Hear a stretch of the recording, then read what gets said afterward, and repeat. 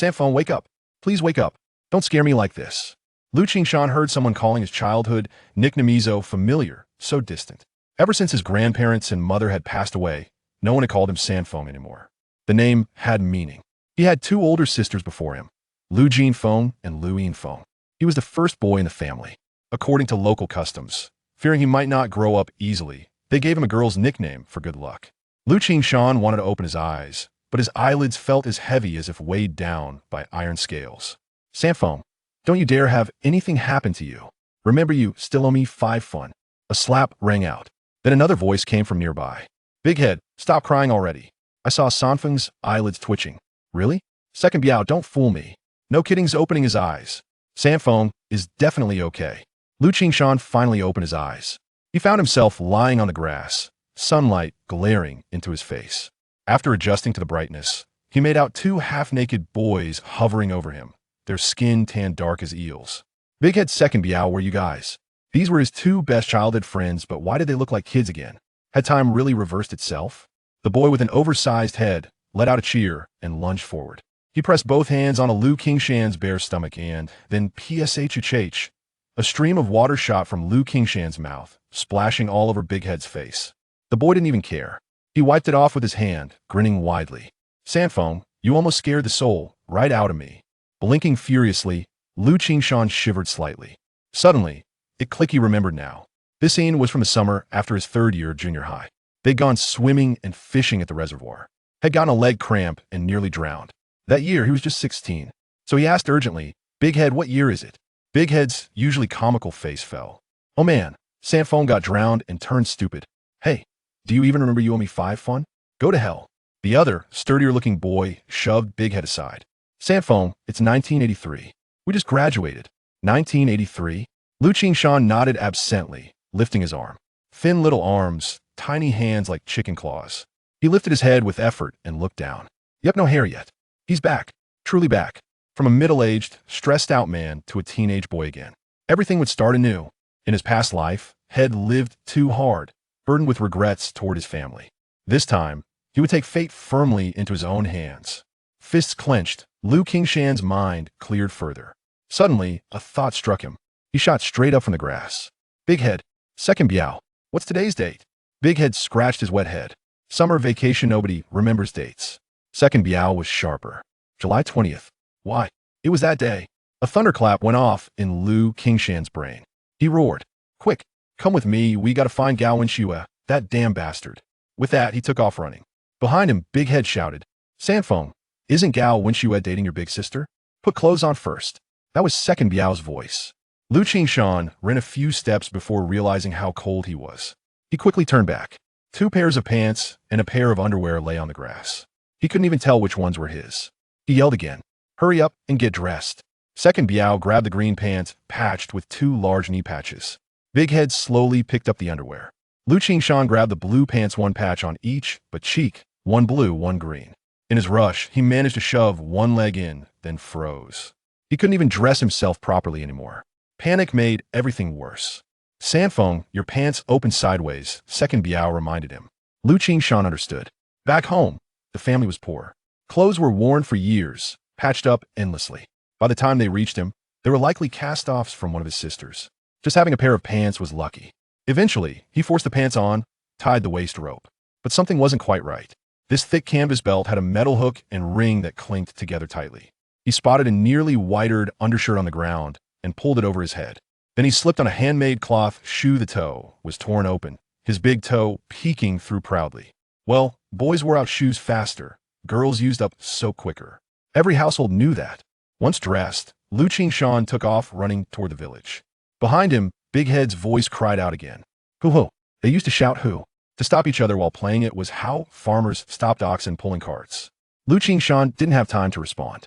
He kept sprinting. Fish. You're leaving the fish behind. Second Biao finally spoke clearly. Who cared about the fish when fire was about to burn down the house? He ran harder. The other 2 panicked, grabbed the fish basket, and chased after him. They reached the village entrance in no time. There, standing by the small stone bridge at the edge of the village, was a somewhat new bicycle. Beside it crouched a young man wearing glasses, neatly parted hair 3 parts left, 7 right, long narrow face, looking absent-mindedly at the river. Gao Wenxue, exactly who Liu Qingshan was hunting. At the sight, Liu Qingshan's forehead burned red-hot with fury. His fists cracked as he charged forward and launched a flying kick. The team's strength was immense.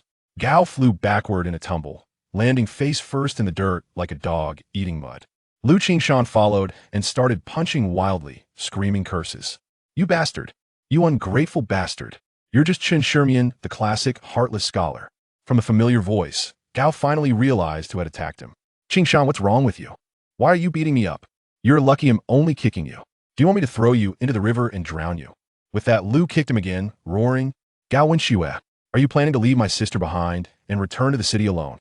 "What?" Gao was stunned. He stared blankly at Liu Qingshan. "I don't want to go, but nothing. My sister is pregnant with your child.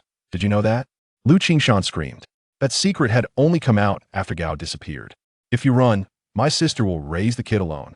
How much hardship, how many tears will she endure? Have you ever thought about that, you bastard?" As he shouted, tears rolled down Liu Qingshan's cheeks uncontrollably. That was his beloved elder sister, only 20 years old. Half of his childhood memories were of her carrying him on her back. She cooked while holding him, worked in the fields while carrying him. Later, when she got pregnant with Gao Wenxue's child, she hoped to surprise him. Instead, he vanished without a trace. An unwed pregnancy was a huge scandal in the village. She refused to abort the baby, insisting on raising it herself. Because of that, she suffered endless gossip, shed countless tears, raised the child alone to be 30. She looked 50. "What? Pregnant? Jin Feng is pregnant with my child?" Shock hit Gao Wenxue like lightning. It took him a moment to process. He stood up, grabbing Liu Qingshan desperately, asking, "Why didn't you tell me sooner? Are you saying I should deny it?" "Of course not. Otherwise, why would I come find you?" Liu snapped back angrily. Gao trembled. Then he raised his muddy palm and slapped himself across the face. "Gao Wenxue, you read so many books, but where did they go? Into a dog's belly. How could you do such a heartless thing? If you leave, what happens to Jin Feng? What happens to the child?" After this self-punishment, Gao seemed to recall something. He pulled out a stiff, square piece of paper from his pocket. Liu Qingshan glanced at it right there on top. 3 bold characters. Introductory letter. This must have been freshly issued from the village committee. Gao was probably heading to the commune next to transfer his hukou, then disappear forever from this village. This wasn't just a sheet of paper, it was his sister's death sentence. Gao held the introductory letter with trembling hands, tore it in half with a RIP, then shredded it further. He flung the pieces into the air. Like snowflakes, they drifted down, landing on his head, shoulders. "Qingshan, I want leave. Never again. I'll marry your sister and spend my whole life with her." At that moment, Gao made his decision a choice that would shape both his and Liu Jinfeng's future. Just moments ago, before Liu Qingshan arrived, Gao had been locked in inner turmoil. Stay or leave. Going back to the city meant comfort and a bright future. Staying meant hardship and struggle. But here was the woman who truly loved him. Standing at the crossroads of destiny, hesitation was natural. Now, he had chosen. Liu Qingshan's anger and grief melted away with the falling scraps. His sister's fate had changed because he returned. Years later, Gao Wenxue became a moderately famous writer. In an interview, he courageously confessed his past sins. His ignorance, cowardice, and irresponsibility had ruined a good girl's life. The show's producers dug deep. The host bluntly asked, "Do you know you had a daughter back then?" Gao broke down in tears, slapping himself repeatedly harder than before. But watching the TV together, Liu Jinfeng and Liu Qingshan still turned it off. They would never forgive him. But now, that tragedy wouldn't happen. Finally, the two emotionally shaken men calmed down. Liu Qingshan picked up Gao's glasses from the mud, wiped them clean with his undershirt, and handed them back. "Look, Wenxue brother, I was too impulsive earlier. Are you all right?" Gao put the glasses back on, waving a hand. "It's fine, Qingshan. You beat me well. If it weren't for you, I might become Chen Shimian." Living in Jiapi Valley for 3 or 5 years had given him a strong local accent. Liu Qingshan wiped his eyes, smiling broadly. "Wenxue brother, seeing how you feel about my sister, I guess you're still a real man after all." Chapter 2. A family perched upon the bridge's pier. Gao Wenxue extracted a small cloth pouch from his pocket. Within it lay neatly cut sheets of rolling paper, which he took out alongside some tobacco leaves to commence rolling his cigarette. Initially, he had indulged in store-bought cigarettes, yet their expense compelled him to adapt to local customs and switch to rolling his own. Perhaps due to lingering excitement, his fingers became uncooperative, causing the paper to tear. Striking a match, Gao Wenxue ignited the makeshift cigarette he had struggled to roll. Squinting, he inhaled deeply before suddenly lifting his head and proclaiming loudly, Qingshan, I shall soon seek your mother's approval for marriage. I am determined to wed your elder sister. Following this declaration, he brandished a crumpled remittance slip, exclaiming, Behold, this is my writing fee, 12 yuan, sufficient to purchase 4 boxes of gifts for my proposal. With a sigh, Liu Qingshan expelled the last vestiges of anger from his heart. Literature brother, are you out of your mind? You cannot propose on your own. First, procure the gifts from the supply and marketing cooperative. Then enlist uncle and auntie as matchmakers. Moreover, you must present your proposal at my grandfather's home, understand? Gao Wenxue nodded vigorously. Yes, I shall go at once. Qingshan, upon my return, I shall bring you some candy. Be careful on your way. Liu Qingshan shouted as he observed Gao Wenxue wobbling on his bicycle. This was to be his future brother-in-law. How could he afford to fall into the river? Finally, he would no longer witness his sister live a solitary life. Liu Qingshan could not help but wipe away a few tears of joy. What could possibly bring him more happiness than this? At that moment, the 2 younger boys approached. With Dado muttering, Hey, has the glasses wearer been drinking crow's urine today? According to local lore, anyone who consumed crow's urine would be prone to uncontrollable laughter. Dado, being somewhat straightforward, was disregarded by Liu Qingshan as the trio continued into the village. A middle-aged man approached. Donning a straw hat wrapped in cloth around the brim to prevent it from blowing away, he wore an old white tank top, emblazoned with a semicircular inscription, in commemoration of outstanding party members of Qingshan Commune, with the year 1973 printed in smaller text. Uncle Team Leader, Liu Qingshan greeted. Father, where are you headed? Dado asked foolishly. Meanwhile, Biao blinked twice and stealthily began to sidle away. This man was Zhang Guofu, the team leader of Pai Tiaogou, and Dado's father. Striding towards them, he seized Dado by the neck with one hand while scratching his son's arm with the other, leaving several white marks in his wake. Liu Qingshan recalled that the village elders often employed this method to ascertain whether the children had been swimming secretly in the river. You've gone to the river again, you little rascal. Today, I shall teach you a lesson. Zhang Guofu thundered, grasping Dado's arm and preparing to kick his son's behind. Every summer, this scenario unfolds countless times, and though the child is somewhat clumsy, he is well aware of how to handle it. He yells loudly while circling around his father. Once his little feet make contact with his father's backside, the force is nearly dissipated. In truth, Zhang Guofu only shouts loudly. Being the father of this cherished son, he cannot bear to kick too hard. The 2 of them, spinning in circles, one kicking and the other dodging, create a commotion that is more thunderous than impactful. Endearing terms such as little rascal and little scoundrel affectionately escape Zhang Guofu's lips. One might wonder, who is he truly scolding? Meanwhile, Liu Qingshan and Biao have long fled, as the captain would not refrain from punishing another's child. Entering the village from the east, a dirt path divides the homes, with 2 rows of houses on either side, comprising a sparse collection of around 20 households. Each dwelling is enclosed by willow branches, and the entire village consists of humble mud and straw houses, with mud walls and thatched roofs, lowly structures adorned with thick moss and overgrown weeds. Poverty is rampant, unabashedly visible. Yet, this very scene has repeatedly appeared in Liu Qingshan's dreams, leaving an indelible mark on his memory. Liu Qingshan's family resides at the far west end of the last row of houses, in the most dilapidated abode of the village. After his father succumbed to the hardships of struggle, it fell upon his mother, Lin Shi, to care for a brood of children. Without the support of their fellow villagers and the attention of their grandparents, several of them might have perished from hunger. Standing before the crooked willow gate, Liu Qingshan gazes at the 2 small thatched houses, a mixture of strangeness and familiarity stirring emotions within him. The earthen yellow walls, the gaping broken windows, and the nearly stripped paint on the frames evoke nostalgia. The upper sash of the window, pushed outward, is propped open with a willow stick, as it is summer now. Beneath the eaves, a nest of swallows busily flits about, 2 adult swallows tirelessly feeding their 4 ravenous chicks with small insects. Liu Qingshan's heart swells as he reflects on how much his mother toiled to raise 4 children, so reminiscent of this very scene. Attempting to quell his tumultuous emotions, he pushes the wooden gate open with a creak and steps into the yard. With affectionate calls, a large yellow dog rushes towards Liu Qingshan, wagging its tail, its paws resting on his shoulders, while its tongue greets his face. Big Yellow, Liu Qingshan exclaims, embracing the dog's head and rubbing it vigorously. This is the large yellow dog he raised since childhood, lacking a proper name, simply dubbed Big Yellow due to its golden fur. In those days, Even the children at home often went without proper names. This faithful dog accompanied him throughout his academic journey until the second year of college when he returned home for the holidays only to learn that Big Yellow was gone. It was said that the dog had run into the mountains and never returned. An old dog remains loyal to its family. His grandfather, now completely blind, had remarked while striking his cane, "Big Yellow, I'm back." Liu Qingshan could no longer contain his tears, which fell onto the head of Big Yellow. The large yellow dog evidently could not comprehend the emotions of its young master at that moment. It was merely exerting itself to lick him, offering Liu Qingshan yet another face-washing. Sanfinger has returned. As the door creaked open, a middle-aged woman with short hair emerged, carrying a bucket of pig feed. Mother. Liu Qingshan, whose tears had just been wiped away, suddenly found them flowing freely once more.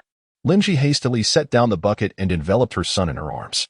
She gently caressed the back of Liu Qingshan's head, softly inquiring, "Sanfinger, what happened? Did you suffer any grievances outside?" Liu Qingshan gazed up at his mother. Noticing that although she had just crossed 40, her hair was already streaked with gray, and crow's feet had begun to form at the corners of her eyes. For the sake of this family and these children, his mother had endured so much hardship. "Mother, I will never suffer grievances again, and neither will our family," Liu Qingshan declared loudly, lifting his head. Why does my son seem somewhat different today? It appears he is no longer that mischievous little monkey, but rather has taken on a semblance of a young man." Lin Ji mused, tucking a stray hair behind her ear. "Sanfinger, go inside, wash your hands, and set the table for dinner. I will feed the pigs first." "Mother, let me do it." Liu Qingshan wiped his eyes, then seized the bucket of pig feed and strode towards the pigsty in the southwest corner of the yard. Slow down, you child," Lin Ji admonished with a smile spreading across her face. It seemed that her son had truly grown up, a source of immense pride for a mother. No matter how arduous the journey, it was all worth it. Inside the pen, 2 young pigs, hearing the commotion, got up with a grunt and began circling the trough, squealing with gusto, leaving Liu Qingshan with little opportunity to pour the feed into the trough. It was Lin Ji who came over, making a few sounds that drew the pigs' attention, allowing Liu Qingshan to finally pour the thin slop into the trough, though he ended up splattered with water in the process. It had been quite some time since he had fed the pigs, and his technique was a bit rough. The pig feed at this time was quite watery, with various cooked vegetables floating atop a scant amount of cornmeal. The 2 pigs were thoroughly enjoying their meal. However, once the dry morsels were gone, their enthusiasm waned, and they lazily splashed around in the slop, ultimately shaking their heads in discontent and splattering Liu Qingshan once more. You should be grateful for a meager meal. In this day and age, even people struggle to fill their bellies. Liu Qingshan muttered to himself. Lin Ji, possessing more experience, took a gourd ladle, scooped up some bran, and sprinkled it into the trough. The 2 pigs immediately resumed their vigorous eating. After several sprinklings of bran, Liu Qingshan finally deemed the pigs sufficiently fed and carried the empty bucket back alongside his mother. Just then, the large yellow dog dashed toward the door again, prompting Liu Qingshan to hurry after it. Approaching them was a tall young woman, clad in a faded floral shirt and baggy blue pants, her long, lustrous braid cascading down to her waist, with a large bundle of hay slung over her shoulder. A refreshing visage, entirely devoid of makeup, yet undeniably striking, particularly highlighted by a pair of large, glistening black eyes that radiate vitality. Liu Qingshan's 2 elder sisters have undoubtedly inherited their parents' commendable genes, each more exquisite than the other. Of course, Liu Qingshan himself is not lacking in charm, possessing a well-defined visage. "Eldest sister," he exclaimed, as if transported through time, rushing towards her. Observing the tears cascading down her younger brother's cheeks, Liu Jifeng dropped the fodder, her phoenix eyes nearly brimming with intensity. "Qingshan, who has wronged you? Tell your sister, and I shall take care of it." As she spoke, she gently lifted her clothing to wipe away the tears and the specks of mud from his face, remnants of his pig-feeding duties. "Sister, no one is bullying me," Liu Qingshan replied bashfully, shaking his head. Though he was growing up, he still found himself crying. Yet today was undeniably exceptional, and he could not contain his emotions. "Sister, I just encountered Brother Literature. He mentioned he would propose tomorrow," Liu Qingshan whispered. Instantly, 2 rosy hues blossomed upon Liu Jifeng's fair cheeks, prompting Liu Qingshan to stifle a chuckle, perhaps slightly vexed by her brother's amusement. Liu Jifeng playfully pinched his ear before leading him inside to wash his face. The pinch stung a bit, yet his heart felt warm. Upon entering, they found themselves in a modest kitchen, with a clay stove topped by a rudimentary wooden rack, adorned with pots and pans. Liu Feng, the second sister, was seated on a small stool before the stove, tending to the fire. Absently adding kindling to the flames, she was engrossed in her English textbook. This year, English had officially been incorporated into the college entrance examination, and her failure to pass was primarily due to this subject. Second sister, Liu Qingshan called out. 18-year-old Liu Feng lifted her gaze momentarily before returning to her reading. Her hair was styled in 2 braids that cascaded over her chest, and her delicate features bore a striking elegance, though her physique was rather slender. It was a challenge to find someone plumper in these times. Brother, I'm hungry. When will dinner be ready? A small tug on his clothing drew Liu Qingshan's attention downward, where he saw his little sister gazing up at him with her round, cherubic face. This was his younger sister, the family's little darling, Liu Qingshan, who was just 6 years old. In his memories, she was either crying or perpetually hungry. Gently patting his little sister's head, Liu Qingshan surveyed the cramped kitchen. Living together as a family, despite the hardships, was a form of happiness in itself. Chapter 3. Proposal. The room appeared quite spacious, perhaps due to the sparse furnishings. Upon entering, one would find a long, expansive Kong, adorned with a Kong mat on the southern side. On the wall at the head of the Kong hung a vibrant New Year painting featuring a chubby boy clutching a large red carp. Neatly stacked at the foot of the Kong were layers of blankets, while a square dining table occupied the center of the Kong. On the floor rested 2 small, square wooden cabinets, atop which lay an orderly array of daily essentials, a mirror, a wooden comb, and a fine-toothed comb. Additionally, there was a milky white bottle of snowflake cream and a box of precious blush, embellished with a depiction of Chang'e soaring to the moon. The walls were covered in newspapers, now somewhat aged after months of wear. Above the cabinets, a framed collection of black and white photographs hung, showcasing a dozen cherished memories. Beyond that, there was little else. This home, though humble, exuded a sense of neatness and warmth. Liu Qingshan's gaze fell upon the family portrait in the center of the frame. Seated upright at the center was his grandfather, beneath whom sat a naive little boy, Liu Qingshan himself, while his grandmother cradled the tiny form of his younger sister, Liu Qingshan, who was merely a year old and still unable to walk. Initially, their mother had no intentions of having more children after Liu Qingshan, adhering to the customs of the time by seeking a contraceptive procedure at the commune hospital. However, after several years, the device was lost, resulting in the birth of his sister. Standing behind their grandparents were their mother, Lin Ji, and father, Liu Zijuan. The sight of his father's youthful and handsome visage stirred Liu Qingshan's emotions, prompting tears as he silently vowed, "Father, worry not. I shall uphold this family." Dinner time. Little Liu Qingshan, the 4th child, picked up her small enamel bowl, and, upon seeing a pot of thin, watery eggplant stew on the table, her face fell. In a plaintive tone, she whimpered, "Mother, I want to eat egg custard." Even the notion of having an egg custard felt extravagant to her, let alone any meat. Liu Qingshan, feeling a pang of sympathy, tousled his sister's bowl-cut hair and reassured her, "Do not fret. I promise you shall have meat every day." "What?"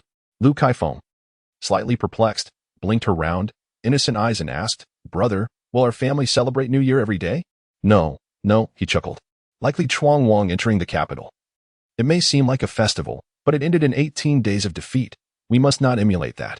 Despite their tender ages, the children of the Liu family had received the best education in the village due to their father's influence, endowing them with a wisdom that surpassed that of their peers. "Little sister, hurry and eat your meal. Dreaming of daily meat is far too fanciful for you," the eldest sister urged as she lifted their younger sibling onto the Kong. Thus, the family commenced their lunch. The golden, flaky flatbreads were somewhat tough to chew, and the vegetable soup lacked any trace of oil. Yet Liu Qingshan found it particularly delectable. He occasionally glanced around, chuckling to himself, and continued to savor his meal with delight.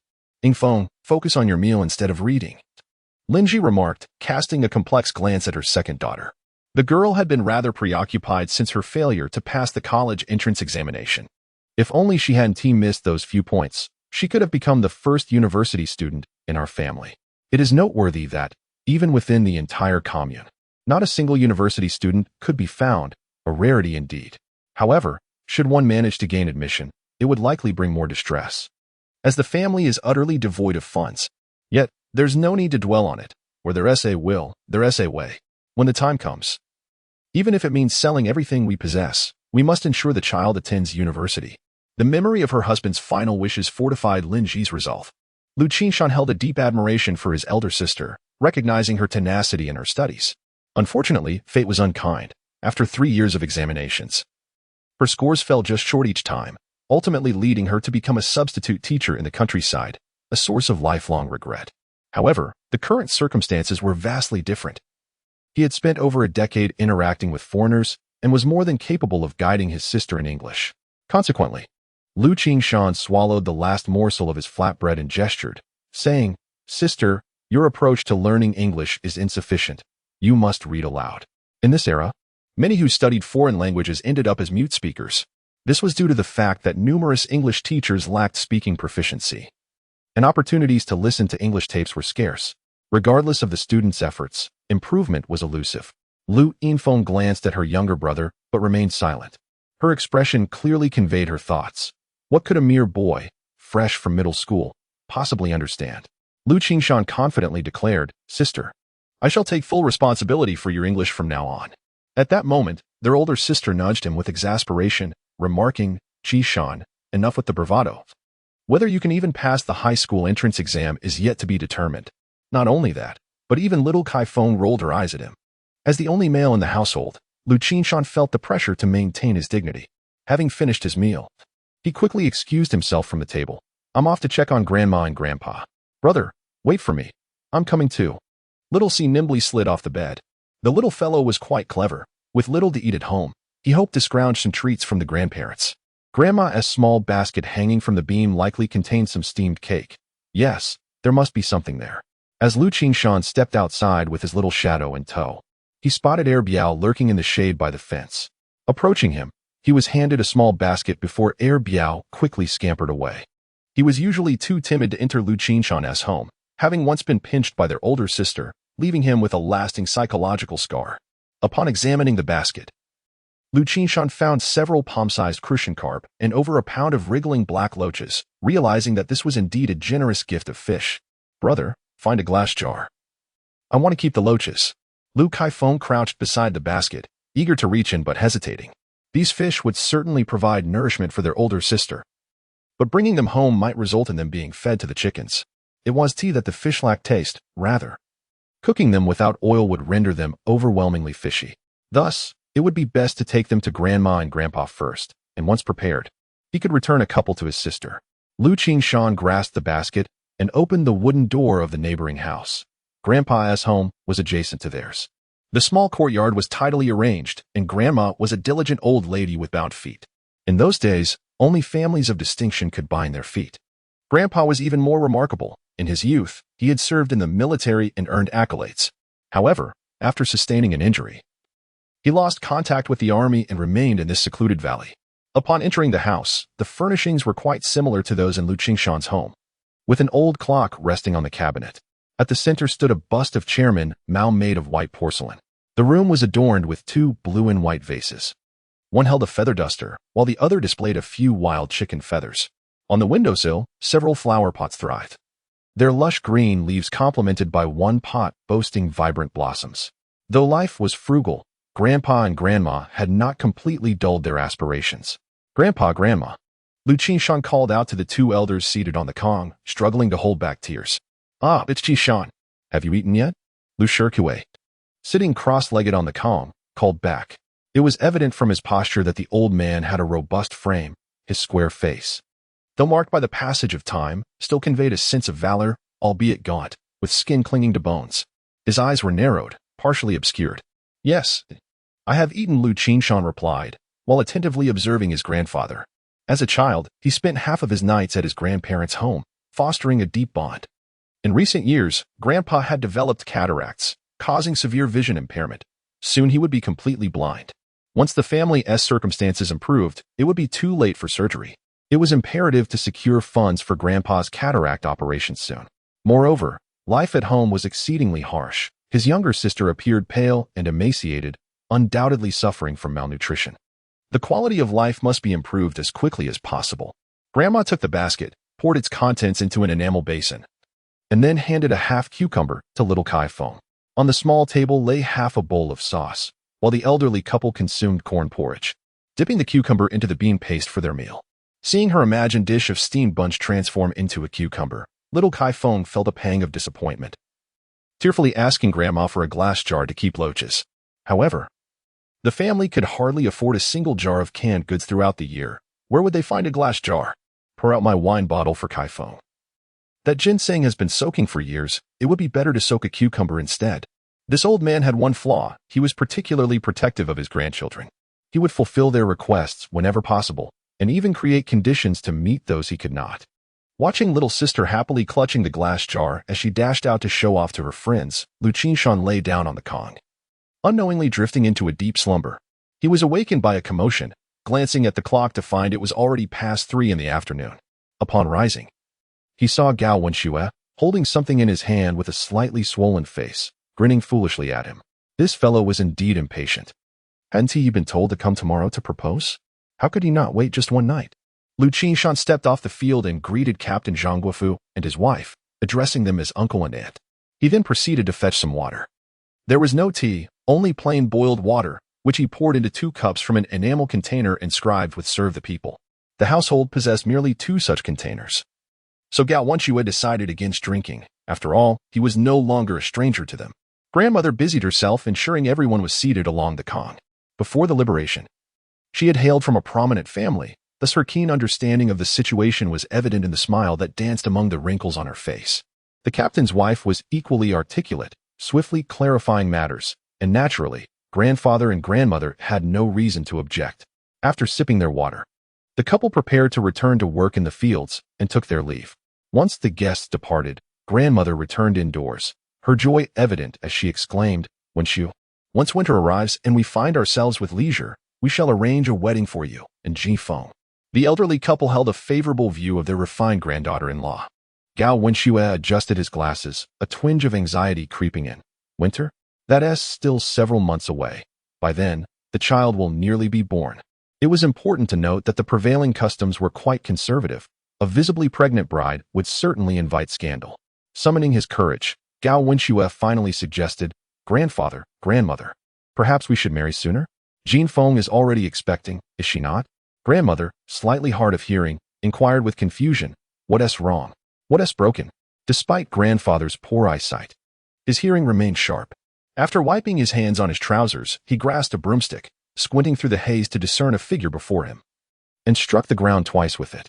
"How can you, as an educated person, be so careless in your actions?" Gao Wenxue stood in bewilderment as the elder vigorously struck the future brother-in-law on the head with the broomstick, utterly perplexed. "Have I been mistaken for someone else? Why are you hitting me?" Liu Qingshan cradled his head, casting an indignant glare at Gao Wenxue. "You should thank me. I took the blow for you." Chapter 4, Brother-in-Law. Let us discuss life literature, brother. Are you getting married? Do you have any money? As Liu Qingshan walked out of his grandfather's house with Gao Wenxue, he felt compelled to remind his soon-to-be brother-in-law not to be lost in foolish joy. It was necessary to douse him with a splash of cold water to bring him back to reality. Money? Gao Wenxue was jolted back to the present. Reaching into his blue cloth pants pocket to produce a few crumpled bills and 2 coins. "This is all that remains." Liu Qingshan could not help but pout, saying, "Together, it's not even 50 cents, and you wish to marry my sister." Adjusting his glasses, Gao Wenxue awkwardly stowed the money back, declaring with determination, "I will return and write diligently to earn more manuscript fees. Qingshan, rest assured, I will surely bring your sister home in a grand manner. You can forget about it. Manuscript fees aren't as easily earned as you think." Liu Qingshan rolled his eyes and raised a finger. "Literature, brother. Even if you manage to earn some, it won't suffice in the short term. My grandfather has stated that within a month, you and my sister must wed." Gao Wenxue was utterly dumbfounded, his head drooping in despair, truly out of options. After a long pause, he finally mumbled, "I brought this up in a phone call with my family last month, and they offered 2 choices.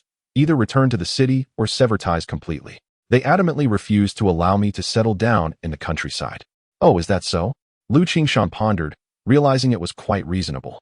It seemed that this prospective brother-in-law was under considerable pressure. The fact that he could still choose this path demonstrated his sense of responsibility.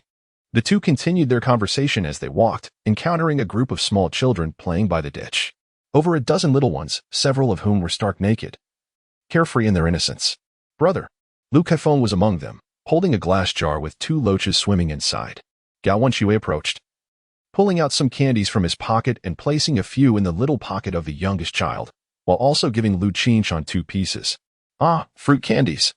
Little Kaifeng's eyes sparkled with delight as she unwrapped one and popped it into her mouth, savoring it and exclaiming, "Thank you, literature brother." Around them, the sound of children swallowing could be heard, and a bare-bottomed little one, sucking on his fingers, shyly asked, "Kaifeng, is the candy sweet?" Unable to watch any longer, Liu Qingshan distributed the 2 pieces he held. "Here, one for the boy and one for the girl. Take turns enjoying them, and no one is allowed to snatch." The little ones cheered, completely unconcerned about the question of hygiene as the candy passed from one mouth to another. Simply having candy was enough joy. Liu Kaifeng was equally generous, sharing a piece of fruit candy with a little girl beside her who wore a belly band. This was her best friend, Shanxing. Poor Shanxing. Her parents were educated youth, and a few years ago, they received a return to city quota. Shanxing's mother gave it to her father, but he left and never returned. Subsequently, Shanxing's mother succumbed to madness as she watched the mountain apricot clutching the sugar cube tightly in her hand. Little Kaifeng couldn't help but exclaim, "Eat it, mountain apricot, it's so sweet." To which mountain apricot replied, "I'm saving it to take home for my mother." The tiny girl spoke timidly, her grip on the sugar cube firm, as she scampered away, fearful of others snatching it from her. Observing the frail figure of the girl, Gao Wenxue and Liu Qingshan simultaneously sighed, the same figure emerging in their minds, Liu Jinfeng. Fortunately, Liu Jinfeng would not become the next mountain apricot's mother. However, the raucous noise around them soon snapped them back to reality. Lo and behold, 4 or 5 little boys had already tangled together, embroiled in a fierce scuffle. "Stop fighting," Liu Qingshan shouted, separating the children and finally pulling up the one sprawled on the ground, known as Si Huzi. One nearby child, in tears, pointed at Si Huzi, declaring, "Brother Qingshan, he won't let me have the sugar." The others chimed in, accusing Si Huzi of being a rascal. Liu Qingshan, with a stern expression, declared, "It was agreed that everyone would take turns." Si Huzi spit out the sugar. Si Huzi, wiping his nose, replied pitifully, "Brother Qingshan, I accidentally swallowed it." "Beat him," the children exclaimed, brandishing their tiny fists, truly a skirmish ignited by a mere piece of candy. All right, stop fighting. I will give you another piece of candy, but from now on, you must all listen to my commands." Little Kaifeng, quite astute, cleverly exchanged a piece of candy for the position of the little leader. Liu Qingshan chuckled, ruffling the hair of the little 4th child. Before leading Gao Wenxue to his residence, a shabby little courtyard, Gao Wenxue was currently lodging with a villager, having moved out when Mountain Apricot's parents wed. As there once was a youth station, this courtyard was rather convenient, lacking a proper gate, with a fence made of willow branches that leaned haphazardly, clearly not belonging to a household of diligent caretakers. As they passed by a window, they noticed a man sprawled out on the kong, bare-chested, soundly asleep. Liu Qingshan glanced over, feeling a bit uncomfortable. "Uncle gone, your shorts are torn, and even the bird has made its escape." This man was the well-known bachelor of the village, Zhang Gan. Upon entering through the open door, Zhang Gan on the southern kong remained oblivious. The northern kong was where Gao Wenxue resided, relatively tidy, with the most conspicuous feature being the stacks of books and magazines piled at the head of the kong. A small kong table was present, adorned with an ink bottle and a stack of old paper, the front side already filled with writing, now utilizing the reverse side. Liu Qingshan leaned in for a glance, noting it was a detective story, somewhat akin to The Handcuffed Traveler. This was intended for submission to Story Monthly, a magazine known for its generous remuneration. Gao Wenxue smiled as he introduced, "The last payment came from Story Monthly." Liu Qingshan, however, shook his head subtly.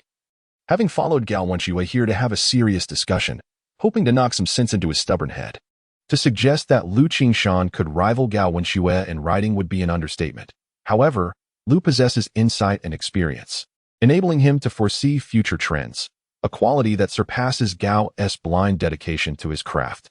"Brother Wenxue, have you ever perused Liu Yao's life?"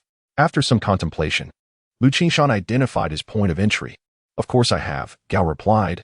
"It is splendidly written. It truly deserves its acclaim." The fervent gaze of Gao seemed to penetrate through the thick lenses of his glasses. He rummaged through a stack of books and soon produced a copy of Harvest, exclaiming with excitement, "This is the 3rd issue from last year, and the story life was published in it." Yet, why was he so exhilarated over something he did not author? Moreover, was he not aware that he nearly became the very character, Gao Jialan, depicted within its pages? Liu Qingshan was prepared to engage Gao Wenxue in a discussion about life. Brother Wenxue, do you aspire to be a great writer like Liu Yao? One work, Ordinary World, could have sufficed for him to win the Nobel Prize in Literature. Alas, he passed away at the tender age of 42.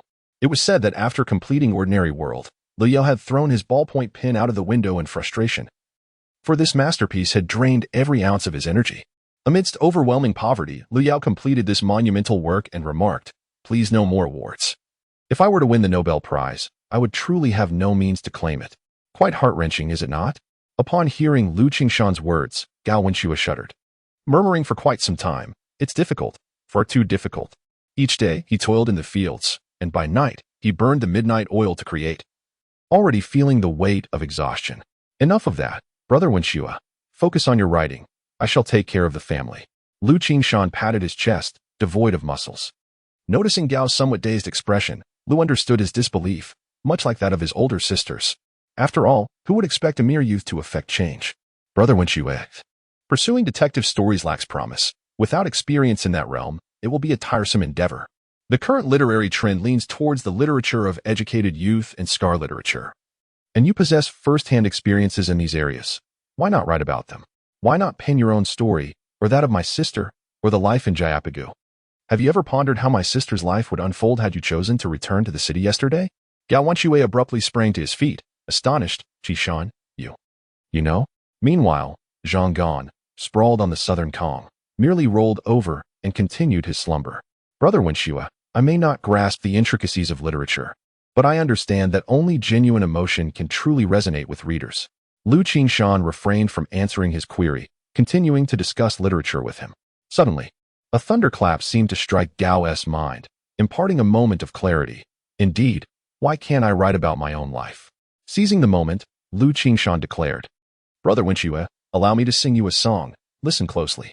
In the village, there lived a young maiden named Xiao Feng, who was both beautiful and kind-hearted, possessing a pair of exquisite large eyes and a long, thick braid. As the song concluded, the opposing figure, Gao Wenxue, was flushed and agitated, veins protruding on his forehead. His eyes reddened, murmuring indignantly, "How can this be? The youth you sang about surely represents only a fraction, not the whole.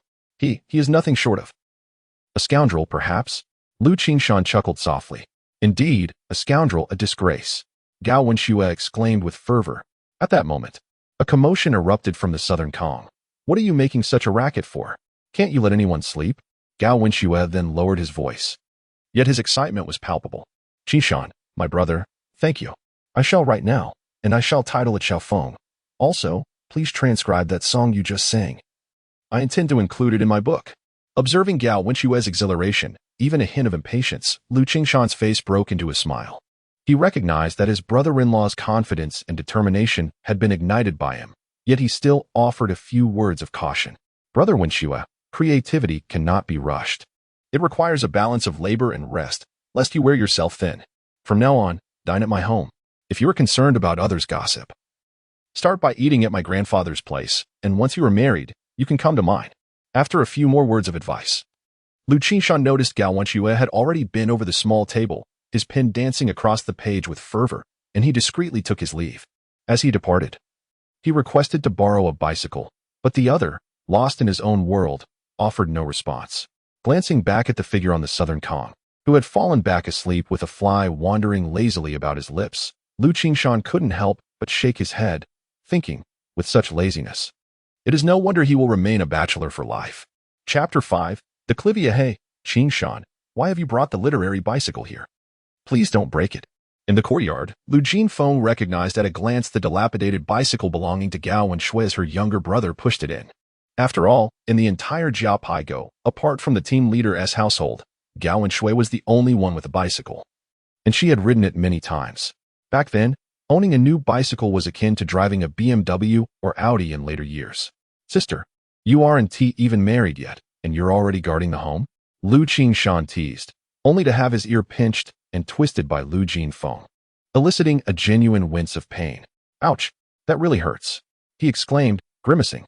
"Sister, I plan to ride the bicycle to the county tomorrow to sell some vegetables. We can't possibly eat all that in the garden. Perhaps I can exchange it for some money." Currently, he lacked viable income sources, and with summer vacation in full swing, he was eager to explore this avenue. He also intended to stroll around the county to seek potential business opportunities. The family's quality of life needed improvement, his elder sister's marriage required funds, his second sister needed money for school, and their grandfather needed financial support for eye treatment. While he had a rough plan in mind, executing it would require time, and immediate results were not apparent. Furthermore, to embark on any venture, initial capital was necessary. He was in desperate need of his first pot of gold. Upon hearing her brother's intentions, Liu Qingshan finally released her grip, blowing gently on his reddened ear. Qingshan, the county is 40 to 50 li away, and you've never been there. Besides, do you even know how to ride a bicycle? Sister, just watch closely. With that, Liu Qingshan leaped onto the bicycle and took a spin in the street, showcasing his skill by riding one-handed and bending down to pick up dirt along the way. All right, we see how capable you are, Liu Qingshan grumbled playfully, though a smile blossomed on her face as she returned indoors to prepare dinner. As dinner time approached, their grandmother led their grandfather over, carrying a large bundle. Liu Qingshan glanced over and recognized it as the 4 boxes of gifts sent by his future brother-in-law, apart from 2 bottles of wine that their grandfather kept. The remaining 3 items were brought along: 2 packages of coarse cakes, 2 pounds of white sugar, and 2 jars of canned goods, one containing hawthorn and the other orange segments. Little Si Kai Feng's eyes widened in astonishment.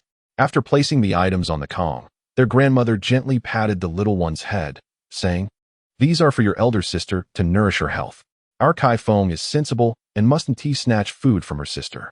Little Si's face scrunched up momentarily, but she nodded in understanding. "Grandma, I know, my sister is pregnant." The clever girl had eavesdropped on the adult's conversation and pieced it together, leaving Liu Qingshan blushing furiously. Linji quickly added, "Si Feng, you mustn't tell anyone. I want to say a word. I'm just like the characters in the movies." Little Si raised her tiny fist confidently. Ultimately, half of the coarse cakes, sugar, and canned goods were distributed back to their grandparents. In this era of scarcity, the desire for a delightful meal becomes a formidable challenge.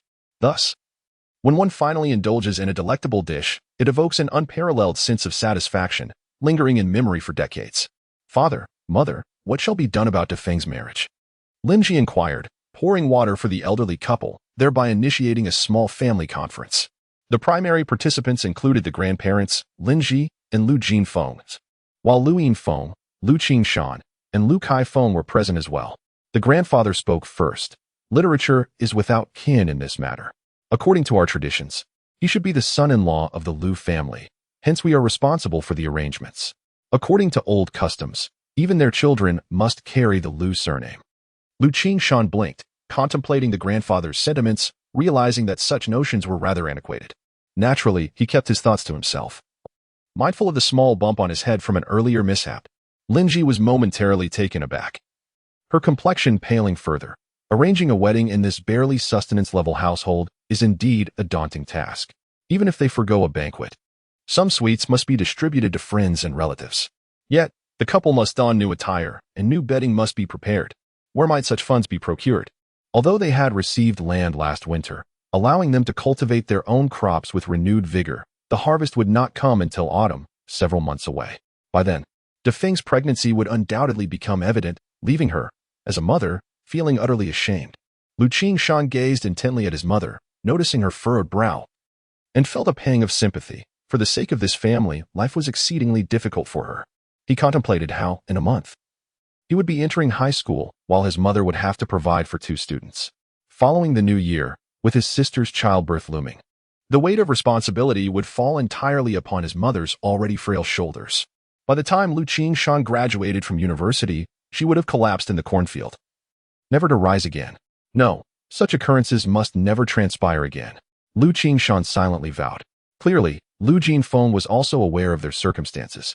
As she spoke up, "Grandmother, I am marrying, not seeking a son-in-law. The wedding should take place at Literature's home." "Absolutely not," the grandfather interjected. "Literature resides in a dilapidated abode, akin to a pigsty, and the man is a confirmed bachelor. Who knows what foolishness he may engage in?" Liu Qingshan recalled the earlier scene of that uncle, who, even in broad daylight, was out parading his birds. Who could possibly trust him? Finding a new home was out of the question. Every household in the village was cramped, with no vacant rooms available.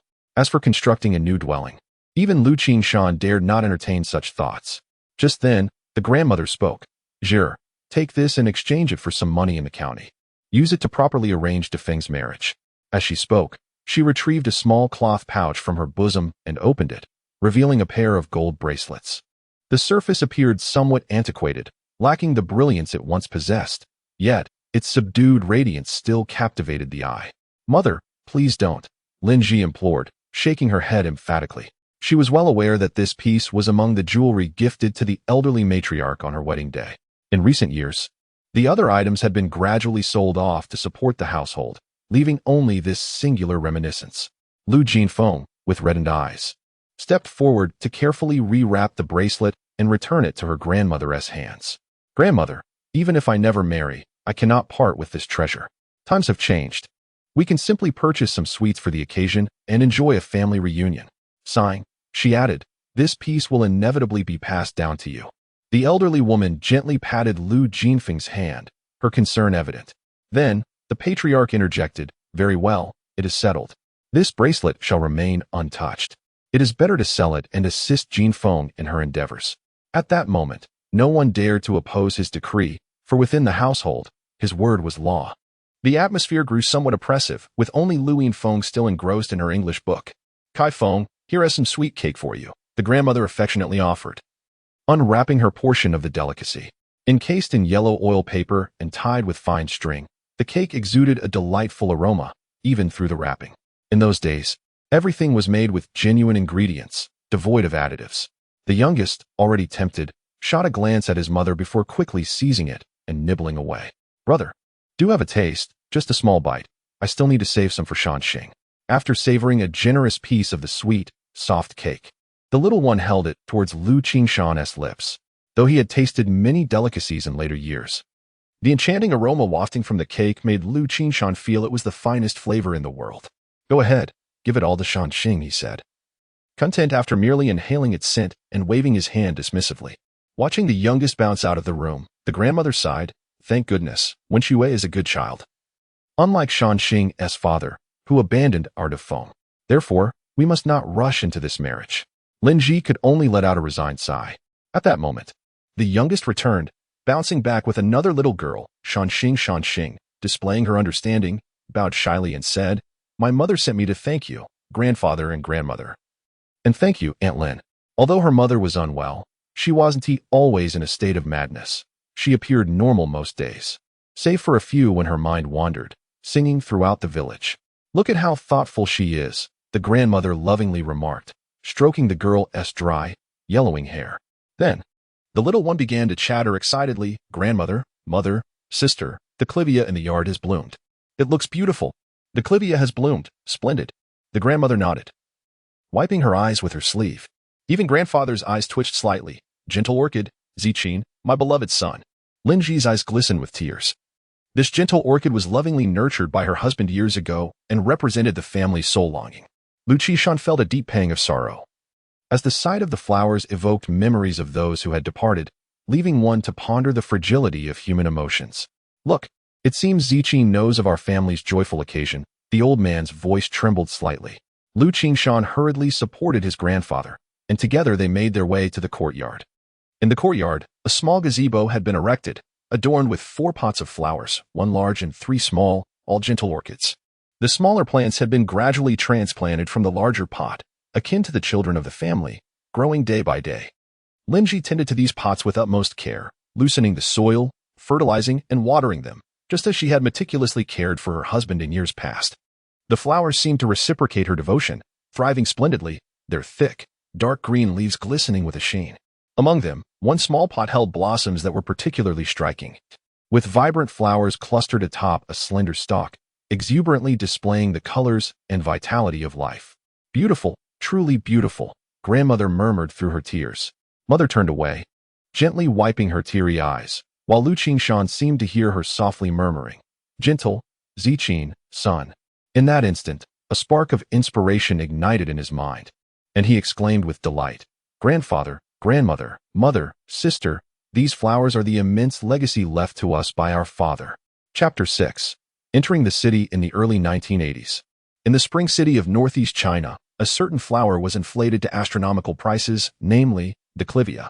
At that time, a single pot of this flour was sold for over 10,000 yuan, even reaching over 100,000 yuan. Can you believe it?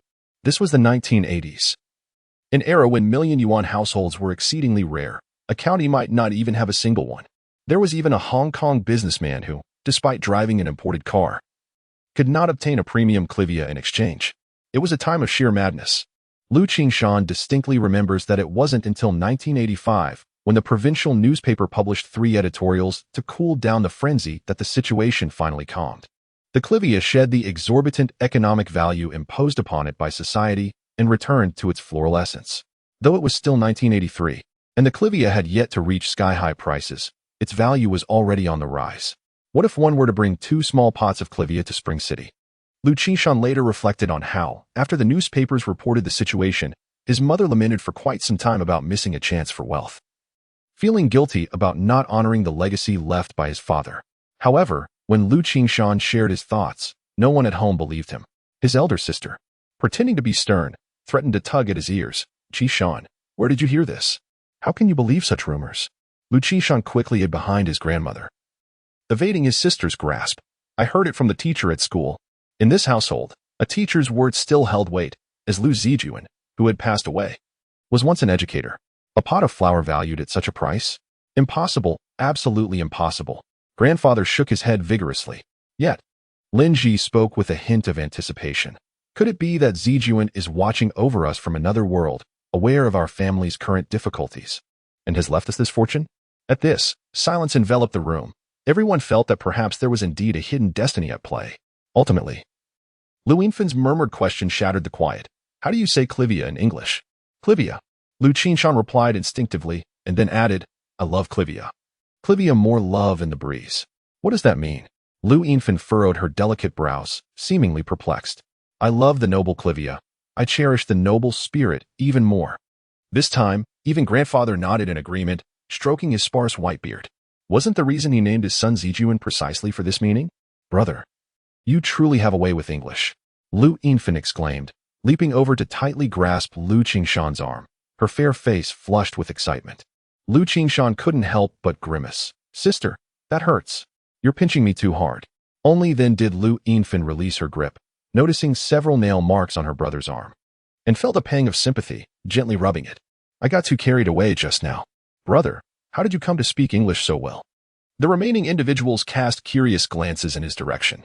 Liu Qingshan blinked and remarked, "Do you all remember that Professor Wang we had in Jayapagu? I learned from him. Old Wang has been vindicated for several years now. He was an overseas student and has experienced the world beyond our borders. Back in the day, my grandfather had quite a rapport with Professor Wang and inadvertently assisted in fabricating a story for his grandson." Louis Feng, beaming with joy, resembled a flower in full bloom as she exclaimed, "Brother, hurry inside and teach me English. This is splendid. You shall tutor me, and next year I shall surely gain admission to university." The others wore expressions of contentment, yet Liu Qingshan clicked his tongue. "Have you all lost your focus? We were just discussing trading the clivia for money, and now we're on to learning English? This matter cannot be delayed." As dawn broke, heralded by the resounding crow of a rooster, Liu Qingshan returned from the well, balancing a yoke on his shoulders. Previously, it was his elder sister who fetched water, but now, he felt it was his duty as the sole man of the household to undertake this task. After filling the water barrel, he was drenched in sweat, his shoulders burning with exertion. Following breakfast, Liu Qingshan and his party set off, with their destination being the Spring City. "Qingshan, take good care of Grandpa on the journey," his elder sister cautioned. "Make sure to exchange the introduction letter at the commune," added his second sister, usually reticent but now chattering away. Lin Ji, his mother, expressed her concern, grasping his arm as she said, "Qingshan, keep a close watch on the money and ration coupons in your pocket." "Don't worry, Mom. I guarantee I won't lose them," Liu Qingshan assured her, patting his thigh confidently. The night before, Lin Ji had sewn 30 yuan and 10 jin of ration coupons into his underpants. Their family, along with Grandpa's entire belongings, were securely tucked away. "Brother, come back early," piped up the youngest sibling, waving his little hand. "Be good, and I'll bring you tasty treats and milk candy." Liu Qingshan mounted his bicycle, with Grandpa Liu Shirkue seated behind him. Following them were Daitu and Erbiezu, each bearing a small flower basket, carefully covered. They were to accompany Liu Qingshan to the commune and then walk the bicycle back. As for Gao Wenxue, he had become quite consumed by his writing. Anyone attempting to pull him from his papers would certainly provoke his ire. "Qishan, be cautious while you're away," came his mother's admonition from behind. The saying, "A mother's worry travels 1,000 miles with her child," holds true. Little did she know that her son had traversed nearly every corner of the country and was no novice to such journeys.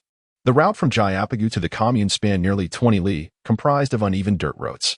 Whenever the path was passable, Liu Qingshan would ride, during particularly bumpy stretches. He would push the bicycle, pausing to wait for his younger brothers when fatigue set in. It wasn't that he sought to avoid effort. Rather, the two younger ones lacked the skill to ride, often leading the bicycle into ditches. With Grandpa aboard, Liu Qingshan was reluctant to relinquish the bicycle to their inexperienced hands.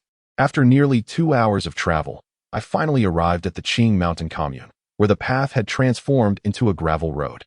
The buildings lining both sides had adopted brick and tile structures. Among the primary establishments of the commune were the health clinic, food station, horse station, and procurement department. Not to mention the ever-popular supply and marketing cooperative. Slogans were prominently displayed on the walls. The cooperative proclaimed the assurance of supply, while the health clinic asserted that family planning is a responsibility for all. Liu Qingshan was perplexed. If everyone is responsible, does that include small children? The most eye-catching slogan on the commune's wall was carved in cement and painted with white lime, boldly declaring "Learn from design and agriculture." Liu Qingshan entered through the large gate beside this slogan, exchanging the village's introduction letter for a formal one from the commune. In those times, lacking an introduction letter meant one would find it nearly impossible to make progress.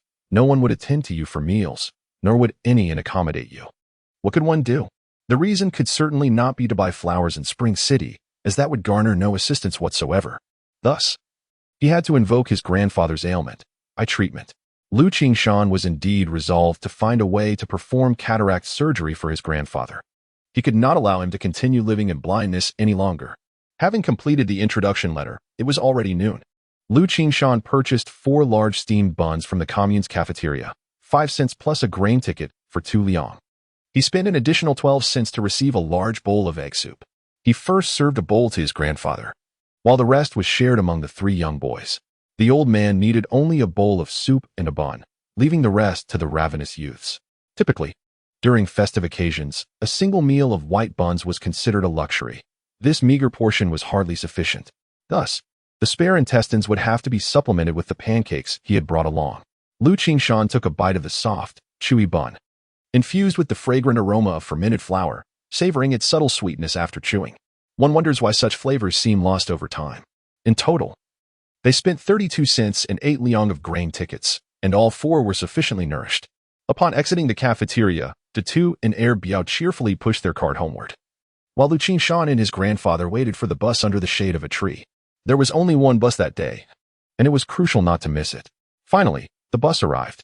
As Liu Qingshan boarded, carrying his burdens, the female ticket agent, noticing his load of 2 flower baskets, scolded him with a frown. "Place your things on the cargo rack atop the bus." In that era, the service attitude in the hospitality industry was generally poor. Employees, feeling superior as they were fed by the state, often exuded an air of arrogance. Indeed, the buses at that time had racks for cargo on their roofs. Passengers had to climb a small ladder at the back of the bus to stow their belongings, securing them under a large net made of rope. The flower baskets contained precious items. How could they be placed atop the bus, lest they fall off during the journey? Liu Qingshan, smiling, attempted to charm her. "Sister, with such beauty, you would look even better without that scowl." The ticket agent chuckled at his remark, waved her hand, and allowed him to board. It appears that a sweet tongue is indeed essential when venturing into the world. After a bumpy journey, we arrived at the county. Through the car window, Liu Qingshan surveyed this unfamiliar yet familiar small county, devoid of towering skyscrapers. The tallest building barely reaches 4 stories. Most pedestrians along the roads ride bicycles, their handlebars adorned with baskets, exuding an air of tranquility and contentment. This is the hallmark of the era. The pace of life has yet to accelerate. And although people's lives are simple and arduous, they are imbued with flavor. If one were to assess happiness levels, it is likely that individuals of this time experience the highest. The concern is not in scarcity but in inequality. The disparities among people in this era are indeed minimal. As Liu Qingshan ambled through, he was unable to discern a swift and effective method for earning money. Even his initial plan to sell vegetables in the county wavered. for upon passing the market, he unexpectedly discovered its vibrant prosperity, rendering him unable to take the lead. In recent years, the policies from above have loosened, resulting in an unprecedented enthusiasm among the populace, heralding the arrival of a swiftly advancing new era. Chapter 7. The fashionable youth. The following noon, Liu Qingshan, with a heavy burden on his shoulders, led his grandfather, both drenched in sweat, as they alighted from the green train at the bustling Spring City railway station. Compared to the county town, Spring City, a provincial capital, was imbued with vibrant colors. The throng of passers-by donned brighter attire, and there were many young ladies and women in flowing dresses. Along the route, in addition to buses, there were some green liberation trucks, occasionally accompanied by sleek black sedans that elicited envious glances from onlookers. The streets were lined with an array of buildings, and shop signs flaunted a kaleidoscope of colors. If the scenes in Jiapigu and Qingshan commune resembled a black and white photograph, then Spring City had transformed into a vivid tableau, promising even more splendor in the days to come. The city buzzed with a liveliness that was palpably greater than before, though his grandfather's vision was clouded. The cacophony of honking vehicles and the vibrant chatter of the crowd prompted a sigh of wonder from the elderly man. He was not a farmer who had never set foot in the city. In his youth, he had seen much of the world. "Grandfather, have a sip of water." Liu Qingshan set down his burden, retrieved the olive green water bottle slung across his shoulder, twisted open the cap, and offered it to his grandfather. In this era, nearly every household possessed such a vessel. After taking a few sips, the old man returned it, and Liu Qingshan tilted his head back, draining the last of the water. "Shall we take a ride?" A voice called from nearby. Liu Qingshan turned to see a man pedaling a tricycle. It seemed that this era was indeed awakening.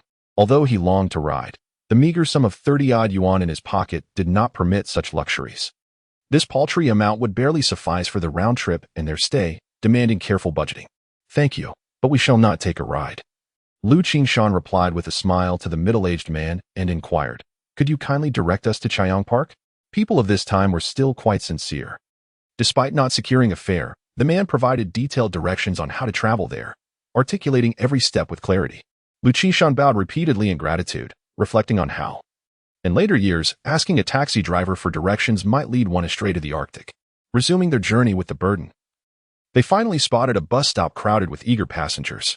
As Liu Qingshan approached with his grandfather, having just set down the load, the sound of a horn announced the imminent arrival of the bus. The throng surged forward, nearly causing Liu Shirkuei to stumble in surprise. "Hey, what's the rush? Are you all racing for Rebirth? Can't you see there's an elder here?" A slightly high-pitched voice rang out from the crowd. The surrounding people instinctively parted, and Liu Qingshan leaned on his shoulder pole, looking towards the source of the voice, unable to suppress a smile. Before him stood two remarkably dressed youths, one male and one female, adorned in flared trousers that hugged tightly at the hips and dramatically widened at the ankles, resembling the bell of a trumpet. Both sported dark, oversized sunglasses perched on their noses. A young man, sporting a stylish side parting, boasted a sheen of grease in his hair, indicative of an ample application of hair oil. There exists a nursery rhyme that states, "With a slick-back head and 2 ounces of oil, one need not worry about finding a bride." The young woman accompanying him was equally fashionable, her long hair cascading in voluminous waves, accentuated by a striking application of crimson lipstick. However, the hue was rather excessive, resembling the aftermath of a meal involving pig's blood, with no attempt made to wipe her mouth. In stark contrast stood Liu Qingshan, clad in cloth shoes and patched blue trousers, his upper body adorned with a tattered vest, while a coarse jacket rested upon his shoulders. Moments prior, he had been balancing a load on his shoulder, unmistakably the appearance of a rural dweller venturing into the city. These two types of individuals epitomized the essence of their respective eras. In this time, bell-bottoms, floral shirts, oversized sunglasses, and a 3-sheet tape recorder slung over one's shoulder were, in the eyes of the majority, the hallmark of rebellious youth. In truth, it merely represented the nascent pursuit of freedom and liberation by the younger generation, warranting no undue alarm. Furthermore, as one aided him in discourse, a gesture of gratitude was in order. Thus, Liu Qingshan flashed a broad smile, revealing a set of pearly whites, and with a slight bow, expressed his thanks. "Oh, no need for formality." The young man waved dismissively, seemingly unimpressed. "Brother, your outfit is simply too cool," Liu Qingshan remarked, gesturing animatedly. "Cool." The young man removed his sunglasses and tucked them into his shirt pocket, a puzzled expression crossing his face. "What does cool mean?" Are you insulting us or complimenting us? The young woman blinked in confusion, questioning the local dialect. Liu Qingshan chuckled. Cool is a transliteration of the English word cool, which is immensely popular in the United States. Its original meaning is cold, but it has evolved to imply a certain aloofness or toughness. You can interpret it as rather stylish. Surely, one must have heard of Mike Harris, the protagonist of the blockbuster American series People from the Bottom of the Atlantic, who was the idol of the youth at that time. The fashion of bell-bottoms and oversized sunglasses had largely been inspired by him. The two young individuals found themselves momentarily dazed by the influx of American culture and English terminology. Haha, indeed, my friend, I am cool, positively exuding coolness, the young man proclaimed, tossing his hair with an air of confidence. Liu Qingshan interjected, not quite, my friend. You ought to say cool to the max, to the max? No, that sounds rather ominous, the young man objected vehemently, shaking his head. The phrase bore an unsettling resemblance to a death sentence, which he found rather disheartening. In Taiwan and Hong Kong, they express it this way. For instance, the songs of Teresa Tung and Lu Wanzhong. Those are cool to the max. Liu Qingshan asserted earnestly. The young man mumbled to himself, cool to the max. I'm starting to feel it. Hey, May, do you see how stylish I am? Am I not cool to the max? The young woman laughed. Oh, please. I think you're on the verge of being uncool. As the bus approached the station, Liu Qingshan waved and assisted the elderly gentleman, saying, Brother, see you later. We're getting on the bus. Once aboard, Liu Qingshan retrieved a dime, preparing to purchase a ticket, when suddenly a whistle sounded from behind him. Someone handed him a few monthly passes, waving them in front of the ticket seller. Count this as mine. Upon glancing back, it was the young man from earlier. Exuding an air of coolness, Liu Qingshan smiled and said, Thanks, brother. The young man lifted his chin and began to push his way inside. The bus was packed like sardines in a can, leaving no seats available. The young man pointed at two young individuals seated nearby and exclaimed, Hey, can't you see there are elderly folks? Offer your seats. His tone was rather brusque, and upon noticing his demeanor, the two youngsters complied, standing up without protest. Liu Qingshan nodded in gratitude as he assisted his grandfather in finding a seat, while the other spot was graciously offered to a young woman. The young man stood there, one hand gripping the handrail, his leg extended forward, showcasing his sharp-toed leather shoes, swaying back and forth while he whistled a tune. Passengers nearby instinctively made way. Brother, your rendition of Sweet Honey is quite off-key, Liu Qingshan remarked quietly, unable to endure the whistling any longer. Oh, so you recognize Sweet Honey? Are you truly from the countryside? The young man raised an eyebrow, somewhat puzzled. I said I hail from Guangdong. What do you think? Liu Qingshan deliberately adopted a rustic tone, evoking hearty laughter from the young man. However, the conversation took an unfortunate turn. Upon hearing Guangdong, the young man seemed invigorated, swaying his feet even more vigorously and breaking into a Cantonese song, reveling in his performance as if he might leap from the bus if it weren't so crowded. Brother, please refrain from singing. Some sing for money, but you might sing for your life. Liu Qingshan could no longer withstand the cacophony. In this era, Northern folks typically rendered Cantonese songs using Mandarin phonetics, so true mastery was quite rare. Suddenly, a young woman named Xiao Mei, sipping orange soda, burst into laughter, spraying it everywhere. She quickly covered her mouth with a handkerchief, her shoulders shaking with mirth. The young man blushed slightly, mumbling, If you can sing, then you do it. This bus is not a stage for performances. Liu Qingshan shook his head, declining. Yet the young man insisted, claiming they would disembark at Chaoyang Park to hold a dance party and demanded Liu Qingshan sing for him to hear the true essence of Cantonese melody. Liu Qingshan intended to visit Chaoyang Park, knowing it was a hub for selling clivia plants. After several stops, it was time to disembark, without need for Liu Qingshan's assistance. Xiao Mei helped the elderly gentleman off the bus, but not before admonishing, Little brother, don't just talk the talk without walking the walk. I still haven't found a place to stay. I can't just leave my grandfather on the streets, Liu Qingshan shrugged. Finding accommodation is simple, follow me. The young man said with a flourish, leading them to a workers' hostel. He then produced his work ID and slapped it on the counter, declaring, Give me a double room. Oh, Guzi, you've brought friends. The attendant greeted warmly. Wujia, a room on the first floor. This old gentleman has poor eyesight. Liu Qingshan glanced at the young man's work ID, which prominently displayed the first automobile manufacturing plant. As he reached for his money to pay for the travel expenses, Gongzi impatiently waved his hand, saying, What are you doing? Hurry up and put that away. This is an internal lodging for our organization, rest assured. I have connections in this area.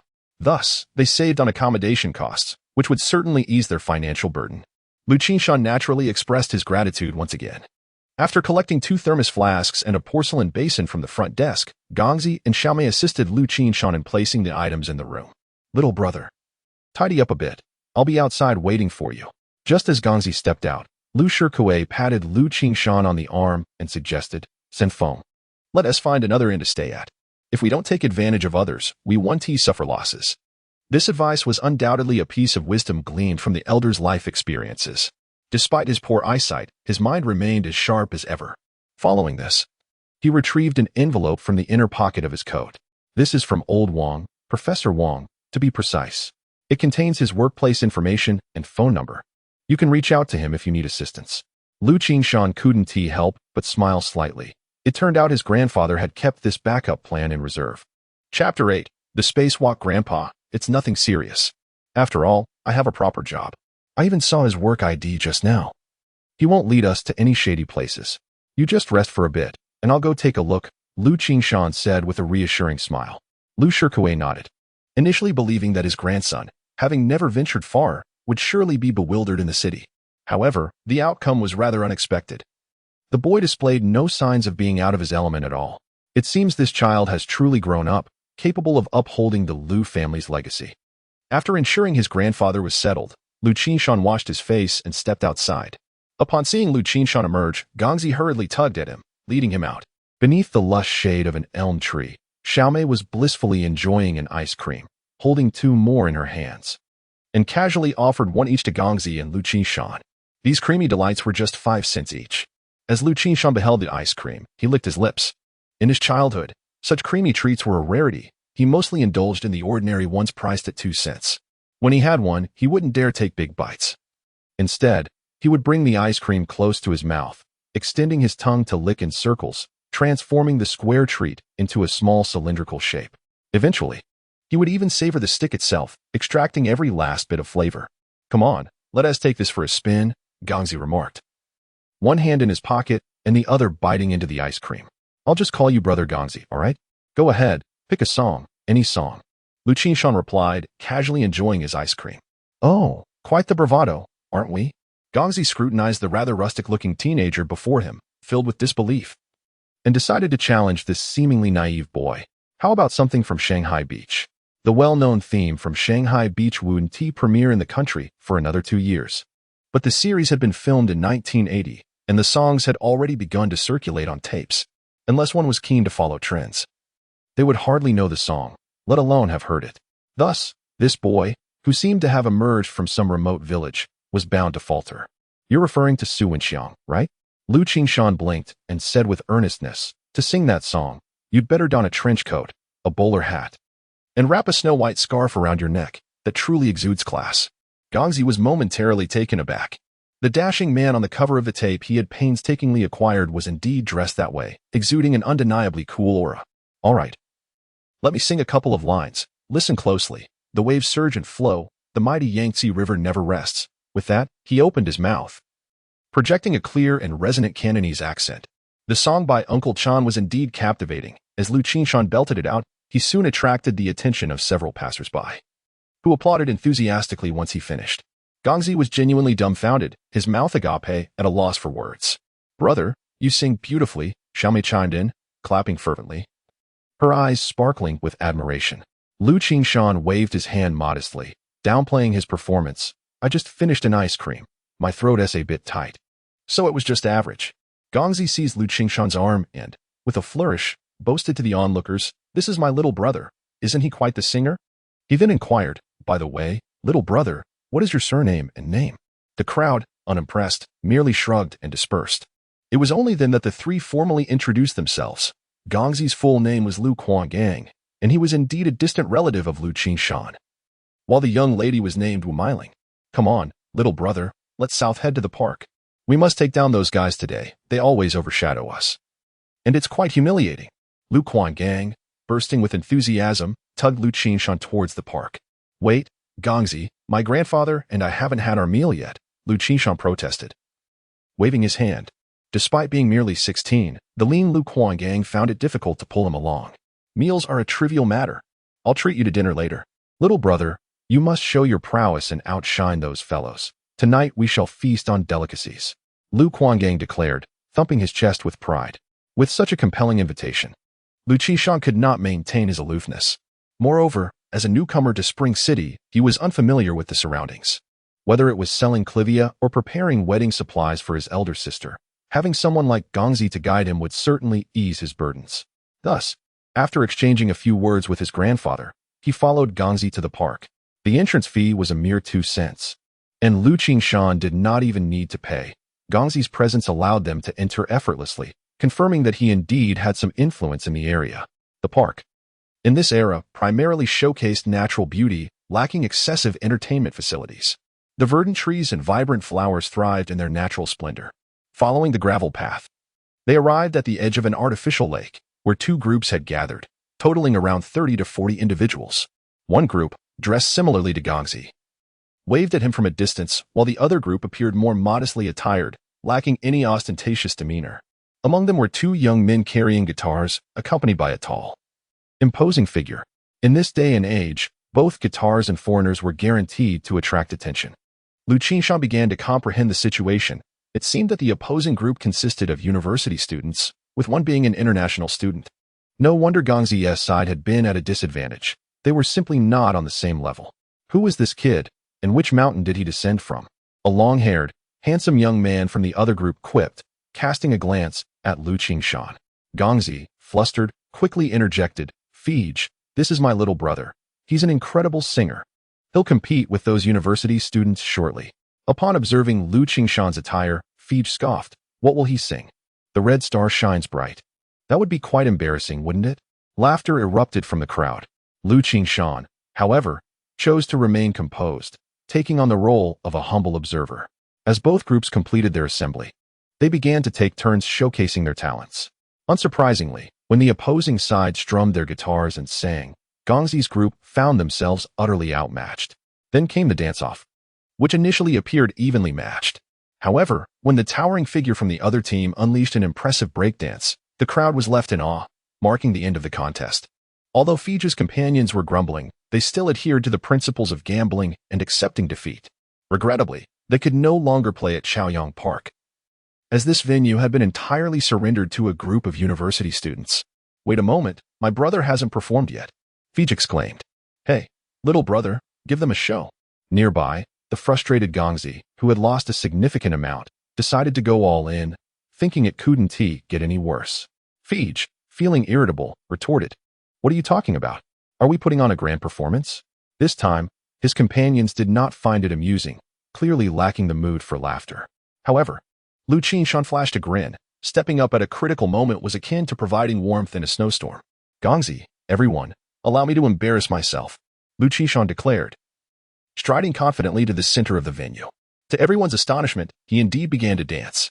Was it not humiliating enough? The lad was clad in ragged clothing, patched together haphazardly, resembling someone who had just returned from the fields, attempting to dance. He might as well be handed a rake and asked to mimic Zhu Beiji rooting in the earth. The crowd clearly had little faith in Liu Qingshan, covering their faces and turning away.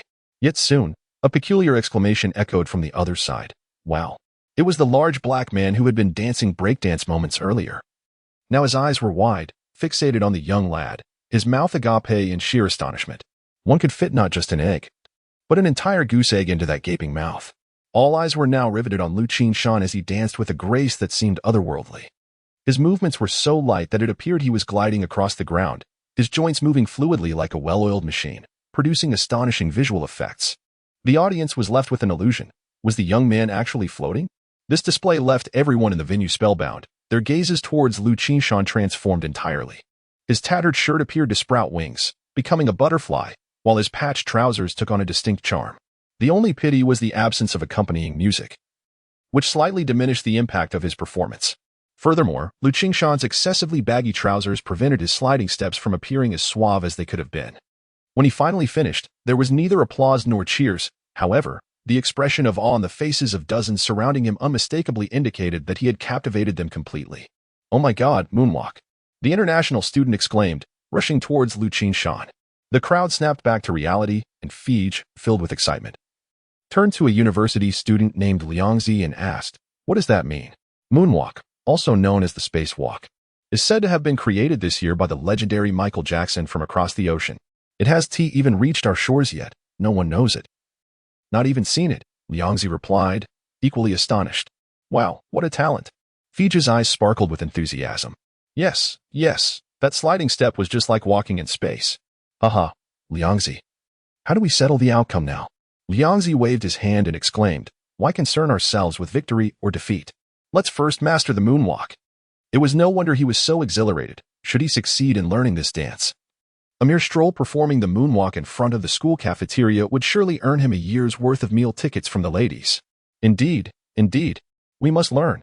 Fij also came to this realization. Before long, Liu Qingshan found himself surrounded by a throng of exuberant young men and women, making any attempt to escape futile. For the better part of the afternoon, Liu Qingshan instructed them in the most iconic slide step, but soon his energy and stamina waned, and hunger gnawed at him. He had yet to eat. Reluctantly, the group of university students departed, and then Gongzi rushed over, lifting Liu Qingshan off the ground and spinning him around several times. Brother. No, you are my brother, he declared joyously. Come, tonight we shall feast at Chunfei, and I shall treat. Having triumphed in the competition, Fij appeared particularly elated. Chunfei, a renowned old establishment in Chuncheng, was a place of prestige for dining. Liu Qingshan frowned and replied, but Fij, my grandfather is still waiting for me at the inn. Oh, and there's the old gentleman. He certainly won't relate to our youthful revelry, Fij replied dismissively, waving his hand. Not to worry, once we order the dishes, we'll ensure some is sent to him. He mustn't go hungry. Come on, brothers, let us go. With that, he hoisted a portable dance music player onto his shoulder. The lively beats echoing as the group shuffled and swayed in a jubilant display, much to the bemusement of passers-by. Liu Qingshan quickly moved to the side, eyeing the music player with envy, wishing he could purchase one for his sister as well. Chapter 9. Each with their own concerns. Old Master Lu Shikue had indulged in a lengthy slumber at the inn, awakening to find himself considerably rejuvenated. At his advanced age, the weariness from travel was indeed becoming somewhat burdensome. Reflecting on his youth when he was a gallant figure, traversing 200 miles a day, he now had no choice but to concede to the toll of time. After a brief visit to the restroom, he noticed that his grandson had yet to return. Inquiring with the attendant, he learned it was already past 5 o'clock, causing him to feel a twinge of anxiety. Where could the lad possibly be? Just as Lu Shikue was about to fret, he suddenly heard a knock at the door. Old master, dinner is served. It was the voice of the young man from earlier that day. Lu Shikue groped his way to the door, whereupon he was greeted by the enticing aroma of food. Where's Qingshan? Lu Shikue asked, somewhat perplexed. Oh, Qingshan is dining with us at the restaurant. He instructed me to bring you some food, ensuring you wouldn't go hungry. The young man, Gongzi, deftly arranged the dishes on the table. Old master, here is the famous guabao roe and stir-fried pork. Enjoy it while it's hot. Do you have the snow-covered red bean paste? Lu Shikue inquired, feeling a sense of relief. Of course, old master. It seems you have quite the discerning palate, Gongzi replied, popping open a bottle of liquor and pouring a generous amount into a porcelain tea cup before hastily departing. Sanfeng has truly grown up. Lu Shikue mused, his spirits lifted. He leisurely picked up a piece of stir-fried pork, savoring the taste as he chewed. Delightful. It has been years since I've tasted this flavor. He took another sip of the liquor, relishing the moment. Meanwhile, in the restaurant, Liu Qingshan began his meal as well. He started with a piece of guabao roe, its golden hue and sweet-sour flavor making for an exquisite dish, perfectly crispy on the outside yet tender within. He also enjoyed the snow-covered red bean paste, its pristine white color and sweet flavor proving utterly delectable. The others at the table chatted and drank, requesting a bottle of orange soda for Liu Qingshan. The restaurant was indeed a treasure trove of genuine fare. Meat dishes were priced just over a yuan, and a large platter of stir-fried meat cost merely 1 yuan and 20 cents. As for vegetables, they typically ranged from 10 to 20 cents, while seemingly affordable. In comparison to wages, a single meat dish consumed nearly 1/30th of a worker's income. For those with families to support, such indulgence was a luxury few could afford. It was only this group of young individuals, each with nimble hands and feet, who had begun earning their own livelihoods, unburdened by familial responsibilities, allowing them to feast without care. Listening to their light-hearted banter, Liu Qingshan discerned that most were from the same factory as Liu Qingshan, and it appeared that none hailed from ordinary working-class backgrounds. Once they had satisfied their hunger, Liu Qingshan turned his attention to the layout of the restaurant. Several large tables were occupied, and aside from their own, the remaining patrons were predominantly middle-aged individuals, likely engaged in business dealings. Menus hung on the wall, each crafted from small wooden plaques detailing the dishes offered, a practice known as a menu board. This establishment was rather refined. In a typical eatery, one would simply scrawl the dishes on a small blackboard with chalk. As he surveyed the surroundings, he heard Fige's jovial voice call out, "Little brother, today you have brought honor to us all. Come, join in." The group raised their small white porcelain cups and, with a swift tilt of the neck, downed their drinks, including a few young women who joined in without hesitation. Presently, liquor was served in small cups, ranging from 3 to 4 qian, with larger ones available at 8 qian. Drinking from these cups typically meant 1 sip per cup. Without a sense of moderation, one could easily overindulge. During winter, when the liquor was chilled, it required warming in a matching small flask to ensure a comfortable sip. A local adage wisely states that drinking cold liquor wastes money and inevitably leads to illness. Encapsulating this very truth, Liu Qingshan raised a soda bottle to signal, and after everyone had sampled some dishes, Fige inquired, "Qingshan, it must not be easy to venture into the city. You should stay a few more days." To which Liu Qingshan replied, "Fige, this trip is to take my grandfather for an eye examination, hoping to see if cataract surgery is possible." Liu Qingshan shook his head in response. "That's commendable. I can help with that. My aunt works at the factory hospital. I'll arrange everything for you tomorrow," Fige said generously. Feeling a bit awkward, Liu Qingshan admitted, "Fige, my grandfather cannot undergo surgery just yet. I only have a little over 10 yuan left, which certainly won't suffice." Fige frowned slightly and glanced at Liu Qingshan, saying, "I'll discuss with my aunt to see if we can substitute someone else's name for full reimbursement." He assumed this young lad was merely trying to take advantage of the situation. However, given the assistance Liu Qingshan offered them earlier, Fige was willing to lend a hand. Though this would alter their friendship dynamic, Liu Qingshan quickly waved his hands, insisting, No, Fige, if you can help us connect with the hospital, I would be immensely grateful." He continued, "I brought 2 pots of clivia from my hometown and thought to sell them." Fige nodded, acknowledging that clivia might have some value, and looked at the young man with newfound appreciation. However, the others present were young and uninterested in flowers and plants, lacking knowledge about their specific worth. After enjoying a hearty meal, they dispersed. Once again, it was Gongzi and Xiaomei who accompanied Liu Qingshan back to the inn, agreeing to return the next morning to assist him in selling the flowers. As they walked away, linked arm in arm, Liu Qingshan mused to himself about the wisdom in having more friends to pave one's way. Upon entering the room, he hurried to tidy up the leftover dishes. "Grandfather, have you finished eating?" he asked, making sure not to waste any food, intending to reheat it for their breakfast the following morning. The old man nodded. Yes. It's been many years since I've dined out. The taste hasn't changed at all." He then cautioned his grandson, "Qingshan, they are not like us. It's better to keep our distance." Liu Qingshan smiled reassuringly. "Grandfather, rest assured, they are not bad people. They even helped me contact the hospital today. Once we sell the clivia, we can arrange for your eye surgery, and soon you'll be able to see again." To be honest, seeing his grandfather gazing vacantly out the window earlier had tugged at Liu Qingshan's heartstrings, further solidifying his resolve to ensure his grandfather received the eye care he needed. That simply will not do. Even if money is earned, there remains the matter of arranging your elder sister's wedding. Furthermore, both you and Air Phone will need to attend high school, and expenses at home are plentiful.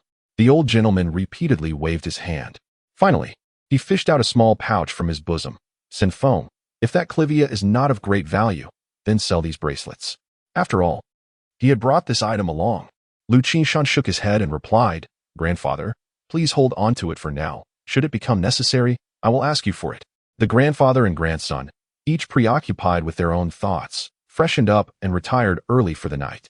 At dawn the next day, the two rose with the first light, a routine ingrained in them over the years.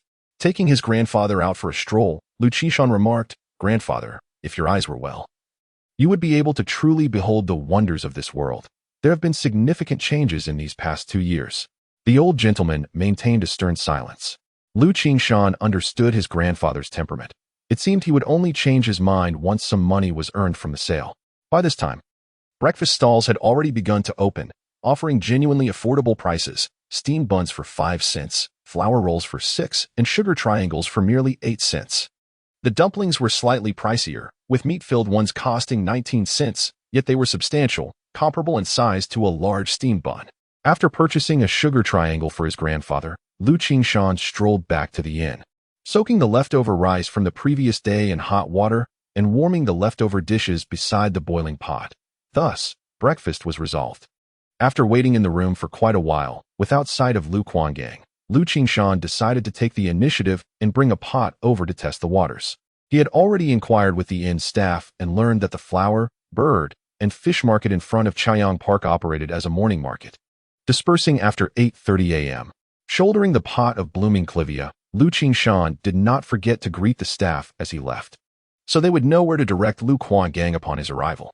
Along the roads flanking Chaoyang Park, a scattering of stalls displayed an assortment of flowers, birds, fish, and insects.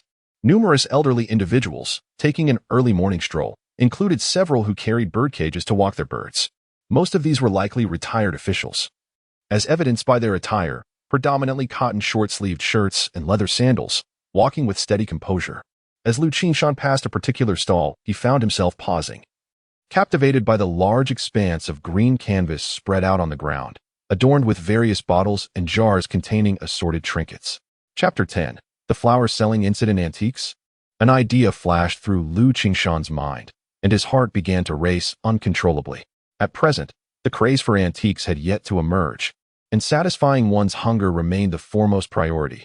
Thus, the value of antiques was, comparatively speaking, akin to that of cabbages. Of course, this cabbage price was relative, as antiques worth dozens or even hundreds of yuan were not something the average person would dare to covet. After all, one must still make ends meet. As Liu Qingshan's gaze swept across the scene, it suddenly brightened. His attention was drawn to a complete sheet of vibrant, crimson, and golden postage stamps. The stamps boasted a bright red background, exuding a festive air, with a golden monkey perched prominently in the center, its fur rendered in exquisite detail. A full sheet of monkey stamps. Should such a sheet exist in the future, it would suffice for a comfortable retirement. Sir, how much are these stamps? Liu Qingshan could not resist raising his hand to inquire. The vendor, a stout middle-aged man with a kind demeanor, glanced at Liu Qingshan and cheerfully raised a finger. 100. That seems rather steep, Liu Qingshan protested. The vendor, still smiling, shook his head. Young man, I meant 1,000, if you please. What? 1,000? That's exorbitant. Liu Qingshan blinked in disbelief. That equates to several years' wages for a worker. Since there were no other customers, the vendor opened up. Comrade, you must recognize this Qingshan monkey, right? Setting aside other stamps, this monkey stamp has a face value of 8 cents, yet each one has now appreciated to 3 yuan. A complete sheet would likely double in price. Do the math. Liu Qingshan calculated in his mind. The zodiac stamps came in sheets of 80, and at 3 yuan each. That amounted to 240 yuan. It was entirely reasonable for a complete sheet to be priced at double that, and considering the special and precious stamps in the collection. 1,000 yuan truly was a fair price. If acquired, after a decade or two, it could easily be worth millions. Liu Qingshan genuinely desired to purchase it. But his pockets were empty. Clivia, comrade, how much for this clivia? A voice of surprise came from behind him. Turning around, Liu Qingshan discovered that the tightly covered flower basket had been unveiled. A young man crouched there, peering in. This fellow was clad in a sleeveless shirt and baggy shorts, waving an old folding fan in his hand. He was thin and wiry, his features sharp, and he was far less intriguing than the Qingshan monkey Liu Qingshan had just observed. He exclaimed, I, Ho-san, truly possess a pair of discerning eyes. Just a glance through the gaps in this flower basket, and I knew there was a clivia within. His shout quickly attracted several passers-by, who gathered around the basket, curious. Among them, an elderly gentleman resembling a retired official muttered, I don't believe I've seen this variety on the market. Seeing Ho-san reach out to pinch the clivia's leaves, Liu Qingshan immediately stepped in front. Looking is permitted, but touching is not. Ho-san grinned widely. Comrade, no need to be anxious. I'm here to buy. With that, he produced a crisp 50 yuan note from his pocket, brandishing it with a flourish. Comrade, I bet you haven't seen such large denominations in your village before. Sell me this flower, and this card is yours. Ho-san gazed at the young lad before him, dressed in tattered clothes, clearly intent on seizing a bargain. Had he been an ordinary peasant, he might have readily acquiesced. However, Liu Qingshan did not even spare him a glance, proclaiming with clarity, "The orchid blooms in the empty valley, uniquely flourishing in solitude. Only in our pristine mountain ravines can such exquisite gentleman orchids thrive. 50 yuan cannot procure them." Well said, echoed a retired official, nodding vigorously. Others nearby chimed in, "This young comrade possesses some skill. I have heard that our spring city is soon to designate the gentleman orchid as the city flower. It is indeed a rarity, akin to a gentleman standing apart from the world." Liu Qingshan continued the discourse and then smiled at Ho San, asking, "Comrade Ho, what do you think?" Ho San blinked several times, utterly perplexed by the preceding conversation. His sole comprehension was that the gentleman orchid held considerable value. Yet, this young lad appeared to be knowledgeable as well, making it difficult to deceive him. After some contemplation, he resolved to raise his offer. "Young comrade, your journey into the city to sell flowers must not be easy. I shall increase my bid." With that, he produced a large note. Liu Qingshan shook his head once more. "Add another 10. Liu Qingshan ignored him. "Add another 10. Ho San, growing agitated, raised his voice to a pitch even sharper than a monkey's. "I will add." As he rummaged through his pockets, he turned them inside out. Finding no additional funds, reluctant to concede, he approached the previous vendor, whispered a few words, borrowed some money, and then declared, "Young comrade, our municipal government-issued document No. 12 last year, stipulating that the price of the gentleman orchid must not exceed 200 yuan. I offer you 180. This is a fair price." Liu Qingshan, of course, was not swayed by such trivial tactics. He was well aware of the document and understood that the more stringent the regulations, the more prices escalated. It was akin to the housing market. Despite annual claims to control prices, they only continued to rise. Seeing that this young lad resisted the temptation of 180 yuan, Ho San found himself at an impasse, unable to offer a higher bid. The middle-aged vendor nearby interjected, "I say, San, this young comrade is knowledgeable. Perhaps you should settle for a modest commission."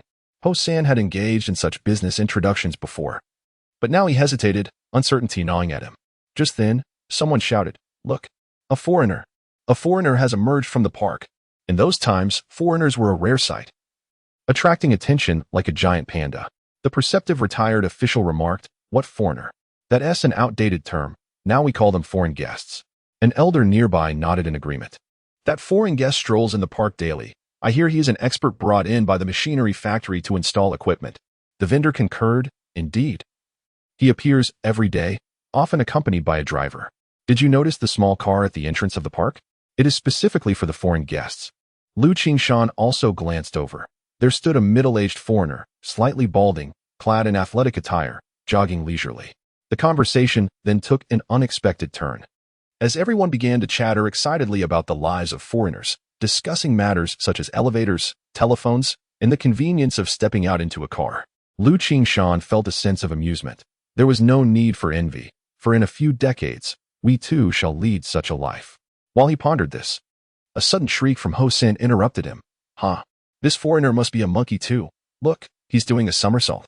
Just then, they witnessed the foreigner lean back and then tumble forward onto the ground. Chapter 11. Becoming a model. Upon witnessing the situation, Ho San could not help but chuckle, remarking, "Well, just take a look at yourself. You resemble a pig. It would be astonishing if you could turn over. You would only end up face first in the mud." Something seemed amiss. The elderly cadre hastily approached, followed closely by others. As they drew near, they noticed the foreigner's face had turned pale, his lips trembling uncontrollably. Struggling to utter the words, two. What could it be? Are you about to vomit? If so, you need to clear your throat. Mere shouting is of no consequence. Ho San, lacking proficiency in foreign languages, could only hear the foreigner repeatedly exclaiming, "This is not good. The foreigner appears to be having a heart attack." The elderly cadre exclaimed in haste. Timid and anxious, Ho San blinked his small eyes and suggested, "Perhaps we should make a swift exit? If anything were to happen to this foreigner, we would surely be blamed." The surrounding timid individuals, upon hearing his words, began to prepare to flee. However, one figure suddenly lunged towards the foreigner. Liu Qingshan pried open the foreigner's fuzzy palm, retrieving a small vial from within. He then inquired in fluent English, "Do you need to take 2 of the pills from here?" The foreigner managed to nod weakly. Sublingually, Liu Qingshan pressed further, seeing the continued affirmative nod. He rapidly unscrewed the vial, poured out 2 pills, and placed them under the foreigner's tongue. "Comrade, be cautious with this medication if anything goes awry, especially with a foreign guest involved. The consequences could be dire, a nearby vendor kindly cautioned, though it was too late, as the pills were already in the foreigner's mouth. The elderly cadre nodded approvingly, stating, "Well done, young comrade. Our nation is one of civility and decorum. It is our duty to assist those in distress. Rest assured, we will all stand witness to your good deed." "Yes, indeed, we will all bear witness." The others chimed in unison. Even Hosan turned back to Liu Qingshan, proclaiming, "Well, lad, business aside, if anything were to happen, I will certainly speak on your behalf." Upon hearing this, Liu Qingshan found himself regarding the sharp-faced individual with newfound appreciation. A few minutes later, the foreigner visibly improved, his complexion gradually returning to normal, prompting a collective sigh of relief from the crowd. As he struggled to sit up, Liu Qingshan quickly lent him support, gently advising in English, "Sir, with your condition, you should never venture out alone in the future." The foreigner nodded profusely, expressing his gratitude, and then reached into his pocket, producing a wallet from which he extracted a wad of green bills, pressing them into Liu Qingshan's hand. Lo and behold, it was American dollars. Hosan, with sharp eyes, exclaimed, "This is quite valuable. $1 is worth several of ours, and it's not easily exchangeable. Young man, you've struck gold." The surrounding individuals nodded in agreement. This is what one calls a good deed rewarded. Who would have thought this young comrade possessed such linguistic prowess? Hosan, with his shallow understanding, estimated the stack of cash to be worth several $100s, surely translating to over 1,000 in RMB. He found himself swallowing hard, muttering to himself, "Tomorrow, I too shall learn a foreign language diligently, and by then, I will speak 7 or 8 languages fluently and earn foreign currency." Liu Qingshan smirked. "Ah, 7 or 8 languages. You have quite the ambition. I wish you success." Following this, he pushed the stack of bills back, mumbling something in English to the foreigner. Observing the foreigner nodding vigorously and cheerfully stowing the money back into his pocket, the onlookers were left in awe. Hosan, in a fit of excitement, jumped around, scratching his head, unable to contain himself as he tugged at Liu Qingshan's arm, exclaiming, "Hey, are you out of your mind? This money isn't something we stole." They offered it willingly. Why not take it? "If you want tea, I will." In his haste, he blurted out the truth. "Young comrade, what did you say to the foreign guest?" A seasoned elder inquired, his eyes brightening with curiosity. Liu Qingshan brushed Hosan's hand aside and calmly replied, "I told him that our country values etiquette and everyone enjoys doing good deeds and helping others. A foreigner has traveled thousands of miles to assist us in our development. If he were to accept payment for that, it would fundamentally alter the nature of the gesture." For Liu Qingshan, although he was short on funds at the moment, he believed there were countless avenues to earn money, and he could not allow wealth to compromise his integrity. "Well said, well said." The elder nodded repeatedly. "Young comrade, your awareness is commendable. It is worthy of emulation." Liu Qingshan continued, "Poverty should not sway our principles, nor should power bend our will. As Chinese people, we must possess this spirit. Though I may be small, I cannot bring shame to my country." Upon hearing this, those around felt a sense of pride. Their fists clenched in excitement. "Indeed, we cannot let foreigners look down upon us. Young comrade, you have brought us honor." Hosan clung tightly to Liu Qingshan's arm as if to a pillar of strength. "Please, teach me English." He was genuinely impressed, realizing that beneath the humble appearance lay great substance. At that moment, a young man rushed out of the park, panting.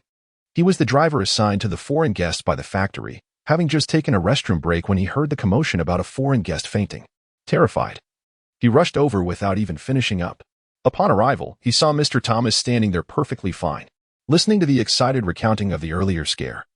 The driver felt a wave of relief. Had anything happened to the foreign guest, not only would he have lost his job, but he could have even faced charges for negligence. "Young comrade, thank you. I truly appreciate your help." The driver grasped Liu Qingshan's hand tightly, shaking it fervently. Liu Qingshan, remaining composed, replied, "Oh, no need for thanks. It was a mere act of kindness. If it had been someone else, they would have done the same. It's just that everyone here struggles with English and didn't know how to respond. I suggest you take the foreign guest to rest first, preferably to the hospital for a checkup. Indeed, I shall escort him to the hospital for a consultation." The driver then released his grip, supporting the foreign guest as they walked towards the car. Mr. Thomas turned to Liu Qingshan, muttering a few words before waving his hand and entering the vehicle. The onlookers remained undeterred, continuing to discuss the recent events with great enthusiasm. The elderly official pondered for a moment before approaching Liu Qingshan and affectionately patting him on the shoulder. Comrade, you performed splendidly today and set an admirable example for the youth. May I suggest that my daughter, a reporter for our provincial newspaper, conduct an interview with you regarding this incident? It possesses significant news value. Oh, I see, Liu Qingshan replied, feeling relieved. The surrounding crowd quickly grasped the situation and became animated. This will be in the newspaper. In these times, if one appeared in the paper, the entire family basked in the glory. Before Liu Qingshan could respond, Hosen sprang forward. Commissioner Gu, this must be reported well.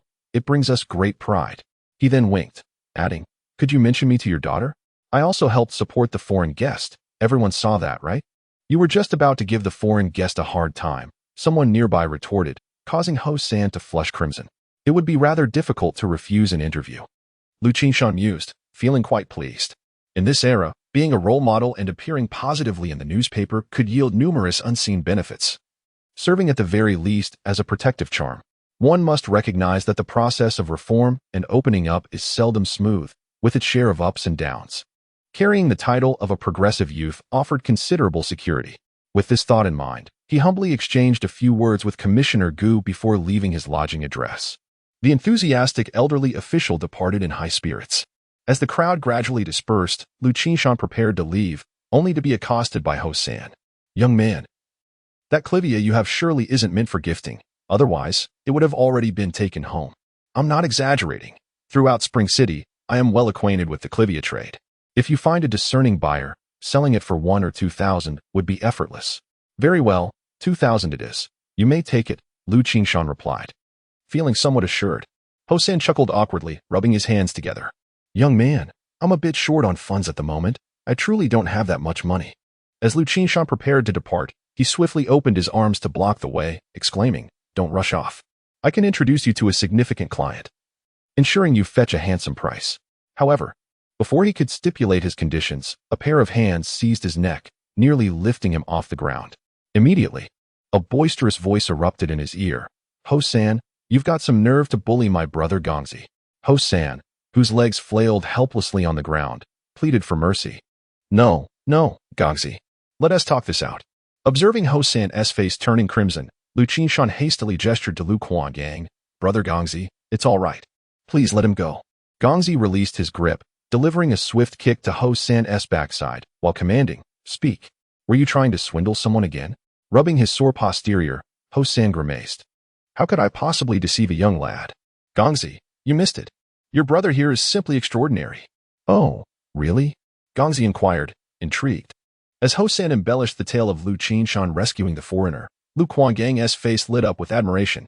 He embraced Liu Qingshan, exclaiming, brother, you are incredible. I mean, you're just so cool. After a moment, he couldn't help but murmur, but why didn't you take that beautiful dollar? You could have exchanged it for an equivalent amount in RMB to return to the foreigner. Some imported goods are impossible to obtain without foreign currency. Chapter 12. The hen lays eggs on television. After departing from Chaoyang Park, Hosen stealthily led the way, while Liu Qingshan trudged behind, bearing a large basket with a weary demeanor. Bringing up the rear was Liu Qingshan, hands in pockets, whistling cheerfully as he swayed along. The group meandered through bustling streets and narrow alleys before finally arriving at a spacious courtyard.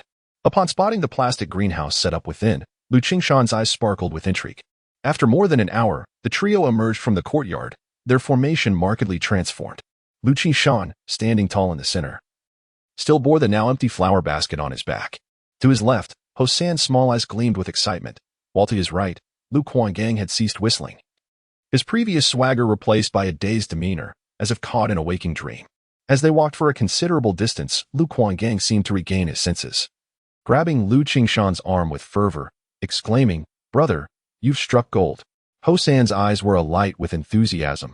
2 pots of flowers, 3,000 yuan. Not 3,000 bricks, but 3,000 yuan. Counting them one by one would be effortless, even until dusk. Liu Qingshan cast a sidelong glance at Hosen, adjusting the canvas bag strapped to his back, which concealed 3 hefty stacks of cash. In this moment, 3,000 yuan wielded extraordinary purchasing power. It could easily secure a residence in Spring City, let alone in a modest enclave like Jayapagur. Thus, while Liu Qingshan maintained an outwardly calm facade, his heart raced with exhilaration.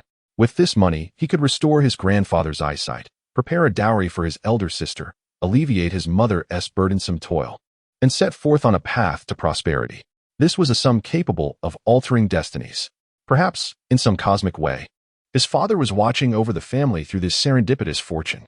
Returning to the inn in high spirits, Liu Qingshan withdrew 4 notes of cash and handed them to Ho-san, saying, "Thank you for your assistance. Take this to buy yourself a pack of cigarettes. Also, please deliver the other pot of flowers over there." After all, since he had facilitated the connection, it was only fair to offer a token of appreciation, a principle of courtesy in any undertaking. Ho-san hesitated to accept the money, gazing intently at Liu Qingshan. "Brother, how about I stick with you from now on?" Liu Qingshan chuckled. "Once I've restored my grandfather's sight, I'll return home to farm. If you can endure that hardship, I have no objections." At Liu Qingshan's words, Ho-san chuckled sheepishly, accepting the money before departing with another pot of the noble orchid. As he left, he expressed a tinge of reluctance. "Brother, if you ever need anything, just call for me. I'll be around Chaoyang Park." "Certainly. I shall call upon you in the future," Liu Qingshan assured him, contemplating the acquisition of valuable items for future appreciation as his financial situation improved. With Ho-san dismissed, he turned to Liu Qingshan. "Brother Gang, let us invite Fei Ge for dinner tonight.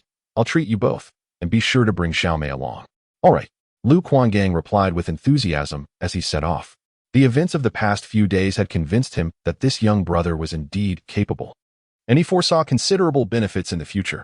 Once everything was arranged, Liu Qingshan returned to his room, closed the door, and upon seeing his grandfather seated on the bed, couldn't help but exclaim, "Grandfather, we've sold all the flowers." Having observed their earlier activities in the house, the old man remained composed and inquired, "How much did you sell? Take a guess."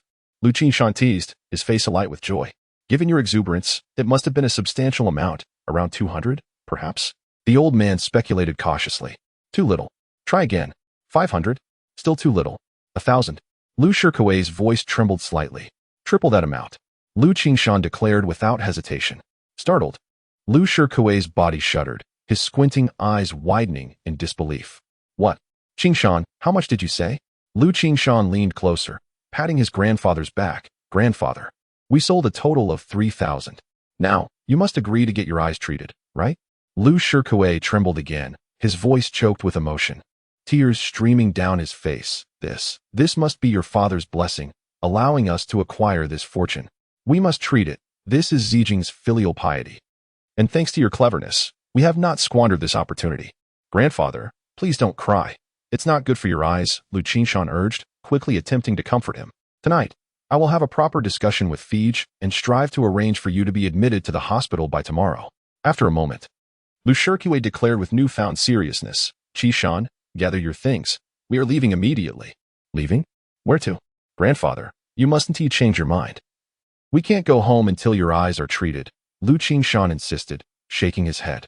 Liu Shikui had transformed back into the wise and resolute elder he was. "We are not going home. We must first deposit the money in the bank. Qingshan, remember, wealth can corrupt. We must never test a person's character with money." Liu Qingshan understood instantly and agreed that his grandfather's approach was prudent.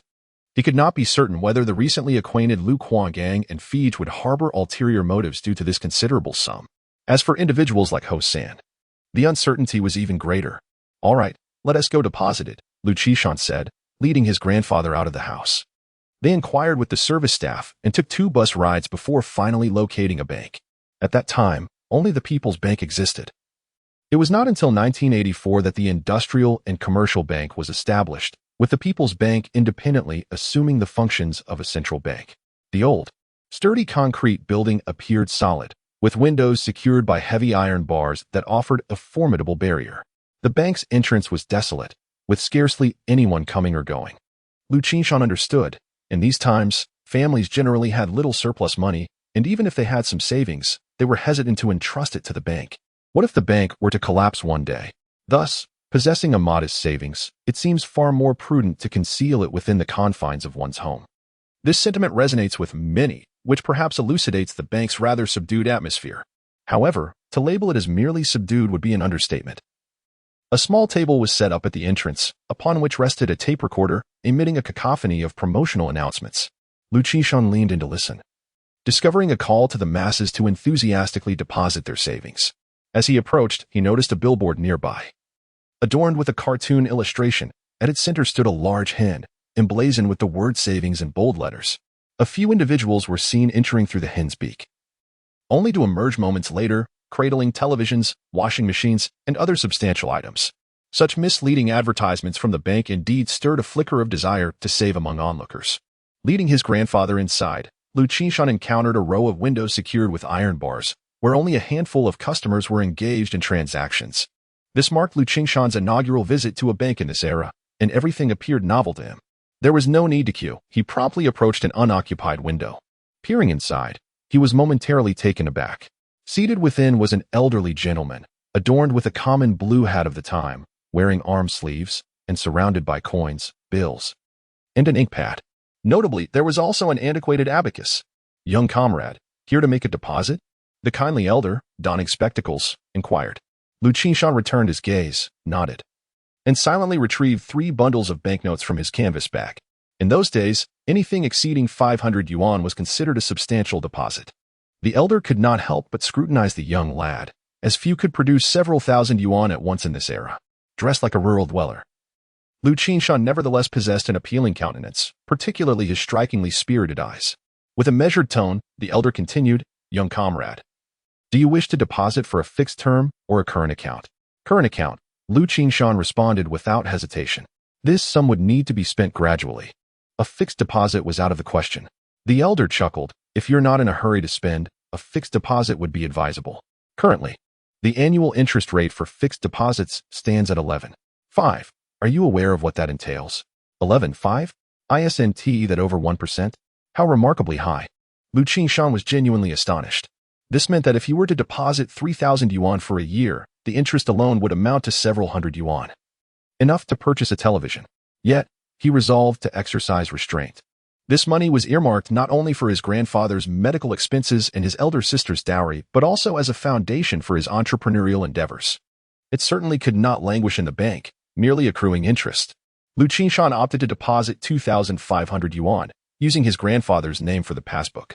This decision was rooted in respect for his grandfather and the fact that Liu Qingshan had yet to obtain his personal seal.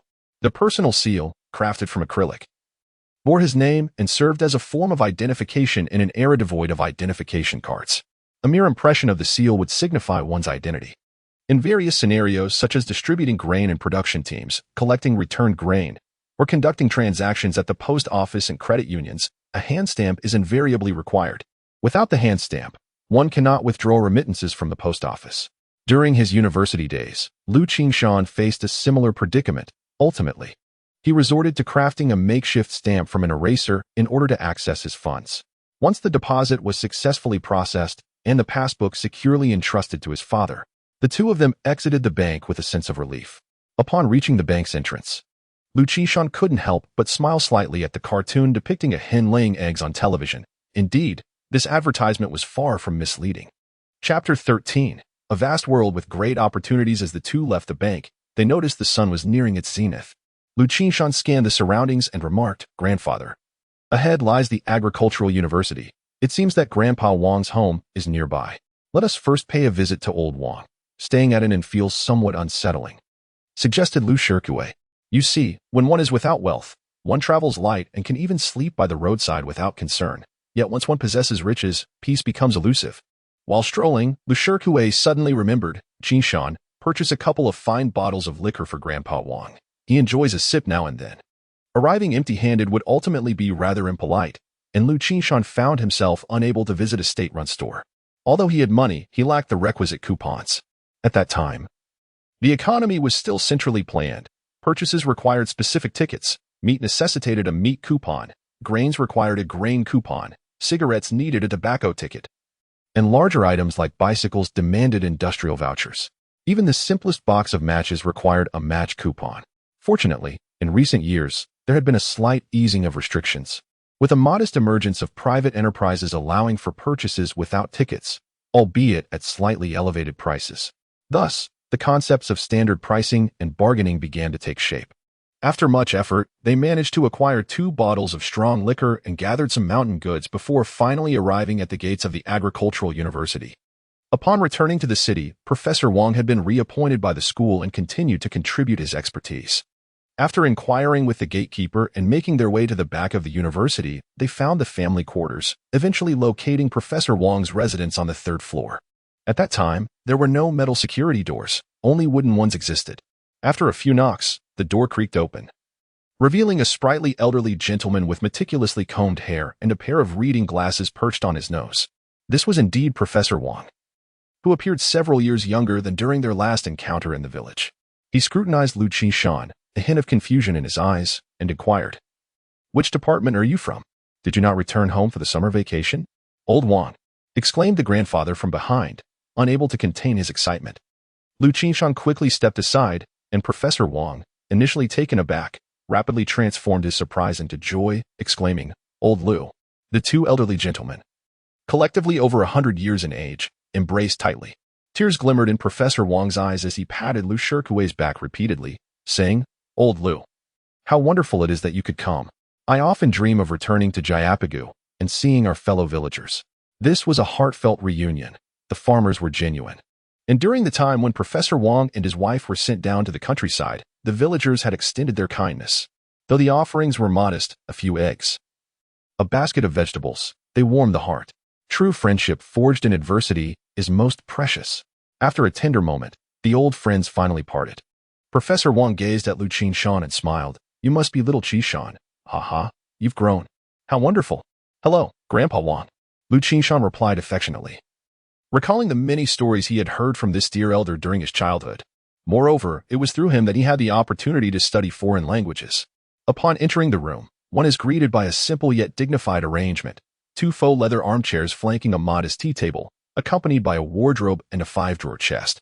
The walls are adorned with a clock and a painting of red plum blossoms, their gnarled branches bursting with vivid blooms. Liu Qingshan, glancing at the inscription and seal, discovers that it is the work of Guan Shanyue. As he settles onto the sofa, Professor Wang's wife, donning an apron, emerges from the kitchen with a warm smile. Addressing her as Grandma, Liu Qingshan presents the mountain goods he brought along. Noticing a few milky white eggshells in the wastebasket, his eyes light up. Grandma Wang follows him into the kitchen, remarking, "Your Grandpa Wang has been reminiscing about the mushrooms and black fungus from our Jiapagu. Grandma, life has improved a bit compared to the last couple of years. I shall bring you some every year henceforth," Liu Qingshan replies, familiar with her gentle and kind nature. After conversing about the village and family matters, he inquires, "Grandma, are you eating store-bought eggs? Had I known, I would have brought some free-range eggs from home." The term store-bought eggs refers to the eggs produced by commercially raised hens, distinguishing them from the rural free-range variety.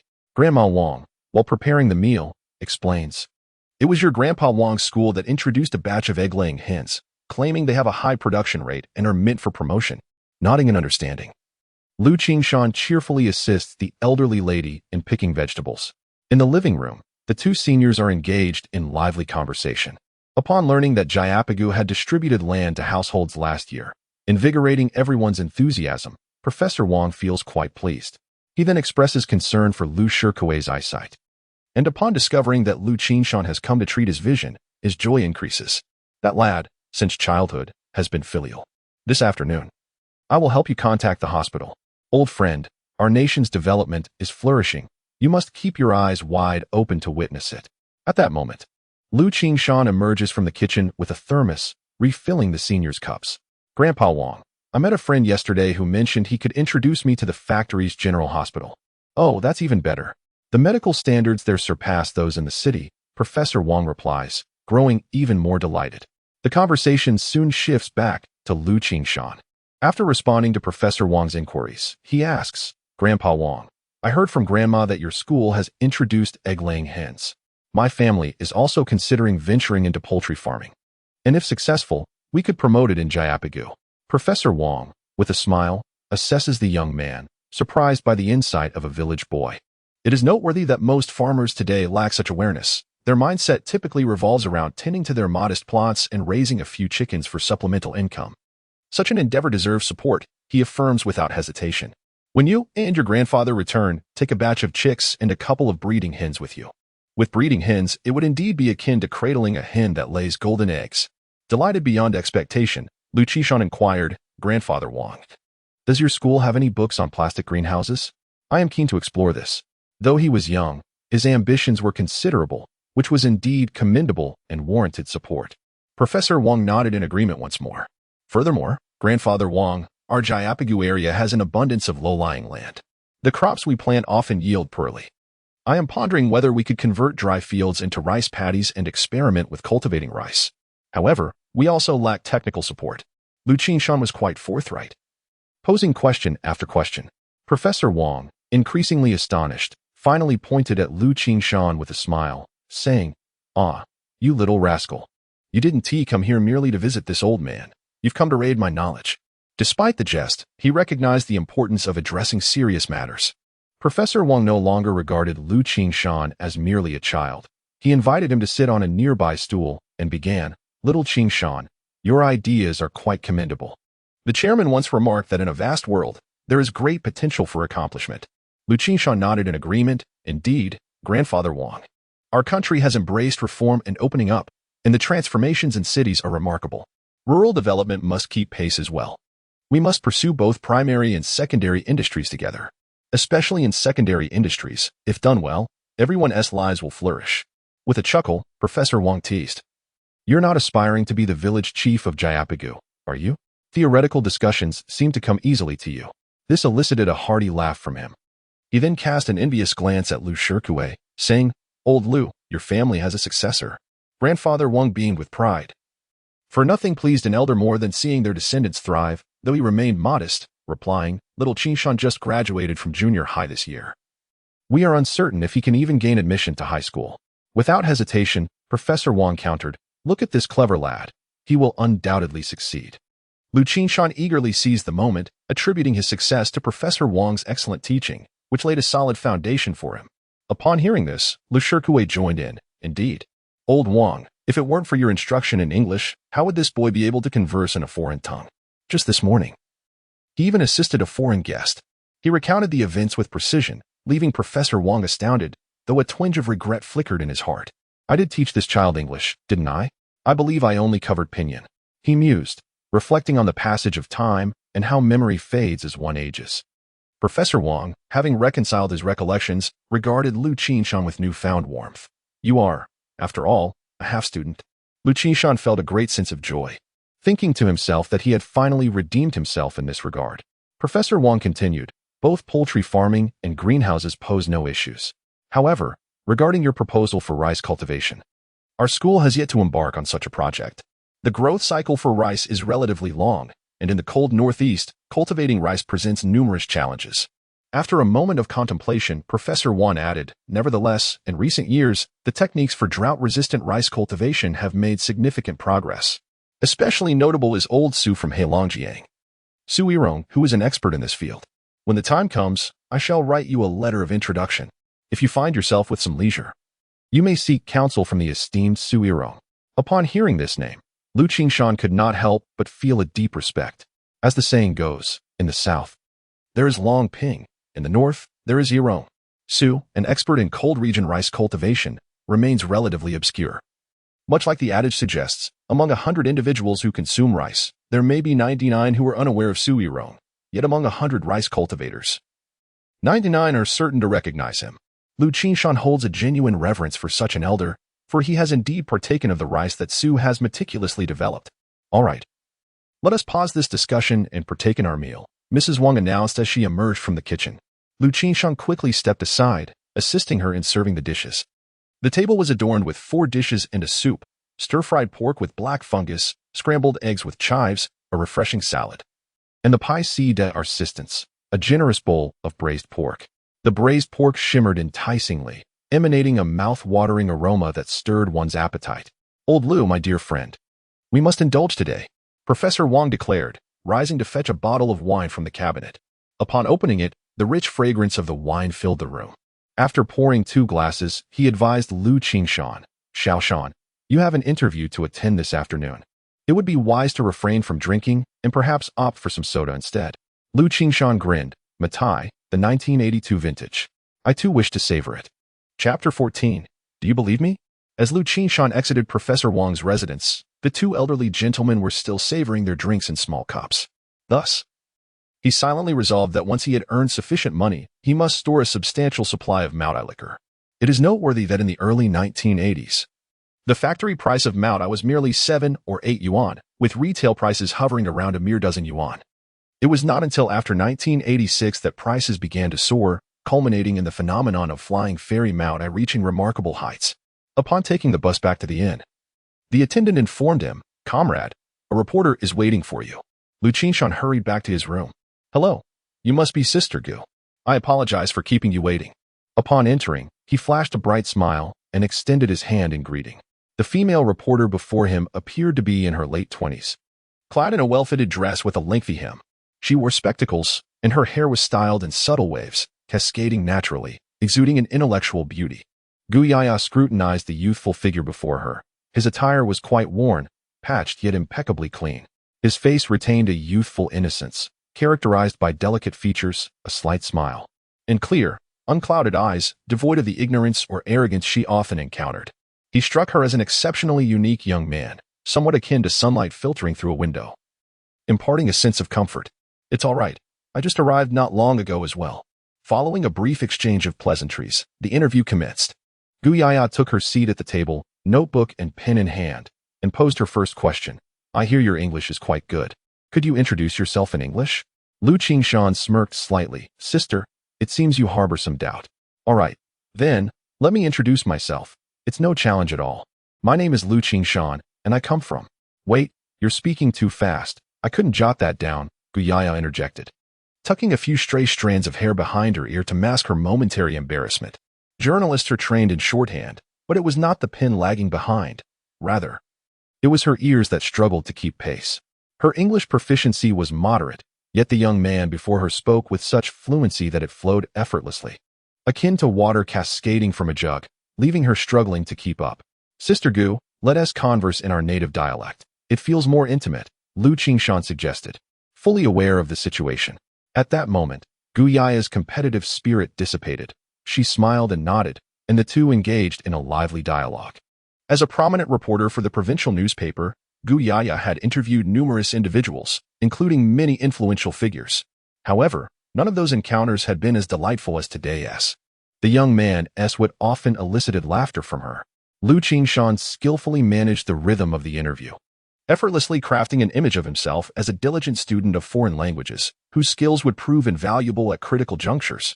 It was particularly emphasized that when interacting with foreign guests, one must exhibit both courtesy and composure, maintaining a dignified stance without losing the essence of Chinese pride.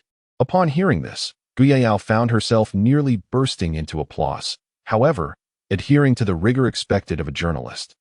She reminded herself that she needed to conduct further interviews at the morning market in the park the following day. Naturally, she also planned to interview another key individual, Mr. Thomas. In this era, people approach their tasks with meticulousness, and journalists, in particular, embody this trait. A knock echoed through the air. In truth, the door had been ajar all along, and Liu Qingshan, seated on the bed, noticed that Gongzi was lingering at the threshold, peering in curiously. After a polite invitation to enter, Lu Quan stepped into the room. Even as a fashionable young man, he felt a tinge of nervousness in the presence of the journalist. After a noticeable deep breath, he cautiously spoke. "Comrade journalist, I was present at the time. May I be interviewed as well?" Gu Yaya was well versed in handling such requests for interviews, and with a few words, she had Gongzi beaming with joy. He even extended an invitation for her to join him and his younger brother to learn the moonwalk, followed by a dinner together. Gu Yaya turned to Liu Qingshan, her eyes wide with curiosity as she inquired, "I never would have guessed you possessed such a talent for dance. What is this moonwalk you speak of?" As a well-informed journalist, I've never heard of it. Her interest was purely personal. Liu Qingshan was wary of being labeled as someone who idolizes foreign cultures. It is worth noting that although societal attitudes had improved over the past 2 years, caution still prevailed. Having concluded the interview, Gu Yaya stood up and extended her hand to Liu Qingshan, her demeanor considerably warmer than when they first met. "Farewell, esteemed journalist," Lu Quan said with a sheepish grin as he shook her hand. As Gu Yaya departed, she found herself musing on her way back to the newsroom. How wonderful it would be to have such a diligent and talented younger brother. The remainder of the afternoon was devoted to teaching dance. Only Fij, Lu Quan, and Xiaomei were present, which made the atmosphere considerably more relaxed for Liu Qingshan. As Gongzi revealed, Fij's real name was Wu Jianjun, undoubtedly a name inspired by the August 1st Army Day. This era is marked by many names that reflect its characteristics, such as Jiangwo, Jianjun, Wenj, and Weihong, all bearing the distinctive imprint of their time. In the evening, the group sought out a nearby restaurant. After ordering drinks and dishes, Liu Qingshan attempted to pay the bill. But Feeb stopped him. With a flick of his flowing hair, he declared, "Hey, how can I allow you to pay in my territory?"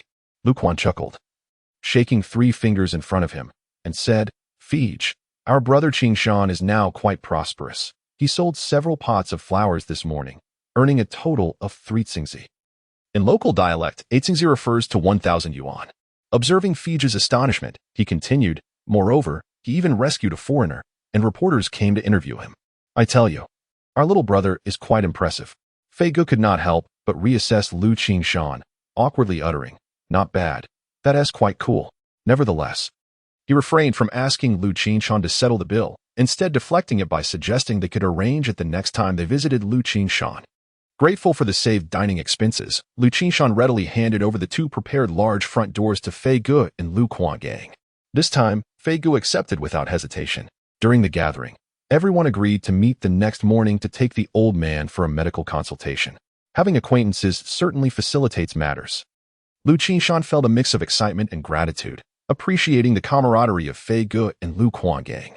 After the meal, Fei Gu slowly picked his teeth with a toothpick and advised Liu Qingshan, "Brother Qingshan, since you're carrying so much money, it's best not to stay at an inn. Don't you have relatives in the city?" Lu Guanggang nodded in agreement.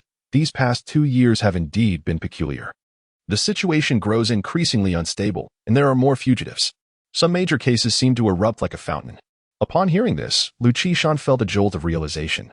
Recalling a significant event, the crackdown would commence in 83.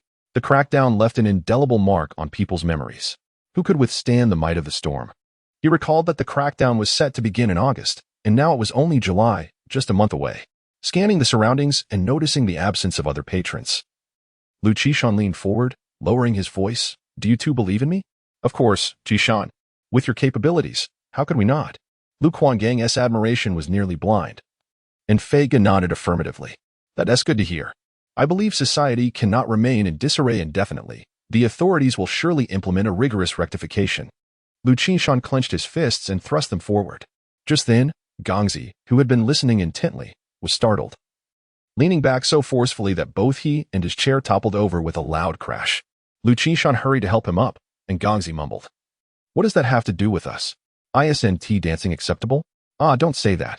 Liu Qingshan recalled a rather famous actor who had gathered a group of young men and women at home for singing and dancing. Before anyone knew it, he ended up in prison. It seemed there was even a tape called Tears Behind Bars that circulated widely, as if everyone had become a convict. Thus, he quietly inquired, "You two haven't engaged in any illicit activities, have you?" "Absolutely not." Seeing their heads shake vigorously, Liu Qingshan felt somewhat reassured. Wu Jianjun took a drag from his cigarette, exhaling a cloud of smoke. "Qingshan, where did you get this information?" Liu Qingshan remained silent, instead raising a finger to indicate upward. Wu Jianjun understood at once.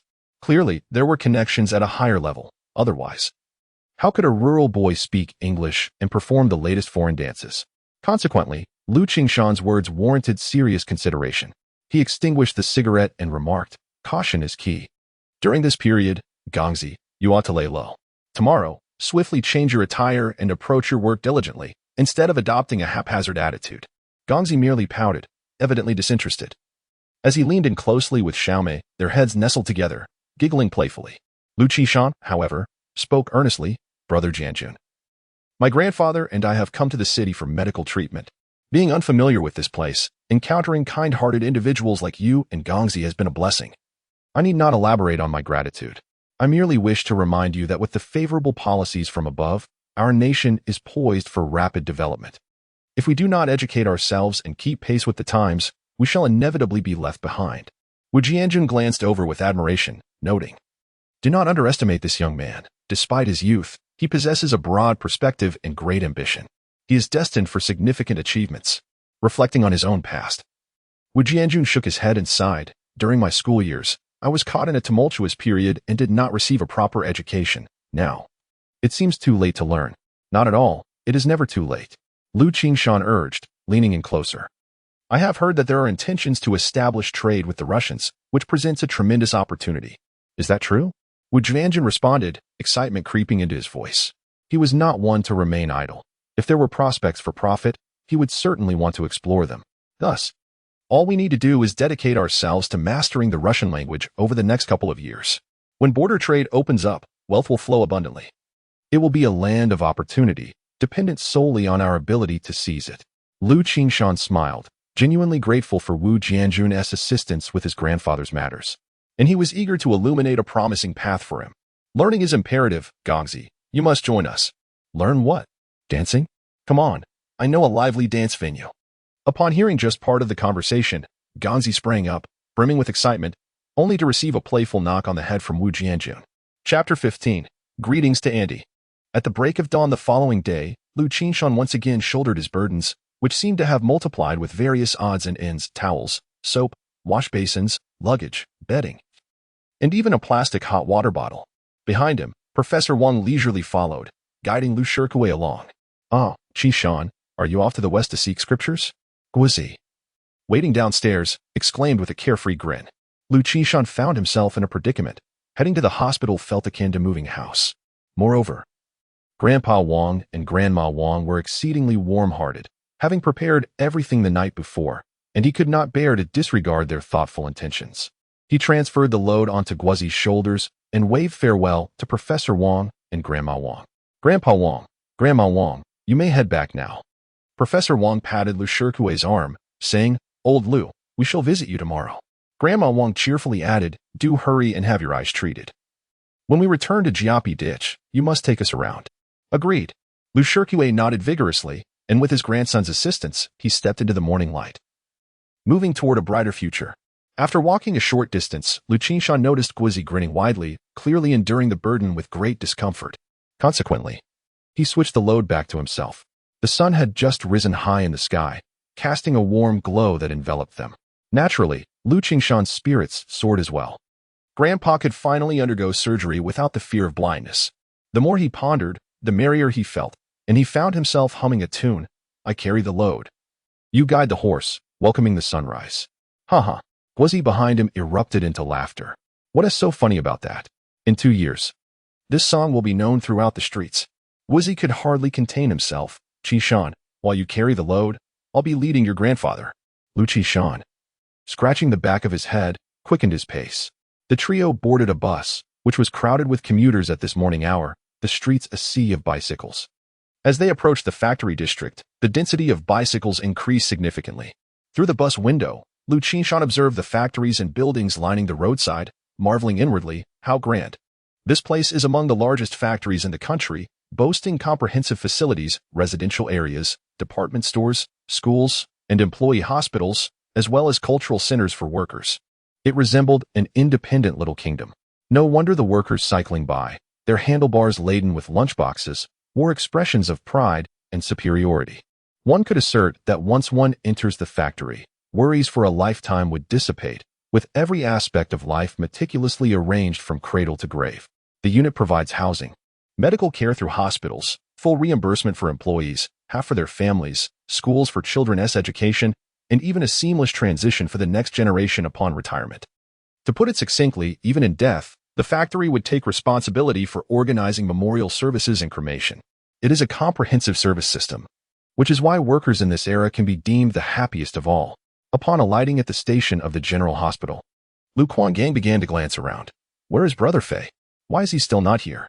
We had agreed to meet. Suddenly, a hand clapped on his shoulder. And as he turned, his eyes widened in disbelief. He extended his hand, pointing at the man with a closely cropped haircut before him, exclaiming, Fei. Brother Fei? It is essential to note that Brother Fei cherished his flowing long hair, which danced gracefully as he walked, hence the nickname. Wu Jianjun raised his hand to smooth back his hair and began to instruct, Qingshan, as we discussed yesterday. You need to change out of those clothes immediately and get your hair done. Brother Jianjun, have you been waiting long? Liu Qingshan greeted him, observing Wu Jianjun's transformation with silent approval. He was a man of decisive action, someone capable of getting things done. I just arrived, Wu Jianjun replied, promptly sending Qingshan back and leading Liu Qingshan and the others into the hospital. The hospital was indeed expansive, featuring several four-story buildings. Wu Jianjun guided them directly to the inpatient department. Upon entering the building, The familiar scent of the hospital greeted them, invigorating their spirits. Navigating with ease, Wu Jianjun swiftly led the two to a particular department. Liu Qingshan remained attentive, noticing a small wooden sign affixed to the door, inscribed with the word union. At that moment, the union within the workplace was of utmost significance, intricately linked to the employees' interests and wielding considerable authority. From distributing benefits to managing trivial household matters. One could even say they were responsible for the allocation of condoms. Before long, Liu Qingshan met with Jianjun's aunt, a forthright middle-aged woman who served as the vice chair of the factory's union. Naturally, like many middle-aged women, she had a penchant for chatter. Once she caught sight of Wu Jianjun, the floodgates of conversation opened wide.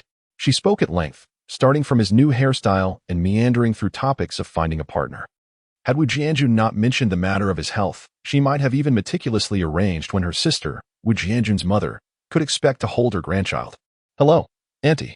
Liu Qingshan greeted warmly as her gaze turned towards him. "I am Liu Qingshan. You may call me Xiao Shan. My grandfather is suffering from a vision impairment." And we ventured into the city, encountering Brother Jianjun's assistance just in time. "Your family is truly kind-hearted." Upon hearing Liu Qingshan's amiable words, the aunt's face lit up with joy. She promptly set aside her concerns about her nephew and led Liu Qingshan and the others to the ophthalmology clinic. The remainder of the proceedings unfolded smoothly, surpassing Liu Qingshan's expectations. With the vice chair of the union stepping in, they navigated through the bureaucratic maze, and within half an hour, they had secured a hospital room. The surgery was scheduled for the very next morning. With this, Liu Qingshan felt an immense sense of relief. Glancing at the short-haired Wu Jianjun, he expressed his heartfelt gratitude, saying, "Brother Jianjun, I cannot thank you enough for your help this time." Wu Jianjun waved his hand dismissively, exchanged pleasantries with the elderly gentleman, and prepared to take his leave. Liu Qingshan escorted him out of the ward, placing 2 large bags into his hands. "Brother, these are mushrooms, wood ears, and monkey head fungi that we gathered ourselves from the mountains. I wanted you and Annie to savor something fresh. If it were money or valuables, Wu Jianjun would certainly refuse, but mountain goods were different, akin to small gifts one brings when visiting relatives, serving to strengthen bonds." "All right. I shall not be polite then." Wu Jianjun nodded, accepting the offering. After escorting Wu Jianjun downstairs and bidding farewell with a wave, Liu Qingshan wandered around the building, familiarizing himself with the locations of the dining area and hot water taps. The conditions at this general hospital were genuinely commendable, complete with a spacious little garden where shaded benches welcomed some patients clad in blue-striped hospital gowns, leisurely strolling and resting. Suddenly, Liu Qingshan heard a series of enthusiastic calls from behind. "Liu, are you calling me?" He turned to see a somewhat balding middle-aged foreigner waving his fuzzy long arms. Beside him stood the smiling Gu Yaya, both being familiar faces. As Liu Qingshan approached, Thomas greeted him with a warm embrace. "Oh, Liu, are you here to visit me?" Liu Qingshan shrugged and smiled. "Mr. Thomas, I have been remiss. I should have brought you a bouquet. Do you prefer carnations or roses?" While speaking, he nodded towards Gu Yaya and gestured to the surroundings, adding, "However, this place is abundant with flowers, so I shall borrow them to wish you good health, Mr. Thomas." "Liu, you are too amusing. Thank you."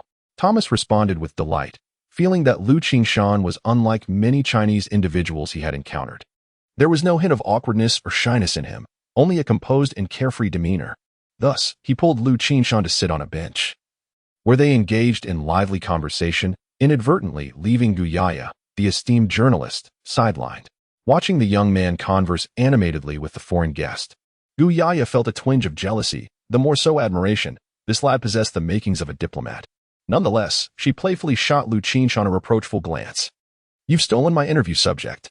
At the prime age of blossoming beauty, Gu Yaya's allure was palpable, epitomizing the essence of youth.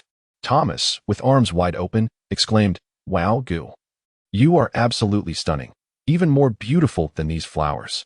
The directness of the foreigner's compliments seemed to catch Gu Yaya off guard, causing a blush to creep across her cheeks. Liu Qingshan patted Thomas's arm and remarked, "Sir, we are in Huaxia. According to our customs, compliments should not be so direct. They must be subtle. Do you understand? Could you teach me then?" Thomas humbly inquired. "I shall teach you nothing." Liu Qingshan waved his hand, acknowledging the need to make a swift exit, for he did not wish to disrupt the flow of their interview. After all, this could impact his chances of appearing in the newspaper. After familiarizing himself with the basic situation at the hospital, Liu Qingshan ordered lunch. A bowl of plain noodles and several large steamed buns were intended for his grandfather, while he himself savored the broth with 2 large buns. Once he had finished his meal and had helped his grandfather settle down for a nap, Liu Qingshan noticed someone waving at him from the glass window at the entrance. Upon stepping outside, he found a young nurse, no more than 18 or 19, with large, bright eyes and particularly long eyelashes. Her fair, chubby cheeks gave her an endearing appearance, yet she was trying hard to maintain a serious demeanor, which made Liu Qingshan unable to suppress a smile. "Hello, Nurse Li. Is there something you need?" he inquired. The young nurse pointed downstairs and, with an air of gravity, stated, "There are foreign guests looking for you. Remember, when receiving foreign guests, you must maintain a balance of humility and assertiveness. If you dare to meet them, make sure to ask for foreign exchange vouchers, or I will not hesitate to give you a shot." Unsure of how to educate the young man not to act recklessly, she ultimately resorted to her most potent tactic. Liu Qingshan truly wanted to refrain from laughing, yet he found it impossible to contain himself, his shoulders shaking with mirth. "Miss, your ideological awareness is quite impressive." Chapter 16. Why apologize? Accompanied by the petite nurse, Liu Qingshan made his way to Thomas's hospital room. This was undoubtedly a VIP ward, complete with private rooms. And Liu was even taken aback to find a rare refrigerator within. Thomas stood beside the dining table, beaming as he greeted, "Dear Liu, I hope you won't mind my invitation to share a delightful lunch." Seeing the gleaming ham on the table, Liu, who had only nibbled on a couple of steamed buns earlier, certainly did not object. "Thank you for your kind invitation, Mr. Thomas." Thomas waved his hand cheerfully, replying, "A true friend is revealed in times of adversity. Liu, we are indeed genuine friends. Indeed, according to our Chinese idiom, we can be considered friends through thick and thin." Liu Qingshan responded as he approached the table, adeptly folding the napkin and laying it across his lap. Thomas settled into his chair, nodding slightly at Liu's composed demeanor. There is a saying in his country, the etiquette of the dining table begins with the napkin. Over the past few months, he had dined with many, observing how most would tuck their napkins into their shirts, and he couldn't help but chuckle.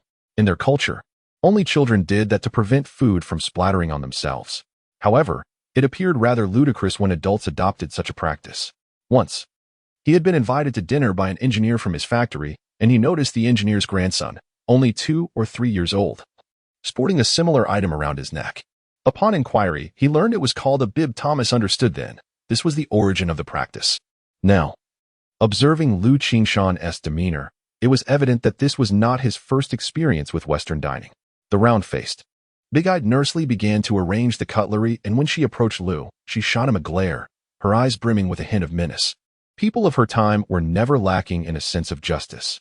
Regardless of their profession, they considered themselves true custodians of propriety. Thus, Liu Qingshan found Nurse Li rather amusing, unable to resist teasing her. "Nurse Li, you've set my cutlery incorrectly. It should be fork on the left and knife on the right." Li Xiume was Thomas's dedicated nurse, the only one in the hospital who could somewhat comprehend English. She swiftly repositioned the cutlery, shielding Thomas's view with her body, and with a small fork gestured towards Liu, whispering, "Remember to adhere to the rules. We must not disgrace ourselves before foreign guests." Liu smiled and winked at her, while Li Xiume shot him a piercing glare. She couldn't fathom it. His clothes were patched up. Wasn't he that embarrassing for the foreign guests? Upon returning to his homeland, it would only lead to shouts about their poverty, bringing shame abroad. At that moment, Thomas had already poured himself a glass of decanted red wine. "My doctor advised me that a little red wine is beneficial for cardiovascular health." He glanced at Liu Qingshan with a mischievous wink, adding, "Regrettably, Liu, you surely aren't of drinking age yet, so I've specially prepared juice for you. Bordeaux to Lafite wine." Liu Qingshan was incensed. "I couldn't savor the Mutai from 82, and now you're denying me the Lafite from 82 as well. Are you all deliberately tempting me?" He rose abruptly, striding over to seize the wine bottle. "No, Thomas, regardless of the type of wine, anything containing alcohol will agitate the blood vessels. Therefore, as your friend, for the sake of your health, I shall safeguard this bottle of red wine. Rest assured, I will certainly share half of my juice with you." Thomas, of course, was unwilling to concede, feigning an attempt to reclaim it, when suddenly a sharp voice rang out nearby, "Put that down. How dare you seize the belongings of a foreign guest?" Both men turned to see Nurse Li Xiume, her face flushed with indignation, glaring at Liu Qingshan with her large, expressive eyes. Having been here for several months, she could comprehend simple phrases. Thomas was taken aback and hastily withdrew his hand. Li Xiumei quickly clarified, Mr. Thomas. I was referring to him. Thomas shrugged. No, beautiful nurse Jia, we are merely joking among friends. Do you understand what a joke is? Such banter can strengthen our camaraderie. Alas, Liu Qingshan's good intentions were misconstrued. Li Xiumei felt a tinge of grievance and shot Liu Qingshan a resentful glance. After this brief interlude, the two resumed their seats, savoring the red wine at a leisurely pace. Liu Qingshan finally achieved his desire, although his 16-year-old body was unaccustomed to alcohol, and he soon began to feel a bit lightheaded. Observing Liu Qingshan's graceful demeanor, Thomas could not help but praise, Liu, you are truly a gentleman. There was an unspoken thought lingering in his mind. He resembled a prince disguised as a beggar. His inherent elegance remained unchanged despite his tattered clothing. Indeed, it was a delightful luncheon. As the merriment of the wine flowed, their conversation became increasingly harmonious, with words exchanged at a rapid pace, leaving Nurse Li Xiumei feeling overwhelmed. Liu Qingshan learned that Thomas was an automotive engineer affiliated with AMC, sent ahead to assess potential collaboration with the first automobile manufacturing plant. His mission had been successfully accomplished, and he would return home next month to reunite with his family. AMC? Liu Qingshan mused, recalling that General Motors, Ford, and Chrysler were the three giants of the American automotive industry. He had only a vague impression of AMC, aware that it had once flourished but was subsequently acquired, ultimately vanishing from the market by the late 1980s. Liu, look at this. This is a car I designed. My pride and joy, Thomas, perhaps a bit tipsy, produced an automotive magazine and flipped to a page showcasing a sleek model. Behold this streamlined design. It is nothing short of a work of art. Is it appropriate for you to boast so? Liu Qingshan scoffed, finding the car's design utterly unattractive, preferring to gaze at the blonde beauty beside the vehicle. At the very least, her contours possessed more aesthetic appeal. It seems that Thomas, having discerned Liu Qingshan's nonchalance and perhaps slightly inebriated, set down his cutlery and declared, Liu, in the realm of automobile manufacturing, I am the expert, while you are but a novice. Novices lack the qualification to mock experts. This statement held a modicum of truth. For when it came to engines and circuitry, Liu Qingshan was indeed quite ignorant. However, he possessed a visionary insight that was decades ahead of its time, one that Thomas might never be able to match in his lifetime. Thus, Liu Qingshan, unruffled, dabbed the grease from the corner of his mouth with a napkin and responded earnestly, Mr. Thomas, with all due respect, I find this design rather unimpressive. Upon hearing this, Thomas was utterly incensed. He sprang to his feet, leaning heavily on the table. Liu, it is my fault for having invited you to drink. You should retire and sleep it off, all right? At this moment, Li Xiumei became flustered. Just moments ago, the two had been engaged in pleasant conversation, but now, it appeared that tempers had flared unexpectedly. It was undoubtedly this ill-mannered young man who had provoked the foreign guest. She hurriedly approached Liu Qingshan, tugging at his sleeve and muttering, You ought to apologize to the guest at once. Apologize? Why should he? Liu Qingshan ignored her, instead borrowing Thomas's pen and swiftly began sketching in the automobile magazine. Before long, he had delineated a rough design of a vehicle alongside the one Thomas had conceived. He then held the magazine aloft, gesturing it towards Li Xiumei. Look, which car is more aesthetically pleasing? Li Xiumei, being an honest person, raised her hand and pointed to Liu Qingshan's recent sketch. This one is more attractive. Thomas, upon hearing this, could not help but lean in closer, his eyes riveted on the drawing. He marveled aloud. Wow, my God, this form is truly revolutionary. Liu, I apologize. I underestimated your talent. Your design is simply exquisite. At that moment, Thomas found himself completely convinced. In comparison, his own design seemed trivial, fit only for children's toy cars. An unsettling sensation gripped him, akin to a cat scratching at his insides, and he could not refrain from saying, Liu, may I utilize your vehicle design? I am willing to pay you a design fee. Liu Qingshan waved his hand dismissively. We are friends, are we not? Therefore, there is no need to discuss money. Such designs will soon be abundant and are not particularly remarkable. No, friends are one thing, wealth is another, Thomas insisted, his perspective differing from Liu Qingshan's. He could sense that this young man harbored even more ingenious ideas within his mind, if not for his youth. He might even suspect that Liu was the chief designer of a major automobile company, here merely to amuse himself at his expense. Liu, it is simply astonishing that there exists a design genius like you in your country's automobile industry, which is so woefully underdeveloped, Thomas expressed sincerely, unable to contain his feelings.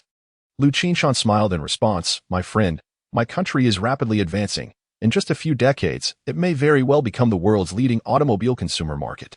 Thus, if you choose to collaborate with us, it would undoubtedly be a sagacious decision. Very well, Liu. I shall give your words due consideration and report them to the company. Thomas, having lost his appetite for dinner, seized Liu Qingshan and commenced a thorough discussion on the intricacies of the vehicle's design. Unbeknownst to them, the afternoon slipped away in the blink of an eye. Glancing at the time, Liu Qingshan shrugged his shoulders. All right, Thomas, I must deliver dinner to my grandfather. Reluctantly, Thomas set down his pen, retrieving milk, bread, sausages, and ham from the refrigerator, stuffing them into Liu Qingshan's arms. Liu, rest assured, once the new car is completed, I shall certainly gift you one. Thomas, do take care of yourself. Liu Qingshan dismissed the remark, rising with a smile as he departed, followed by the fuming Li Xiumei. Her intentions were not to send him off, but rather to impart a lesson on decorum to this fellow. How could he behave in such a manner? Indulging without restraint and ultimately taking advantage? It was utterly disgraceful. As they reached the stairwell, Liu Qingshan felt a firm grip on his arm, accompanied by an exasperated exclamation. How can you demand gifts from foreign guests? You will be the subject of ridicule. Observing her puffed-up cheeks, Liu Qingshan blinked in surprise. When did I acquire an additional sister? My dear sister, your concern seems rather excessive. It felt reminiscent of childhood days, when his older sisters would admonish him for various misdeeds. Were Liu Qingshan a rebellious adolescent, he would surely have retorted fiercely, but in his present state of mind, he found the situation amusing. Thus, he replied, Mr. Thomas and I are good friends. This is merely a token of friendship. Have you never received a gift from a friend? You. Li Xiumei faltered, momentarily at a loss for words, unable to counter this smooth-talking individual, who could easily engage in jovial banter with foreign dignitaries. In the end, she could only sulk, asserting, regardless, I absolutely forbid it. Liu Qingshan glanced at her, casually responding, Why should I heed your words? Who are you to me? My sister or my? You, scoundrel. Li Xiumei stamped her foot in frustration, tossing her braid over her shoulder, and stormed up the stairs, her face flushed with indignation. She had never encountered anyone so shameless, and inwardly she vowed, Pray you do not fall ill, for if you do, I shall ensure you regret it. My nursing education shall not be in vain. Liu Qingshan paid her no mind, merrily wandering towards his grandfather's hospital room. These were indeed fine provisions, perfect for nourishing the old gentleman. Chapter 17. The announcement. Rest assured, the surgery was a resounding success. Upon hearing these words from the lead surgeon, Liu Qingshan felt his eyes welling with tears. Yet, he refrained from weeping aloud, fearing that his grandfather might become overly excited. He could only stifle the joyful tears and bowed deeply to the doctor. Thank you, thank you. The doctor gently patted his shoulder and advised, Comrade, the bandages will be removed tomorrow, and the old gentleman's vision should begin to improve. However, it would be prudent to observe him in the hospital for 3 days before returning home. After all, it is quite a journey, and we must not take unnecessary risks. He then provided further medical instructions, including avoiding spicy foods, ensuring ample rest, and refraining from excessive eye strain. One crucial point was that flying was prohibited, as takeoff could lead to increased eye pressure. Liu Qingshan committed each instruction to memory, particularly the last one, regardless of his desire to board a plane. It was not a privilege afforded to everyone in this era. Once the doctor departed, Liu Qingshan cautiously extended his hand. Observing this, Liu Qingshan quickly reached out. Liu Qingshan gently patted the back of his grandson's hand, repeatedly expressing his approval with good, good, good. Noticing the tremor in his grandfather's shoulder, Liu Qingshan promptly reassured him. The doctor just said we must not become overly excited. You two are a veteran and must adhere to the orders. Indeed, I shall fulfill the mission. The old man chuckled at his grandson's words, even sharing a light-hearted jest before shifting the conversation. Sanfeng, do not dawdle these next few days. Prepare the wedding necessities for your elder sister. And remember, he added with a thoughtful pause, do not be afraid to spend.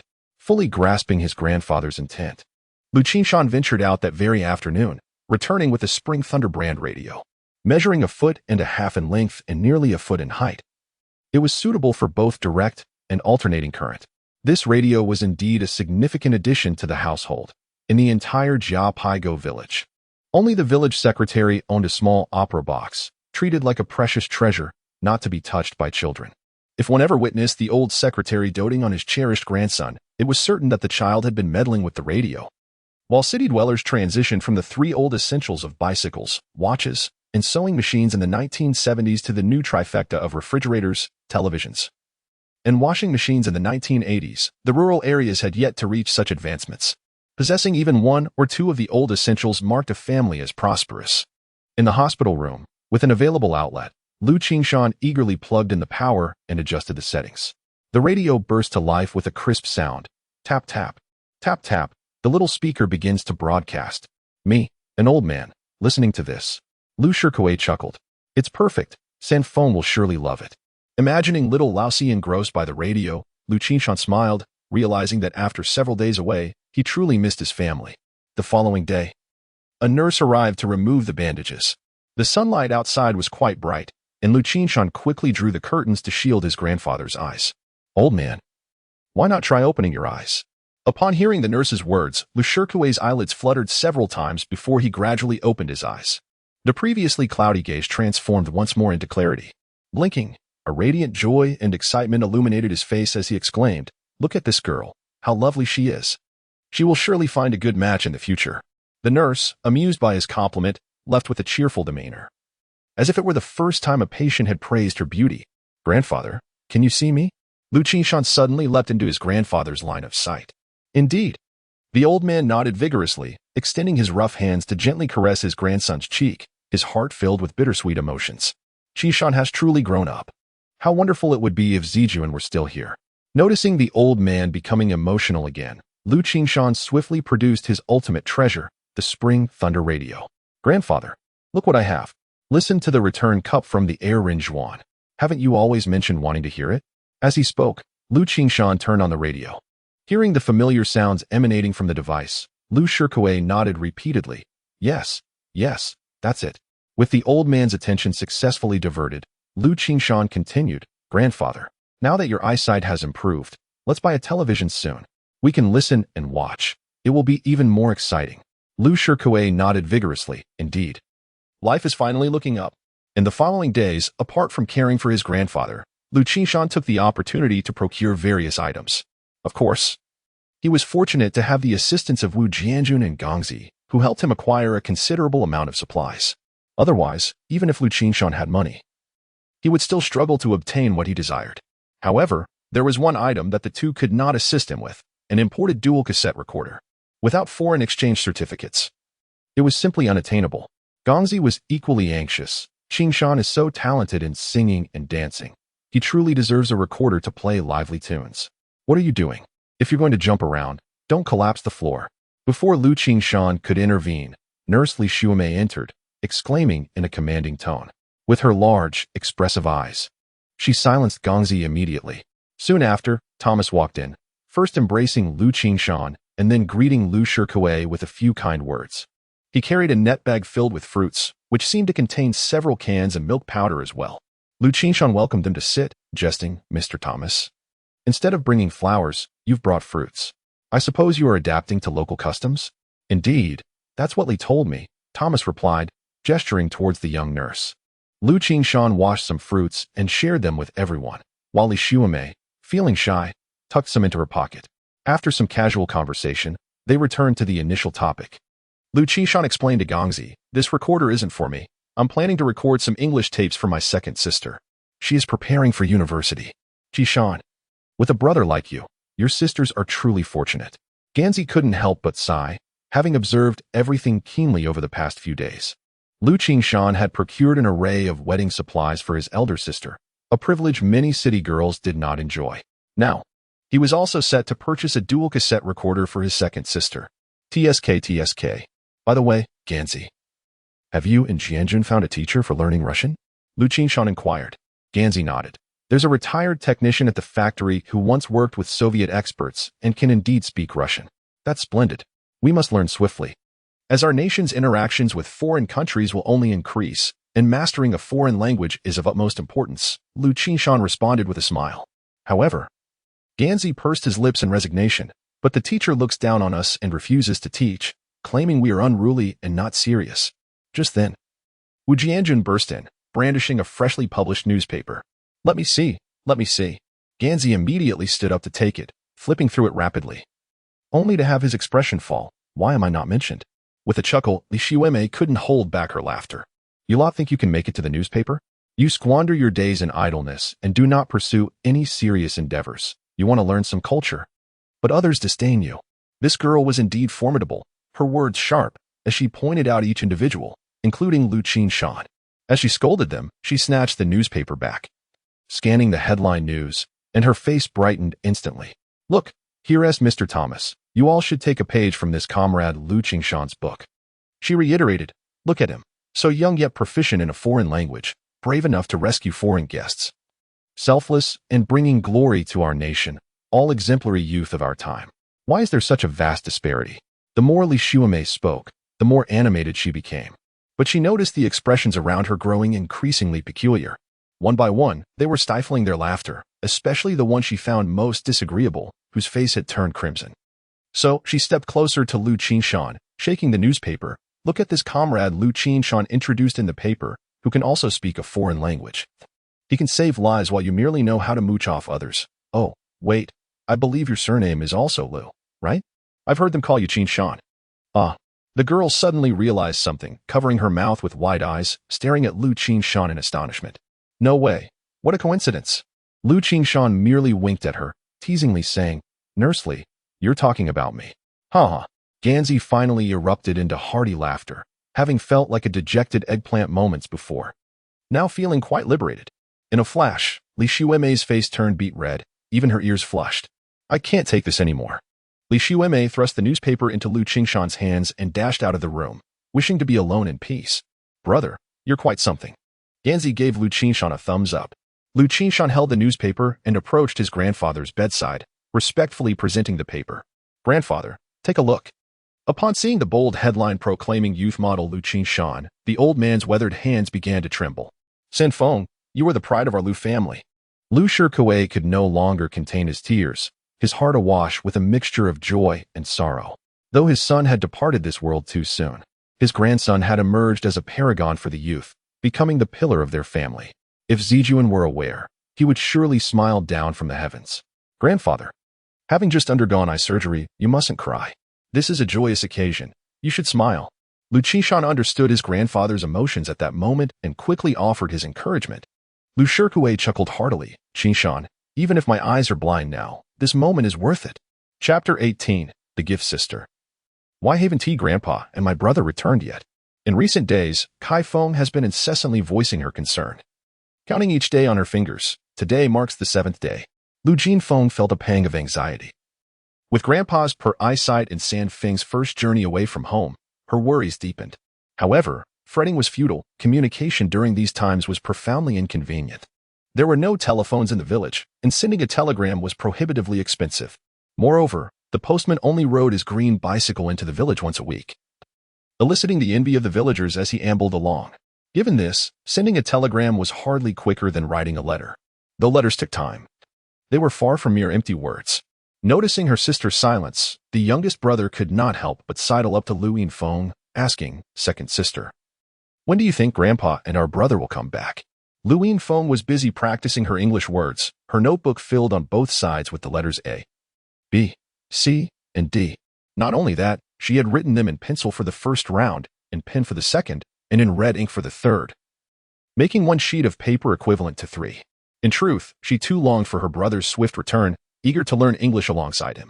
She playfully tugged at the antenna-like braid of the youngest boy, reassuring him, Don't worry, your brother promised to bring back some white rabbit candy, and he surely will. Upon hearing this, little Kai Feng felt somewhat embarrassed, tilting her head as she pondered how to redeem herself. Suddenly, a shout echoed from the courtyard. San Feng is back. Recognizing the voice as the Tu's, the family rushed outside in a flurry. Even Grandma from the east courtyard tiptoed out, determined not to be left behind. Liu Shikai strode into the narrow gully, his eyes greedily scanning the surroundings. The sights were so familiar, the lowly thatched cottage, and the leisurely strolling chickens, ducks, and geese all appeared so endearing. I see them. I truly see them again. Liu Shikai murmured excitedly, tears glistening in his eyes. Meanwhile, Liu Qingshan carried a hefty burden, trailing behind Grandpa, his load even larger than when he had started. After walking over 10 miles, he felt as though he had just emerged from a river, his shoulders burning, yet his smile radiated with unparalleled brightness. A cluster of small children had already gathered at the village entrance, their eyes wide with anticipation. In high spirits, Liu Qingshan pulled out a handful of fruit candies from his pocket and cheerfully called out, "Come, everyone gets one. You, little girl, are a mountain apricot, and you, rascal, are Sihuzi. Ha ha, come, help Grandpa catch a chicken, and Grandpa will give you candy." Sihuzi, unashamedly bear, complied readily. He used his small, grimy hand to catch a chicken, then pretended to toss it towards Liu Qingshan while accompanying the action with a playful sound from his tongue, creating a pop sound.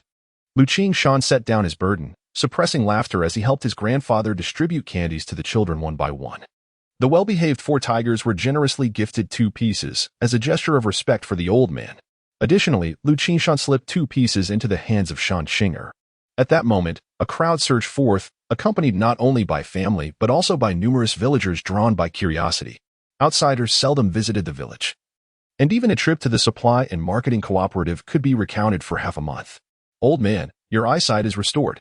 As soon as Grandma locked eyes with Grandpa, she instantly understood his condition. Overcome with emotion, she lifted her garment to wipe away her uncontainable tears. Liu Qingshan gazed lovingly at his partner. "My dear, your hair has turned much grayer compared to 2 years ago, and the wrinkles on your face have deepened, yet, in my eyes, you remain ever enchanting. These past 2 years, both at home and outside, have been a labor of love for you." Grandpa gently caressed Grandma's tangled hair, neatly tied in a black net, unable to suppress his own tears. Feeling bashful in front of so many villagers, Grandma instinctively lowered her head.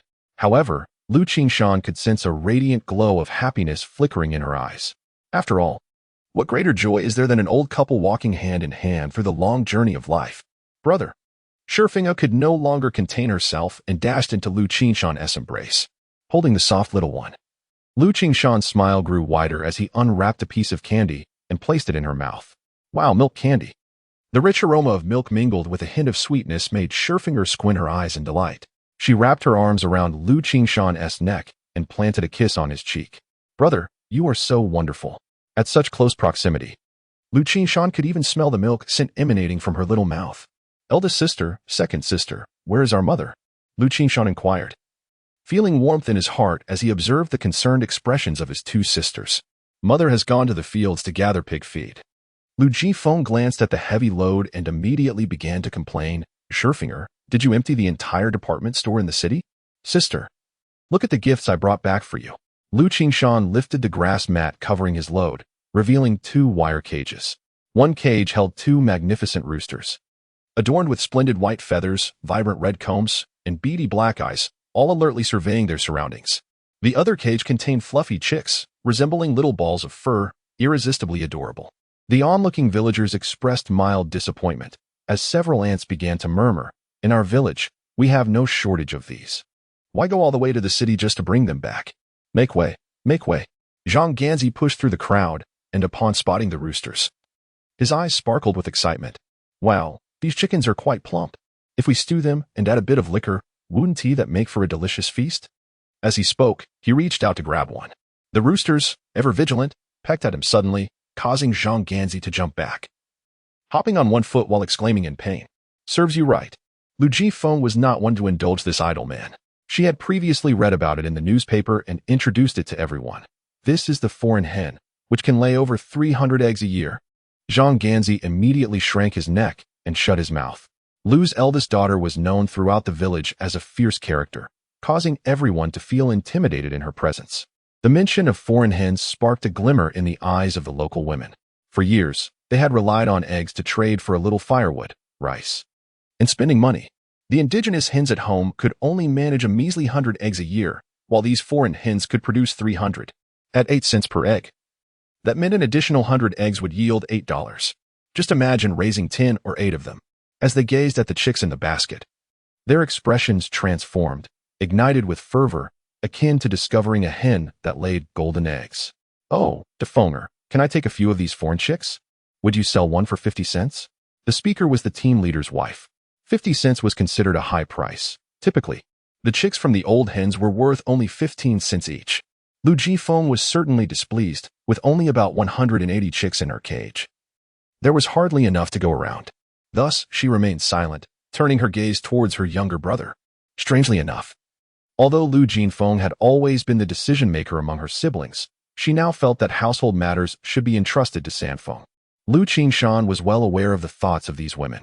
He understood that the Liu family, being newcomers, had received considerable support from the villagers over the years, and he was eager to lead everyone toward prosperity. However, rules must still be upheld. He surveyed the crowd and raised his voice, speaking calmly. Ladies, please listen. These foreign hens are quite delicate, and I am unsure if I can raise them successfully. We must first try it out. If it works, everyone can join in raising them, and we can sell the chicks at cost price. Yes, that makes sense. It wouldn't do to spend 50 cents on a chick, only to have it die after a few days. The crowd nodded in agreement, their eyes now drawn to the other end of the burden. In a village, there were hardly any secrets. Hence, Liu Qingshan confidently unveiled the other load. The villagers' hopes were dashed as they discovered it was filled to the brim with various books. For them, the only use for such items was to roll cigarettes. What? It could also serve as toilet paper? Don't be absurd. Who would waste such pristine paper for that purpose? A stick would suffice nicely. However, Louis Feng let out a joyful cheer, scooping up the basket of books, and dashed home. After a few steps, she turned back to Liu Qingshan with a smile, saying, Sanfeng, you are truly my dear brother. Indeed, they were siblings, and Liu Qingshan couldn't help but chuckle. His second sister, usually so serious, transformed into a vision of beauty when she smiled, as if flowers had suddenly bloomed. Liu Qingshan could not resist teasing her and called out, Second sister, don't rush off just yet. I have prepared something wonderful for you. This is truly the best. Louis Feng did not look back as she shouted in response and continued to run. You said it. Just make sure you don't regret it later. Liu Qingshan muttered under his breath before waving to Daitu and Erbiezu. Shiqing is behind us. Let us go greet him. Little Stone is also here. Let us move. Shiqing, a classmate of theirs, lived in the commune. His father worked at the procurement station, and their family relied on purchasing grain. The three boys walked 2 miles before they spotted a young lad struggling to push a bicycle, sweat pouring down his face. Come help me out. I'm utterly exhausted. Qingshan, you're like a landlord conscripting laborers. Shiqing handed over the bicycle to Daitu and the others, wiping his brow incessantly. He was fair-skinned, and although his features had not fully developed, it was evident that he would grow into a handsome young man. Don't worry, your efforts won't go unrewarded. We'll treat you well later, Liu Qingshan said as he patted his shoulder. In response, Shiqing slumped down onto the ground, clearly worn out, with no choice. As the items they brought back were too numerous for Liu Qingshan to carry alone, he sought out this old classmate because of his bicycle. Upon returning to Jiapi Ditch, the crowd that had gathered to watch was beginning to disperse, but they soon turned their attention back as they saw the bicycle laden with goods, causing the crowd to swarm once more. The excitement escalated. Oh my goodness, such a large radio! Someone exclaimed. What is this? It looks like one of those tape players. Worth several hundred yuan. Another added. My word, a Shanghai watch. 2 pieces, one for men and one for women. This must have cost a fortune. Are you all from the Liu family living extravagantly? Chapter 19. A household of many, governed by one as dusk descended. The villagers who had come to visit Liu Qingshan reluctantly made their way home, their conversations animatedly revolving around the delightful news that could sustain their chatter until the new year. Lin Ji wore a smile as she bid farewell to the guests. But once the house was empty save for family, her expression darkened, and she began to voice her grievances. Sanfeng, why did you buy so much? How much did this cost? Eldest sister Liu Jinfeng was presently pressing the luxurious crimson quilt cover to her face, reveling in its softness and silkiness. Upon hearing her mother's words, she suddenly recalled her duties, gingerly placing the quilt cover down before hastening to Liu Qingshan's side, expertly pinching her brother's ear. Tell me, how much did you spend, and how much debt did you incur? Debt? I spent only my own money, Liu Qingshan retorted, simultaneously producing a hefty stack of cash that dazzled the onlookers. After a moment of stunned silence, Liu Jifeng exclaimed in disbelief, Sanfeng, did you rob a bank? Liu Qingshan shot his sister an exasperated glance. Am I the sort to engage in illegal activities? This is all from selling the clivia plants. You can count it for yourself. This tactic proved effective, causing his sister to release his ear and embrace the pile of money, laying it out on the Kong as she began to count. Rubbing his ear, Liu Qingshan raised 3 fingers towards Lin Ji, declaring, Mother, the clivia sold for 3,000. So much. Lin Ji gasped, turning her gaze towards her father-in-law, Liu Shikue, who nodded in affirmation. Indeed, this is the wealth left to us by Zijuan. Upon hearing this, Lin Ji felt a surge of mixed emotions, excitement and sorrow washed over her as she gently dabbed her eyes with her garment, murmuring, "San Feng. This new year, make sure to burn some paper for your father and remember him well." In previous years, burning paper had been forbidden, but in recent times, it had resumed covertly. Liu Qingshan nodded, then retrieved a stack of newspapers. "And I shall burn a newspaper for my father as well. This child simply does not understand. We do not burn newspapers at the grave. What a folly." Noting the reproach in his mother's gaze, Liu Qingshan chuckled as he unfolded the newspaper and presented it to her. "Mother, look, I bring news of joy to father." "What joy?" Linji inquired, glancing at the paper. Upon spotting Liu Qingshan's name, realization dawned, and she became animated. His second sister leaned in, exclaiming, "Wow, San Feng, you're in the newspaper. You even saved a foreign guest. My brother is truly impressive." Though little fourth Feng did not fully grasp the situation, it did not hinder her from leaping about, chanting, "My brother is the best." After reading the article, Linji was moved to tears, the newspaper in her hands soaked with her emotions. Trembling, she approached the cabinet. Gazing at the youthful and handsome visage of her husband in the family portrait, her hand reaching out to caress it gently. "Zijuan, can you see me? Did you see it? Our San Feng has achieved success. Did you see?" Witnessing this scene, both the eldest and second sisters began to sob softly. In the past, their father was the towering tree that sheltered them from the storms of life. Now, their younger brother has also grown into a new, sturdy tree. Unaware of the situation, the timid Sifin could only nervously tug at Linji's sleeve, murmuring, "Mother, do not cry, do not cry." Linji wiped away her tears and bent down to pat the little one's head. "Sifing, mother is not crying. Mother is filled with joy. Hee, I am also happy. Happiest of all today." Sifing brightened up once more. As the family gradually calmed down, Liu Qingshan began to recount the events of their trip to the city, with Liu Shikuei occasionally adding comments.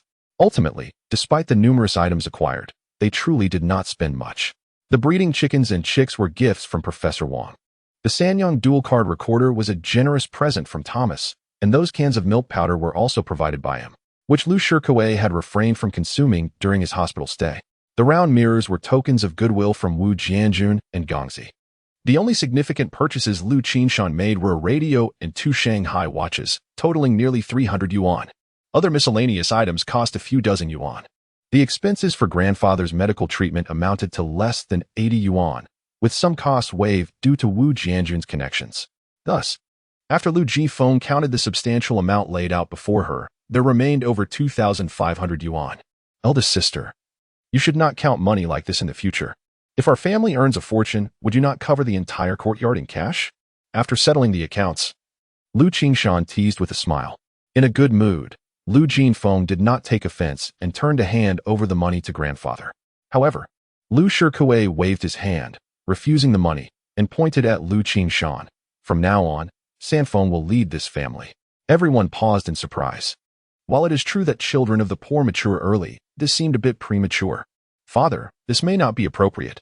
San Feng is still in school." Although Linji acknowledged that her son had grown and become more understanding, he was still quite young. Liu Shikuei raised his hand to stop his daughter-in-law, continuing, "Jier. In a household with many mouths to feed, only one can take charge. Your mother and I are getting old, and so are you. We cannot keep pace with the times."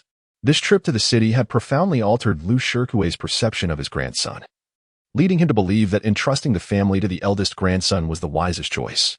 Linji ceased her argument, silently accepting the money and placing it before her son. "Isn't my elevation in status a bit rapid?" Liu Qingshan pondered for a moment before returning the money. "Grandfather, mother, I will help with family matters. But this money is better kept in your hands." He added with a cheerful grin, "Mother, when I need money in the future, please do not hesitate." "You rascal." Linji laughed as she playfully glared at her son. "As long as it is for a good purpose, the family will support you." Liu Qingshan immediately felt invigorated. With his hands clasped behind his back and his chest puffed out, he paced back and forth in the room twice before addressing his elder sister. "Liu Jifeng, Comrade Liu Jifeng, from now on, I shall be the head of this household. Therefore, please take care of your fingers and refrain from pulling my ears at every turn. Even if you ascend to the heavens, you will still be my sister." Liu Jifeng, unfazed, pretended to twist his ear once more. Laughter, long absent, echoed within the dilapidated thatched cottage. This family had not experienced such joy in ages. Liu Qingshan hastily pleaded for mercy. No, no, no. Sister, do you still want that Shanghai watch?" Naturally. Liu Jifeng understood that her brother was merely attempting to amuse the family. Her earlier gesture was simply a playful response. The gleaming, weighty Shanghai watch was something everyone cherished. A single watch, priced at 120, equated to several months' wages. Especially this elegant women's model, which appeared even more delicate and charming on the wrist, would surely compel one to roll up their sleeves even in the depths of winter. However, she ultimately shook her head and motioned towards her younger sister. Let her wear it. She needs to keep track of time for her classes and exams. Liu Yinfeng clung tightly to the tape recorder, vigorously shaking her head. No, no, no, sister, I'm perfectly content with this tape recorder. It makes me smile even in my dreams. She then turned to Liu Qingshan and said, Sanfeng, help me record a tape shortly, starting with the lessons. Absolutely. Liu Qingshan had intentionally purchased a considerable number of blank tapes, in addition to the lessons. He also planned to record some daily expressions and discuss various grammatical points to adequately prepare for the current foreign language exams. After saying this, he produced the men's watch and remarked, Sister, this is specially for you and Wenxue brother, a couple's watch. Are you truly not taking it? Ah, he has one too? Liu Jinfeng's face flushed slightly. Well then, it's settled. As the newly appointed head of the household, my word is final, is it not? Liu Qingshan waved his arm playfully and then inquired, By the way, where is Wenxue? Why haven't I seen him all day? Oh, he has truly become quite the bookworm. Liu Jifeng pouted, though her face was alight with sweetness. Just as they spoke of him, the door swung open, and Gao Wenxue rushed in with great enthusiasm. He headed straight for Liu Qingshan, exclaiming, Qingshan, I just heard Uncle Ganzi say you're back. Come, help me take a look. With that, he thrust a thick stack of manuscript paper into Liu Qingshan's hands. Only then did he notice Liu Shikue sitting by the Kong and felt a bit sheepish. Scratching the back of his head, Grandfather, has your eyesight improved? If so, could you help me take a look too? Foolish boy. Liu Jifeng shot a glare at Gao Wenxue. Grandfather's eyes have healed, but we mustn't overstrain them. She then joyfully leaned closer. Look. This is the Shanghai watch that Grandfather and Qingshan bought for you. Try it on. A Shanghai watch. Gao Wenxue was not truly oblivious. He shook his head and waved his hands. No, no, no, I cannot accept such a precious item. Just keep it, wear it. Liu Jifeng would not indulge him. Promptly taking action. Certainly, it is not about striking someone, but rather assisting one's partner in fastening a watch. Nearby, the lively Sifeng interjects with a playful grin. Literary brother, if you don't want it, I shall take it. Do not be mischievous. Soon your second sister will draw a watch on your wrist. Liu Jinfeng chided as she playfully tugged at Sifeng's braided hair, securing the watch on Gao Wenxue's wrist. Delighting in the sight as though she could never gaze upon it enough. Drawing watches has become a current trend. The children at home, enviously observing the adults adorned with watches, would use ballpoint pens or fountain pens to sketch a watch on their wrists. This simple act could bring them joy for quite some time. Sifeng, pouting, spun around to survey the scene.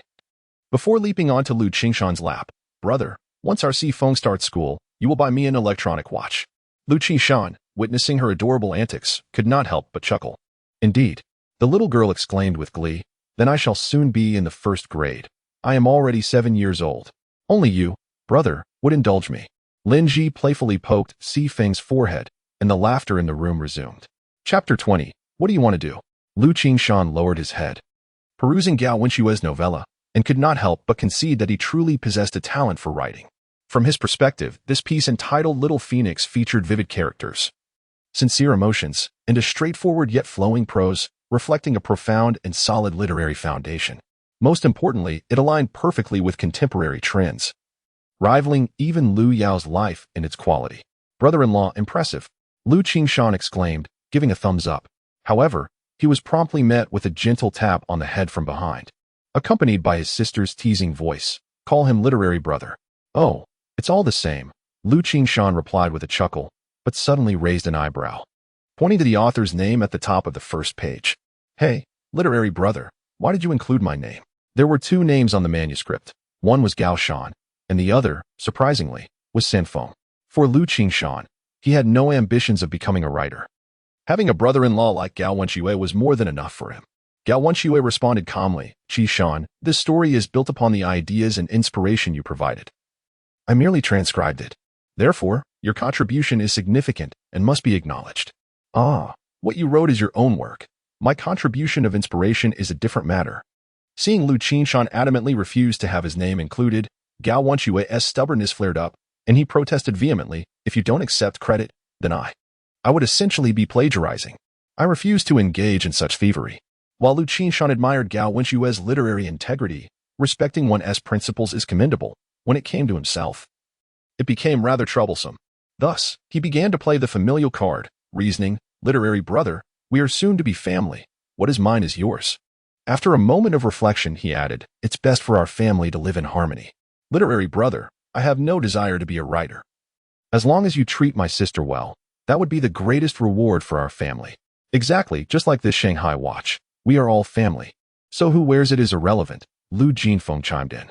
Under normal circumstances, Gao Wenshue would unconditionally acquiesce to Liu Jinfeng's words. However, on matters of principle, he maintained his stance.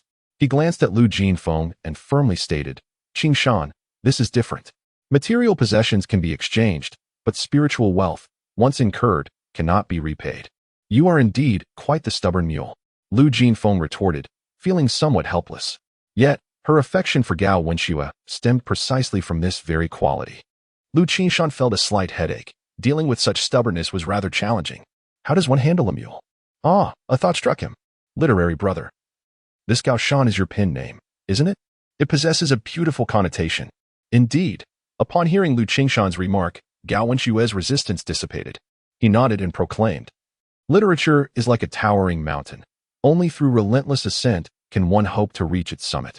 Liu Qingshan shook his head and remarked earnestly, "Literary brother, look at the mountains. They are but a condensed form of Gao Wenshue and Liu Qingshan, encapsulating my essence.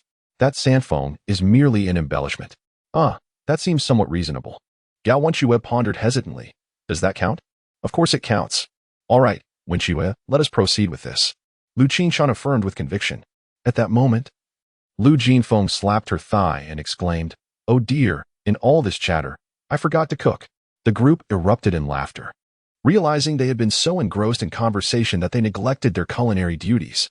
Liu Qingshan smacked his forehead and added, Right. The chicks haven't been fed yet." Thus, the entire family sprang into action, and as for Gao Wenshue, he ceased his musings on pen names and rolled up his sleeves to lend a hand. In the days that followed, the household buzzed with activity, primarily in preparation for the elder sister's wedding. The date had been set for 10 days hence, coinciding perfectly with the Army Day celebrations. Naturally, the house required thorough tidying. At the very least, the walls needed to be adorned with fresh newspaper. Additionally, it was prudent to invite some aunts and older women, ideally those with both young and old in their households, to assist in preparing bedding and luggage. Liu Qingshan assumed the responsibility of organizing the meals, for a wedding necessitated a few tables laden with celebratory feasts. By day, he scoured the supply and marketing cooperatives, while by night, he carved out time to record tapes for his second sister. The family held a profound curiosity and reverence for the marvel that was the tape recorder. It was truly astonishing how it could capture spoken words. Therefore, whenever Liu Qingshan recorded tapes, the family remained hushed, their eyes wide with wonder as they watched him recite his lessons. To the outside observer, this process appeared magical. In reality, operating the recorder was rather straightforward. There was a row of buttons, one of which was red, the recording button, which, when pressed, initiated the process.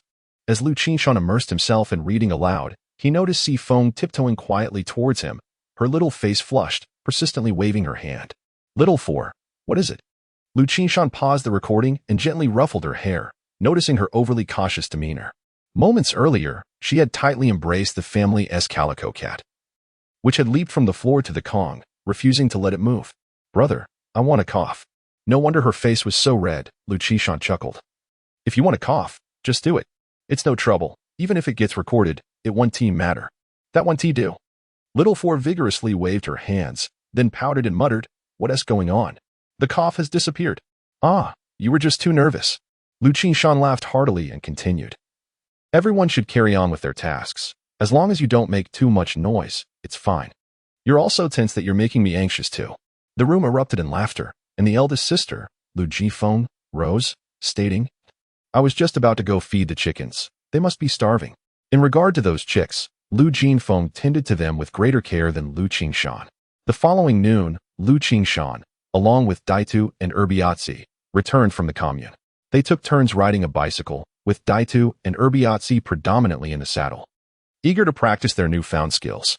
Suspended from the handlebars was a plastic oil drum, a favor from Liu Qingshan's classmate, Shi Qing, who managed to procure 10 gin of soybean oil from the granary, courtesy of his mother, a cashier there. This gesture was indeed a significant boon. It is worth noting that farmers not reliant on commercial grain seldom enjoyed soybean oil, typically saving a small jar of lard for the winter, making it last throughout the year. Even those on rations received merely 2 liang of soybean oil each month, necessitating careful conservation. Thus, oil was a much coveted commodity. Grateful for such a considerable favor, Liu Qingshan felt compelled to express his gratitude by purchasing a pack of cigarettes for Shi Qing's mother, who reluctantly accepted after some persuasion. The bonds of friendship among classmates proved reliable. Moreover, there was an even more pressing reason. Liu Qingshan and Shi Qing were to continue their academic journey together, as they had both received their acceptance letters from the county's first high school, having performed commendably in their examinations, thus securing the opportunity to pursue higher education.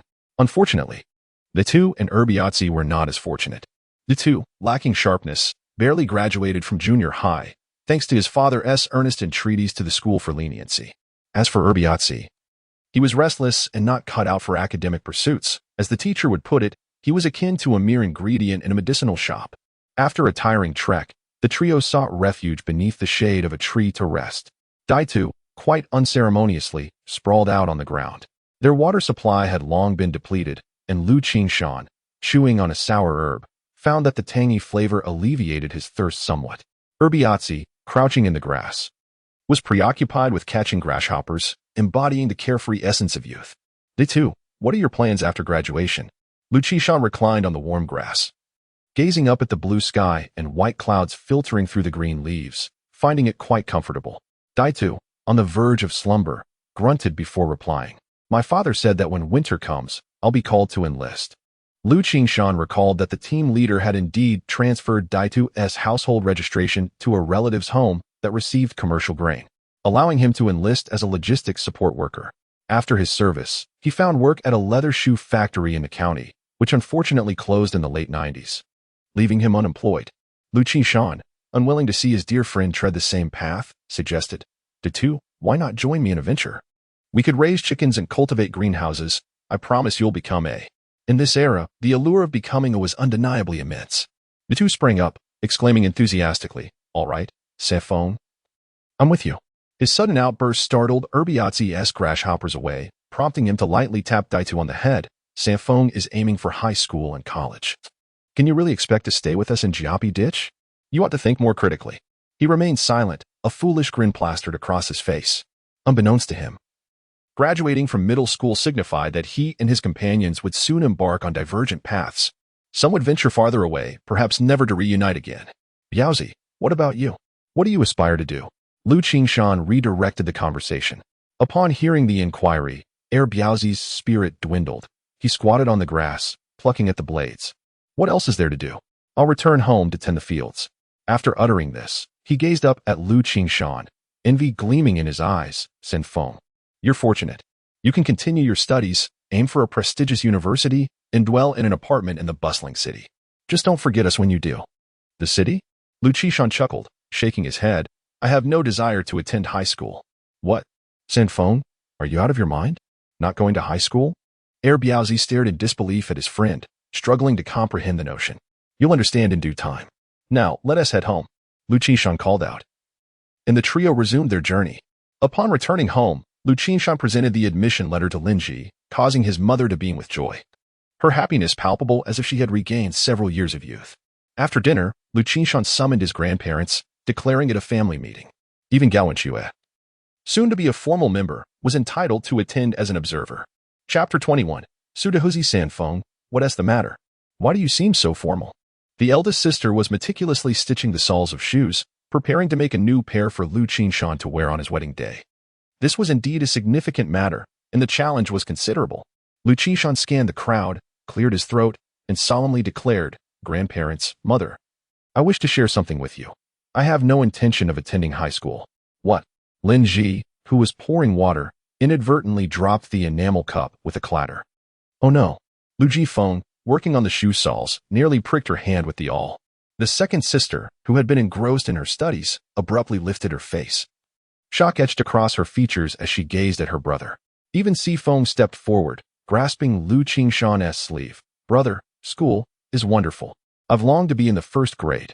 The once tranquil and harmonious atmosphere of the household plummeted in temperature with Liu Qingshan's utterance.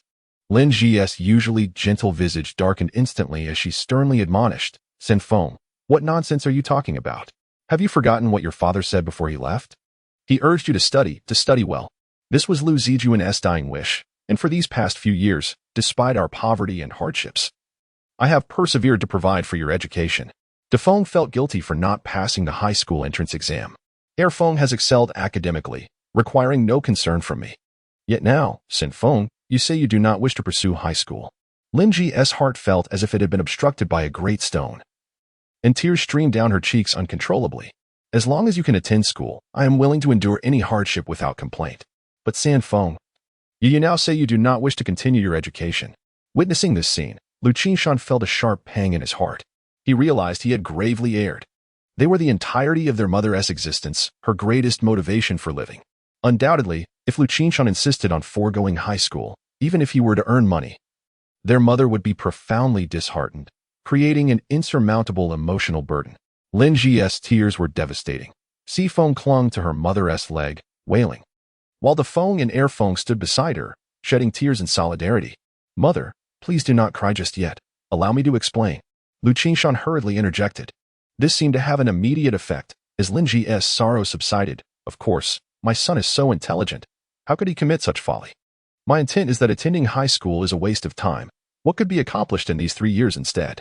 Liu Qingshan understood that they had now entered the fast lane of economic development, and high school knowledge, aside from the few facts requiring memorization, would be torturous for him to endure in a classroom setting. "Brother, isn't that essentially the same?" Little Feng, having grasped the situation, furrowed her brows and gazed at him with big eyes, a hint of reproach evident. "Brother, you are not behaving well today. You've made mother cry." Upon seeing the sorrow etched upon his mother's face, Liu Qingshan hastily continued to elucidate. "Mother, what I mean is, could we perhaps establish a student record first? I would refrain from attending classes regularly and only participate during examinations." Fourth sister chimed in, "Do you think the school is ours to enter and exit at will?" The second sister, typically taciturn, could no longer restrain her frustrations. For a diligent student aspiring to attend university, Liu Qingshan's proposition was utterly incomprehensible to her.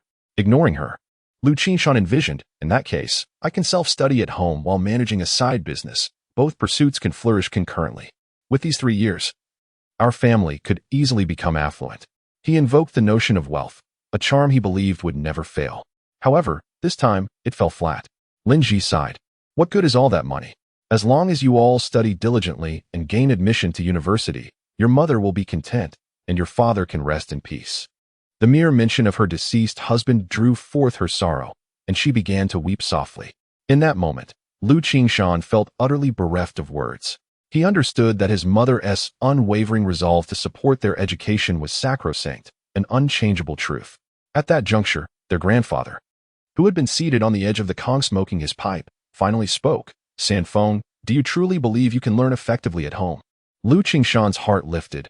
He desperately needed his grandfather's support at that moment, and he nodded emphatically.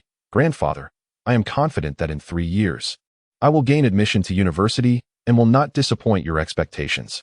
Liu Shikue nodded slightly and turned to Lin Ji. "Ji, what do you think of this plan? Tomorrow, I will take Qingshan to the county school to speak with Principal Su, who was once a colleague of Zijuan. Perhaps he will be amenable." This compromise seemed acceptable to both parties, at least for the time being. Lin Ji acquiesced, and then ceased to engage with Liu Qingshan, heading out to tend to the chickens and pigs. Through the glass window, Liu Qingshan observed his mother discreetly wiping her tears, clearly still troubled.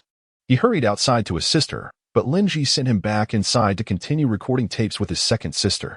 With no other recourse, Liu Qingshan gestured to the youngest sibling, a clever little one with a knack for cheer, who soon managed to bring a smile to their mother's face. Yet, Liu Qingshan knew that until this matter was thoroughly resolved, his mother's unease would remain unaddressed. Thus, early the next morning, after breakfast, he took his grandfather on the bicycle to the county town. The young lad, oblivious to fatigue, seemed to find the journey effortless, even with a passenger for several miles. The high school, situated at the easternmost part of the county town, was the only one of its kind. With the summer vacation in full swing, the school appeared desolate, save for an old man guarding the entrance. After ascertaining the principal's residence, which was a modest single-story house adjacent to the school, an uncommon sight in those times, Liu Qingshan felt a twinge of apprehension as he knocked on the door, largely due to the indelible impression left by Principal Su. This principal, with his prominent beard, belonged to an era devoid of electric razors, relying instead on traditional shaving methods. After a few days without shaving, a scruffy beard emerges. This individual possesses strikingly large eyes, which, when widened, can frighten students into fleeing. Additionally, the term beard carries another connotation in the local dialect. It was once used to describe the bandits lurking in the mountains. It is said that on one occasion, a few ruffians came to harass female students outside the school, and Principal Su brandished a large bench, bringing them all down. Indeed, he is quite formidable. Thus, the students of the first high school harbor a complex mix of fear and respect for this principal. With a series of loud knocks, a middle-aged woman soon appeared. Wearing a floral apron, likely just having washed some clothes, her hands damp. "Hello, ma'am. We are looking for Principal Su. Is he at home?" Liu Qingshan recognized this woman. Aunt Wang, who is Principal Su's wife and often helps in the school's cafeteria. She is a kind-hearted woman, particularly generous to students from less fortunate backgrounds, always ladling out extra servings during meals. It is likely that had it not been for the influence of Su's imposing presence, she would have been dismissed long ago. "Oh, you were looking for old Su? He is home. Come in." Aunt Wang cheerfully opened the door wide, ushering them inside. The dwelling consists of two small rooms with a narrow corridor in between. The eastern room serves as a sleeping quarters, while the western room likely functions as Principal Su's study and reception area. Upon entering, one is greeted by a large bookshelf and a worn wooden table, which features 3 drawers and a small cabinet below, commonly referred to as a heavy piece. Behind the table, a figure was engrossed in writing with a fountain pen. Upon noticing visitors, he looked up and stood, revealing a face adorned with a wild beard, suggesting he had been neglecting his grooming during the holidays. When those large eyes turned toward Liu Qingshan, he instinctively shivered. He recalled a time in high school when he had climbed over the school wall to play outside, only to be caught in the act by the bearded principal. That encounter had nearly resulted in a severe beating. He dared not voice any complaints, for the principal had stated it was a lesson from his father.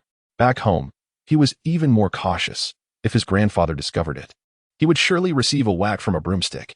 "Ah, Lu Shu, what brings you here? It's been several years. You still look quite robust." Principal Su recognized Liu Shikue, and with a broad smile, he approached and grasped the elder's hand, then called out to his wife, "Shufan, prepare a couple of dishes for lunch. We'll share a drink. You, with that beard, still have a taste for it, don't you?" Liu Shikue remarked, casting a glance at Liu Qingshan, who promptly retrieved 2 bottles of liquor from his canvas bag and placed them on the table.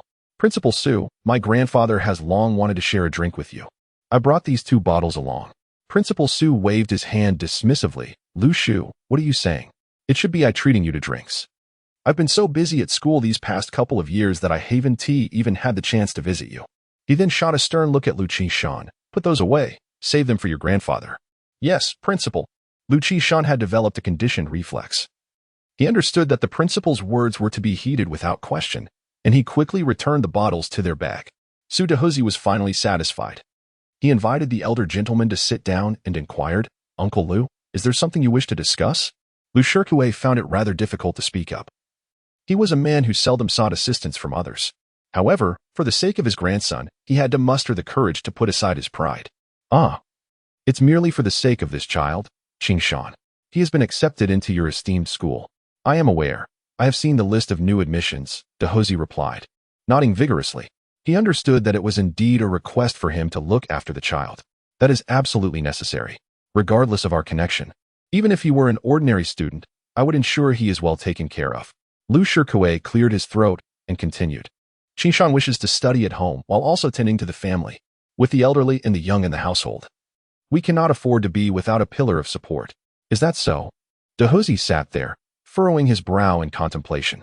"Uncle Liu, your daughter Erfing is quite outstanding in school, yet during the college entrance examination, she still fell short by a few points.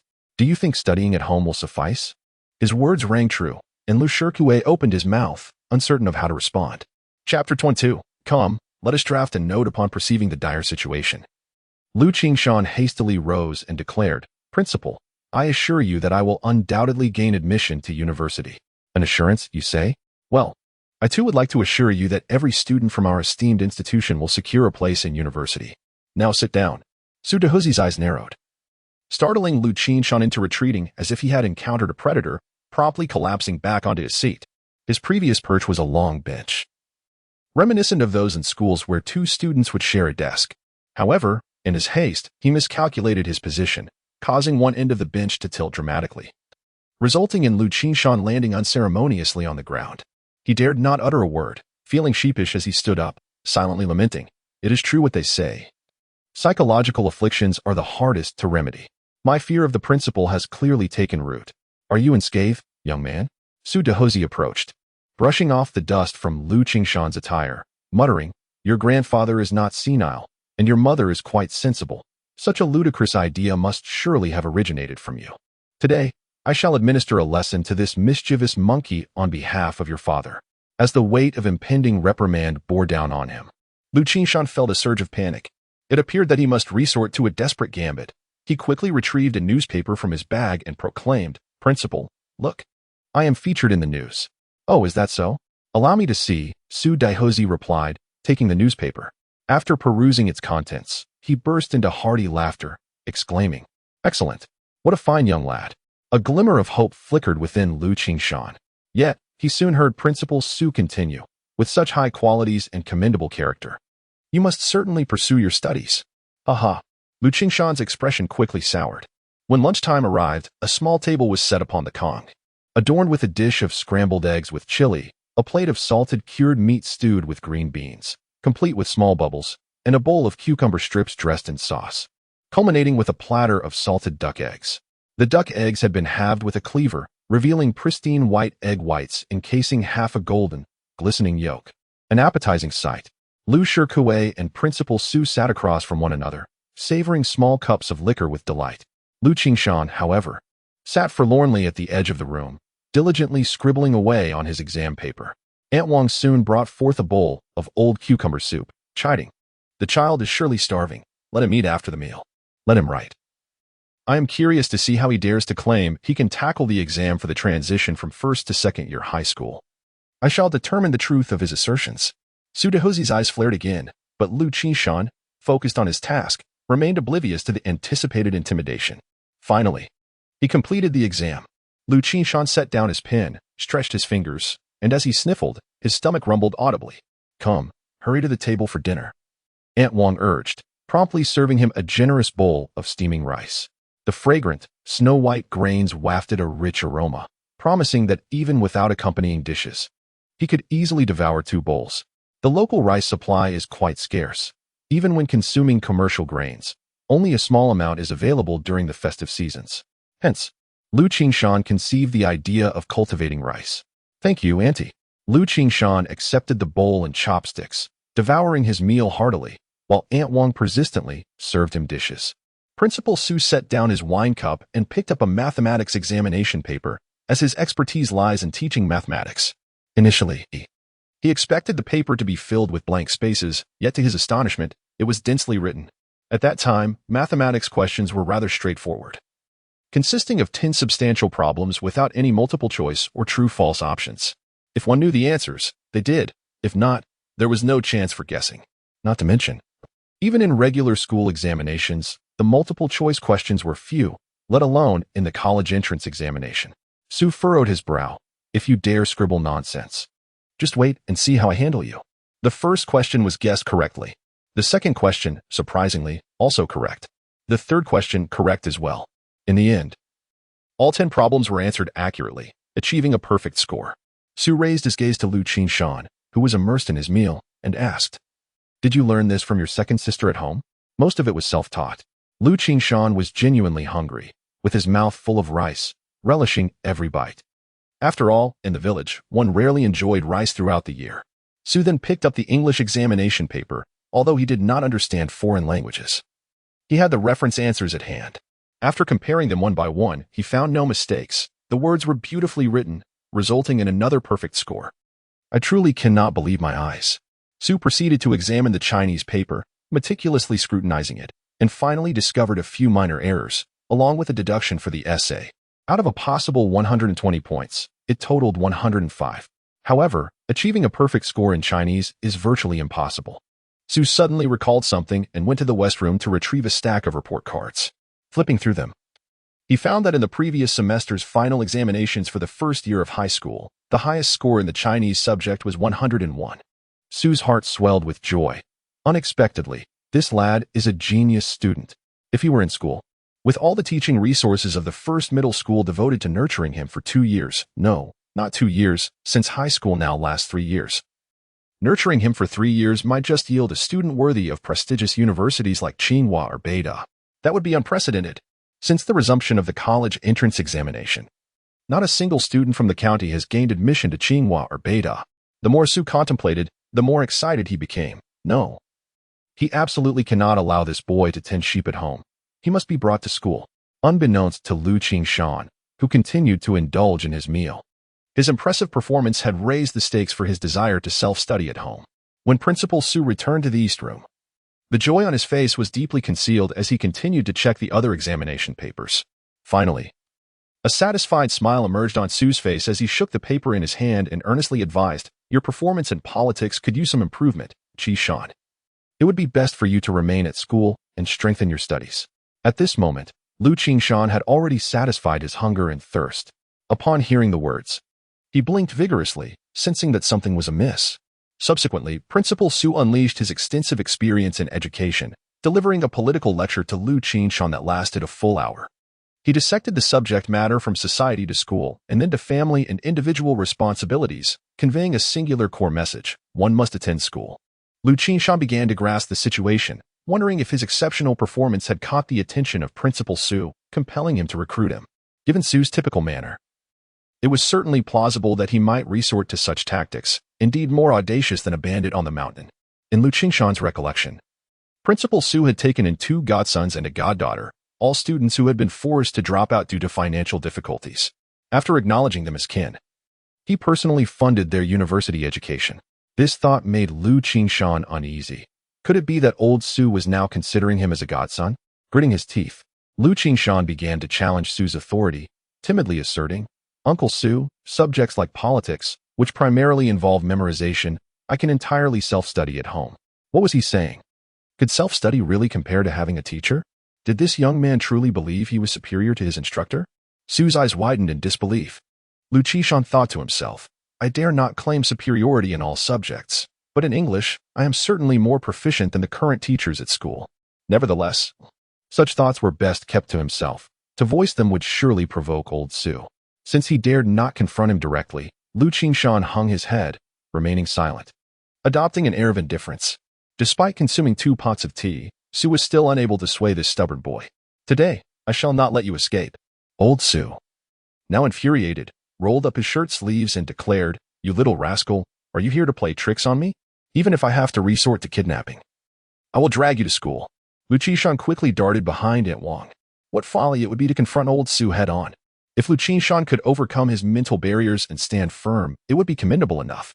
Aunt Wang, like a protective hen, shielded Liu Qingshan, chiding, "Old Su, can't we discuss this calmly? Why resort to rough tactics with a child?"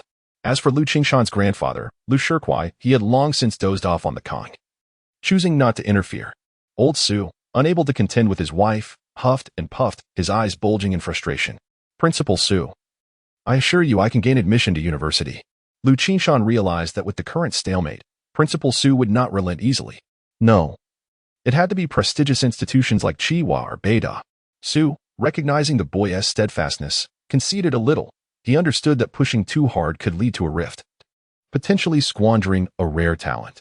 "I will do my utmost, at least ensuring you rank in the top 30% of the school, yes?" However, Liu Qingshan was not truly an academic prodigy. He did not dare to boast casually. "No way. At the very least, ensure that you secure the top position in the final examinations. Otherwise, you shall be compelled to return to school." Su Dehuzi, with unwavering resolve, promptly procured paper and pen, placing them upon the table. "Come now, let us draft a written agreement." A peculiar sensation of servitude washed over Liu Qingshan. Once again, He found himself acutely aware of Principal Su Dehuzi's assertive demeanor. He surmised that if he refrained from signing, he would undoubtedly be confined within these walls today. At that moment, Liu Shirkuei stretched lazily, rising from the Kong, and spoke nonchalantly. Drafting a written agreement is indeed prudent, much akin to issuing a military order in times of conflict. From the elder's perspective, he undoubtedly wished for his grandson to excel academically. With this understanding, there was no room for further discussion. It was time to sign. Liu Qingshan swiftly composed a guarantee letter. His brow furrowed in concern as he handed it over to Principal Su. A smile finally grazed Su Dehuzi's face as he extended a large hand, giving Liu Qingshan's shoulder a hearty pat. Qingshan, you must not let your guard down at home. The truth that diligence begets excellence while idleness breeds mediocrity is surely known to you? Yes, indeed, I understand, Liu Qingshan replied, nodding. The amiable demeanor of Principal Su Dehuzi was akin to a gentle spring breeze, a rather comforting presence. Yet, in the next instant, Su Dehuzi's expression shifted, his eyes narrowing. You rascal, should you fail to gain admission to a reputable university, I shall drag you back to school, even if it takes you another decade or so to achieve it. I knew it. That earlier impression was merely an illusion, a facade. This was the true nature of Principal Su. Having accomplished his objective, Liu Qingshan hastily made his exit. Uncle Su, we must be on our way.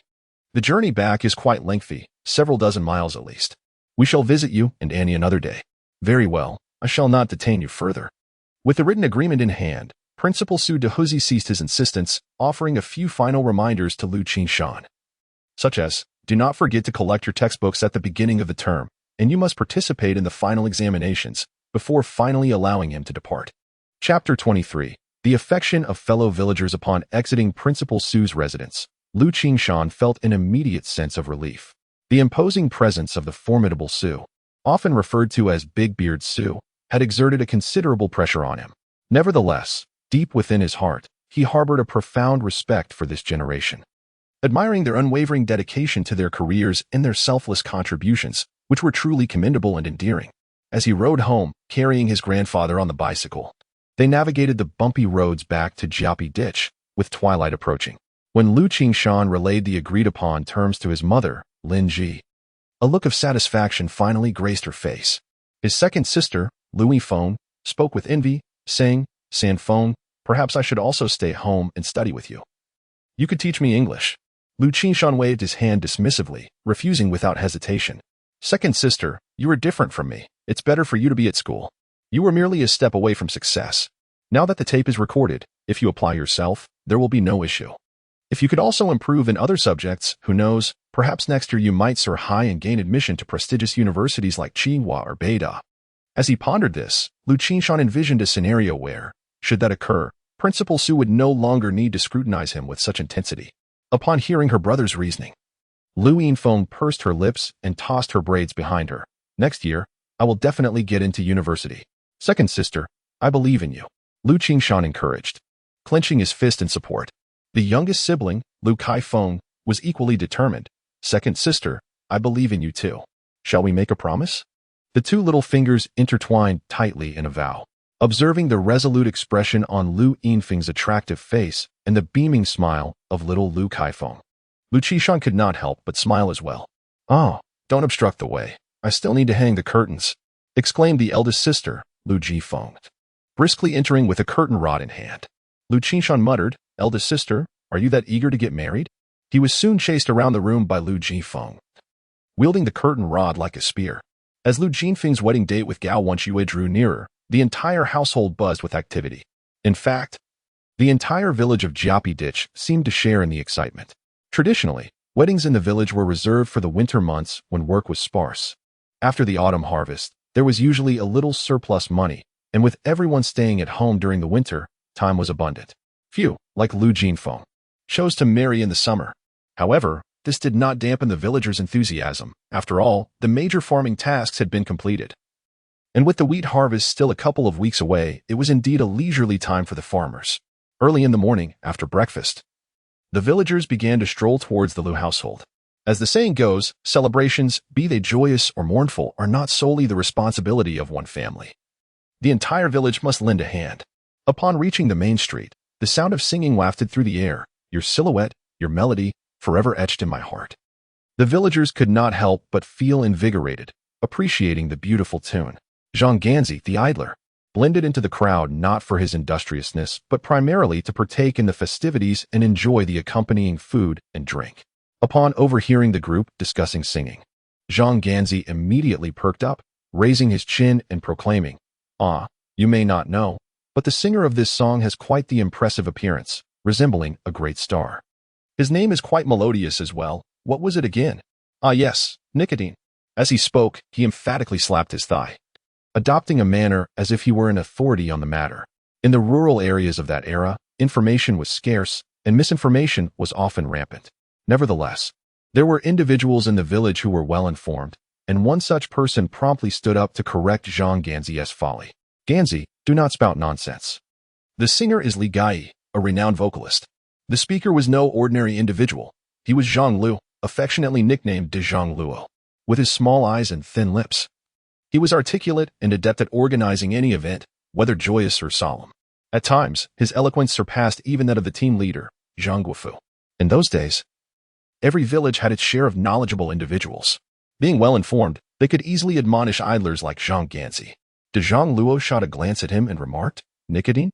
That refers to a harmful substance found in cigarettes. Do you comprehend? Ganzi, I suspect you've been rendered foolish by your smoking habits." Zhang Ganzi dared not retort. After all, de Zhang Luo was a respected figure in the village, and offending him could lead to repercussions, such as being assigned a burdensome task with no one to appeal to for justice. As the group chatted and laughed, they entered the Liu household. On the windowsill sat a brand new tape recorder, drawing everyone's attention as they gathered around, admiring the cassette spinning in its compartment. Zhang Ganzi crossed his arms and exclaimed, "Oh my, this device is sophisticated. It can spin on its own. If it were left to me, I would have been utterly bewildered by now." De Zhang Luo seized the opportunity to amuse himself at Zhang Ganzi's expense, saying, "This is a tape recorder, far superior to the old 3-in-1 devices. Do you even know what 3-in-1 refers to?" "I do not," replied Zhang Ganzi, shaking his head as if to dislodge the lice nestled in his hair. De Zhang Luo then began to elaborate. A bicycle, a sewing machine, and a watch constitute the 3-in-1, while a radio and a tape recorder are more advanced. This device can even record your voice. Just then, Lin Ji cheerfully emerged from the house, followed by Liu Qingshan and Liu Jifeng, each carrying a plate.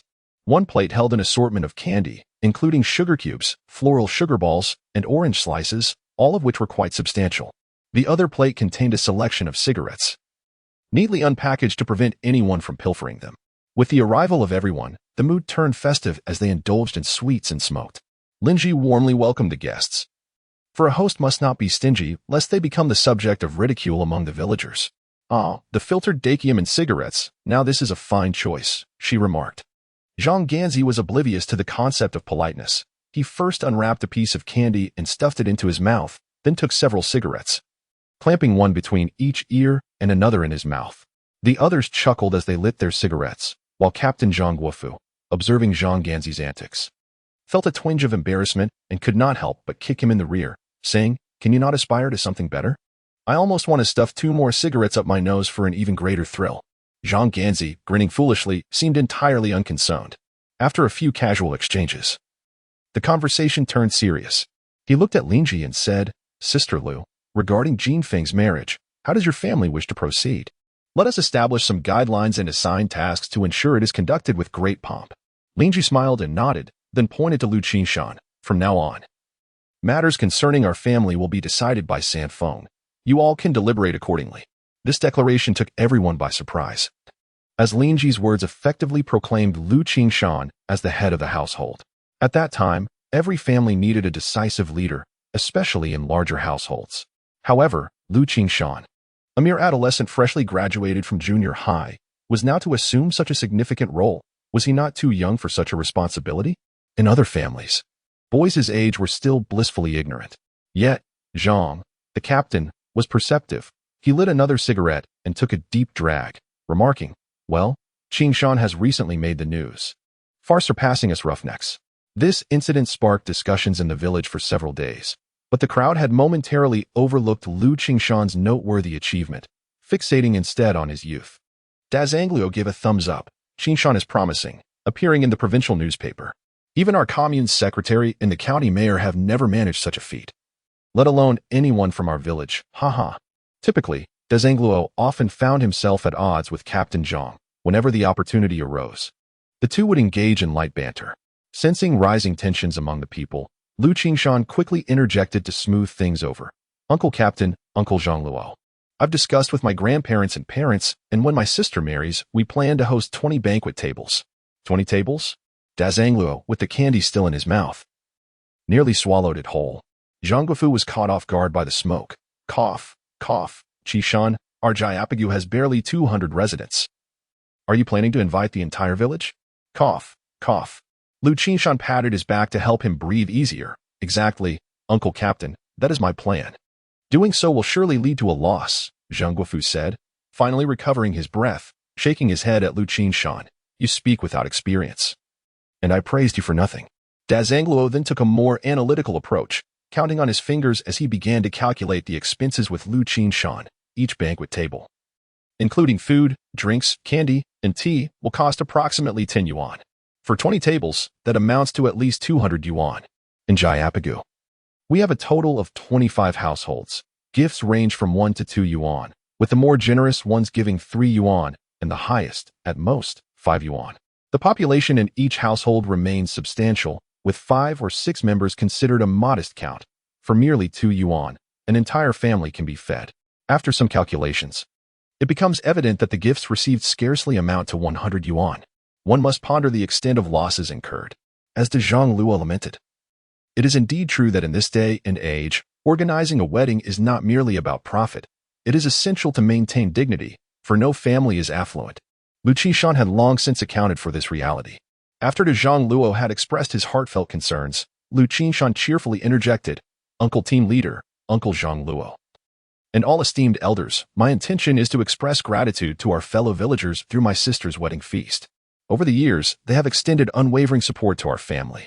As he spoke, Liu Qingshan could not suppress his emotions.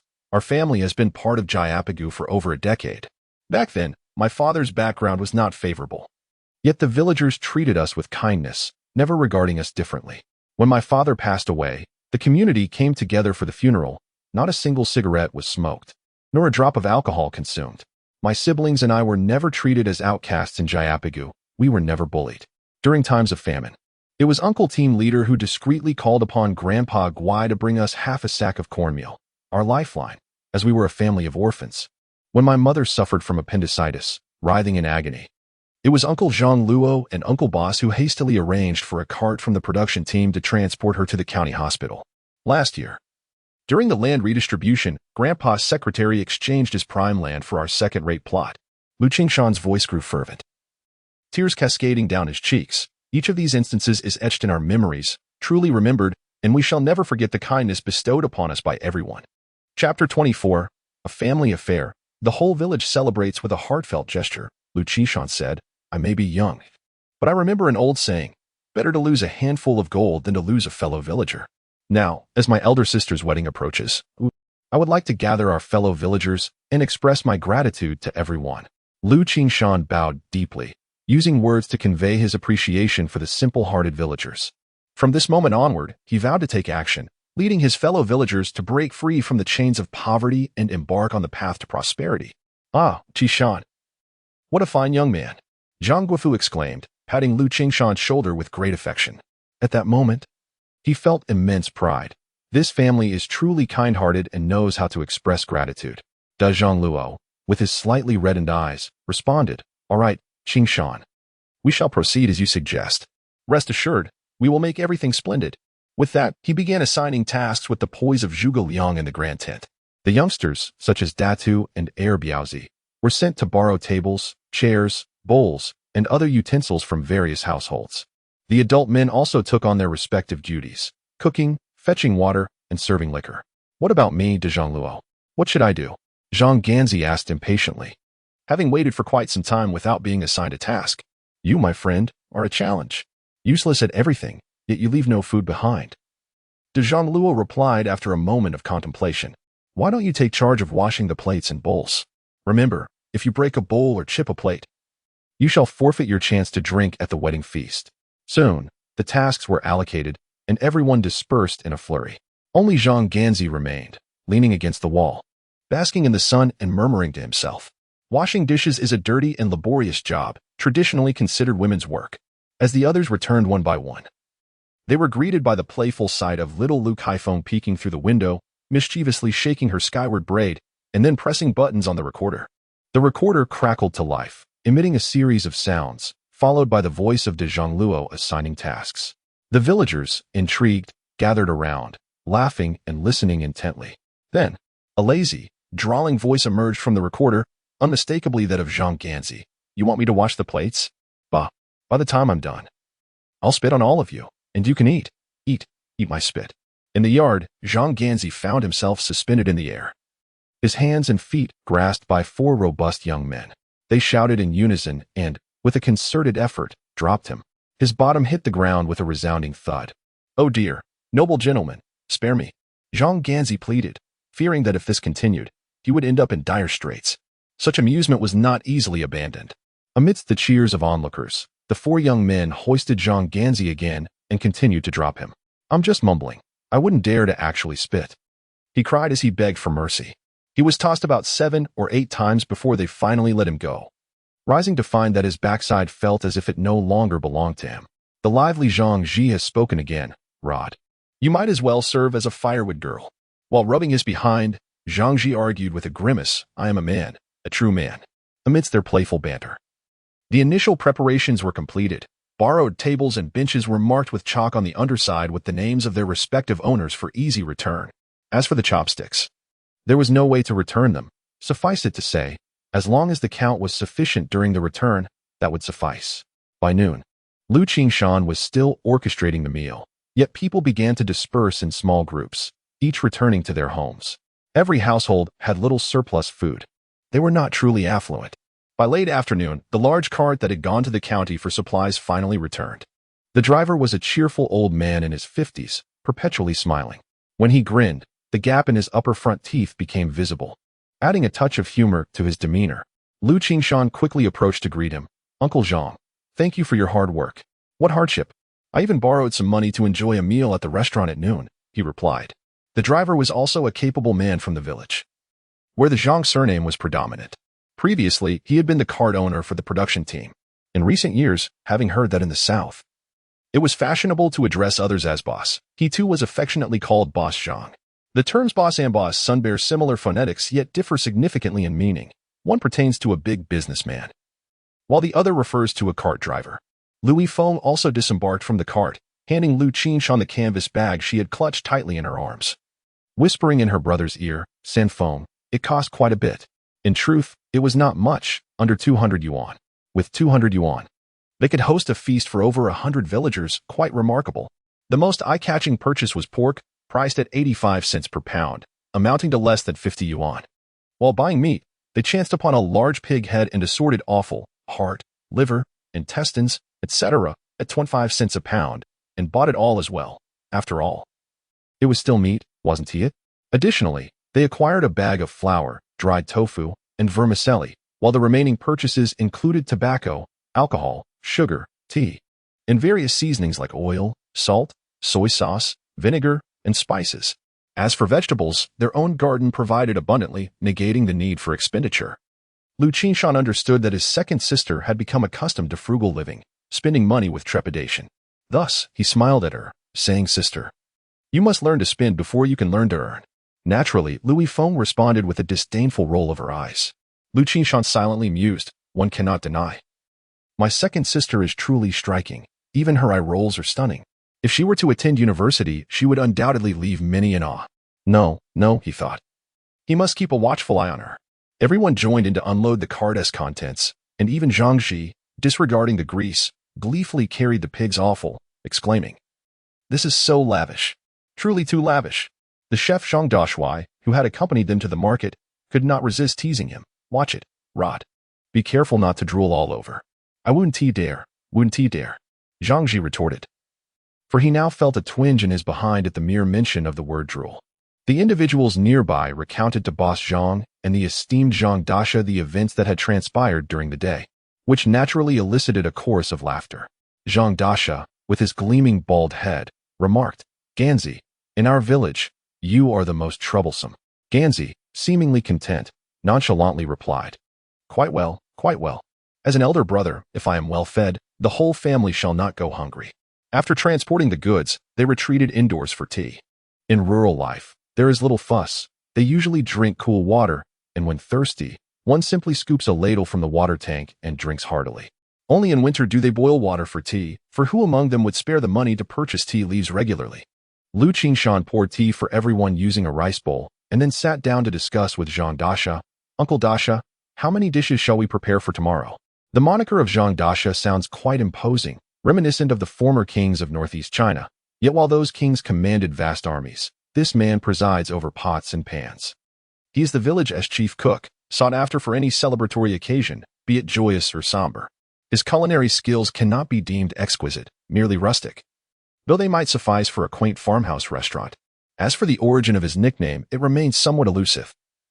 Liu Qingshan speculates it may be due to Dasha's shorter stature and his frequent uttering of a rather colorful phrase. Dasha had already devised a plan for the feast. Wiping his shiny bald head as he declared, 6 cold dishes and 6 hot ones, 12 in total, perfectly auspicious. After sipping his tea and savoring its flavor, he cast a glance at Ganzi. Make sure the portions are ample. For such gluttons, 1 is equivalent to 3. We mustn't fall short of what they can consume. This expression, it is said, was frequently spoken by the original Zhang Dasha. In those days, rural banquets adhered to the principle of pairing dishes in sets of 8 or 6. To achieve perfection with 10 hot and 10 cold dishes was the ultimate goal. Yet, given current circumstances, such ideals remain but a dream. Once the main principles were established, preparations commenced late into the evening, a local custom referred to as walking the oil, which entails frying all the food items the night before. A bright bulb illuminated the courtyard as they set up the cooking station and heated the oil. Ganzi perched on a small stool, tirelessly adding firewood to the stove. The village children, drawn by the enticing aroma of oil, gathered outside the gate, eagerly gazing at the large pot. Their eyes fixated on Zhang Dasha as he began frying rice sticks, meatballs, and crispy beans. The sounds of children swallowing in anticipation echoed in the yard. Observing this, Liu Qingshan lifted a basin of freshly fried rice sticks, exclaiming, "Come, everyone, take a handful." The delightful crunch of the rice sticks, coated in a layer of sugar, filled their mouths with a sweet and fragrant taste. "How delicious!" the children exclaimed in unison. "Wow!" The sound of crying suddenly pierced the air, prompting Liu Qingshan to rush over and investigate. It turned out to be the daughter of Captain Zhang, affectionately known as Xiao Yozi, who had her rice stick snatched away by Liu Qingshan's big yellow dog. This dog was quite adept at stealing food. It neither growled nor barked, stealthily trailing beside you, and with a swift motion, it would gently seize the food from your hand without leaving a mark. "Don't cry, Xiaoli, I'll give you some meatballs," Liu Kaifeng, the 4th child of the Liu family, announced as she distributed meatballs to her friends. Though these were vegetarian meatballs, in these times, any food with a hint of oil was considered a delicacy, and meatballs were particularly beloved by the children. During gatherings, once meatballs were served, they would be swiftly devoured by the little ones. Some clever children, having finished their first helping, would return to the table for the next round, ensuring they got their fill before dashing away. At this moment, the children, with their lips smeared in grease, were contentedly heading home to sleep, eagerly anticipating a feast the next day. Outdoors, the children, having spent the day running about, would typically fall asleep as soon as their heads hit the pillows. However, tonight was peculiar. They tossed and turned, unable to drift off, their minds swirling with visions of round, plump meatballs. In these times, good food was a rare treat. And who could blame them for longing for it? The adults, who had been busy all evening, were equally famished. After tidying up a couple of tables, they indulged in a bit of wine to relieve their fatigue. "Everyone eat up. You've worked hard all day," they urged. Lin Ji, wearing an apron, attended to the guests. Her cheeks flushed with either joy or busyness, no longer pale as before. De Zhang took a sip of wine and exclaimed, "Sister, your Liu family truly knows how to celebrate." Zhang Dashuai nodded in agreement. There is truth in that. When one family celebrates, the whole village shares in the joy. Lin Ji beamed. It's all thanks to everyone's help. Liu Qingshan approached to offer a toast, engaging everyone in conversation, reminiscing about the kindness the community had shown the Liu family, which always warmed their hearts. When it came time to toast Zhang Ganzi, the latter had already drunk himself into a stupor, sparing anyone the trouble of assisting him. After finalizing the proceedings for the wedding the next day, The guests began to disperse, allowing the Liu family to finally enjoy a peaceful meal. Liu Qingshan popped a meatball into his mouth and marveled at how delicious the food was at that moment.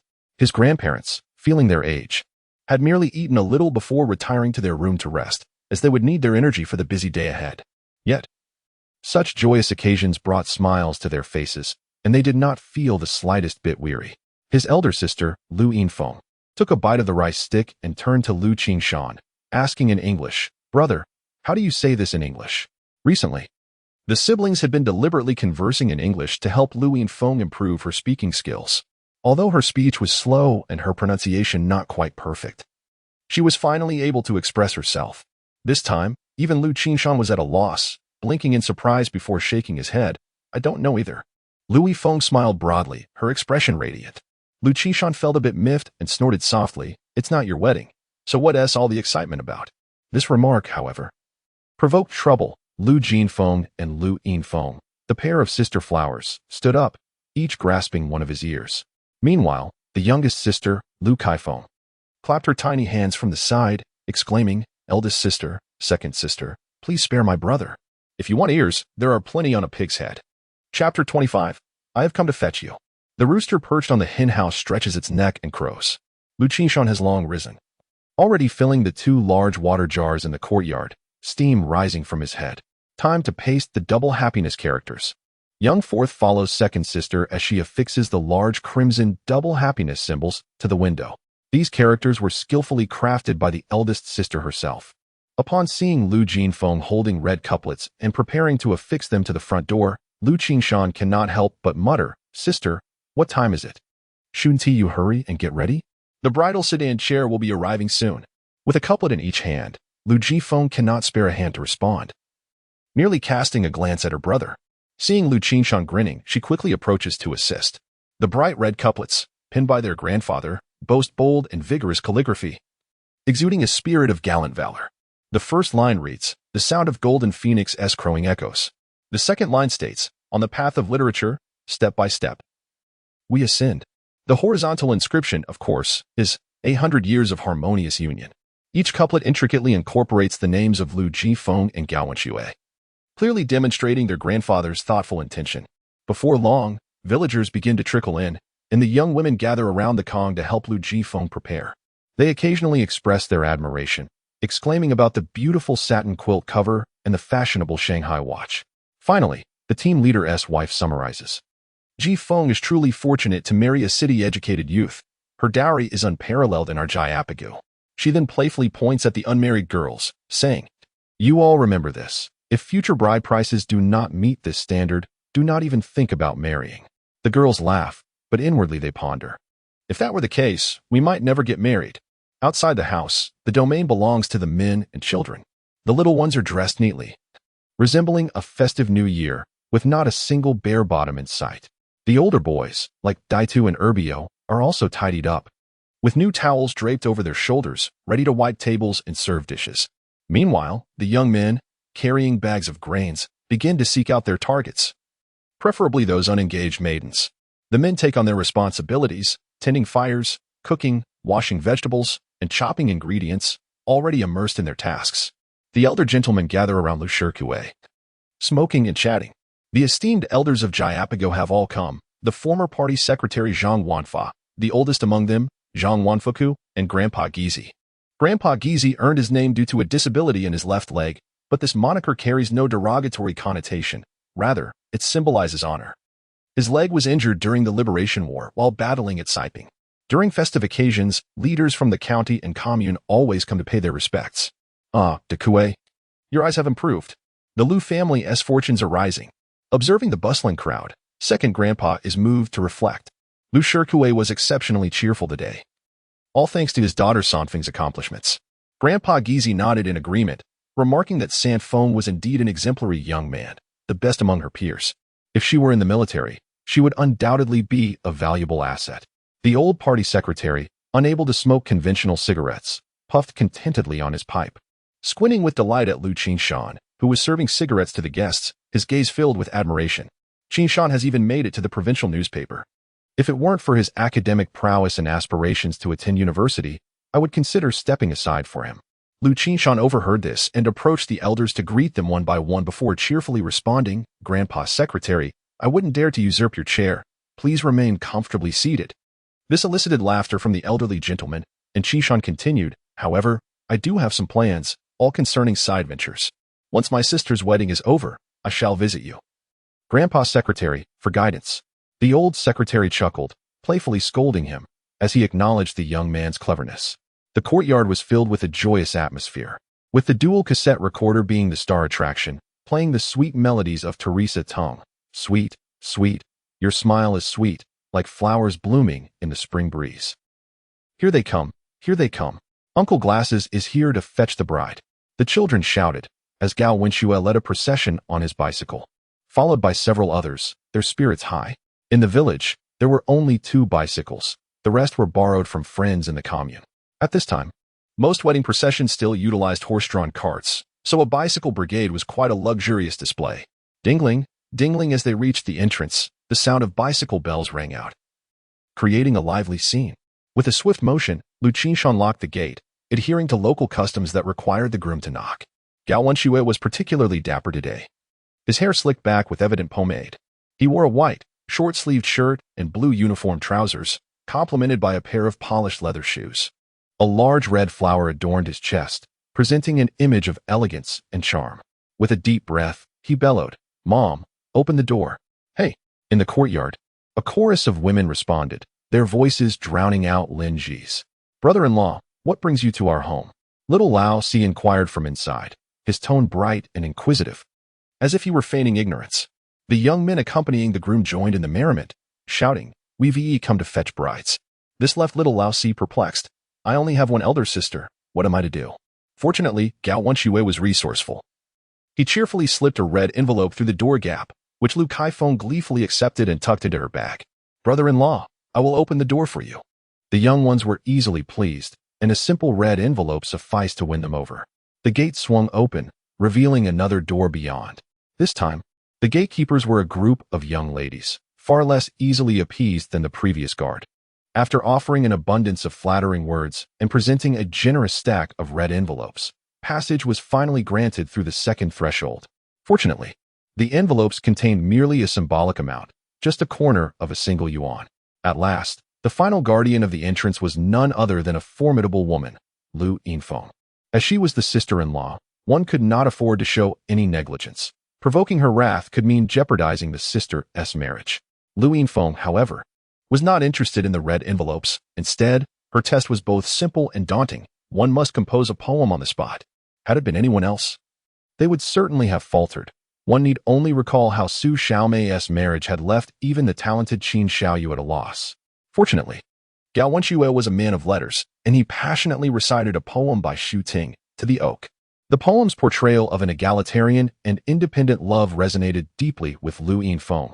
Thus Gao Wenxue successfully passed the 3rd trial and finally beheld his bride. Liu Qingshan was undoubtedly the most beautiful and happiest woman today. At this moment, the custom of donning a red veil had not yet been revived, so she sat modestly on the kong, her head lowered in shyness. Her long braid, which usually cascaded down to her waist, was now elegantly pinned atop her head, adorned with a vibrant red flower. A subtle blush graced her otherwise serene face, perhaps from bashfulness or the light touch of rouge. Gao Wenxue could only manage a foolish grin. Behind him, Liu Qingshan nudged his elder brother-in-law, prompting Gao Wenxue to regain his composure. He stepped forward, took Liu Jinfeng's hand, and, brimming with excitement, declared, "Jinfeng, I have come to take you away. From now on, let us walk hand in hand through life together." These words brought a glimmer of moisture to Liu Jinfeng's eyes. She had long awaited this promise, and at last, it resonated in her ears. To hold hands was to commit to a lifetime together. This was the vow of the slender man before her. "Literature, I entrust my Jinfeng to you. May you both live in harmony and happiness," came the heartfelt words of Liu Qingshan. Lin Ji dabbed at the corners of her eyes. For a mother, the departure of her daughter was the most painful part. A daughter is indeed a piece of her own flesh. Gao Wenxue nodded solemnly in agreement. Liu Jinfeng's tears began to fall, as they do for any daughter leaving her mother. The joyful atmosphere was momentarily overshadowed by the sorrow of parting. At that moment, Xiao Laosi peeked from the crowd, gazing at his older sister and then at Gao Wenxue, his own hair bobbing in agreement. Sister, don't cry. Soon, brother-in-law will carry you around, and we'll all return home, he chirped. The innocence of the child's words rang true. After all, the wedding was indeed taking place at Liu Qingshan's household. Laughter erupted in the room, dispelling the lingering sadness. Now it was Liu Qingshan's turn to shine. As the brother of the bride, he was tasked with carrying his sister out. In such a crucial moment, Liu Qingshan did not hesitate. He positioned himself at the edge of the Kong, crouching down so that Liu Jifeng could climb onto his back, where he effortlessly lifted her up. However, beneath the surface, he feigned a heavy demeanor, muttering, "Sister, you are so heavy, it feels like 1,000 pounds." While others failed to discern his jest, Liu Jifeng understood all too well. Thus, her hands adeptly found their way to her brother's large ears. "Sister, there are so many people watching." Liu Qingshan, undeterred, continued to grumble, "This glorious and magnificent ceremony shall henceforth be entrusted to my brother-in-law." The consequence of his loose tongue was evident as his ears bore the brunt of his folly. One could only surmise his ears felt unjustly wronged. It is the mouth that offends. What have my ears to do with it? Finally, having placed his sister upon the cargo rack of the bicycle, Liu Qingshan considered his duty fulfilled and hastily took his seat on the second bicycle, assuming the role of a bearer. Onward, the bicycle brigade, a grand procession, set forth on their journey, destined to circle the Jiapigu before returning. Gao Wenxue led the way, his legs pedaling as if empowered by the winds of fortune. Not even the imposing heights of Mount Everest could deter him from reaching its summit on his bicycle. Chapter 26. The arrival come back, quickly set off the firecrackers. With a shout, De Zhang watched the returning bicycle brigade. Originally, it was planned for De Tu and Air Biao to ignite the firecrackers, but several cigarettes were simultaneously lit instead. In these times, even lighting the small firecrackers required meticulousness, dismantling them one by one.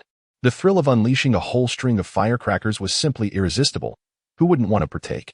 Ultimately, it remained unclear who ignited them. But the resounding crackle filled the air, and once they finished, the children scrambled eagerly for the remnants. The little ones scoured through the debris for unlit firecrackers, prying them open to reveal the gunpowder inside, which they saved for evening festivities.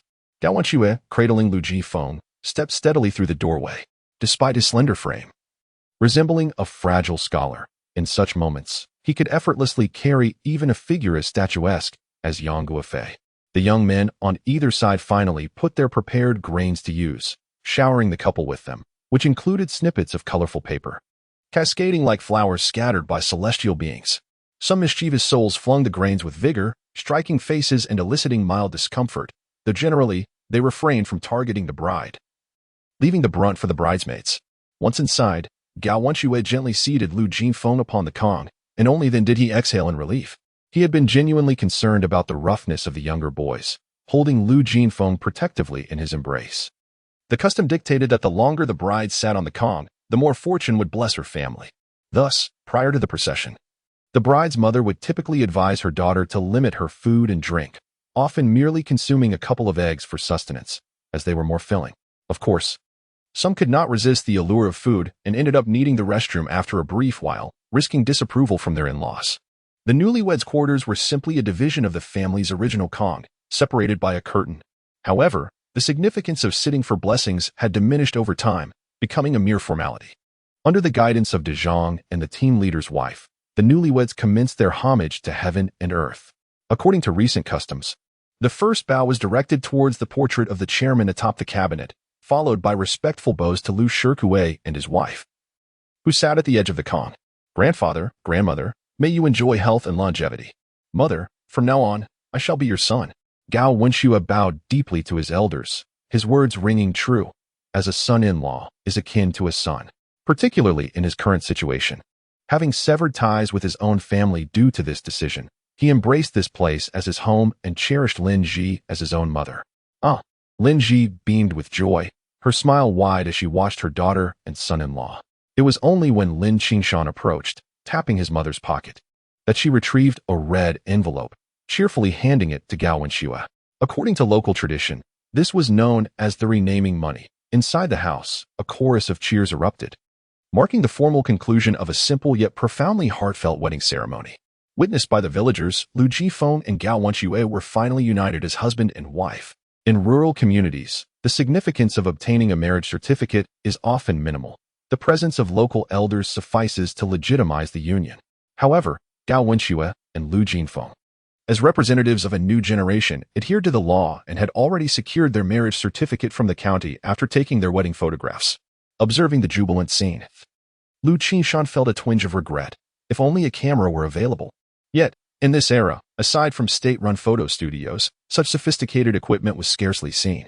With a loud call to action, the clattering of pots and pans commenced, and the much-anticipated banquet was finally underway.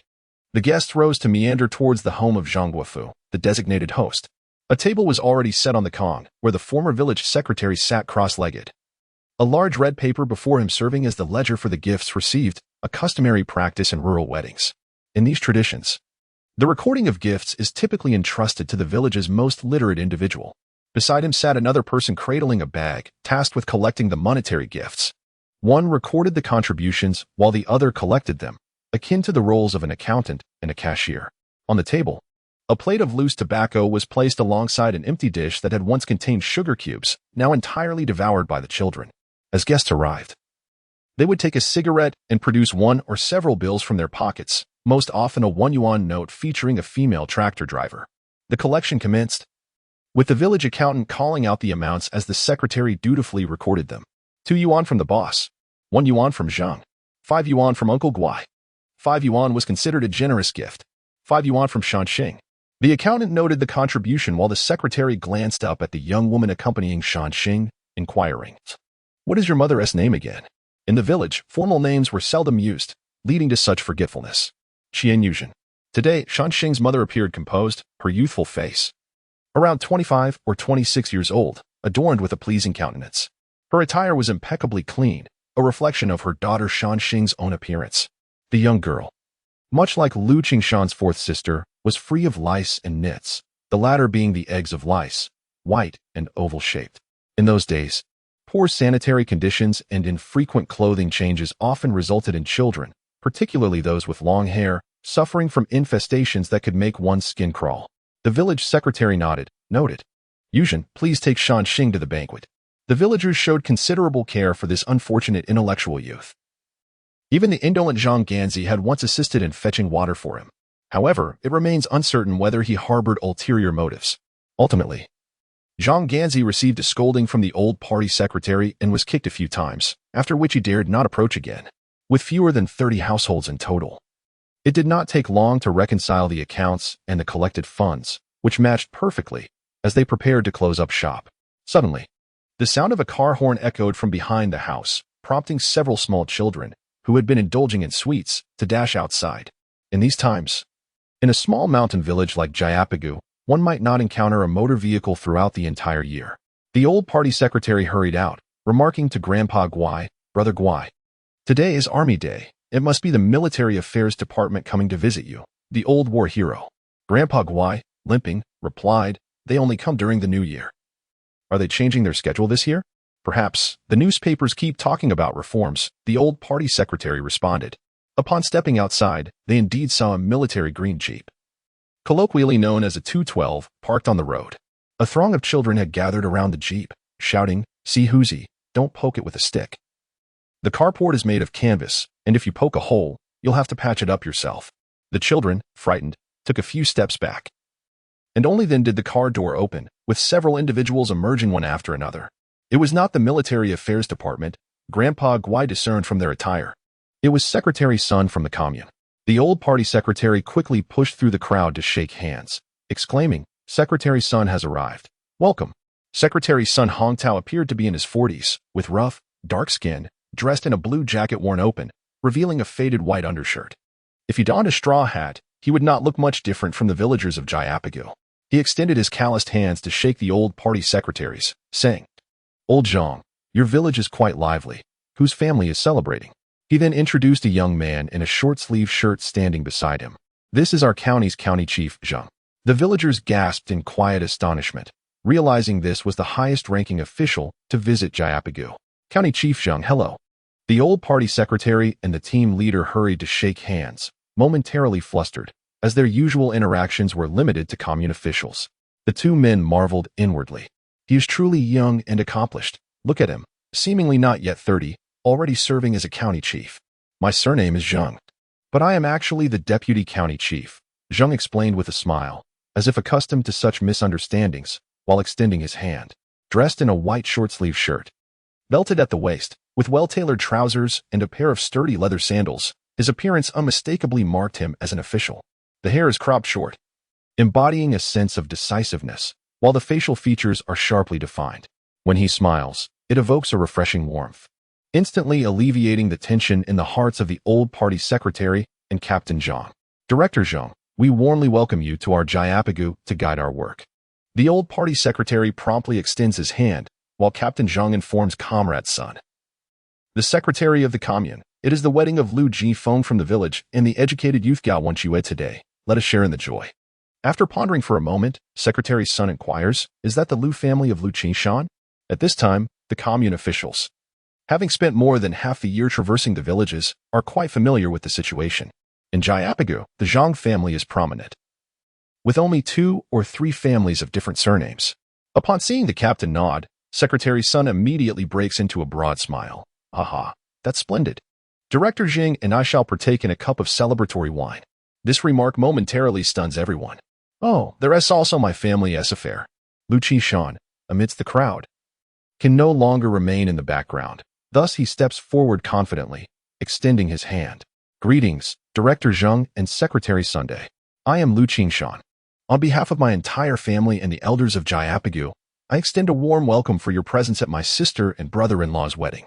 2 pairs of eyes focus on him, and both Secretary Sun and Director Zheng nod appreciatively. What a fine young man. From his straightforward manner, it is evident that the youth is unflustered, speaking with courtesy and thoughtfulness. Particularly striking are his bright, clear eyes, standing in stark contrast to the timid gazes surrounding him. Director Zheng's eyes reveal admiration, and his smile grows warmer. Since we are here to celebrate a wedding, we ought to embrace local customs. Here, we contribute to the wedding gift, right? Observing the old party secretary and the captain nodding in confusion, Director Zheng continues, very well. I shall represent the county government with a donation of 100 yuan. Secretary Sun is momentarily taken aback, then realizes, haha. Our newly arrived county head Zhang Hongqi is quite humorous. He joins in the jest, then I shall contribute too, though the commune cannot compare to the county. I will offer 50 yuan. Chapter 27. Let us row our oars 150. Oh my goodness, the total of the villagers' contributions might not even reach this amount. The villagers were dumbfounded, and after a considerable pause, Zhang Ganzi, lingering at the periphery, finally muttered. It seems that the officials from the county and the commune are quite affluent. Liu Qingshan was initially taken aback, but after a moment of contemplation, he quickly grasped the situation. I am truly honored by the encouragement from the county and commune governments. The act I undertook is something every citizen of Huaxia should aspire to. No rewards are necessary. Zhang Hongqi was momentarily stunned. Ah, this young man is quite extraordinary. He then smiled and addressed the villagers, comrades. Liu Qingshan, during his time in the provincial capital, aided foreign guests and brought glory to our nation, as well as to Bishi County and Qingshan Commune. He is commendable. Clenching his fist, Zhang continued, therefore, after deliberation, the county and commune have decided to bestow material rewards upon Comrade Liu Qingshan. What do you all think? Should we do so? Absolutely, came the resounding chorus from the crowd. Such a fortunate event saw Liu Qingshan politely adhering to the formalities, of course not genuinely declining. He humbly expressed his gratitude for the support from all quarters, even acknowledging the leaders of the commune, the village secretary, and uncle team leader, which elicited joyful laughter from everyone. Finally, he accepted the cash and certificate, holding the award proudly as he posed for a photograph with county head Zhang, secretary's son, the old village secretary, team leader Zhang, and others. Indeed, a county reporter had accompanied them for the occasion. Upon hearing the crisp sound of the camera shutter, Liu Qingshan felt a surge of excitement. Wasn't this a fortuitous opportunity to capture memories? Upon welcoming the guests into his home, his family was a mix of nervousness and excitement, feeling honored by the presence of the county head, while also worried about how to properly host such distinguished visitors. Even the bustling preparations seemed subdued, as none had ever entertained such high-ranking officials before. Nevertheless, Liu Qingshan remained calm, introducing his family briefly before asking his elder sister to offer cigarettes to the guests, while his brother-in-law poured tea. The bride must light a cigarette, It is a must. Secretary's son chuckled, smacking his lips twice, prompting Liu Jifeng to ignite a cigarette. Zhang Hongqi observed and mimicked the act, only to start coughing, clearly unaccustomed to smoking. Nonetheless, he extended his congratulations. Cough, cough, congratulations. May you work diligently and prosper soon. Unexpectedly, Gao Wenxue, with a rather straightforward demeanor, after serving tea, remarked, I'm not much of a laborer. I'm not very skilled in farming. His comment momentarily soured the atmosphere, leading to a slight awkwardness. Liu Qingshan quickly interjected with a smile, My brother-in-law is a writer. He has just submitted a novella to Harvest magazine, and it's quite exceptional. Not inferior to the works of Liu Yao. Oh, no, there is still a significant gap. I must continue to learn. Gao Wenxue adjusted his glasses, revealing that his humility was not mere pretense, but a sincere belief. Ah, splendid. It seems that Bishi County is on the brink of producing a great writer. Zhang Hongqi's gaze towards Gao Wenxue instantly transformed. In this era, writers and poets are undoubtedly revered and admired professions. Consequently, he engaged Gao Wenxue in a discussion about literature. This was Gao Wenxue's forte, and he spoke with great enthusiasm, shedding any previous awkwardness. Liu Qingshan finally extricated himself, taking the reporter Liu outside, where he discreetly slipped 2 packs of cigarettes into his pocket before requesting to borrow the camera to capture the newlyweds. The reporter readily acquiesced, not solely due to the cigarettes, but because, as a journalist, he possessed the requisite discernment. It was apparent that County Chief Zheng held this young man in high regard. Naturally, entrusting such an expensive item as a camera to this inexperienced lad was an unwise decision. Thus Liu Qingshan enlisted the reporter's assistance in taking the photos. Left with no choice, Liu Qingshan could only covet the Seagull camera, contemplating the necessity of acquiring one in the future. In this age, photography is an extravagant pursuit. Even the cheapest Kodak film costs 14 yuan per roll. The development fees are similarly steep, amounting to 14 or 15 yuan, with a single roll equating to the monthly wage of a laborer. After capturing several photographs and agreeing to retrieve them later, Liu Qingshan and his companions bid farewell. Despite their attempts to persuade the guests to stay for a meal, the officials of this era are notably principled, and Liu Qingshan could only escort his guests to their vehicle and wave goodbye. Once the guests departed, the villagers sprang back to life, bustling with excitement. With a wave of the arm, the feast commenced.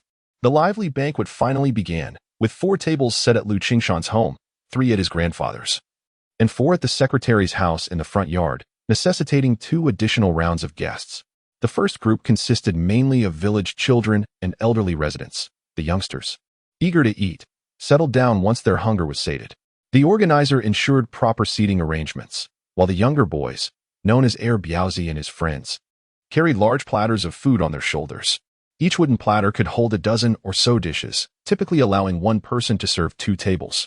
The first dishes to arrive were cold appetizers, including fried meatballs and a platter of braised pig's head, alongside a dish made from potato starch, colloquially referred to as femianzi, which was delicious and chewy when dipped in soy sauce. Outside, the stove crackled as dishes were stir-fried, filling the entire village with enticing aromas. What a feast! Exclaimed the guests, marveling at the hearty fare. The Liu family is truly generous. Haven't you seen the county chief in attendance? As they dined, their admiration for the spread was evident. The lavishness of the banquet revealed whether the host was frugal or generous. Liu Jinfen and Gao Wenxue moved from table to table, toasting first to the elders, but by the time they reached the children, most had already eaten their fill and departed. Liu Qingshan assisted his sister and brother-in-law, carrying a bottle of wine and occasionally chiming in with remarks. Shan Xinger, eat some more, and pack a few meatballs to take home for later, Liu Qingshan said, handing a small paper-wrapped package to the girl. The little girl smiled at him, akin to a blooming flower.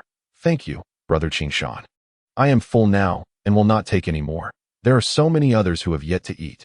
What a considerate little one. Liu Qingshan gently patted her small head. I must say, this is not solely my decision. It is a task assigned to me by Sifeng, and I must fulfill it.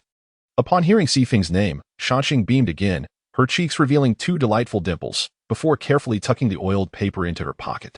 Meanwhile, Gao Wenxue gazed at Shanxing's mother with mixed emotions. Yuzhen, you should eat a bit more. The 3 educated youth who had originally come here now found themselves in vastly different circumstances. The scoundrel had abandoned them. Qian Yuzhen suffered from mental distress, and only he had reaped genuine happiness. Reflecting on all this was indeed poignant. Qian Yuzhen's complexion appeared somewhat pale as she silently nodded. her gaze lowering to focus on Shanxing, her eyes gradually becoming vacant. Liu Qingshan tugged at his brother-in-law's sleeve, indicating it was time to leave. As this scene was undoubtedly jarring for Qianyushan, Gao Wenxue could only sigh inwardly before heading toward the table to offer a toast.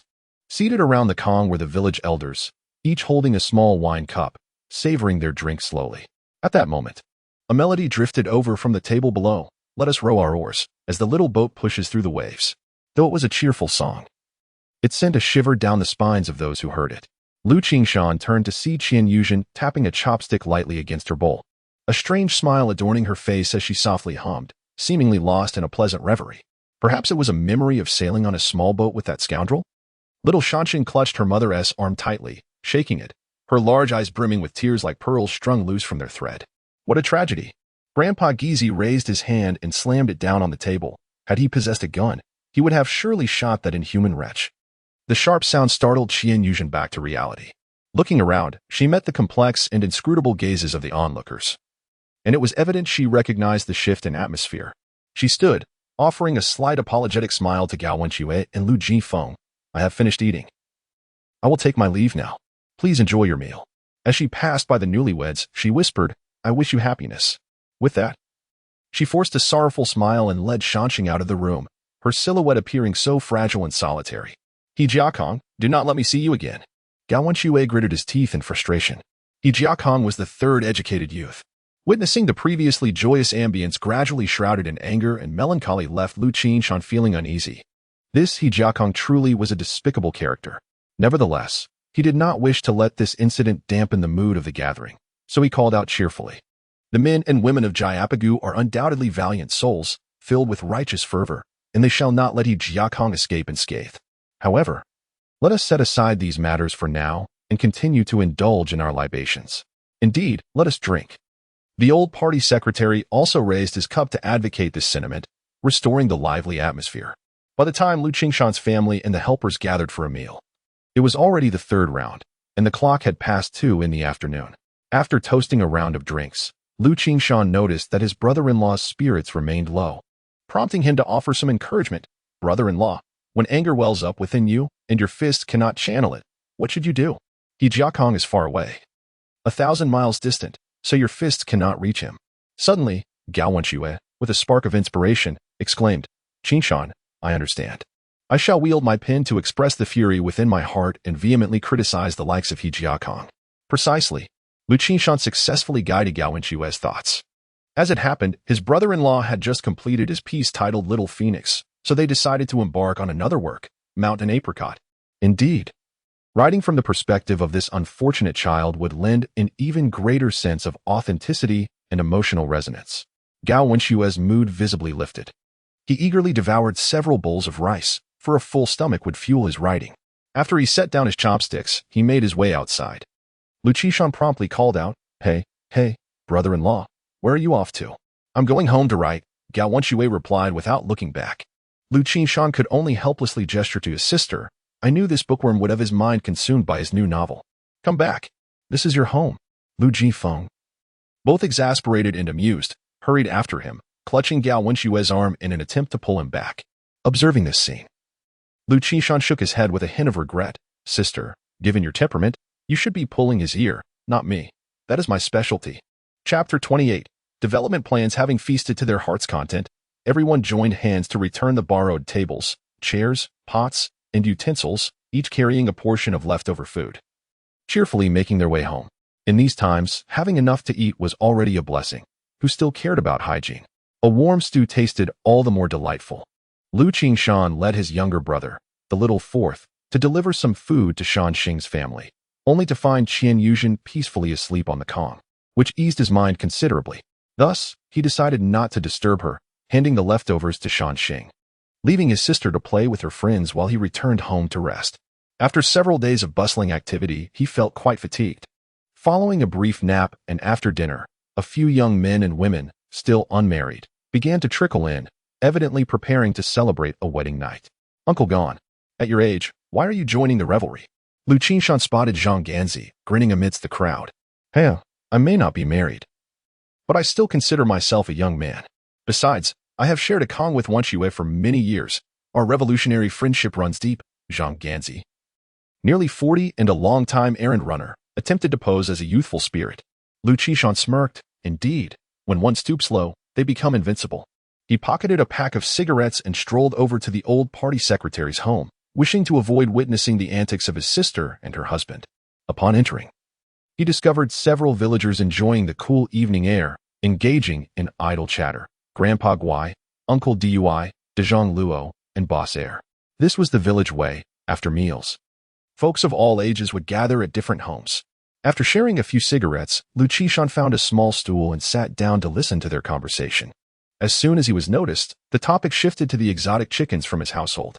Uncle Boss, who had more exposure to the world due to his years of driving a cart to the county, took a puff of his cigarette and inquired, Qingshan, could I borrow your 2 exotic roosters for a couple of days? Dezhong Luo, standing nearby, jested, what is this, boss? Is your body no longer up to par? Planning to borrow some seed to finally have a daughter like the 7 fairies? Uncle Boss, in his early 40s, had inexplicably fathered 6 daughters. According to old sayings, this meant he was cursed to have 7 daughters before the prospect of a son could arise. Light-hearted banter among villagers was quite normal, and Boss Air took it in stride. I'm just thinking, those exotic roosters have a high egg-laying rate. If I raise a few, perhaps next year I'll have more eggs. The others nodded in agreement, praising Boss Air's cleverness. Only the old party secretary appeared concerned, puffing on his small pipe, from which a wisp of blue smoke emerged. I hope they won't decide to cut off their tails again. The group fell silent. While Liu Qingshan understood the secretary's apprehension, having weathered many storms over the years, he had developed a temperament that sought stability in all matters. While this approach had been sound in the past, in this era of rapid development, it seemed somewhat overly cautious. He chuckled and remarked, during my recent trip to Spring City, I encountered a plethora of novelties. In that city, individual entrepreneurs are sprouting up like mushrooms after a rain, earning substantial sums daily. In just a few years, many will become affluent households. For these ordinary villagers, the prospect of becoming affluent is still a distant dream, prompting a chorus of admiration. Zhang, with a sigh, lamented, if only I could move to the city as well. Liu Qingshan quickly interjected, actually, in our rural areas, becoming affluent is not as daunting as it seems. Oh. How so? The crowd leaned in, their eyes wide with curiosity.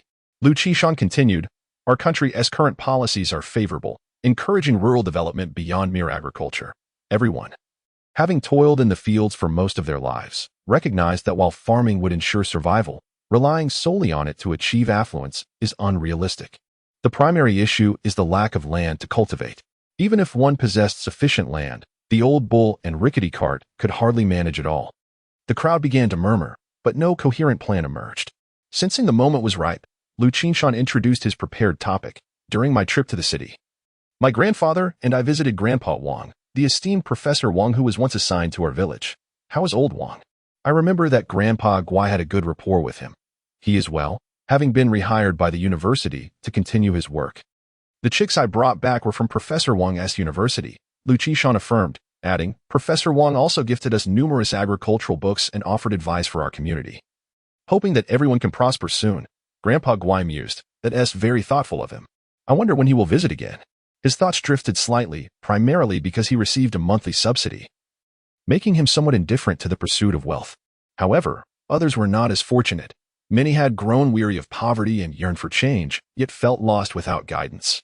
Captain Zhang, eager and impatient, asked, Qingshan, what strategies did old Wang suggest? Please share. The villagers held great respect for Professor Wang's knowledge, which is why Liu Qingshan leveraged his authority. Otherwise, given his youth, his words would carry little weight among the elders. Liu Qingshan first addressed Grandpa Guai's question before elaborating. Grandpa Wang stated that rural folks essentially have 2 avenues, planting and raising livestock. Upon hearing this, the crowd felt a twinge of disappointment, as every farmer knows the basics of agriculture and most households raise a few chickens or ducks. Noticing their expressions, Liu Qingshan understood their sentiments. However, Grandpa Wang emphasized that adhering to traditional farming methods will only provide basic sustenance. To truly prosper, one must cultivate off-season vegetables. At the mention of off-season, the old party secretary's expression shifted to one of unease. Do not worry, my dear elder. I am not speaking of anything else, but rather of off-season vegetables.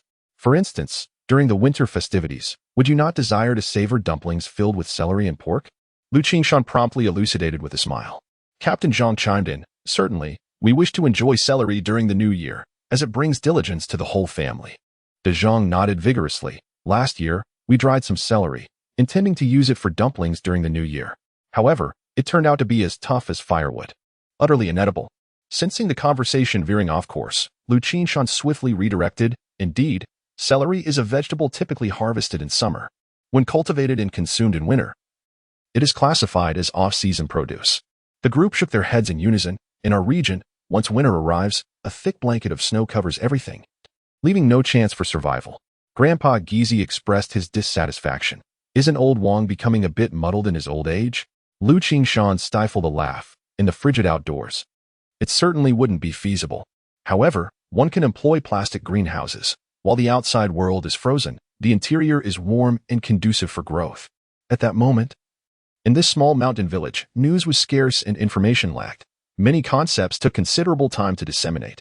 Consequently, opportunities for advancement were often missed. Observing the bewilderment on their faces, Liu Qingshan decided to use a familiar example. Before the new year, many of us plant garlic sprouts, which operates on a principle akin to that of a plastic greenhouse.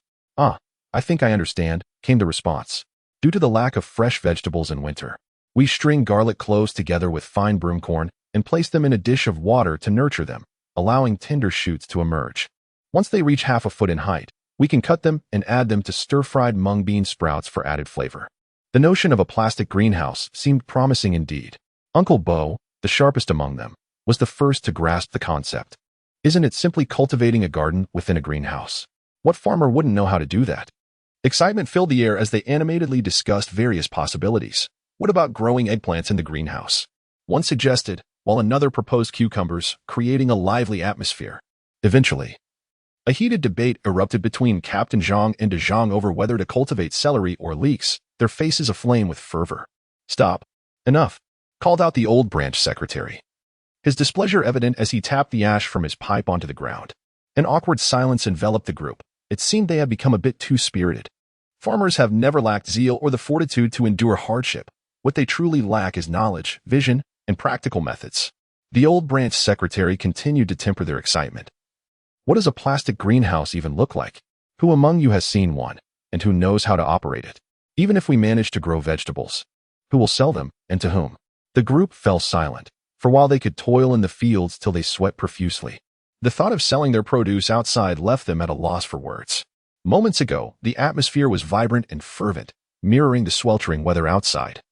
But it abruptly waned, leaving a chill in the heart. Liu Qingshan, acutely aware of this shift, resolved to bolster everyone's spirits. As for the technical aspects, the books provided by Grandpa Wang contain all the necessary information. If we follow them diligently, we are bound to cultivate vegetables successfully. Regarding sales, that should not pose a problem. Uncle Zhang, your booming voice can handle all matters, great and small, so why fear selling vegetables? With newfound determination, Uncle Zhang replied, indeed. That's a piece of cake. Liu Qingshan then turned to Boss Zhang. Uncle, after driving horse carts for half your life, do you not wish to transition to steering a wheel and perhaps operate a larger vehicle? He pondered, yet lamented, but I cannot afford it. Boss Zhang was a man of ambition. In Liu Qingshan's recollection, he was the first in the village to venture into transportation, raising several daughters who became skilled drivers, effectively forming a small fleet. Liu Qingshan gave him a thumbs up. With ambition comes hope. In truth, I have already established connections for our sales. The automobile factory in Spring City employs tens of thousands. Not only can our Jayapagu supply, but even the Qingshan commune could provide for their needs. Really? The others sprang up from their seats, encircling Liu Qingshan eagerly. A flicker of apprehension crossed Liu Qingshan's mind. He had merely broached the topic with De Fei and the others without securing any formal sales agreements. His earlier assurances were primarily to invigorate the group, preventing them from hesitating like the former branch secretary and missing out on opportunities for growth. Nevertheless, considering Jayapagu's agricultural capacity, how much produce could they possibly cultivate? Transporting it to the city, would they truly be concerned about finding a market? Before they knew it, night had fallen, yet the group's enthusiasm remained undiminished. However, Liu Qingshan felt weary and agreed to reconvene the next day before meandering home. Upon his arrival, the raucous wedding celebrators had dispersed. and Liu Qingshan and Gao Wenxue were seated, savoring bowls of comforting noodles. After finishing their meal and tidying up, Lin Ji began organizing for an early bedtime. Distributing cotton balls to the 3 remaining children, instructing them to block their ears as they slept. Liu Feng understood the directive, blushing as she plugged her ears. And Liu Qingshan did the same. Only the youngest, oblivious to the situation, stuffed the cotton balls into his nostrils, pinched one side, and forcefully exhaled. With a sudden puff, the cotton ball flew right into Liu Qingshan's face. Chapter 29. Wu Fenger, call me brother. Fourth brother, stop causing trouble. Mother is about to turn off the lights and go to sleep. Lin Ji gently tapped the edge of the Kong and tugged at the lamp cord beneath it. In those days, lighting was still reliant on incandescent bulbs, and the switches were not affixed to the walls but controlled by a cord that usually hung down from the head of the Kong and extended along its edge. This arrangement allowed any child who needed to relieve themselves in the middle of the night to simply pull the cord above their head without needing to call an adult for assistance. Little fourth brother was particularly exuberant today. He pushed aside the draped curtains on the Kong, slipped over to his elder sister's side, and burrowed into her quilt. Mother, I'm sleeping in my sister's quilt. The new blanket is so soft and slippery. Liu Qingshan couldn't help but chuckle. Fourth brother, do you realize you're being a nuisance? Lin Ji felt somewhat helpless. Given their family's circumstances, there was only one large Kong. Little fourth and Kai Feng were too young to understand such matters, and she hadn't yet found a way to explain it to them. Shall I just hold fourth brother while we sleep? Liu Jinfeng's cheeks flushed slightly.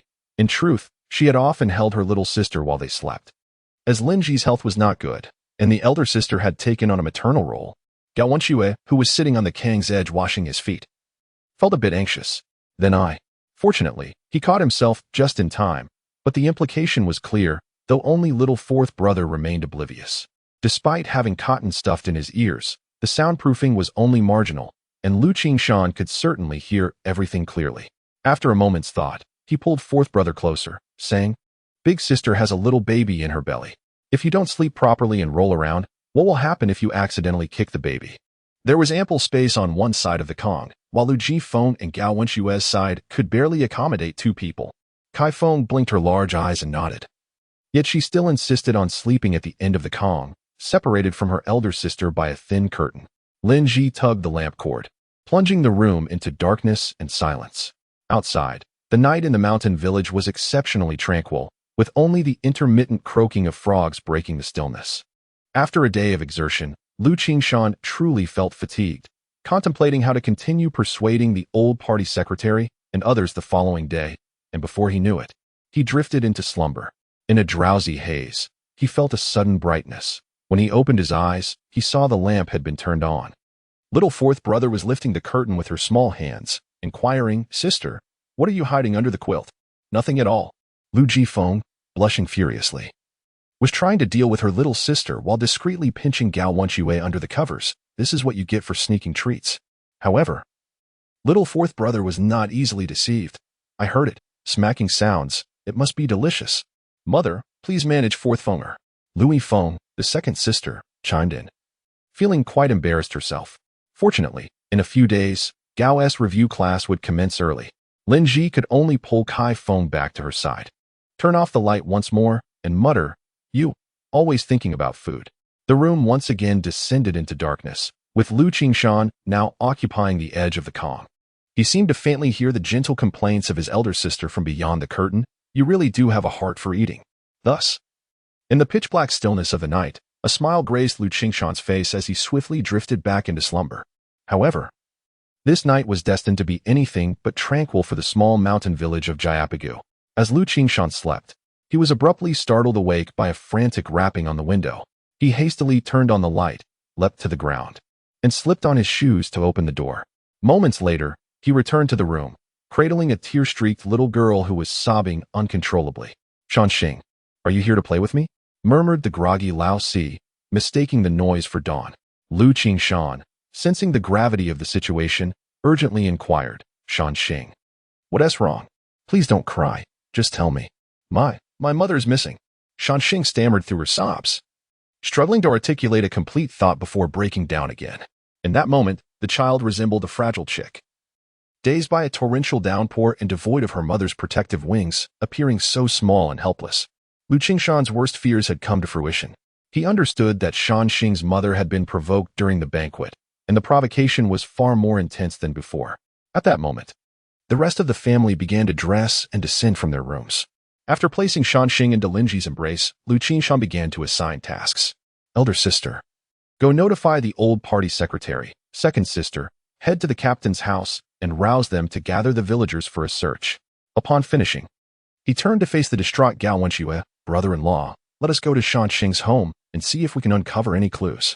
Soon, the sounds of barking dogs filled Jiapagu, accompanied by the flickering beams of flashlights illuminating the night. Liu Qingshan and Gao Wenxue hurried towards Shanxing's residence, where they indeed found a clue. After turning on the light, a sheet of paper lay upon the cabinet. Grasping it in his hand, Liu Qingshan glanced at the beginning words, I have left, and his heart sank. He Jiakong, you truly are a scourge.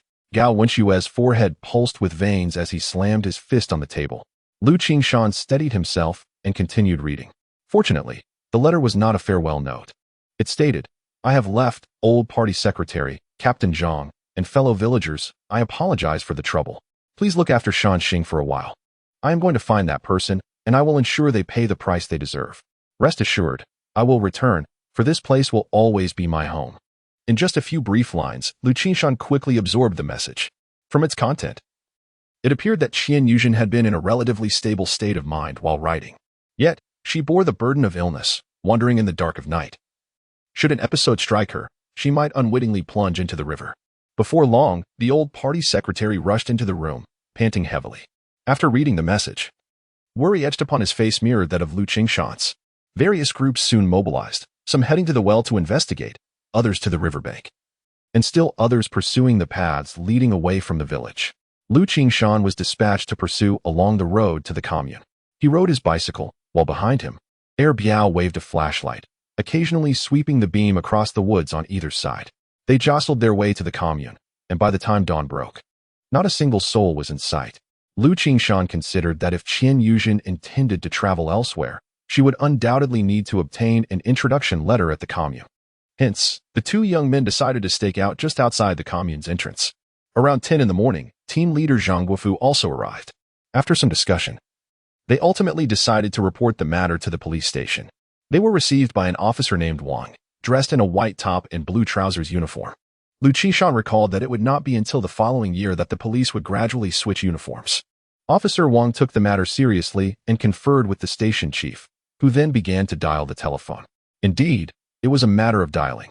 The antiquated black landline did not possess a dialing disc, and beside the phone stood two oversized batteries.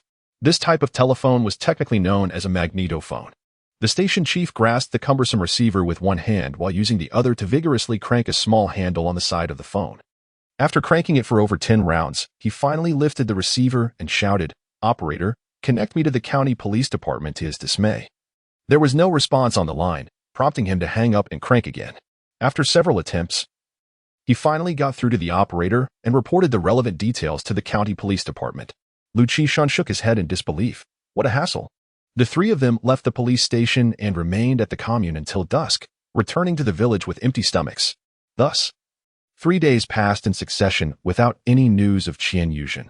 Her fate and whereabouts remained a mystery, and the villagers eventually abandoned their search. After dinner, many villagers drifted to Liu Qingshan's courtyard. This had become a nightly ritual as they deliberated over the matter of securing the greenhouse, with an ever-growing number of villagers participating.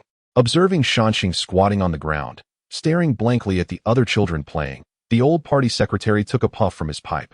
This child truly bears a heavy burden. For the past few days, Shanxing had been living at Liu Qingshan's home. The little girl was well-behaved and understanding, yet compared to before, she had become even more reticent, her silence tugging at one's heartstrings. Just as Liu Qingshan finished spreading out some tobacco, he heard Zhang Ganzi exclaim, "Why must we call her Shanxing? Isn't there a name without hardship?" He was met with a sharp glare from the old party secretary. "Be quiet. Stop rambling. Instead of wasting time, why not tidy up your own home, which looks like a pigsty?" After reprimanding Zhang Ganzi, the old party secretary took a couple of puffs from his pipe. "Let us consider what to do about this child, Shanxing.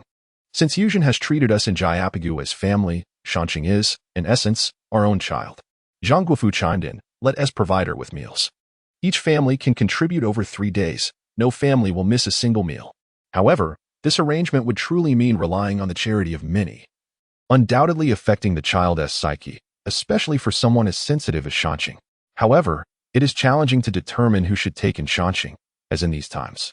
No household is particularly affluent, and the sudden addition of another mouth to feed would be a significant burden.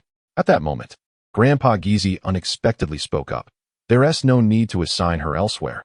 Shanxing will stay with us, and I will effectively have gained another granddaughter.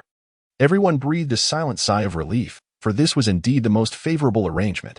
After all, Grandpa Gizi receives a pension, so his living conditions are relatively stable. Unexpectedly, someone voiced dissent. Linji.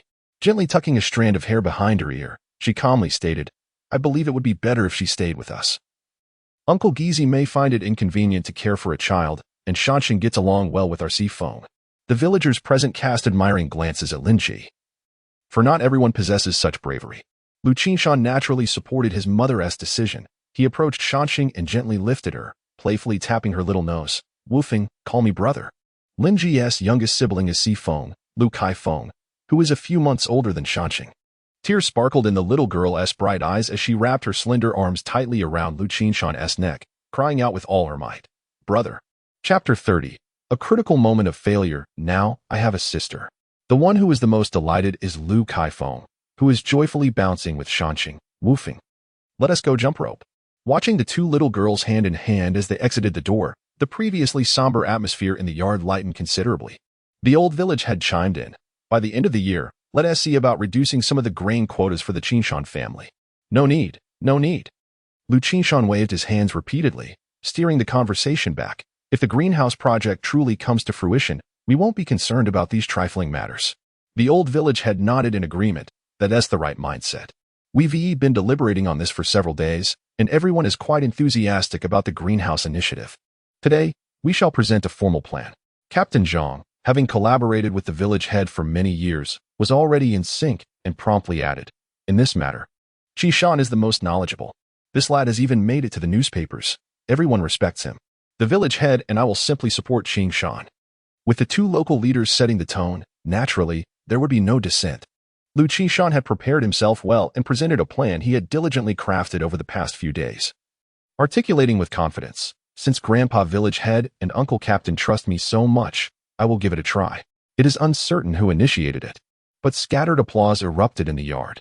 Liu Qingshan smiled and nodded towards Daitu and Urbio, his heart ablaze with enthusiasm. Change begins at this very moment. Good. Grandpa Gizi also voiced his unwavering support. One must never be a coward on the battlefield. The youth must bravely shoulder responsibility. Liu Qingshan acknowledged the crowd with a nod. Now, I will share my thoughts. This endeavor must mobilize the strength of every household in our Jayapagu to establish a planting cooperative, where those with wealth contribute funds, and those with strength lend their labor. What kind of cooperative? The crowd appeared bewildered. After Liu Qingshan's brief explanation, Dazhang was the first to inquire. This cooperative sounds reminiscent of the communal dining system from the production team. We just finished dividing the land. Are we reverting back to that? In their area, the household contract responsibility system had been implemented 2 years later, and after the land division last year, everyone was energized. Witnessing the bountiful growth of crops, anticipating a greater yield and higher income than before. Naturally, they were resistant to reverting to the previous system. And soon a cacophony of voices arose. Amidst the uproar, a particularly loud voice stood out. A communal meal? That sounds splendid. I would love to partake in a communal meal. Zhang Gan was so amused that he nearly jumped up, but quickly noticed the piercing glares directed at him, prompting him to squat down and return to playing a game of trapping the cow. This game involves drawing a square on the ground, marking an X in the corners, and placing a circle in one square to signify a trap. Each side picks up 2 small stones or dirt clods as pieces, and the objective is to immobilize the opponent's pieces to win. Similar games include 5 Paths and the children's game Peace on Earth, all of which can be played anytime, anywhere. Liu Qingshan smiled as he explained to everyone. This bears a fundamental difference from the previous communal dining system. The essence lies in investment and equity, with profits generated. Dividends will be distributed according to shares. Thus, he gestured and spoke for quite some time before the crowd began to grasp the concept.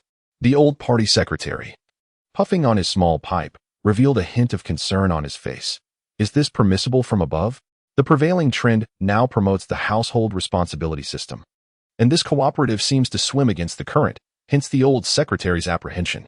Liu Qingshan chuckled, Grandpa's secretary. When the 18 villagers of Shaojiang village pressed their red handprints on the document for land distribution, that was not the directive from above, was it?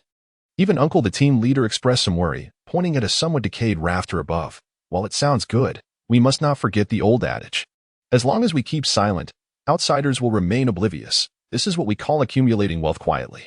Liu Qingshan understood the trajectory of events. The household contract system indeed spurred each family's enthusiasm, yet it also had its limitations. And the cooperative served as an excellent complement to the system.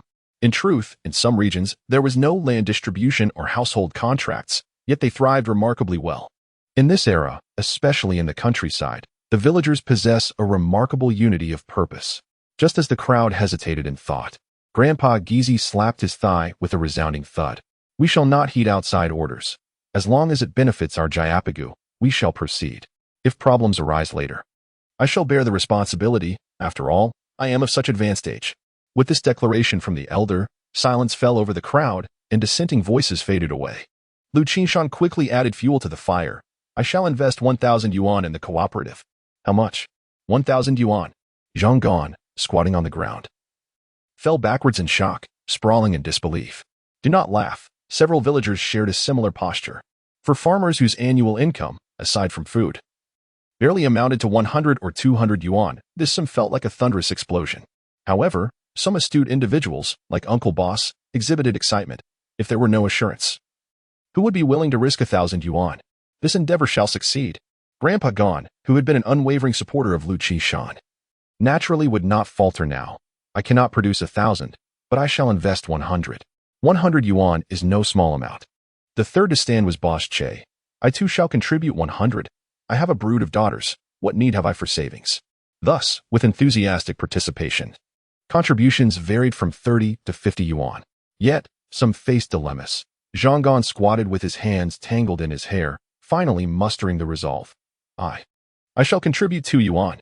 Laughter erupted around him, with Zhang Gan jesting. Ganzi, you might as well save that 2 yuan for your bride. Hearing the laughter grow louder, Zhang Gan's face flushed as he retorted, that 2 yuan is actually my drinking money for next month.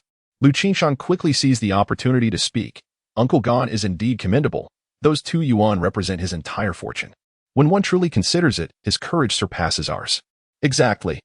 I have risked all my possessions to join. Who among you dares? Zhang Gan also swelled with pride. Joining? You think this is like the old days of Huzi leading the mountain? The old party secretary shot him a glare, and Zhang Gan promptly willed it. Right, it's not joining.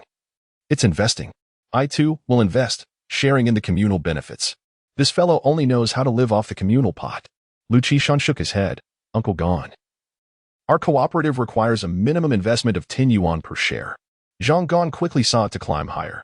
Qingshan, lend me 8 yuan, and when the profits are distributed, I will repay you. What profits? It's called a dividend. The old party secretary lightly tapped Zhang Gan's head with his small tobacco pipe. Zhang Gan dared not protest. After all, he was his dear uncle, and it was only natural for an uncle to discipline his nephew. Moreover, the annual relief grain was still under his uncle's control. Liu Qingshan would never openly borrow money. What if others reached out as well? His reluctance stemmed not from fear of lending, but rather from his desire to unite everyone into a single formidable entity through investment. After all, when real money is on the line, everyone must take it seriously, right? Thus, he elaborated that besides monetary investments, labor could also be converted into shares, as well as land and production materials. The most unfortunate were individuals like Zhang Gan, who had neither money nor the willingness to exert effort. However, perhaps the similarity to the communal pot stirred fond memories within him, so in the end, Zhang Gan gritted his teeth and invested through labor. Coupled with the 8 yuan secretly delivered to him by Liu Qingshan that evening, he officially became a member of the cooperative. In just a few days, the small Jiapai Go, with fewer than 30 households, had collectively raised funds amounting to 2,820 yuan. Essentially, this cleared out the savings of each family. Liu Qingshan worked tirelessly for several days, finally calculating the shareholdings of each household. The total funds reached 3,000 yuan. The additional 180 yuan came from Liu Qingshan's assistance to the little one, Shan Xing. Since he had taken on the role of an elder brother, he could not do so without contribution. Labor investment was enthusiastic. However, land investment was comparatively scarce. Liu Qingshan did not press the issue, understanding the villagers' deep-rooted attachment to their land. Ultimately, apart from Liu Qingshan and his grandfather Liu Shikue, only Shanxing's responsibility field and Zhanggan's land were invested in the cooperative. Liu Qingshan believed that farming was too arduous, and since his mother was unwell, he decided it was best not to toil in the fields anymore. As for Zhanggan, he was simply too lazy to farm, even if he did. His land was in such disarray that it was an eyesore, with weeds thriving more robustly than the crops. At that moment, the old party secretary remembered something. There was also the mute forest ranger from the mountains, one of our own from Jiaopaigo, who must not be overlooked. The forest ranger, Liu Qingshan, was affectionately referred to as Dumb Grandpa by the villagers. He rarely returned to the village throughout the seasons, but whenever he did, he arrived with a cheerful demeanor, bringing delightful curiosities from the mountains that enchanted the children. Consequently, with Dumb Grandpa included, the land was incorporated into a cooperative, as the old man tended to the mountains while the land was farmed by others. Subsequently, Liu Qingshan, along with the former village chief and Uncle Zhang, the team leader, drafted the cooperative's charter, finalizing the arrangement. Next, they needed to implement their plans, focusing on the crucial plastic greenhouses and the bamboo strips for their construction. The local area did not produce bamboo, and it remained uncertain whether the supply station in County D had suitable materials. This necessitated a trip to the county. Coincidentally, Liu Qingshan's sister was beginning her preparatory classes, so he took Liu Yifeng on his bicycle, while team leader Zhang Guofu rode alongside them. Perched on the cargo rack of the bicycle, Liu Yifeng gleefully clutched a cassette player, her backpack brimming with a hefty stack of tapes. She frequently practiced English dialogues with Liu Qingshan, who spoke fluently and effortlessly, while she took time to think and organize her words before responding. Given that they were transporting a passenger, the two sisters gradually fell behind after leaving the commune. "Brother, slow down on the downhill," Liu Yifeng called out, her English skills having improved significantly. "Don't worry, sister. Just hold on tight," Liu Qingshan replied nonchalantly. The bicycle sped down the uneven road, jolting them as it hit bumps. And Liu Qingshan vaguely heard a clicking sound. "What is brake in English?" his sister inquired persistently from behind. "Yes, brake." Liu Qingshan's right foot instinctively moved backward. To his dismay, he felt no resistance as he inadvertently rolled back. Suddenly, a bead of sweat trickled down Liu Qingshan's forehead. "Sister-in-law, this wretched bicycle is a disaster. How could it fail at such a critical moment?" Chapter 31. The spotted deer. In those days, bicycles were predominantly equipped with foot brakes. However, if the chain fell off, the brakes would simultaneously cease to function. If one was moving at a slow pace, it was manageable to drag one's feet along the ground to gradually come to a halt. Alternatively, if the front wheel lacked a fender, one could press the sole of a shoe against the wheel, serving as a makeshift brake, albeit at the cost of wearing down the shoe. The predicament faced by Liu Qingshan and his companions was far more alarming. They were careening down a steep slope at an alarming speed, and the sheer force of inertia would make it perilous to attempt using a shoe sole. There would be no doubt of it smoking from friction. The phrase "losing the chain at a critical moment" aptly described their current situation. Liu Qingshan gripped the handlebars tightly, his gaze fixed ahead, his mind racing even faster than the bicycle's wheels, yet he could conjure no viable solution. As they approached a sharp turn, the impending danger loomed. At this velocity, they would surely be flung off course. Rather than passively tumbling, it would be wiser to deliberately veer into the roadside ditch. At least that would afford some measure of protection. In the height of summer, the vegetation along the roadside was lush, with weeds nearly reaching waist height, offering a degree of cushioning to mitigate the impact. "Resolute," Liu Qingshan shouted, "Second sister, be careful. The chains come off. We must ride into the ditch." Startled, Liu Yifeng instinctively clutched the recorder tightly to her chest, exclaiming, "Sen Feng, I'm ready." "All right, second sister. When we reach the turn, I'll charge straight into the ditch. The thicket is dense over there, and it's a slope," Liu Qingshan called back without looking. This course of action would likely result in minor injuries, a few scrapes at worst, but nothing that would lead to broken bones. As they neared the bend, mere meters away, a sudden commotion caught Liu Qingshan's eye. A group of leaping animals dashed across the road, intent on crossing to the thicket on the opposite side. Disaster loomed. Liu Qingshan's lips twitched as he realized he was upon them in an instant. With no other choice, he closed his eyes and braced for impact. A dull thud echoed, and both Liu Qingshan and Liu Yifeng were hurled into the air, landing amidst the roadside underbrush. The thicket was as he had anticipated, thick and forgiving, and they rolled several meters before managing to rise. Liu Qingshan brushed himself off and, aside from some minor scrapes on his arms and legs, found himself largely unscathed. He hurried to check on his sister. Liu Yifeng fared slightly worse. She limped on one leg, and her arm bore a bruise. Primarily, she had focused on protecting the recorder in her embrace, which resulted in her shoulder and arm absorbing much of the impact. Liu Qingshan examined her injuries, relieved to find no fractures, just some bruising and swelling. He reassured her that a simple application of ointment and a couple of days' rest would suffice for recovery. In the midst of their misfortune, they had experienced a stroke of luck. After all, a bicycle accident could have been far more dire. Clearly, this outing had not begun auspiciously, as they had neglected to consult the almanac before departing. As they made their way back to the road, they spotted the bicycle lying across the grass. It appeared utterly unharmed. Upon reaching the highway, they were momentarily taken aback by the sight before them. A magnificent spotted deer lay sprawled on the road. Observing its physique, it was larger than a donkey, especially with the pair of antlers that had sprouted anew this year, branching out like two grand tree limbs atop its head.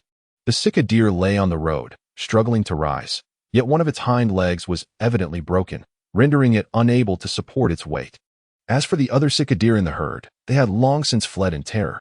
"Dear fawn, I apologize for our collision," Liu Yifeng murmured softly as she crouched beside the sika deer, wishing to caress it but fearing to startle the creature, so she could only offer gentle words of comfort. Just then, the team leader rode back and, upon seeing that Liu Qingshan and Liu Yifeng were unharmed, he immediately exclaimed with excitement, "What a magnificent sika deer! We could take it back and butcher it. Each family would get several pounds of meat to satisfy their cravings. There are no wildlife protection laws in effect yet. Those won't be implemented for several years. Team leader, we mustn't eat it. The sika deer is pitiable," Liu Yifeng protested, her discontent evident. Liu Qingshan's eyes lit up in agreement. "Indeed, we cannot consume it. Absolutely not. In the future, we could even develop a sika deer farming industry. Once this one is healed, it could serve as a breeding stag." Team leader Zhang clicked his tongue. "What shall we raise it for? There are numerous herds in the mountains. Let us just eat the meat." Suddenly, the sika deer emitted a robust low moan, as if in protest against team leader Zhang's remarks. "No killing, no killing," Liu Yifeng, overflowing with compassion, gently stroked the deer's neck, scratching tenderly. Liu Qingshan found it quite amusing and leaned in to touch it as well. However, the stag abruptly swung its head, its antlers sweeping dangerously close to him. The antlers were hard and sharp. Liu Qingshan had no choice but to lean back and awkwardly plop onto the ground, landing unceremoniously. He couldn't help but mutter to himself, "How dare you be fierce with me? Do you believe I want to sever your antlers to steep in liquor?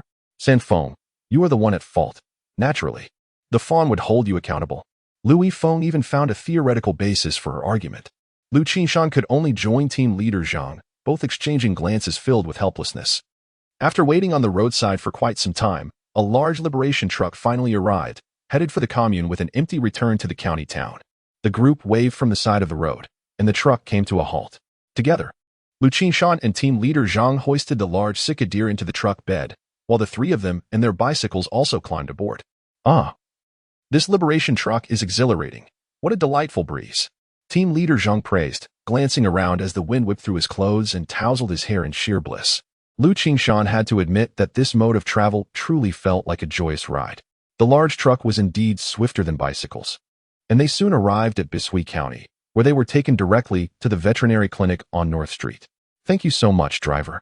Liu Qingshan expressed his gratitude, sliding a pack of cigarettes into the driver's hand. He then remarked, "We should head to the hospital first. My sister's arm is all bruised. Sanfeng, please carry Xiao Lu down and set her here for treatment before proceeding with your tasks. As for my arm, I shall simply visit the school physician for a bit of iodine." Liu Yifeng preferred to avoid the hassle and expense of a large hospital. However, her precious younger brother was a source of concern.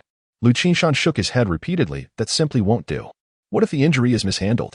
My beautiful sister could be left with a disability. It would hinder not only her university aspirations but also her chances of finding a partner." He was still underestimating the situation. Despite one arm being grazed, her other arm was perfectly fine, enabling her to perform simple tasks with ease. "My ears are destined for such trials. After enduring until my eldest sister's marriage, now, second sister, you are taking over. Is this a premeditated plan?" Liu Qingshan muttered in complaint. Liu Yifeng couldn't help but chuckle at her brother's antics. "Sanfeng, there is truly no need for a hospital visit. It's merely a scrape. A trivial matter. The resilience of people at that time was remarkable. Eventually, Liu Qingshan conceded to Liu Yifeng. Noticing the sun was at its zenith, Liu Qingshan suggested finding a small eatery for a meal, only to be met with a disapproving glare from Liu Yifeng. Dining out is far too expensive. I will eat at the school canteen. Captain Zhang, rummaging through his satchel, produced several cornmeal pancakes, even containing pickled cucumbers from a jar. He handed Liu Qingshan a set of pancakes and pickles before taking a hearty bite himself. Qingshan, let us consider this meal sufficient. We shan't squander the cooperative's funds. Surely I can treat you from my own pocket? While Liu Qingshan admired this frugal lifestyle, he felt that life should not be overly austere. After all, earning money is meant to enhance one's living conditions. He had to admit that he was somewhat unaccustomed to this mindset of consumption, perhaps finding it out of sync with the times. No one should waste their money, Liu Yifeng and Captain Zhang echoed in unison. With no other option, Liu Qingshan squatted by the roadside, nibbling on pancakes and pickles, and when thirst struck, he took a swig from his green military canteen. In just a few minutes, they finished their meal, wiped their mouths, and rode their bicycles to deliver Liu Yifeng to her dormitory at the first high school. The school dormitories comprised 2 rows of red brick buildings, one side for boys and the other for girls. Having resided here for 3 years, Liu Qingshan felt a sense of familiarity upon encountering the well-known surroundings again.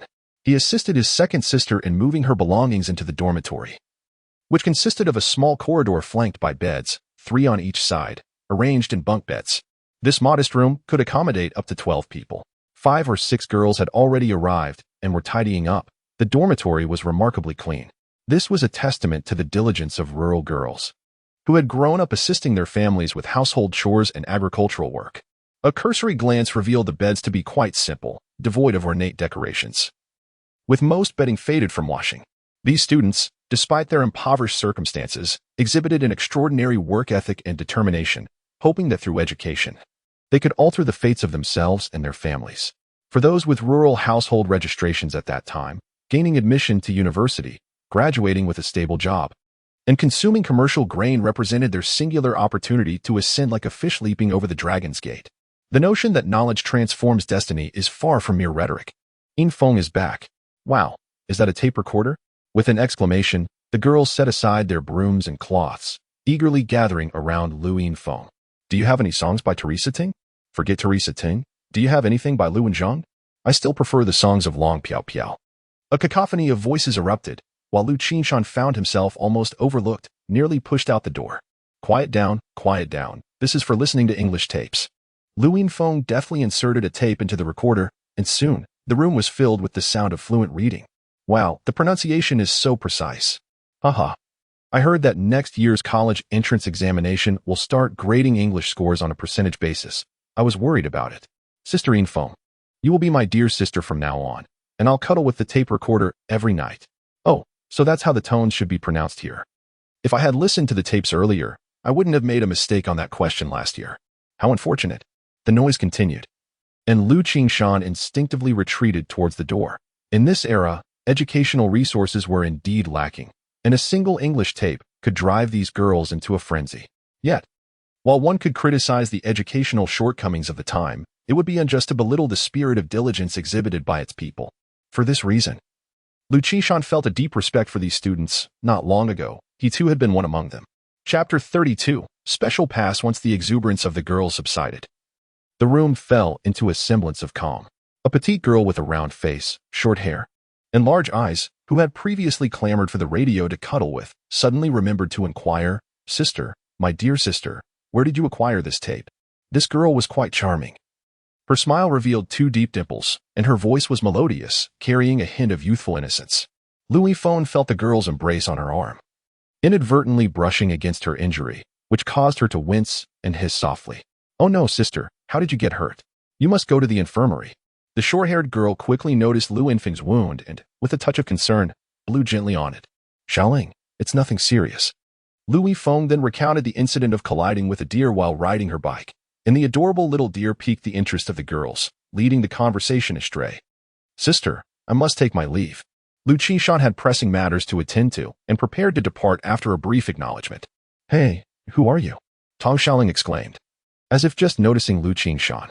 Liu Qingshan couldn't help but touch his nose. thinking how perplexing it was that he could be so easily overlooked. "This is my brother, Sanfeng." Liu Qingshan finally extricated herself from the group to introduce her precious sibling, inadvertently calling him by the name she had grown accustomed to. Sanfeng. The girls regarded the handsome young boy before them, radiating masculinity, and found the name quite amusing. A few girls could no longer contain their laughter, with Tong Xiaoling dramatically clutching her stomach, exclaiming, "Sanfeng, you've made me laugh to the point of tears. I can't take it anymore. Let me laugh a bit longer."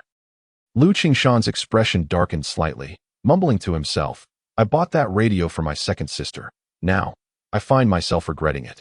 Observing his pretended intent to reclaim the radio, the remaining girls, aside from Liu Qingshan who recognized his jest, quickly surrounded the device. Tong Xiaoling, in a most exaggerated manner, lay atop the radio, her expression transforming into one of fierce protectiveness, glaring at Liu Qingshan. The stance she took suggested that she would fiercely defend the radio against any would-be thief. Liu Qingshan chuckled. "In fact, among phoenixes, the male is termed Feng while the female is called Huang. Thus, it is quite normal for a man's name to include the character Feng. Otherwise, the esteemed Pang Shiwan of the Three Kingdoms would not have been referred to as Feng Chou. All right, as long as you have no intentions of touching the radio. You may say whatever you wish," Tong Xiaoling insisted, still maintaining her vigilance, which amused Liu Qingshan. "I'll tell you, these tapes are all from my brother. Yes, they were recorded by a foreign guest whom I assisted during my trip to Chunxing." Liu Qingshan interjected quickly, eager to avoid revealing too much, lest the older girls swarm him as well. Although unaware of the reasons behind her brother's secrecy, Liu Qingshan would certainly not undermine him. Thus, the matter was left ambiguous. She offered a few words of caution to Liu Qingshan, who steadfastly refused to visit the infirmary, and she did not press the issue. Upon reaching the door, Liu Qingshan slipped a wad of money into his sister's pocket. Liu Yifeng, of course, declined, but observed as Liu Qingshan assumed a serious demeanor, stating, "Raising sons in poverty and daughters in wealth, dear sister, keep this for your meals. You must eat more. Look how thin you are." After delivering this, he waved goodbye to the other sisters. "Farewell, my dear sisters. May you all pass your university entrance exams next year." The sisters beamed at his words, eagerly waving him off. Only Tong Xiaoling, the girl who coveted the tape recorder, remained vigilant against this young boy, urging, "All right, hurry along now. I don't wish to hear your voice any longer." Her intention was not to express genuine dislike, but rather to avoid further talk of him taking the tape recorder. Liu Qingshan understood this, yet her words struck an uncomfortable chord within him. Thus, he chuckled, "You truly wish to silence me? Do not regret it. No regrets, no regrets." "Farewell, Sanfeng," she replied with a playful giggle. Tong Xiaoling waved her hand briefly before hastily securing the tape recorder, resembling a hen protecting her chicks. Liu Qingshan laughed heartily as he exited, pondering how Tong Xiaoling would feel if she discovered that it was his voice recorded on the tape, knowing she would have to listen to him daily. Others may not comprehend his amusement, but Liu Qingshan understood well, gazing at the innocent expression of Tong Xiaoling. She suddenly thought, has that rascal Sanfeng become a tad mischievous? Should she reveal the truth to Xiaoling? Meanwhile, her dormitory sisters envied Liu Yifeng, yearning for a brother who could provide pocket money.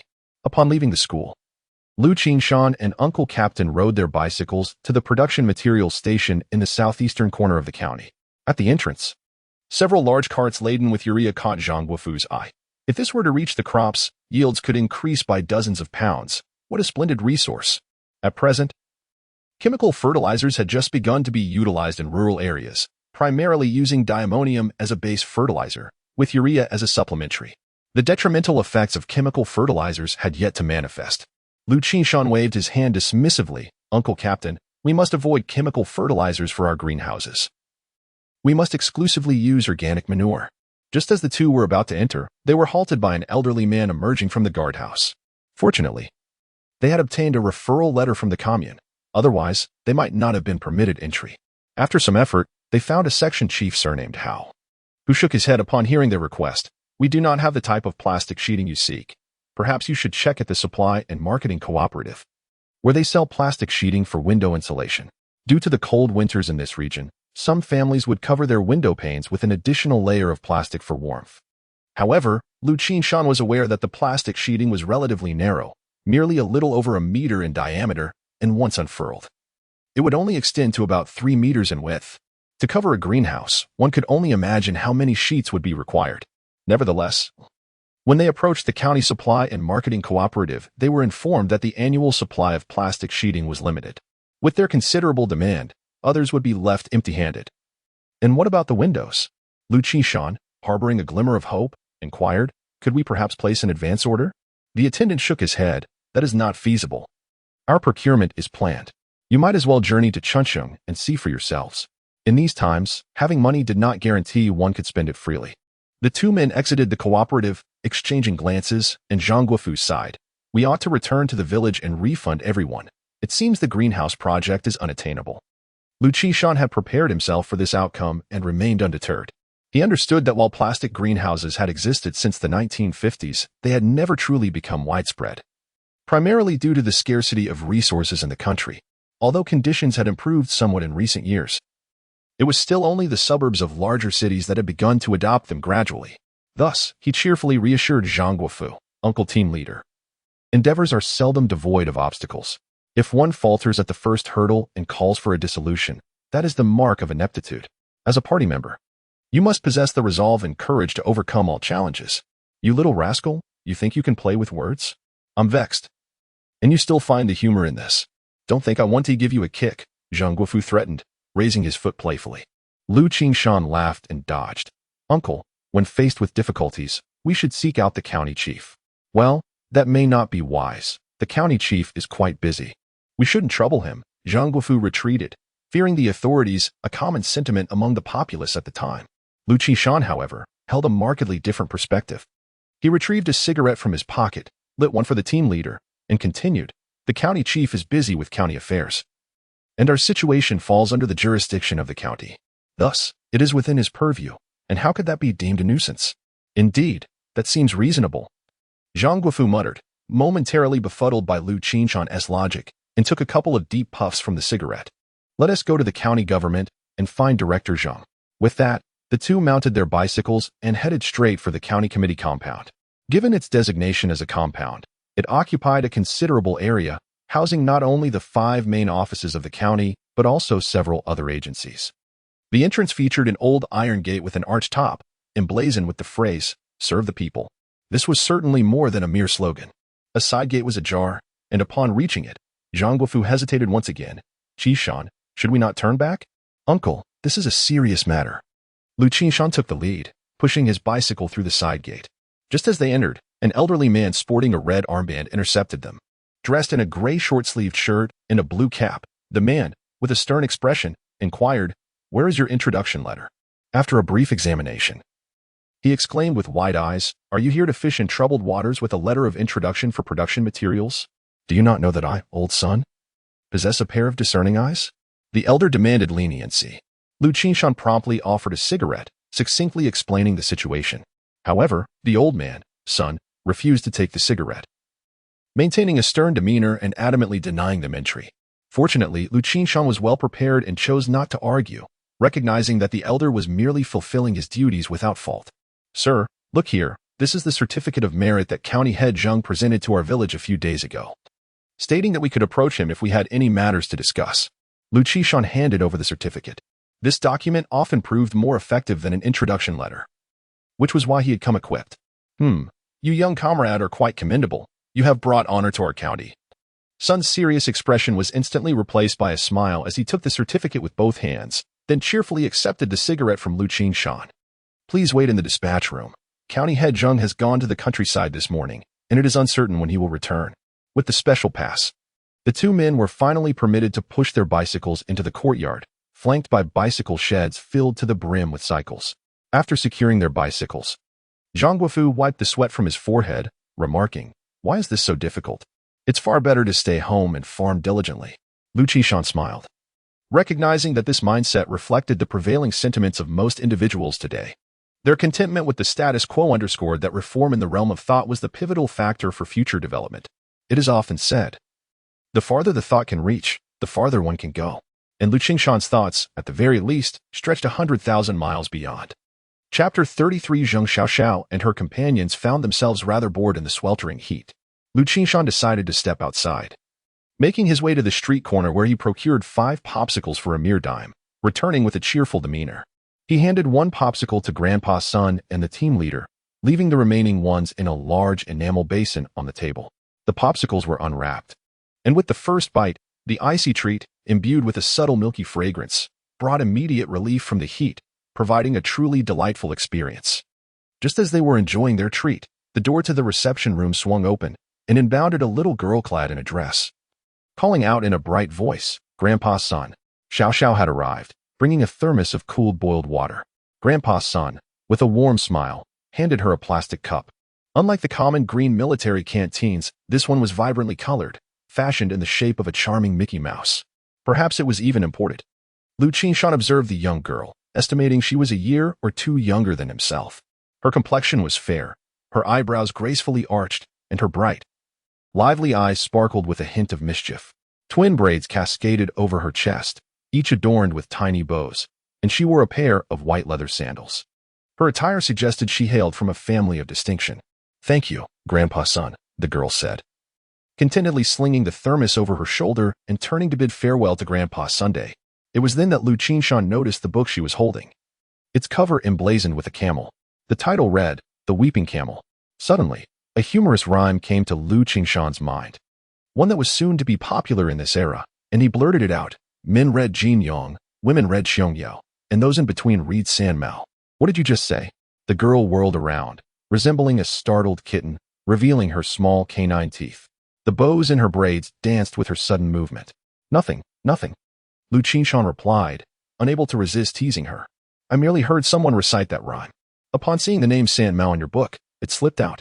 The girl regarded him with a puzzled expression, inquiring further, "Have you read San Mao's essays?"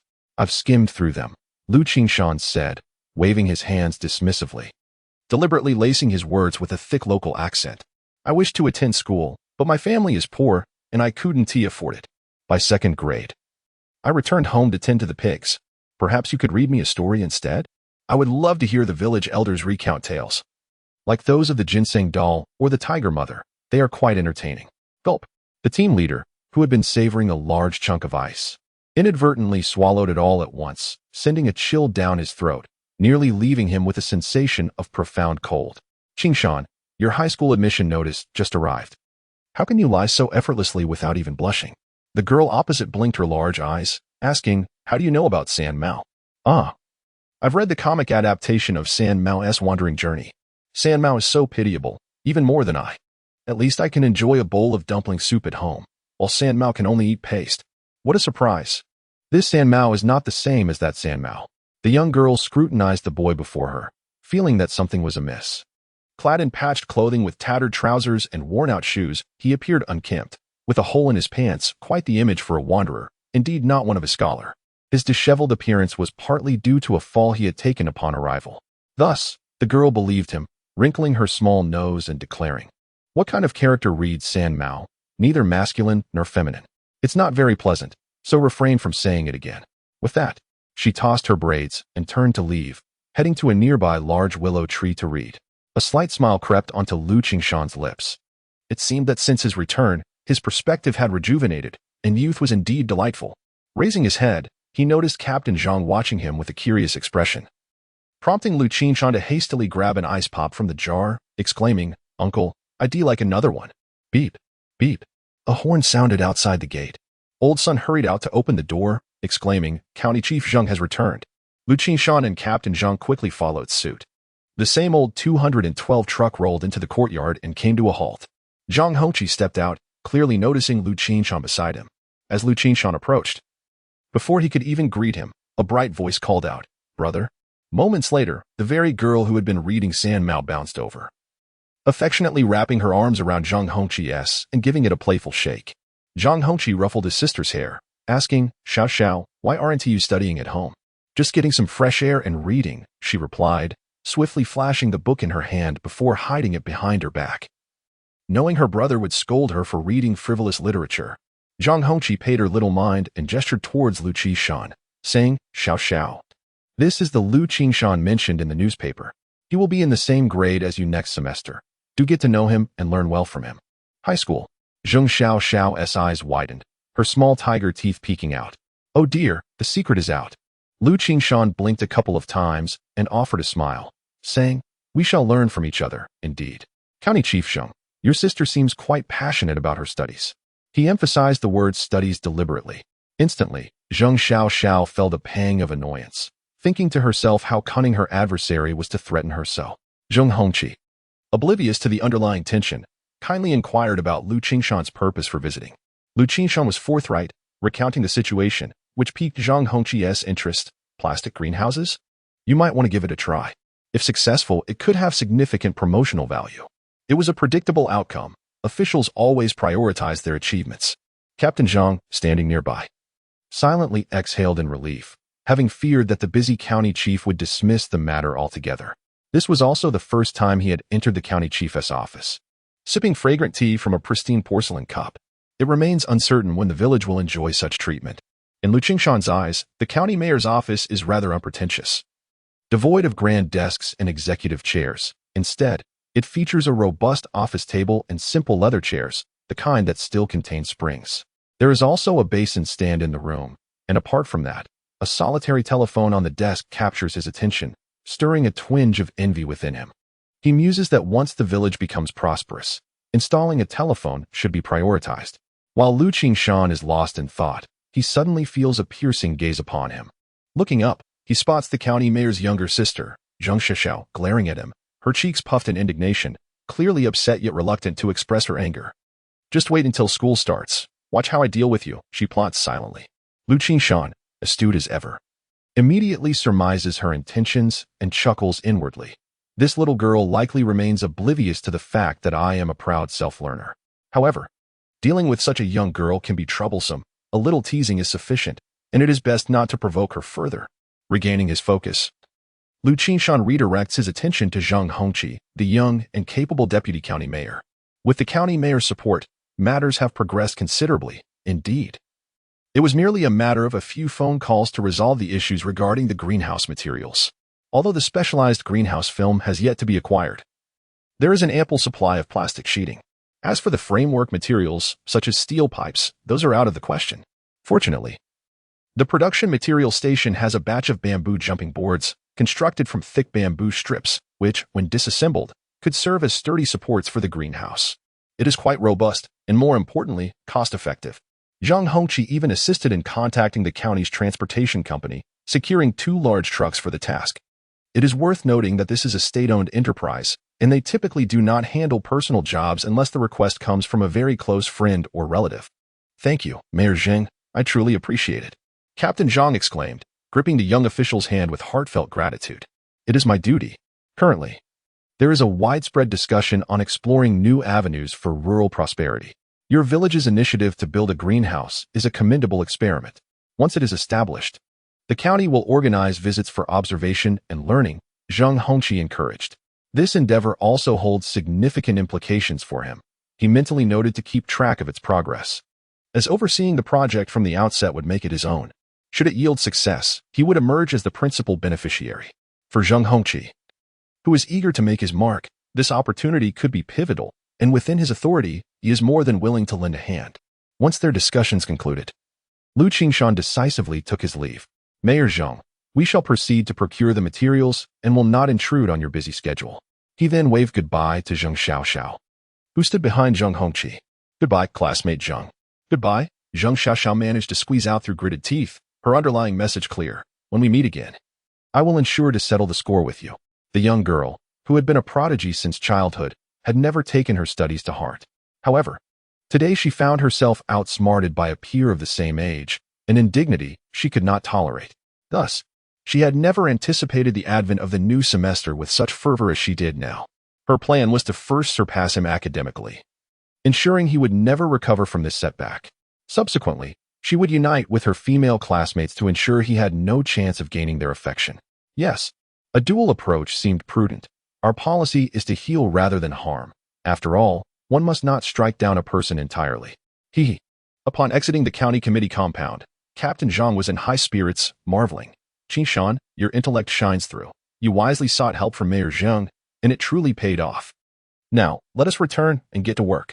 Liu Qingshan also clenched his fist, exclaiming, "Indeed, Uncle Captain, It is high time we struck a decisive blow in Jayapagu. Chapter 34. The whip and the steering wheel. Having just finished breakfast, a crowd of villagers gathered at the entrance of Jayapagu, their eyes frequently glancing towards the path leading to the commune. Why haven't Uncle and the captain returned yet? Zhang Ganzi inquired, removing a small stub of a cigarette from his ear, lighting it carefully, and taking a couple of cautious puffs before murmuring to the old branch secretary beside him. Why the rush after just one night?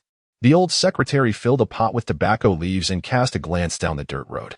Zhang Ganzi quickly struck a match to help the old secretary light his pipe, whispering, 3,000 yuan.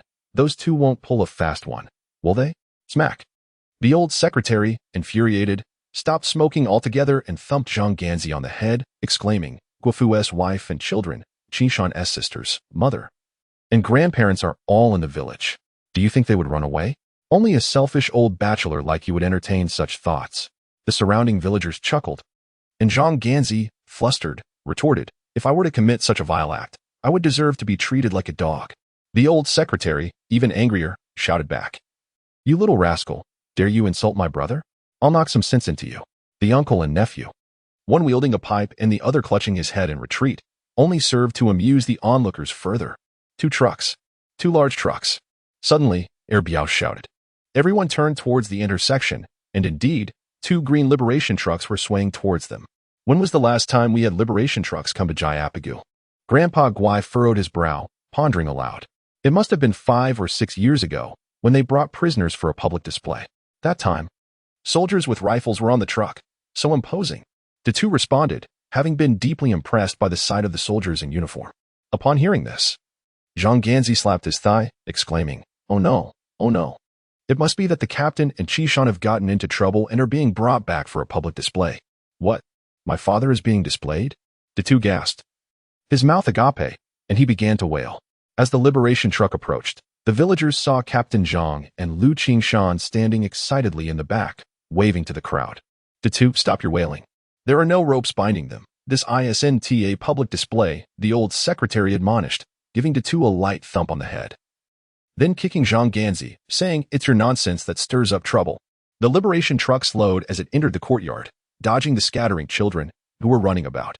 Liu Qingshan nimbly jumped off the truck, immediately surrounded by eager villagers peppering him with questions.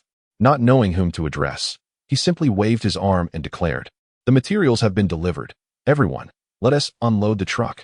In an instant, the crowd surged towards the production team's compound, where 2 spacious mud brick houses stood vacant, perfect for storing the goods. As the liberation truck parked in the courtyard, Captain Zhang welcomed the 2 drivers while the rest began unloading.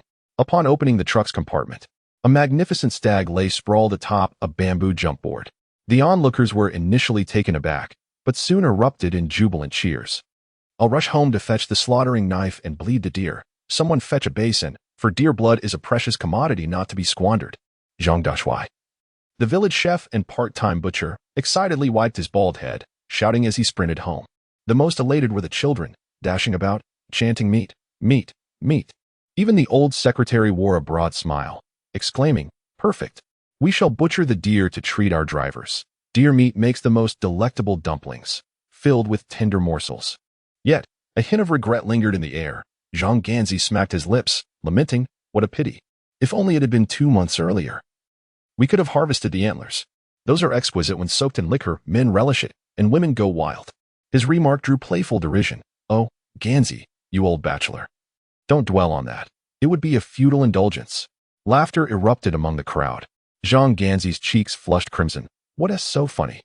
Once I earn some money from the greenhouse, I'll surely find a wife.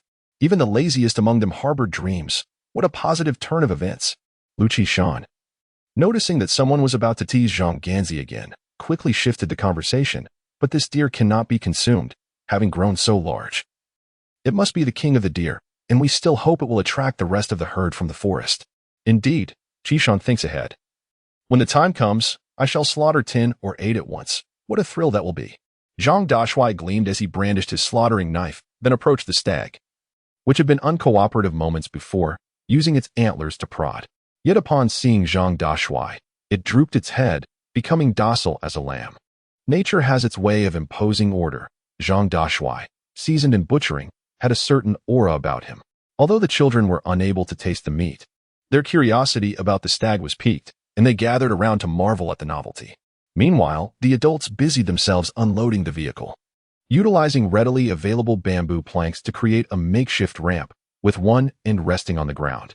The villagers moved with purpose, carrying rolls of plastic sheeting, bamboo boards, and coils of wire, efficiently emptying the truck in a matter of minutes. 2 drivers, one elderly and one young, were eager to depart.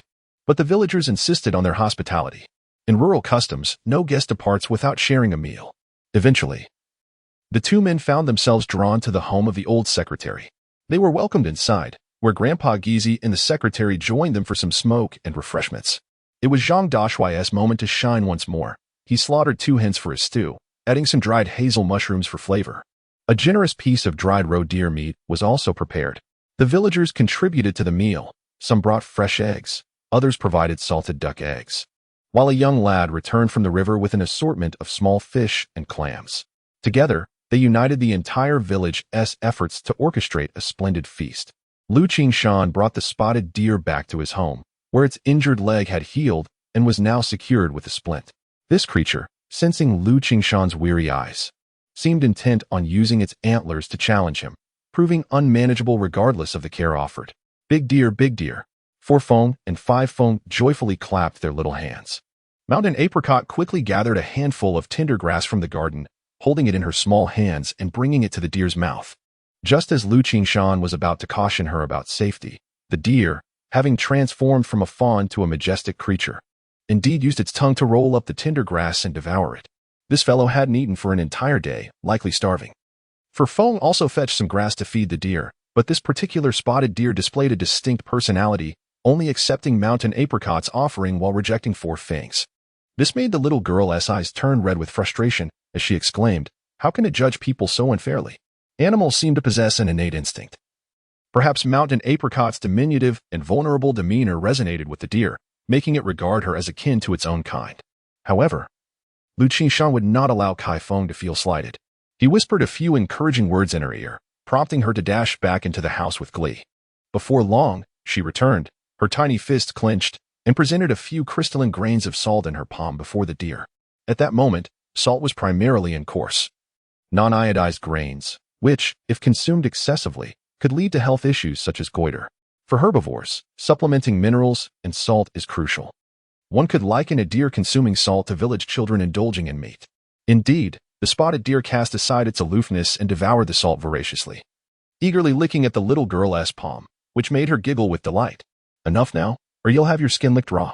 Liu Qingshan pulled the little one aside, noting that while the tongues of herbivores were relatively gentle, those of carnivores, equipped with barbs, could indeed leave one bloodied. There was a fellow in the commune, known as Half-Face, who had lost all the flesh on one side of his face from an encounter with a black bear during a hunting expedition, a sight that could frighten a child into tears. Liu Qingshan intended to keep the spotted deer in the firewood enclosure for the time being. But as soon as the deer spotted him, it stubbornly refused to budge. Ultimately, it was the little girls, Feng and Mountain Apricot, who coaxed it along, managing to lead the creature to its new quarters.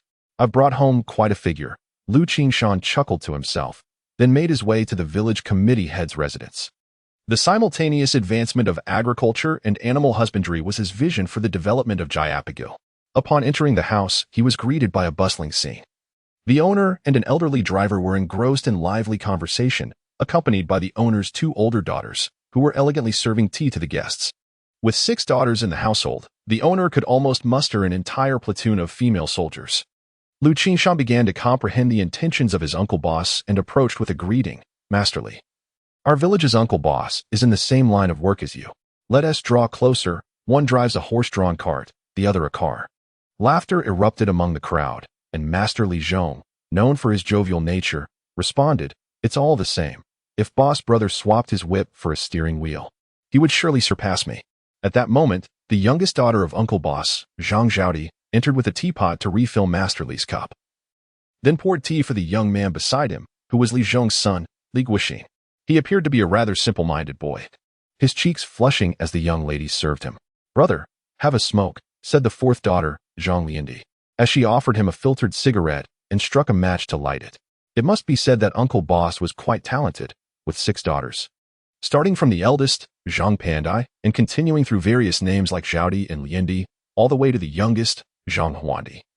He had employed every conceivable strategy yet had failed to produce a son. However, each of these daughters was a remarkable beauty, second only to Liu Qingshan's two sisters in the village.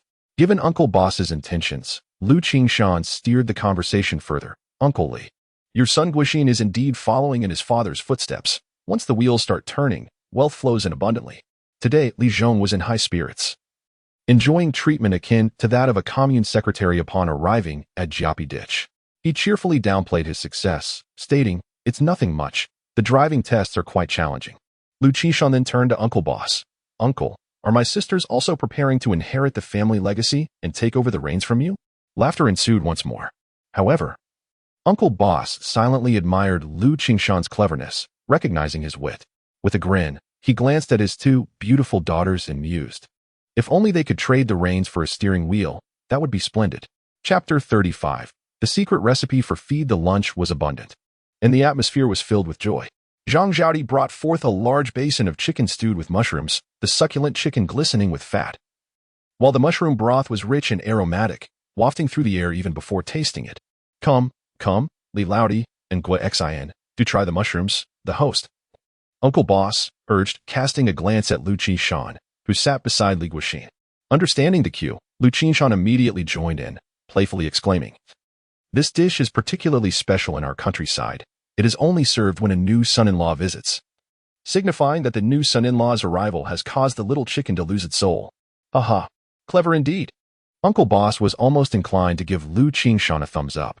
With Liu Qingshan's witty banter, the atmosphere was delightful, and the dishes were genuinely exquisite, consisting solely of natural, rustic flavors.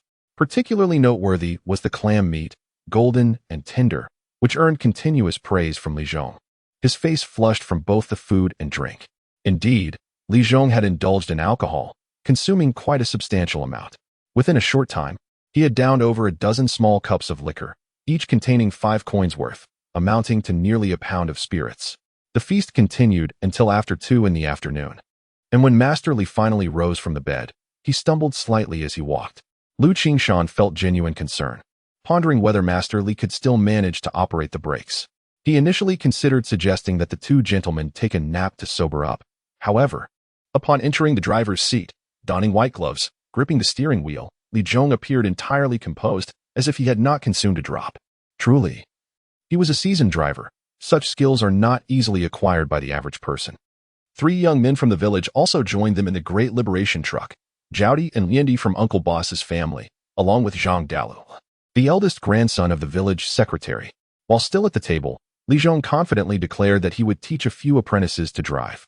In truth, both parties understood the implications, and thus, the arrangement was made.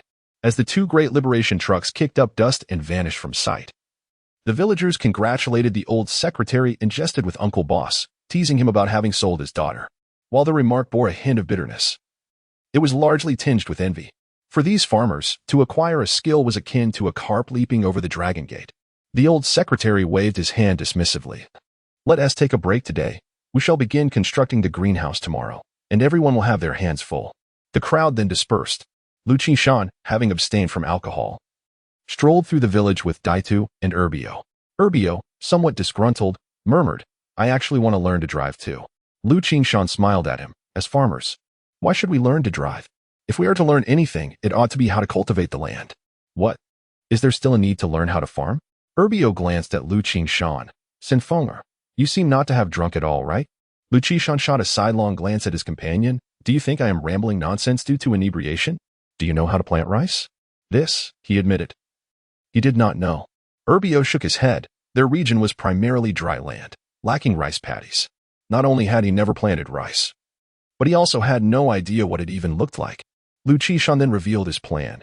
"Previously, the Venerable Wang from our Jiapigu had bestowed upon me a letter of recommendation for studying rice cultivation in Heilongjiang province, and I intend to recommend you for this opportunity. Biaozi, your mind is astute.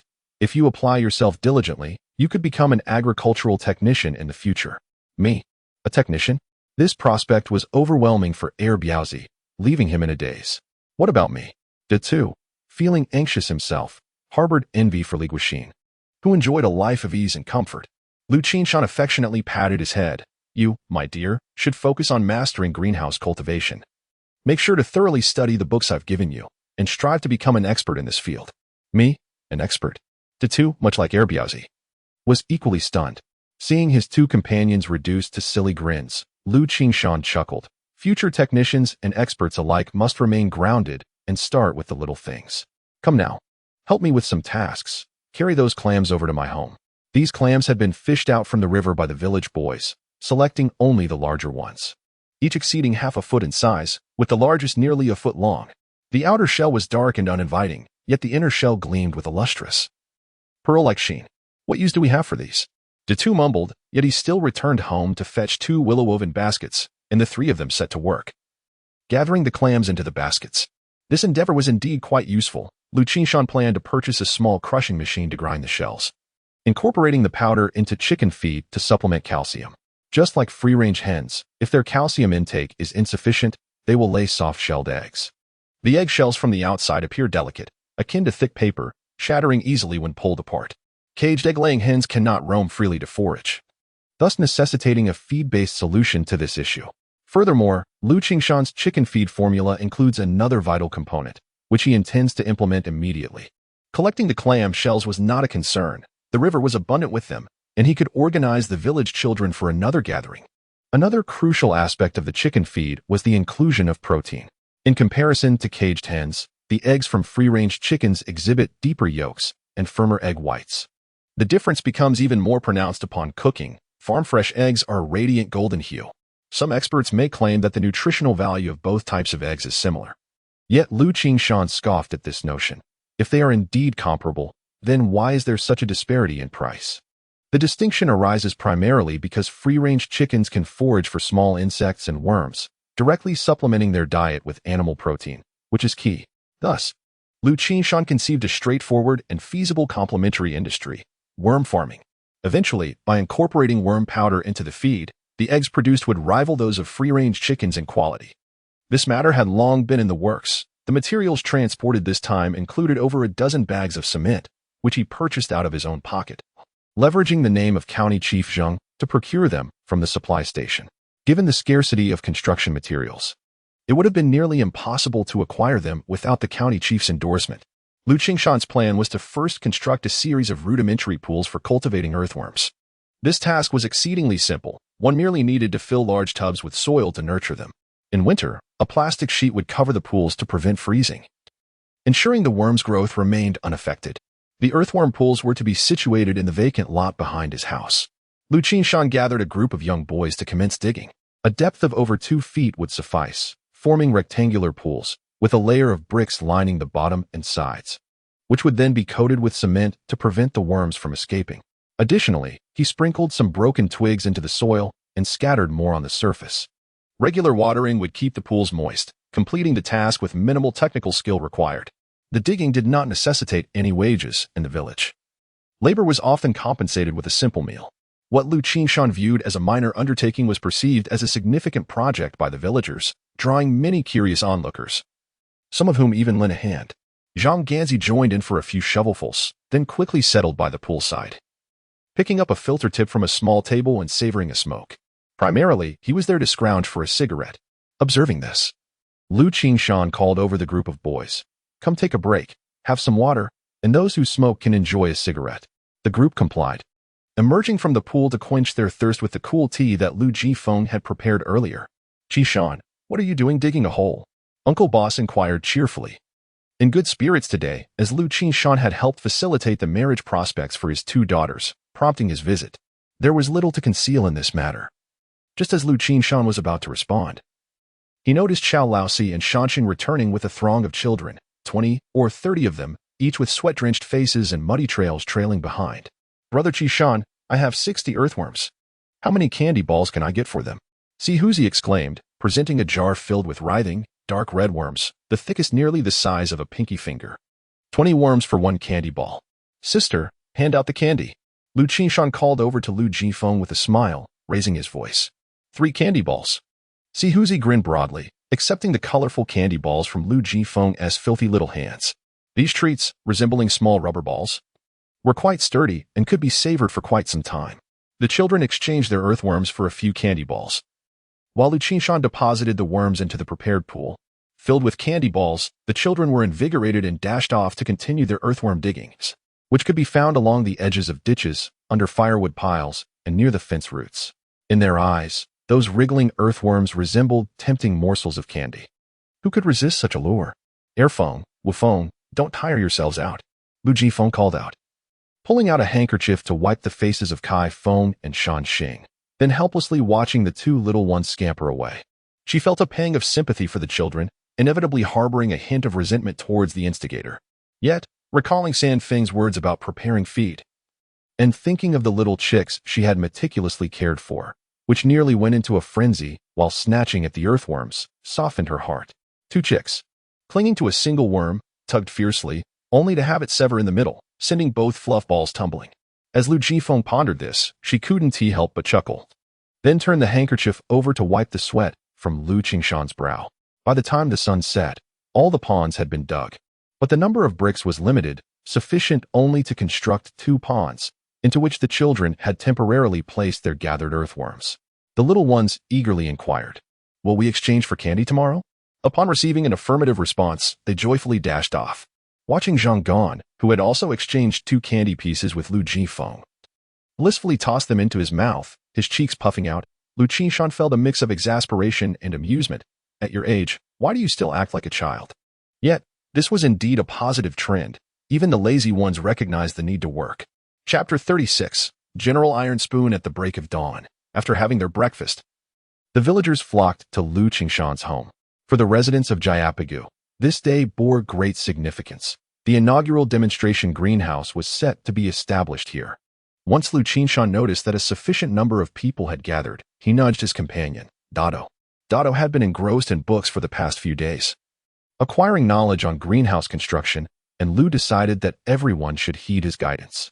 Captain Zhang had not relinquished his aspiration to enlist his son in the military. Thus Liu Qingshan felt no hesitation in placing Dado at the forefront to oversee the construction of the greenhouse and its subsequent cultivation management. Although Dado's intellect was not particularly sharp, it was precisely individuals like him who, when engaged in a task, displayed unwavering focus. For they were oblivious to the concept of half-heartedness. This was evident from Dado's bloodshot eyes, a testament to his sleepless night spent poring over books. As the moment approached, however, Dado felt a wave of trepidation. Surrounded by the village elders and his father, who regarded him with keen scrutiny, Dado's courage began to wane. He whispered to Liu Qingshan, "Saint Fenger, perhaps you should speak. My tongue falters." Liu Qingshan cleared his throat softly and casually uttered the word expert. This remark ignited a spark in Dado, who, with wide, determined eyes, appeared resolute. Liu Qingshan couldn't help but smile inwardly, pondering whether this was akin to heading into battle. Nonetheless, he recognized that for Dado, the vegetable field before him was indeed a battlefield. With a reassuring pat on Dado's shoulder, Liu encouraged him, "You can do this."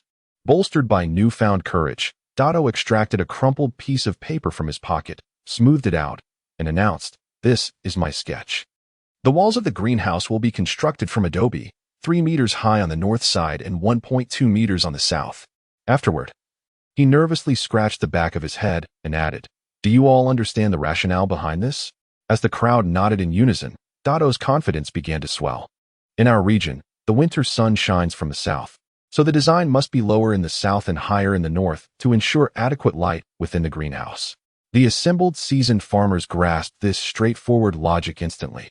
Nodding in agreement, Dado's articulation surpassed even that of the commune's agricultural technician, Xiao Huang, as it was both comprehensible and relatable. Dado's words drew applause from the crowd, which made Captain Zhang Guofu beam with pride for the first time in his life, feeling a sense of accomplishment for his son. Xiao Huang, the technician, had previously visited Jayapagu, but his discourse was laden with incomprehensible jargon, rendering him unpopular. Encouraged, Dado continued to elaborate on his plans, addressing even the heating issues for the greenhouse during winter, articulating every detail with clarity. In a gesture reminiscent of his father, he emphatically waved his arm, proclaiming, "Let each household construct a greenhouse. This way, it will be easier to manage, and if successful, we can expand next year. Do we all have confidence?" "Yes." The young boys joined in a raucous cheer, waving their arms in unison. "Then let us commence." With a loud call, Daitu was swiftly pulled aside by his father, Zhang Guofu. Under ordinary circumstances, he would have received a sharp tug on the ear, but today, Zhang Guofu merely grasped his son's arm.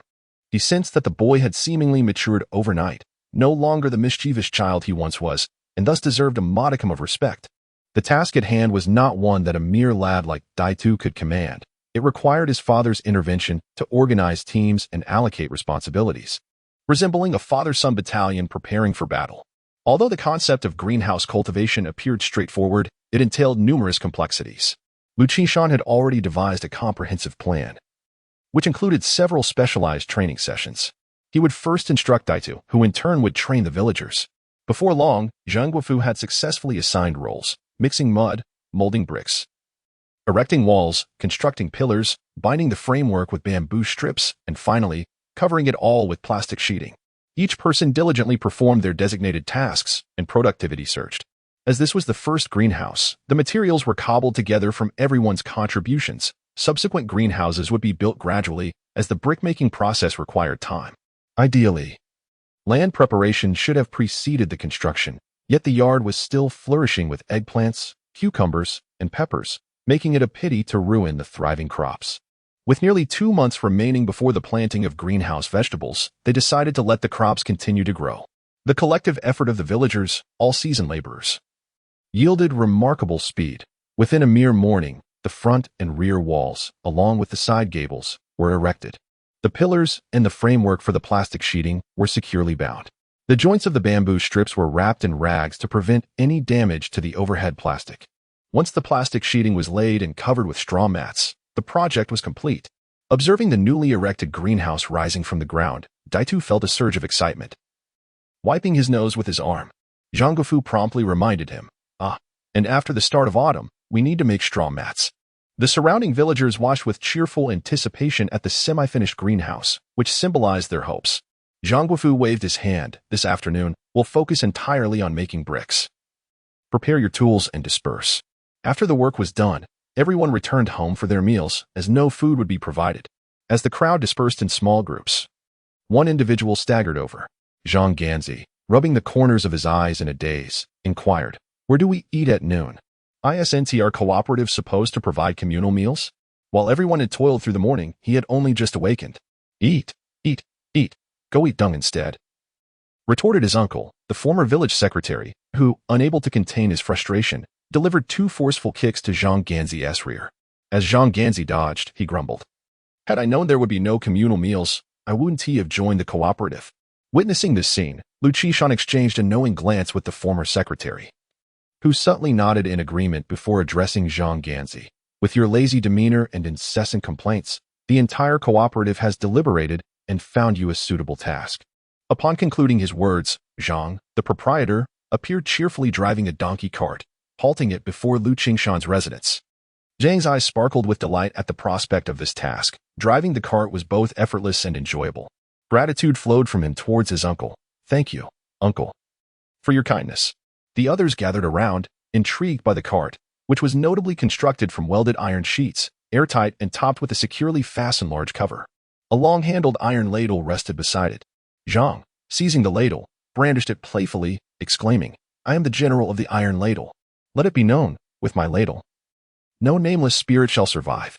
A couple of years prior, Lu Lanfang's rendition of the Legend of Yufei had captivated the nation, enthralling listeners, including children who would gather by the radio to listen intently. Zhang's antics were clearly inspired by those tales. Observing his oblivion, Liu Qingshan stifled a laugh. Had Zhang known the idea originated from him, he would surely have knocked it upon his own head. The expression on the old party secretary's face was equally entertaining as he bellowed, "What are you playing at? If you enjoy it, then entertain us daily." Zhang, regaining his composure, inverted the ladle, propping it against its long handle. "Uncle, what exactly do you require of me?" The elder replied, "Your role is vital. Without you, the harvest from our village's greenhouses will suffer." Liu Qingshan adorned Zhang with flattery, causing him to beam with pride, for the lazier one is, the more they crave recognition. He thumped his chest confidently, declaring, "Rest assured, I will fulfill this task." He then turned eagerly to the old party secretary. "Hurry and tell me what the task is. I am dying to know." The old secretary pondered briefly. "Zhang, there's an old saying in our rural community. The crop flourishes by the grace of manure. A sense of foreboding surged within Zhang as he glanced at the ladle in his hand, feeling a strange familiarity. As we cultivate greenhouses, we must utilize farmyard manure. Thus, the arduous task of collecting fertilizer falls upon you. The secretary's tone carried an air of responsibility. What? Collect fertilizer? Zhang sprang up in shock. Does that mean I must scoop excrement daily? No wonder this ladle seemed familiar. It is indeed a manure scoop. He tossed the ladle to the ground as if it were a hot potato, glaring at the old secretary. You truly are my dear uncle, assigning such a task to me. This ladle has tea even been used yet. It's clean. It's clean. The old secretary bent down to retrieve the ladle. Zhang, your parents passed away early, and now, in your 30s, you remain single. I've tried introducing you to several widows, yet they all find you indolent. This task is meant to demonstrate to everyone that Zhang, from the Zhang family, is not one to shy away from dirt or labor. If you follow this path, there will be food to eat. Food? More like excrement, Zhang retorted defiantly. I refuse to do it. I would rather perish than engage in such a task. Zhang Ganzi, in a fit of frustration, squatted down, embodying the spirit of a defiant pig unperturbed by boiling water. The old village chief, powerless with his crude tools, could only cast a glance toward Liu Qingshan. Unbeknownst to him, he had developed an inexplicable sense of reliance on this youth who had grown before his eyes. Liu Qingshan also squatted before Zhang Ganzi, offering him a cigarette. It seemed Zhang Ganzi was truly angry, refusing to accept the smoke, which Liu Qingshan insisted on placing in his mouth. Uncle Ganzi. Have you heard of Shi Chuanxiang? Who is that? I don't know him, Zhang Ganzi replied, taking a couple of puffs. He is a national model worker and has even been received by the premier. The old village chief interjected with a look of disappointment. A model worker is undoubtedly respected in this era, not to mention a national model worker. Our small village, Jayapagu, has not even produced a county model worker. Zhang Ganzi conceded. That is indeed impressive. What does he do? Is he a government official or a level 8 worker? Liu Qingshan chuckled, looking at Zhang Ganzi with warmth. He is simply an ordinary latrine cleaner. Chapter 37. Gathering river shells. Zhang Ganzi, still cheerfully driving his donkey cart, made his way home. His optimism was buoyed not only by the encouragement from the diligent elder, but also by Liu Qingshan's promise. As long as he toiled earnestly, he would surely find a wife within 3 years. The mere thought of a warm hearth with a wife and children invigorated Zhang Ganzi, propelling him to action. From the following day onward, he diligently transported his donkey cart between the county town and Jiapi ditch, making daily trips, rising early and returning late, undeterred by the elements. At that time, the county town was characterized by single-story houses, with the use of dry toilets prevalent. Typically, each square residential area would feature 1 or 2 such facilities. The residents often observed a middle-aged man clad in rubber clothing, his beard unkempt, wielding a large manure scoop, extracting ladlefuls of slurry from the cesspool and depositing them into his donkey cart. Once filled, he would secure the lid and drive away, the unmistakable stench causing everyone to keep their distance. During such moments, Zhang Ganzi would call out, "What are you hiding from? Wait until you savor the vegetables watered with this slurry. You'll find them tastier than anything." His audacity often incited the ire of others. Yet upon seeing the unsightly stains covering him, they would relent. The slurry, once returned, required mixing with black soil for fermentation, what was colloquially known as manure plastering. Naturally, this task could not be performed in the village itself, lest Jiapi ditch be enveloped in foul odors. Thus, a manure processing site was established southeast of the village, where the winds were less likely to carry the odor back to the community. Despite the disdain he faced outside, Zhang Ganzi's status in Jiapi ditch rose significantly. The farmers understood the value of fertilizer and regarded him with newfound respect. Whenever they met, they greeted him with, "Ah, the great general has returned." The title, a playful abbreviation of General of the Scoop, became Zhang Ganzi's new nickname. Previously indifferent to personal hygiene, Zhang Ganzi now took care to wash daily upon returning home. The odor was intolerable even to him. The villagers would joke, "Manure slurry can cure laziness." Observing this commendable transformation, Liu Qingshan even arranged for a simple shower device to be installed beside Zhang Ganzi's storage room. Constructed from plastic sheeting fashioned into a large bag and painted black to capture solar heat, the setup included a shower head protruding from the top. Zhang Ganzi now indulged in warm showers daily, to the point of nearly bursting with joy.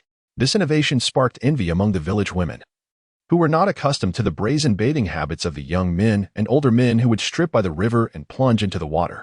However, They would never consider visiting the bachelor Zhang Ganzi's home for a bath. Thus, Liu Qingshan's shower remained in high demand.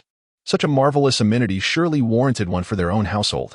Yet, the showerhead proved difficult to procure. Otherwise, it seemed the village would quickly adopt it.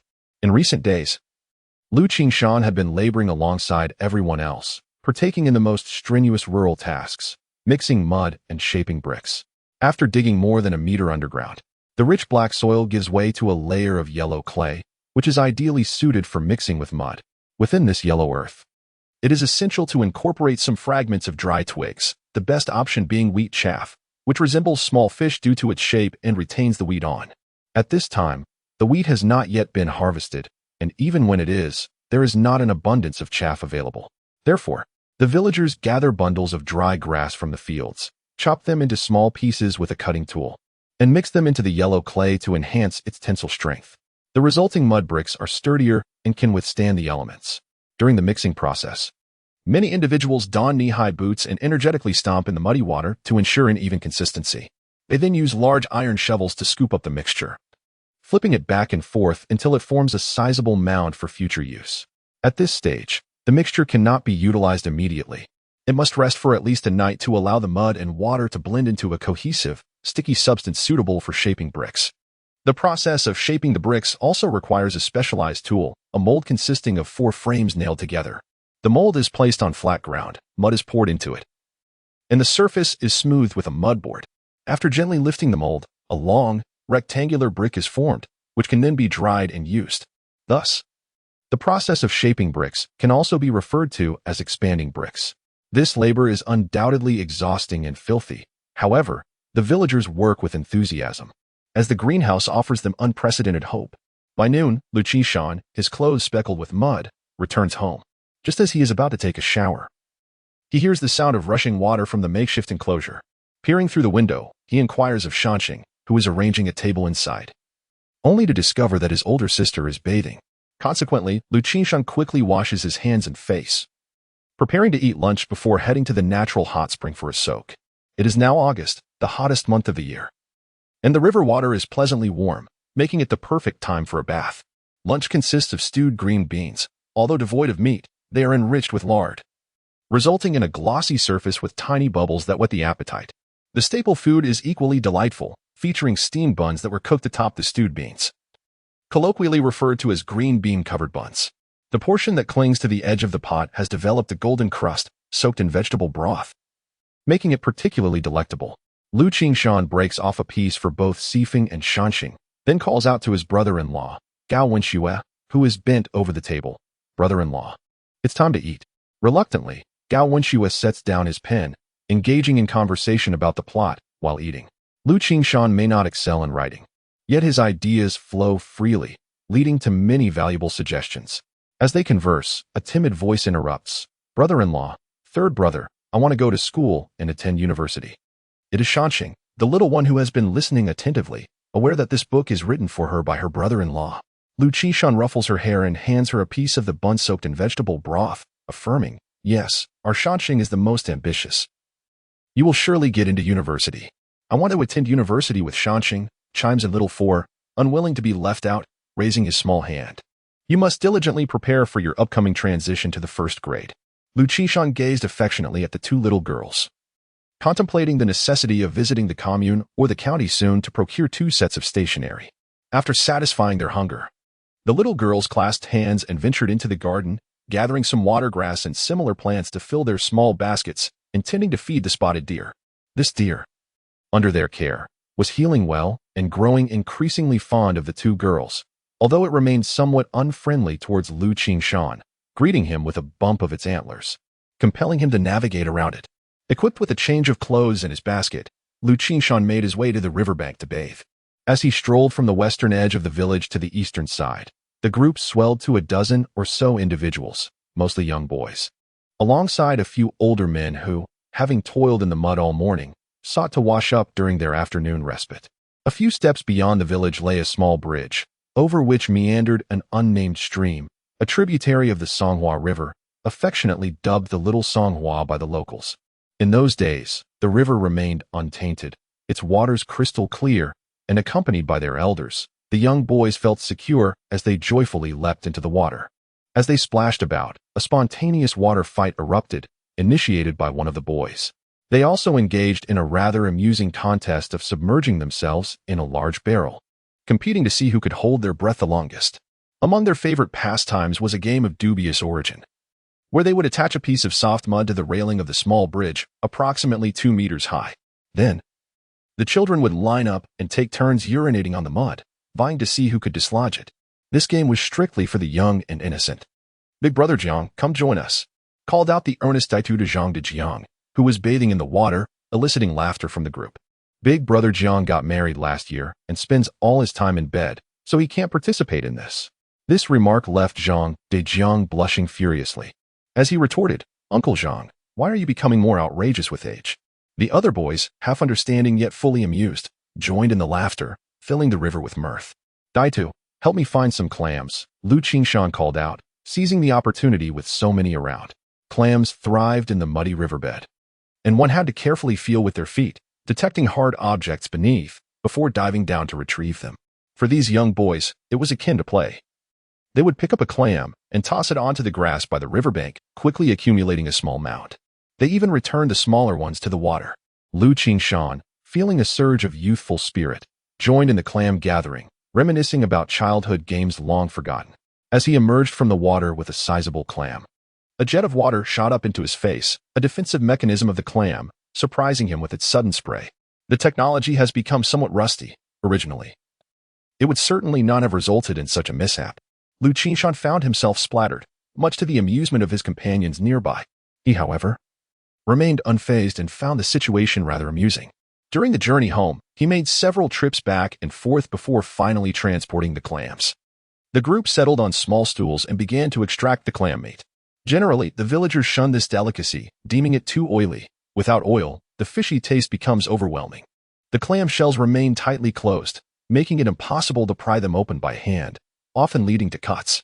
They must be sun-dried until they slightly open, allowing a knife to be inserted to sever the adductor muscle, thus splitting them in half.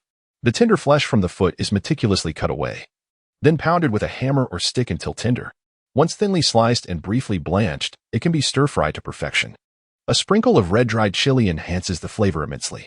Moreover, this season coincides with the breeding period for river clams. If they are females, upon opening, one may find a rich yellow substance inside, which is quite delectable and rivals the taste of crab roe.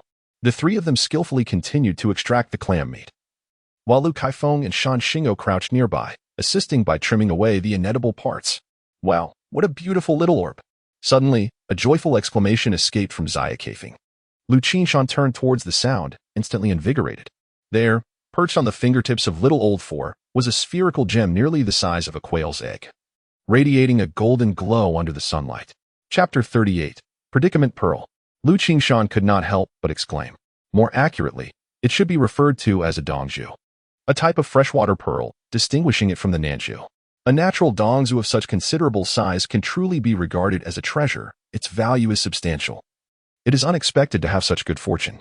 Among dongzhu, the golden variety is deemed the most precious, symbolizing royal elegance. Historically reserved for the imperial family during the Qing dynasty.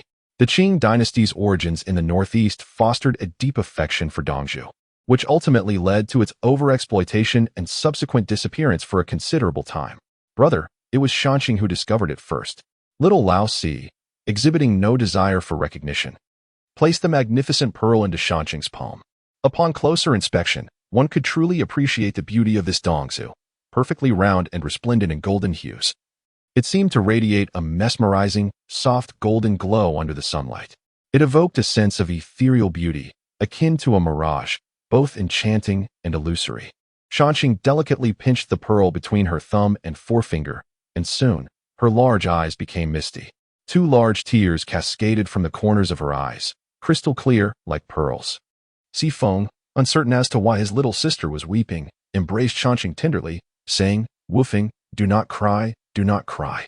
In that moment, Shanxing reminded Liu Qingshan of a poignant memory, the character Xiaoying from the tale-old stories of the south of the city. The sound of a melodious bagpipe echoed in Liu Qingshan's ears. In life, rare are the moments of joyful reunion. It is parting that is frequent. He realized that the little one was missing her mother, In her heart, maternal love was as precious as a pearl. What a sensitive little girl she was. Wufeng, this pearl is a gift for you. Cherish it well, and keep it forever in your heart, all right? Liu Qingshan affectionately stroked the little one's head, wishing for her to experience more joy each day. This left little Laozi baffled. She gestured at her chest with her hands and tilted her small face to ask, "Brother, how can one keep something in their heart?" Shanxing mirrored her expression, tilting her face upward, shyly wiping her tears, and suddenly broke into a smile. "Brother, I don't want it. I just want to look at it." Having just cleaned clams, her hands were quite dirty, and the wipe left her with a smudged face resembling a little calico cat. Nevertheless, in Liu Qingshan's eyes, her smile brightened the entire sky. He couldn't help but rub her head again, saying, "When I tell you to keep it, you must keep it. This is a gift from your mother. Wearing it will ensure she is always by your side." Shanxing responded softly, clutching the pearl tightly in her palm, and affectionately wrapped her arms around Liu Qingshan's. Perhaps at that moment, she truly regarded Liu Qingshan as her brother, a protector of her innocence. Liu Qingshan extended his index finger and gently tapped her little nose, saying, "Little Wu, remember to smile more. A girl who loves to laugh will be blessed in the future." This time, Shanxing's reply was notably more spirited. Her heart filled with sweetness. "Brother, you still haven't answered me." Xifeng clung to Liu Qingshan's other arm, shaking it vigorously, and rather than feeling annoyed, Liu Qingshan found joy in her affectionate nature. He mused, "This is akin to yearning for a sweet milk candy. When it eludes you, doesn't it linger in your thoughts daily?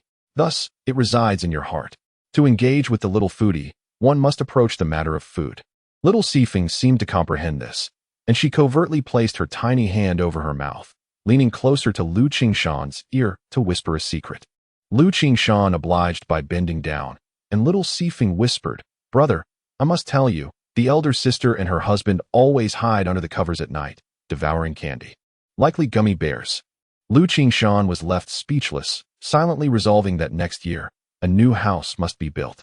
By the time Liu Qingshan and the others finished peeling the clam shells, the dexterous Liu Jifeng had already prepared the pearls, encasing them with 4 fine strands of red silk thread, adorned with red tassels below and leading 2 strands tied around the neck of the mountain apricot, forming a simple pearl pendant. This left little Xifeng envious, exclaiming, "Brother, I want one too." Liu Qingshan cleverly sought out the playful Sahuzi on the main road, acquiring a petal glass ball for the elder sister to craft a similar piece for little Xifeng, who joyfully donned it. Moreover, the clingy little Xifeng reminded Liu Qingshan of a potential venture. Considering the excellent water quality of Zhaisangjiang, perhaps pearl farming could be pursued in the future. Indeed, when next visiting Chengqing, he would inquire with Professor Wang whether their university researched such techniques. While he pondered this, the 2 little girls, hand in hand, ventured out to show off. Soon the entire village was abuzz with the news. The mountain apricot had discovered a splendid pearl, which looked delightful when worn. The villagers offered a few compliments, refraining from idle gossip.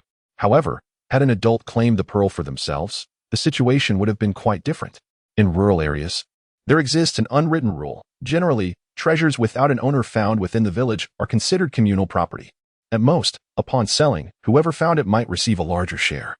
If one dared to hoard it alone, once discovered by the villagers, they would be ostracized, effectively declared socially dead within the community. Yet, a child like the mountain apricot faced no such repercussions. Besides, everyone was aware of her background. Who would begrudge such a pitiable child? With nothing pressing at home, Liu Qingshan took a stroll and soon spotted a large gathering beneath several towering elm trees outside the village, where a crowd was taking refuge from the sweltering afternoon heat. They had paused work, intending to resume after dinner when the temperature would be more bearable. During the summer, they hurried to complete tasks early in the morning and late in the evening. Liu Qingshan wandered overhearing discussions about purchasing vegetable seeds. Upon seeing him approach, the old party secretary waved him over, saying, "Qingshan, come here and discuss with us what to plant in the greenhouse, so we can prepare the seeds in advance." The seasoned villagers displayed a level of foresight that, in some respects, surpassed Liu Qingshan's own considerations. For instance, take the issue of rapeseed, an important matter overlooked by Liu Qingshan. He directly found an empty patch of land to sit down and remarked, "Our vegetables are expected to be ready for market before the spring festival. Therefore, I plan to cultivate celery, leeks, and cucumbers. What does everyone think?" In terms of food, Zhang Dashuai had considerable authority. He wiped his bald head and said, "That sounds good. Who doesn't enjoy a meal of dumplings during the new year? Celery filling symbolizes diligence throughout the year, while leek filling represents longevity and prosperity. We all hope for good fortune. This reasoning resonated with the group, who nodded in agreement. Especially in the depths of winter, the thought of crunching on tender cucumbers, bursting with freshness, was indeed tantalizing. The old party secretary also expressed his agreement but tempered it with caution. The demand for rapeseed is excessively high. We must devise a strategy. Previously, households had essentially been self-sufficient, each engaging in small-scale farming. When vegetables matured, they would save some seeds for the following year. At worst, they would request a few seeds from neighboring courtyards. However, with the proliferation of greenhouses, the demand for rapeseed skyrocketed. Clearly, the old model was insufficient. Then we should purchase rapeseed. The cooperative has 3,000 yuan, mumbled Zhang Ganzi, who was squatting on the ground. It was getting late, and having returned early that day, he strolled over after taking a shower, using a twig to poke at an ant hill on the ground. To his surprise, he uncovered several white ant eggs, which he picked up and popped into his mouth, crunching them. These eggs had a slightly sour taste, favored by children, and were quite nutritious. Given that this nephew had been performing well lately, the old party secretary refrained from punishing him. Instead, he shot a glare at him. 3,000 yuan is no trifling sum, but buying that much material would exhaust it quickly. The cooperative's plan was to erect a plastic greenhouse in each family's large garden, totaling nearly 30. Averaging it out, the cost of each greenhouse was around 100 yuan, and that was without purchasing red bricks. All walls were built from mud bricks. Otherwise, the funds would have been even more insufficient. What? 3,000 yuan? Just like that? Gone. Zhang Ganzi exclaimed, momentarily forgetting about the ant eggs as he stood up, excitedly waving his arms. That's enough to marry several wives. While this statement held some truth, marrying in the countryside typically cost no more than 300 to 500 yuan. Zhang Ganzi's comparisons were hardly appropriate. The old party secretary remained unchanged. He swiftly knocked 2 pipes against Zhang Ganzi's head, bringing him back to reality, and the lad squatted down in silence once more. Why don't we pool some more money? Proposed Uncle Boss, introducing a new idea. The surrounding individuals involuntarily changed their expressions and simultaneously shook their heads. There really isn't any money left at home, not even enough to cross the river. Uncle Boss was aware of everyone's circumstances. In fact, he had borrowed 100 yuan from Linji to send his 2 daughters for further education.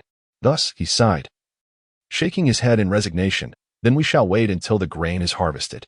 We cannot afford to delay, the old party secretary said, packing a fresh bag of tobacco. His brow furrowed.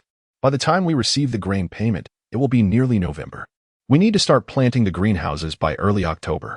It is indeed a seemingly hopeless situation now. Everyone feels discontented, murmuring discontentedly. Farmers cannot afford seeds. Will the living be suffocated by their own despair? How utterly frustrating. Following this, a profound silence ensues. Liu Qingshan has been listening for quite some time. The crowd is fervently engaged in discussion, while he, as a younger member, has found it challenging to interject. Upon hearing the old party secretary mention this year's harvest, a memory suddenly flashes in Liu Qingshan's mind, causing him to furrow his brow. It pertains to this year's wheat harvest, during which relentless rains persisted for over 20 days, preventing any respite. The wheat began to sprout on the stalks. Eventually, when the sun finally emerged, they managed to harvest the wheat, but the sprouted grains held no value, leaving them infuriated as they resorted to feeding it to the pigs. This resulted in a total loss for everyone, leading to immense suffering. Farming is indeed contingent upon the whims of nature, demonstrating a stark vulnerability to natural disasters. This plight is not confined to just Jayapagu village. The entire Qingshan commune has suffered significantly from this calamity. Liu Qingshan cannot help but feel anxious. This year's circumstances are rather challenging. He must devise a strategy to navigate out of this predicament. Chapter 39. We have succeeded. The phrase "a penny can baffle a hero" aptly describes the predicament faced by the villagers of Jiapigu at this moment. Beneath the grand elm tree, a heavy silence enveloped the gathering as everyone puffed on their cigarettes, utterly at a loss. Liu Qingshan, however, had 1,000 yuan stashed away, which he intended to use to purchase a grinder and erect a shelter for the chicks to weather the winter.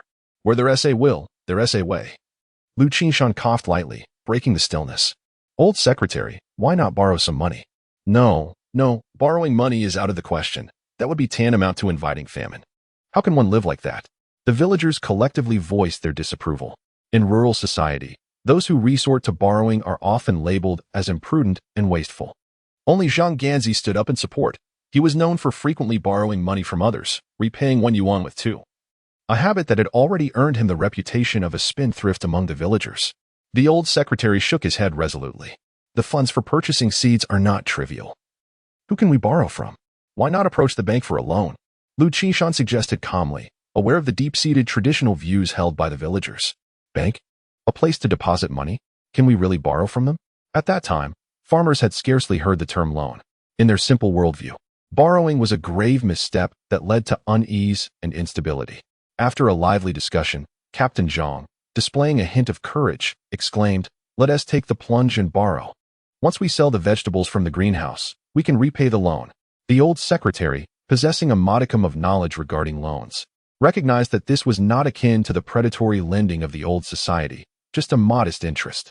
He gritted his teeth and consented. With the village committee's collective agreement, the dissenting opinions became moot. Yet, a new dilemma arose. How do we proceed with the loan application? The onus fell upon Liu Qingshan as the initiator of the idea. "Very well, I shall venture to the county tomorrow, but I will not go alone. I'll need a partner." "Qingshan, how about you and the boss go together?" The old secretary and Captain Zhang were preoccupied with overseeing the greenhouse project and could not spare the time. Thus, it was settled. Liu Qingshan strolled home, just in time for dinner. Upon entering, he was met by his brother-in-law, Gao Wenxue, who rushed towards him, brandishing a letter with palpable excitement. Liu Qingshan felt dizzy from the fervor as he snatched the envelope and glanced at it, his eyes landing on the printed words at the bottom, "Harvest Literary Magazine." A smile spread across his face. "Congratulations, brother-in-law. You have succeeded." It was evident that his brother-in-law's submission had been accepted. Harvest was a prestigious platform for contemporary Chinese literature, embodying the dreams of countless writers. Renowned authors from previous generations like Ba Jin and Lao Shi, alongside younger luminaries such as Zhang Kongkong, Yu Hua, and Lu Yao, had all published their works in its pages. To have one's work published in a harvest signifies a form of recognition. How could Liu Qingshan not feel a swell of pride for Gao Wenxue? In the eyes of Gao Wenxue, a brilliant light suddenly burst forth, as if two flames ignited in an instant, seizing Liu Qingshan by the arm. "Senfeng, we should declare our success." Success. At this moment, all struggles, all anguish, and all hardships vanished, leaving only the joy of achievement. The slight pain radiating from his arm made Liu Qingshan understand the excitement and elation within his brother-in-law, yet he pondered, why must I also be included in this celebration? Engaging with such a stubborn mindset is futile. Liu Qingshan quickly extricated himself from the embrace. "Brother-in-law, you've taken the first step toward success. Continue to move forward step by step. There is no path longer than the feet, nor mountain higher than a person." Gao Wenxue was momentarily taken aback by his words, and after savoring them, he exclaimed with delight, "Qingshan, you speak wisely. Let this phrase become the motto of our pen name, Gao Shan." Liu Qingshan felt a bit speechless, hastily shifting the topic. "Sister, with such joyous news, why not prepare a splendid dinner to celebrate with brother-in-law?" Liu Jinfeng's lovely face radiated joy. She was no illiterate peasant woman, having once been a literary youth herself. Otherwise, she would not have fallen in love with Gao Wenxue. However, as the eldest sister, bearing the burden of household chores and caring for her younger siblings due to their mother's poor health had delayed her studies, preventing her from attending high school. With a smile in her eyes, she feigned annoyance. "Wenxue, why didn't you inform me sooner? Such a significant event, and you kept it from me." Gao Wenxue, still brimming with excitement, grasped his wife's hand. "Jinfeng, I certainly wanted to share the writing news with Qingshan first. Rest assured, I will inform you of other matters without delay." "You really are thick-headed," Liu Jinfeng teased, attempting to tap her husband on the head. Yet, when her fingers landed, they transformed into a gentle gesture to tidy his unruly hair, all while suppressing a giggle. Then, they heard the younger brother exclaiming, "Sister, fry some peanuts. Make a scrambled egg, and stir-fry the clam meat we brought back this afternoon. Let us invite Grandma and Grandpa over to celebrate with brother-in-law." The last time they hosted a celebration, remnants of peanuts and condiments lingered. Even a few pounds of pork, both fatty and lean, had been sliced thin and stir-fried with a sprinkle of salt, preserved in a jar to last for several days, as the household had no refrigerator at that time. "Indeed, we should celebrate," Liu Jinfeng agreed merrily and busied herself with Linji, chopping a few salted duck eggs and picking some large chilies from the garden, cooking them to perfection. Little Kai Feng had long summoned Grandma and Grandpa from the east yard, and the family gathered around the dining table for yet another feast. Liu Shikue served Kai Feng and Shan Xing some slices of meat, smiling as he raised a small wine cup. Wenxue, congratulations. Keep up the great work. Thank you, Grandpa. Gao Wenxue raised his wine cup and downed it in one gulp, only to be seized by a fit of coughing. Liu Jinfeng hurriedly patted his back, her heart aching as she chided him. If you cannot handle it, then take your time. She then shot a glare at Liu Qingshan, admonishing, Sin Feng, you are not allowed to drink. Liu Qingshan could only sheepishly set down his cup, feeling powerless due to his youth. Ha ha, it's fine. Today is a joyous occasion. Sin Feng shall make an exception for a cup. With the elder's decree, none dared to oppose. Grandmother chimed in with a smile, reminiscing. When San Feng was but a year old, your grandfather would dip his chopsticks in wine and touch it to his tongue, making him scrunch his nose and widen his eyes in surprise. Laughter erupted around the dining table, filling the air with warmth. As a result, after 3 cups of wine, Gao Wenxue lay sprawled on the Kong, his face flushed, succumbing to slumber. Liu Jifeng tenderly wiped his face with a damp cloth, her fingertips lovingly tracing the contours of his gaunt visage. She understood the tremendous pressure he bore within, without success in his writing endeavors. He had no agricultural skills or means of livelihood, and the futility of his aspirations weighed heavily on him. Now, however, hope had finally arrived, and with it, the release of pressure, much of which would transform into the motivation propelling him forward. Such days were truly delightful. After sharing a few cups with his grandfather, Liu Qingshan took a stroll around the village. Upon returning, he carried a small bundle containing an assortment of local specialties, the creamy oil of the linfrog, a potent tonic especially beneficial for women, a few slices of deer antler, a favorite among men, and some mountain delicacies like monkey head mushrooms. Since he was heading to the county, he thought to explore potential markets. In their village, residents did not regard these items as valuable, primarily focused on merely filling their stomachs. Yet in the county and larger cities, there existed a small group of individuals who had risen to prosperity, cultivating a demand for such goods. In an era where the supply chain was still quite nascent, the first to carve a path would find wealth flowing abundantly. The following morning, Liu Qingshan set off early, riding a bicycle alongside his uncle, the shopkeeper. After traveling a mere 2 miles, they encountered a lively donkey cart ahead, its rhythmic clatter echoing through the air. It was Zhang Ganzi, collecting manure for the city. He glanced back and called out, Come, place your bicycles on the cart. It saves effort. The pungent odor wafting through the air nearly caused the two to lose their breakfast.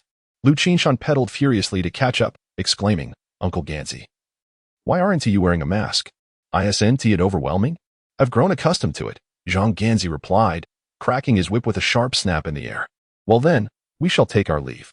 The shopkeeper pedaled vigorously, yet Zhang Ganzi, feeling the solitude of the road, yearned for conversation and frequently flicked his whip to keep the mood lively. When they set off, the cart was empty, allowing the donkey to trot along briskly, the jingling bells around its neck ringing cheerfully, accompanied by the shouts of the driver. Hey, you two, slow down a bit. I'll pick up the pace. Let us chat as we go. Liu Qingshan could empathize with the driver's loneliness, yet he found the atmosphere unbearable. Without turning back, he replied, My uncle and I are in a hurry to secure a loan, so we won't wait for you. Once the greenhouse starts generating income, I'll buy you a small radio to enjoy some folk opera during our travels. We'll take our leave now. Watching the two ahead vanish swiftly, the driver pondered. This job offers decent benefits. There's a daily food allowance of 20 cents, and I'll get a theater box to listen to folk operas. Isn't that delightful? Accompanied by the jingling of the donkey's bells, the dirt road resonated with the melancholic tunes of a folk opera. Sister Wang sits alone in the northern tower, tears welling up. As he sang, he felt an uncanny connection between the song Sister Wang misses her husband and his own situation. Clearing his throat, the driver resumed singing, as an old bachelor driving a donkey cart, tears welling up. Chapter 40. The wolf has arrived at 10 o'clock in the morning. Liu Qingshan and his boss arrived at the People's Bank of Bishui. The establishment was considerably smaller than the bank he had visited in Spring City, yet its overall layout was quite similar. The interior was stark and devoid of customers. Approaching the counter, Liu Qingshan noticed 2 middle-aged women seated at a table across from one another, engaged in casual conversation, each with a small pile of sunflower seeds before them, happily cracking them open. Their demeanor was relatively amiable, and upon noticing the newcomers, one of them inquired, Are you here to make a deposit? Interest rates are high now, and it's quite advantageous to save in the bank. Auntie, we wish to apply for a loan, Liu Qingshan replied sweetly. However, the expression of the middle-aged woman behind the counter shifted more rapidly than the turning of a page. Deposits only, no loans. Please leave. Upon hearing this, the boss nudged Liu Qingshan and said, Qingshan, let us go. They're like a greedy mythical creature, only taking without giving. The comment echoed in the quiet room, prompting the woman to rise indignantly, as if seeking a quarrel to break her monotony. In this era, many service industries operated with a sense of entitlement, and in some establishments, meetings would even emphasize the importance of decorum, absolutely no physical altercations with customers. Indeed, physical confrontations were forbidden, yet arguing and bickering were commonplace. Liu Qingshan had no desire to engage in a verbal spar with the middle-aged woman. Regardless of victory or defeat, it would be futile. He swiftly pulled his boss out of the bank. The boss grumbled in frustration. If that were my wife, she would have berated them 8 times over. This encounter took Liu Qingshan by surprise. Logically, it should not have transpired in such a manner, indicating some underlying issue. Initially, he had hoped to avoid troubling County Chief Zheng, but it seemed he would need to explore higher channels. Thus, he rode his bike to the county government, navigating the familiar route with ease. Ah, young comrade, back again? The elderly doorman, old son, recognized Liu Qingshan, recalling the time he had enjoyed one of the ice pops provided by him. The main reason for his recognition, however, was the evident concern Deputy County Chief Zheng had shown towards this young lad during their previous encounter. Good day, Grandpa Sunday. I am here to see County Chief Zheng. Is he available? Liu Qingshan greeted warmly, casually handing over a cigarette. Old son accepted it with a smile. Unfortunately, County Chief Zheng and the leaders from H County have taken the Hong Kong businessmen out for an inspection. I fear you might not be able to see him today. Hong Kong businessmen? Our county is hosting Hong Kong businessmen. The boss had only read about such investments in the newspapers, astonished that even their small county could attract such figures. What are you planning? Let me tell you, those Hong Kong businessmen are significant players. Even our party secretary and county chief must show them respect. What are your intentions? Old son's demeanor shifted, his gaze sharpening towards the boss. I am a businessman too. The boss retorted, slightly indignant, muttering under his breath. You too are a businessman?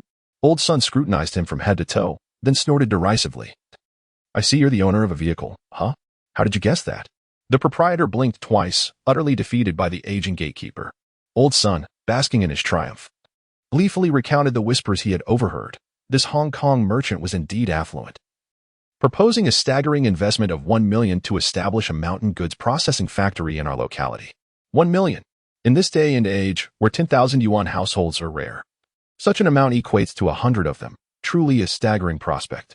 Observing the astonishment on the boss's face, old son reveled in his own delight. The merchant mentioned a joint venture, indicating that if our county contributed a mere 100,000, we would reap substantial profits. Consequently, the county officials were elated, instructing the bank to prepare the funds, with a contract signing ceremony scheduled for the following day. It was no wonder the bank was hesitant to disburse loans. They were likely reserving the money for this venture. A sudden thought flashed through Liu Qingshan's mind, and his expression shifted rapidly, first furrowing in contemplation before settling into a calm demeanor, even sporting a hint of a mischievous smile as he muttered, a Hong Kong merchant. I truly wish to witness one. Are they endowed with 3 heads and 6 arms? Indeed, these merchants were said to possess such extraordinary attributes, wielding weapons designed to vanquish deceitful rogues. A clear voice pierced the air, melodic yet tinged with irritation. Liu Qingshan glanced at the young girl racing towards him, a smile unwittingly forming on his lips. Ah, little classmate, what a coincidence. What book are you perusing today? Isn't it just like you to bring up the wrong topics? Zhang Sheshao pouted, reminding herself to remain composed. After taking a couple of deep breaths, she managed to calm herself, waving a book in her hand. Today, I'm reading the story of the boy who cried wolf. This shepherd lad delights in deceiving others by claiming a wolf is approaching, only to find that when a wolf truly appears, he is devoured. Ha! Liu Qingshan rubbed his nose and nodded. You are quite right. Indeed, the wolf has arrived. Puzzled, Zhang Xiaoxiao initially expected her sharp remarks to provoke him, yet he seemed entirely unfazed, displaying remarkable composure. After blinking twice, she quickly found another point of attack. I've heard that the Hong Kong merchant intends to approach us.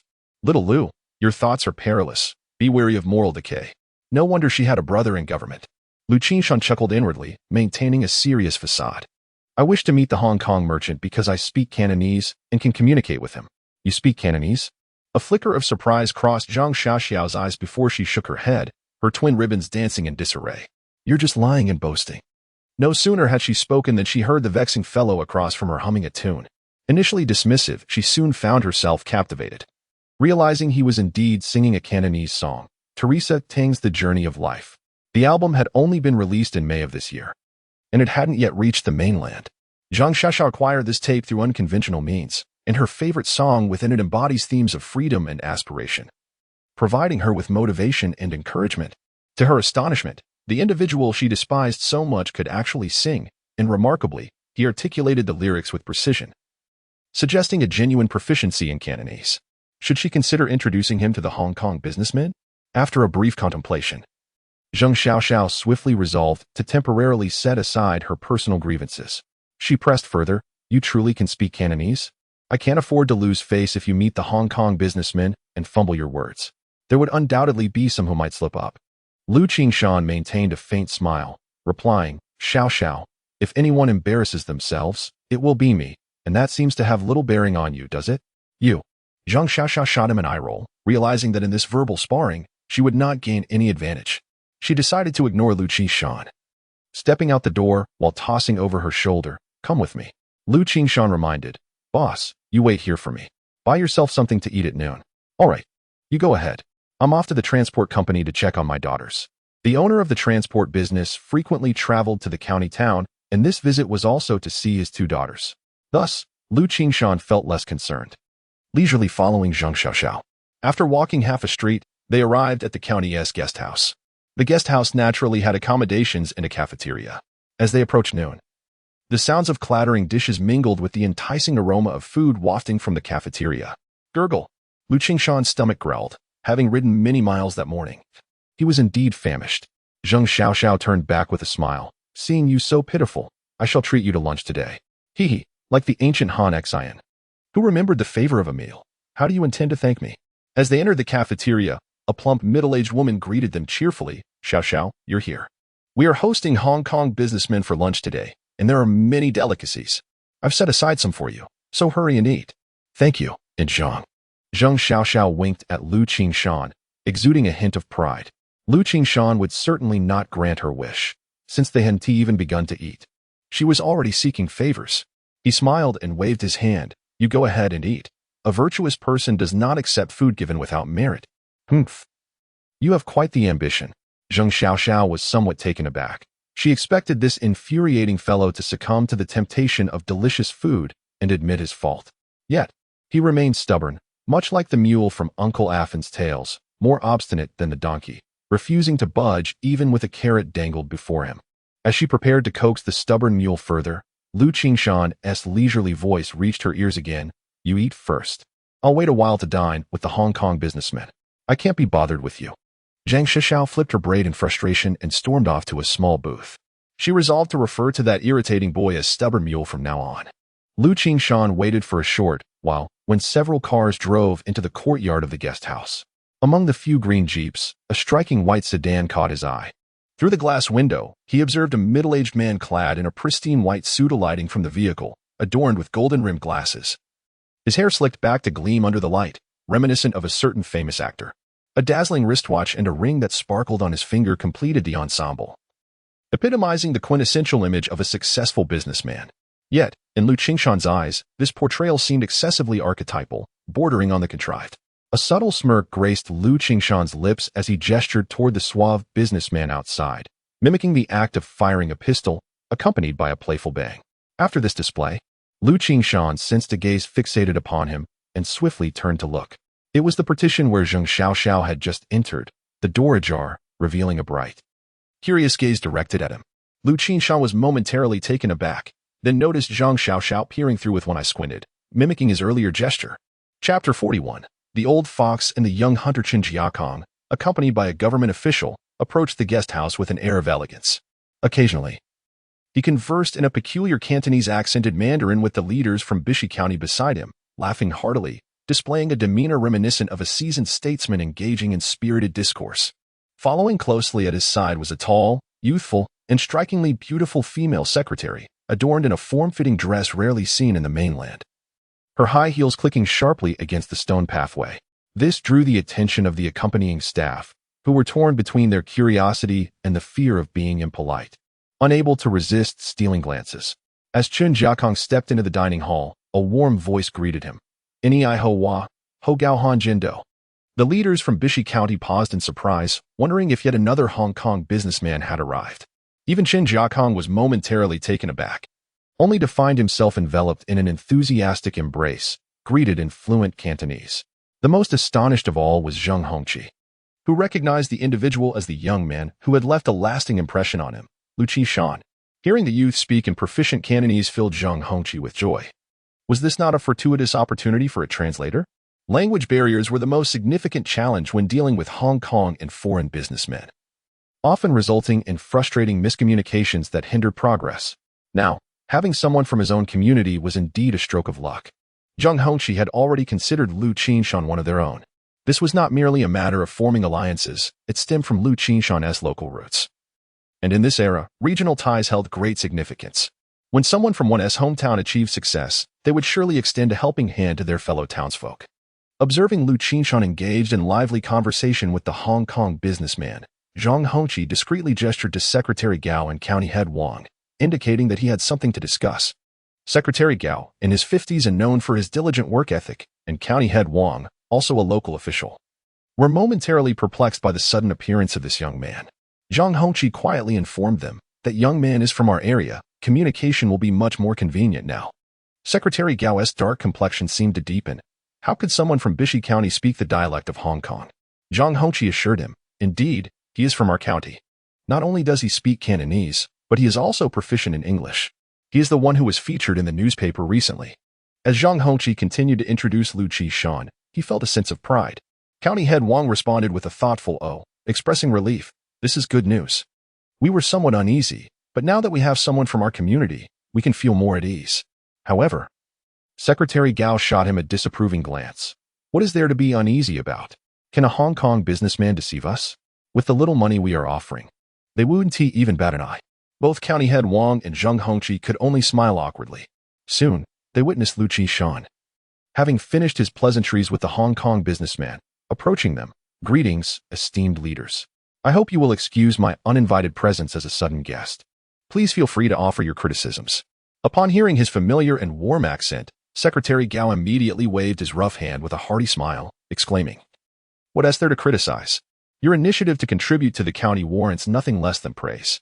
As he spoke, he patted Liu Qingshan's small shoulder a few times with his hand, affirming, "Indeed, quite genuine." "Thank you for your trust, leader," Liu Qingshan replied. As Zheng Hongqi proceeded with the introductions, "Qingshan, this is our Secretary Gao, and here is our County Mayor Wang." After Liu Qingshan greeted them in turn, County Mayor Wang gently advised, "Comrade Liu, just accompany Mr. Chen for the meal. Remember, it is essential to ensure our Hong Kong guests are well taken care of."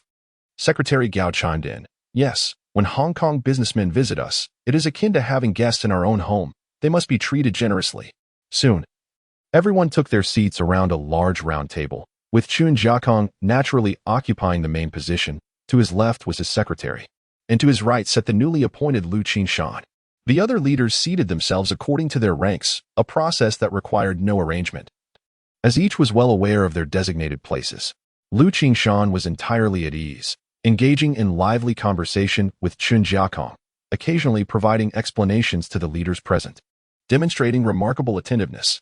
The leaders from Bishi County were left in awe, murmuring among themselves, "This young man, were it not for our familiarity with his background as a farmer, one might presume he was groomed by a prominent family, given his eloquence and demeanor."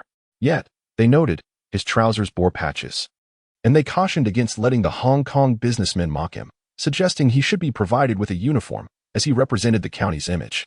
Before long, an array of delicacies was served, and as Liu Qingshan surveyed the table, he marveled at the feast of mountain treasures before him.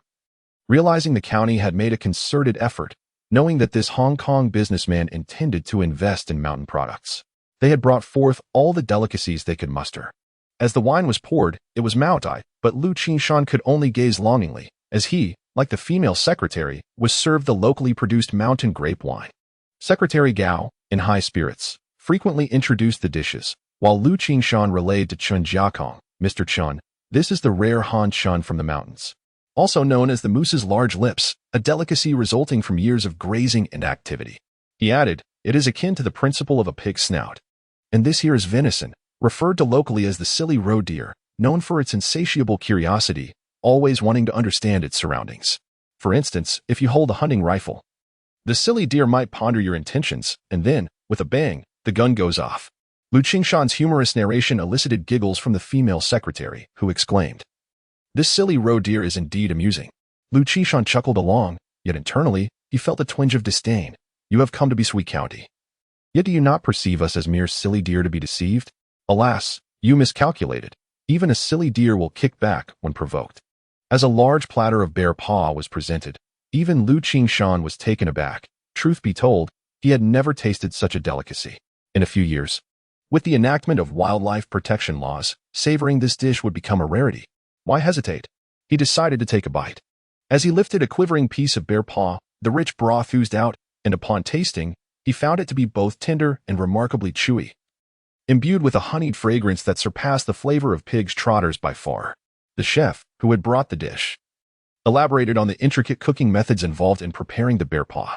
Liu Qingshan suddenly realized, not only bear paws, but even a few large pig trotters could be prepared in a similar fashion, yielding equally delightful flavors. Qin Jiakong, filled with praise, remarked on the potential profits if such delicacies were transported to the island, where they would surely fetch a handsome price. Indeed, may our collaboration be fruitful, chimed in County Mayor Wang, raising his glass in toast. Secretary Gao, somewhat impatient, added, if everything is in order, let us sign the contract this afternoon. Mr. Chen, rest assured, the mountain goods from our region have historically been offered to the imperial court. Their quality is beyond reproach. Qin Jiakong, anxious to finalize the deal and receive payment, contemplated making a swift exit. Initially, he had hoped to linger longer, but the unexpected arrival of a Cantonese-speaking young man left him wary of potential complications. Despite his internal urgency, he maintained a facade of calm, dabbing his mouth with a napkin. No rush, no rush. Let us wait for my legal team to arrive, he said. Secretary Gao waved dismissively. Why complicate things? Let us reach an agreement and sign the papers. Reluctantly, Qin Jiakong acquiesced, and the atmosphere at the table grew even more jubilant. Liu Qingshan found himself in the role of translator, juggling dishes and conversations with great effort. Once the meal was nearly concluded, he took a small sip of the wine.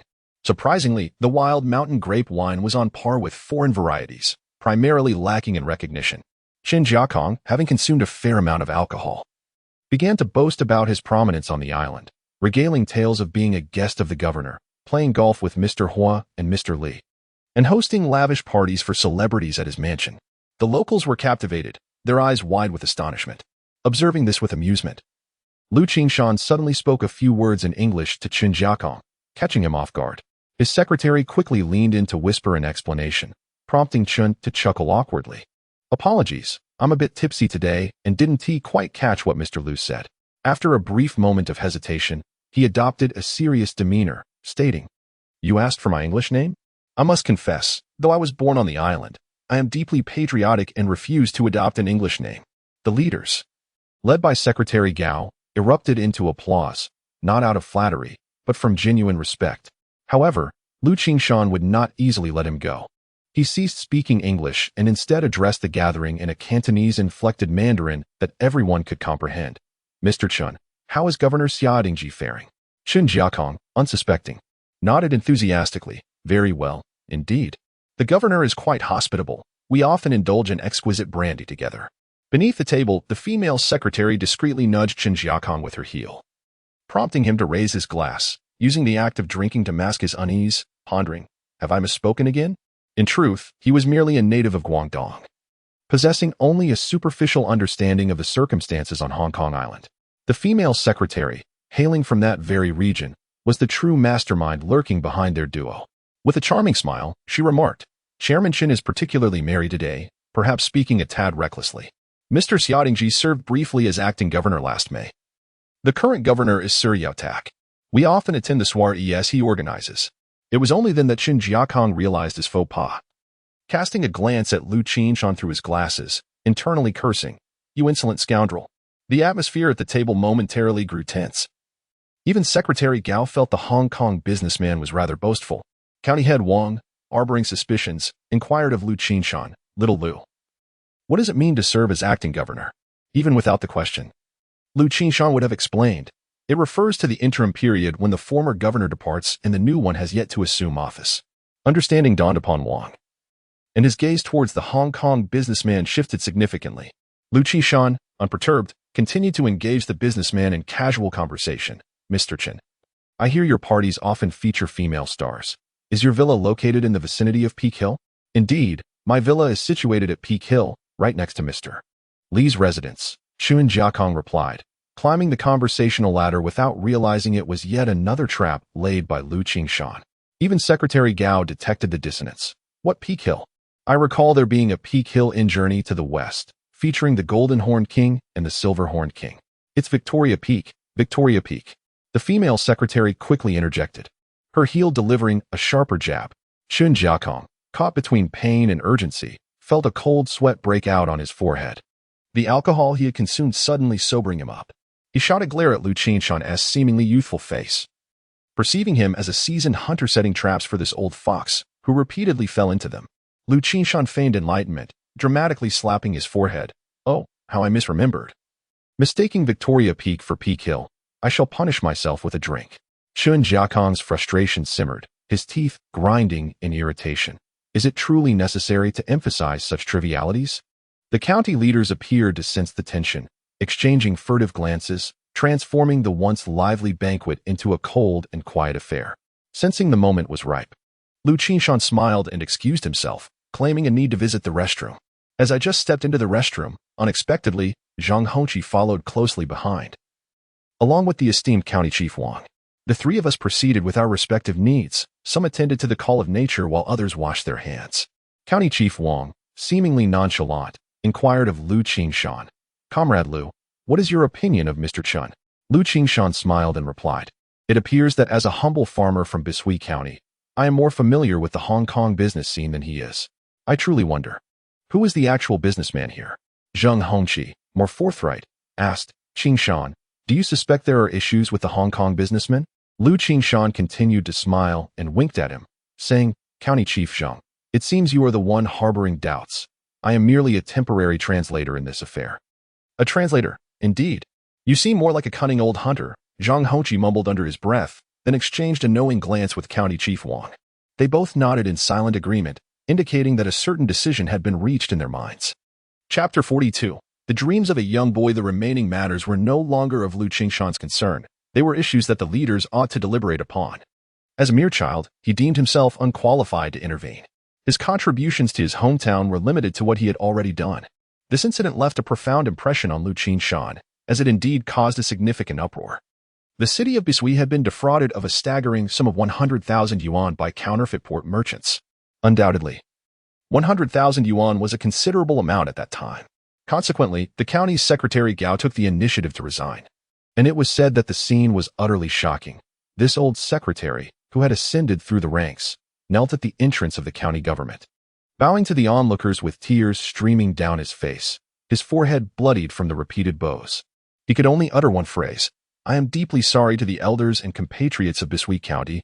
I am guilty." Less than a year later, this old secretary succumbed to his remorse. County head Wang also faced repercussions due to this affair, receiving disciplinary action and a demotion, with his career prospects extinguished. Although someone bore the responsibility, the hard-earned 100,000 yuan could never be recovered. Every penny represented the sweat and toil of the common people. The citizens of this era possessed a strong sense of ownership, thus few reveled in the misfortune. Most, upon hearing the news, gasped in shock and felt a deep sense of sympathy. Since the incident had transpired, Liu Qingshan could not feign ignorance and stand idly by while the county suffered such immense losses. However, due to his youth and insignificance, he could only subtly nudge those impassioned individuals toward awareness. He believed that, given the ideological awareness of the officials in this era, they would surely handle the situation adeptly. Just as he exited the restroom and prepared to return for another bowl of rice porridge made with frog oil, he felt a sudden tug on his arm. Turning around, he found it was Zheng Xiaoxiao, the spirited girl, who pulled him into a small compartment. "You certainly have some audacity, mingling with the port merchants," Zheng Xiaoxiao remarked. Her brows furrowed, her slender fingers almost poking Liu Qingshan's forehead. "What are you talking about?" I am merely earning my keep through skill, Liu Qingshan replied, unfazed. Glancing at the table before continuing, your meal seems rather meager. You have neither bear paws nor other delicacies. Should I fetch you something more substantial? Satiating his hunger and teasing the girl seemed quite amusing. I want to speak to you. The girl, displaying a bit of a temper, flipped her braid and walked away, mumbling something about stubbornness that Liu Qingshan barely caught. After taking a few steps, she paused and called out. School starts the day after tomorrow at the first high school. School. He nearly forgot about it. Liu Qingshan suddenly remembered that he was, in fact, a high school student, and that the first day of school was September 1st, just 2 days away. By the time he regained his senses, Zheng Xiaoxiao had vanished without a trace. So he decided to rest in the room. He understood that soon, the battle on the other side would commence. In reality, the confrontation was not as fierce as he had anticipated. County Head Wang was exceedingly unscrupulous, having conspired with Zheng Hongqi to intoxicate Secretary Gao, only to feign drunkenness himself and slip beneath the table. In this situation, it was evident that the contract could not be signed, and Qin Jiakong was infuriated. Cursing inwardly, these alcoholics, have they never tasted Moutai in their lives? Once all the guests had vacated the restaurant, Liu Qingshan sauntered out, only to discover that Zheng Hongqi was also missing, presumably off making inquiries over the phone. Consequently, Liu Qingshan found himself with an abundance of free time. If he were to return home, it wouldn't be long before he was embroiled in further complications, so he decided to spend the night in the county instead. If he could expose the Hong Kong merchant's deception, he would undoubtedly be regarded as a hero, and any subsequent discussions regarding loans would seem entirely reasonable. As he pondered this, the plump Aunt Zhang approached him. Xiao Lu, I bought you some clothes. Also, I must inform you that Director Zheng is staying at the guest house. Quite the generous arrangement, indeed. Liu Qingshan glanced at the student uniform, a simple attire, and graciously accepted it. After changing into it in his room, he felt it was a directive from his superiors. Aunt Zhang continued to urge him on, handing him a pair of shoes wrapped in her hands, Wali sneakers. In this era, possessing a pair of Wali shoes was a young boy's aspiration. Typically, during school, merely having a standard pair of white sneakers was commendable, and they were only worn on significant occasions like the start of a new term or sports events. Afterward, they would be scrubbed clean, and a careful application of white shoe polish was a must. If the polish was unavailable, one could resort to sneaking some chalk from school, yielding similar results, albeit with the downside that a vigorous stomp would release a puff of white dust from the shoes. Once Liu Qingshan was fully attired and stepped out of his room, Aunt Zhang's eyes lit up, and she couldn't help but exclaim, "You look quite spirited." The adage clothes make the man rang true. Liu Qingshan was already tall, nearing 175 meters, with room to grow in the next couple of years. Aunt Zhang, I'm going out for a stroll. I'll be back shortly.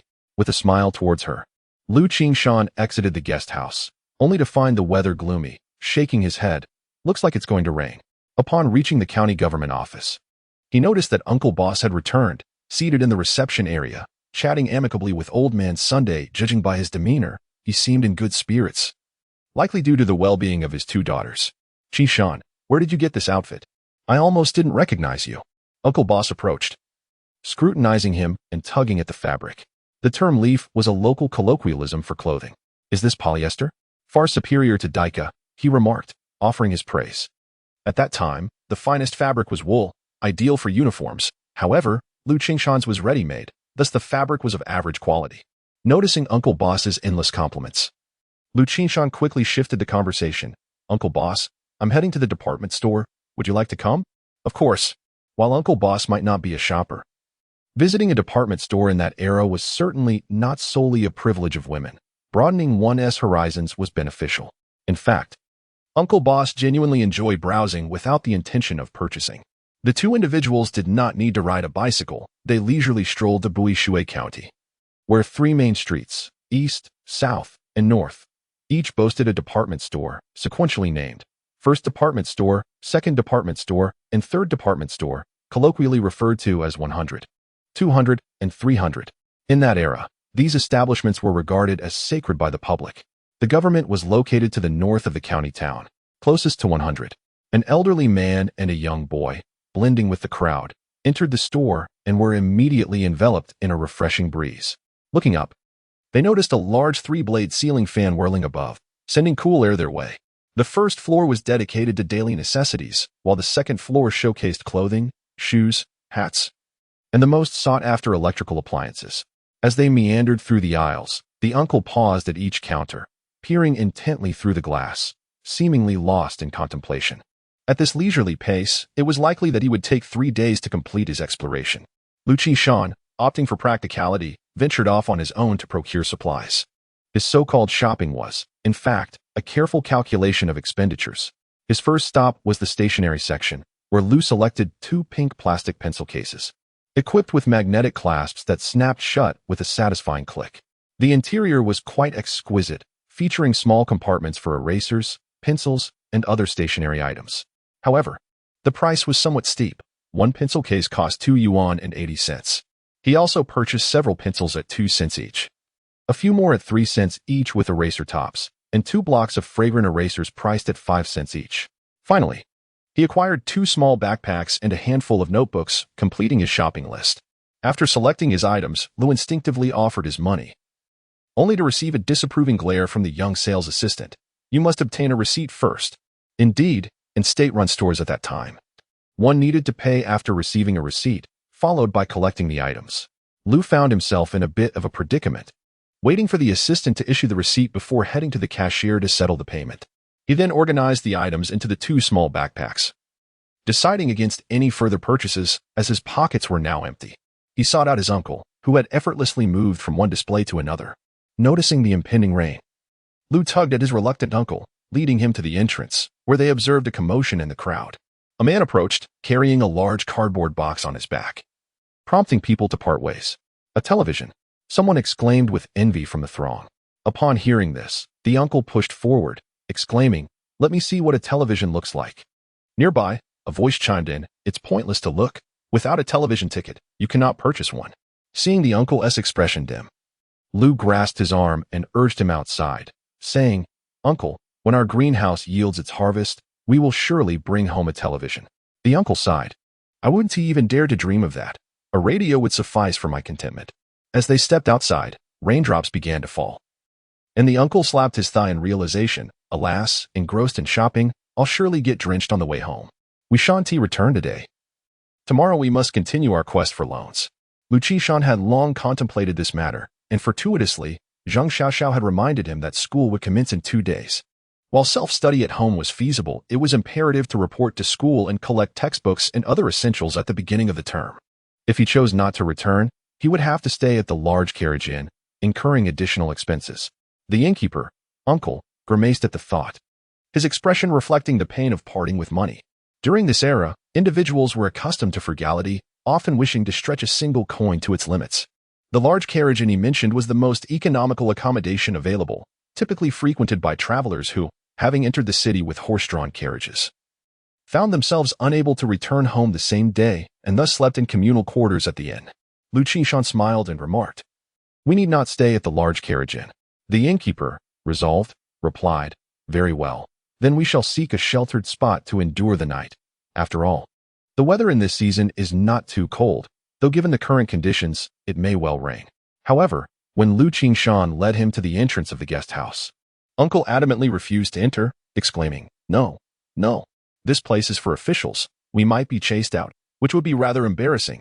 "Uncle, do you not often proclaim yourself as the owner? Surely, an owner is entitled to stay here. My title is merely that of a carriage owner, you know. The large carriage inn suits me just fine."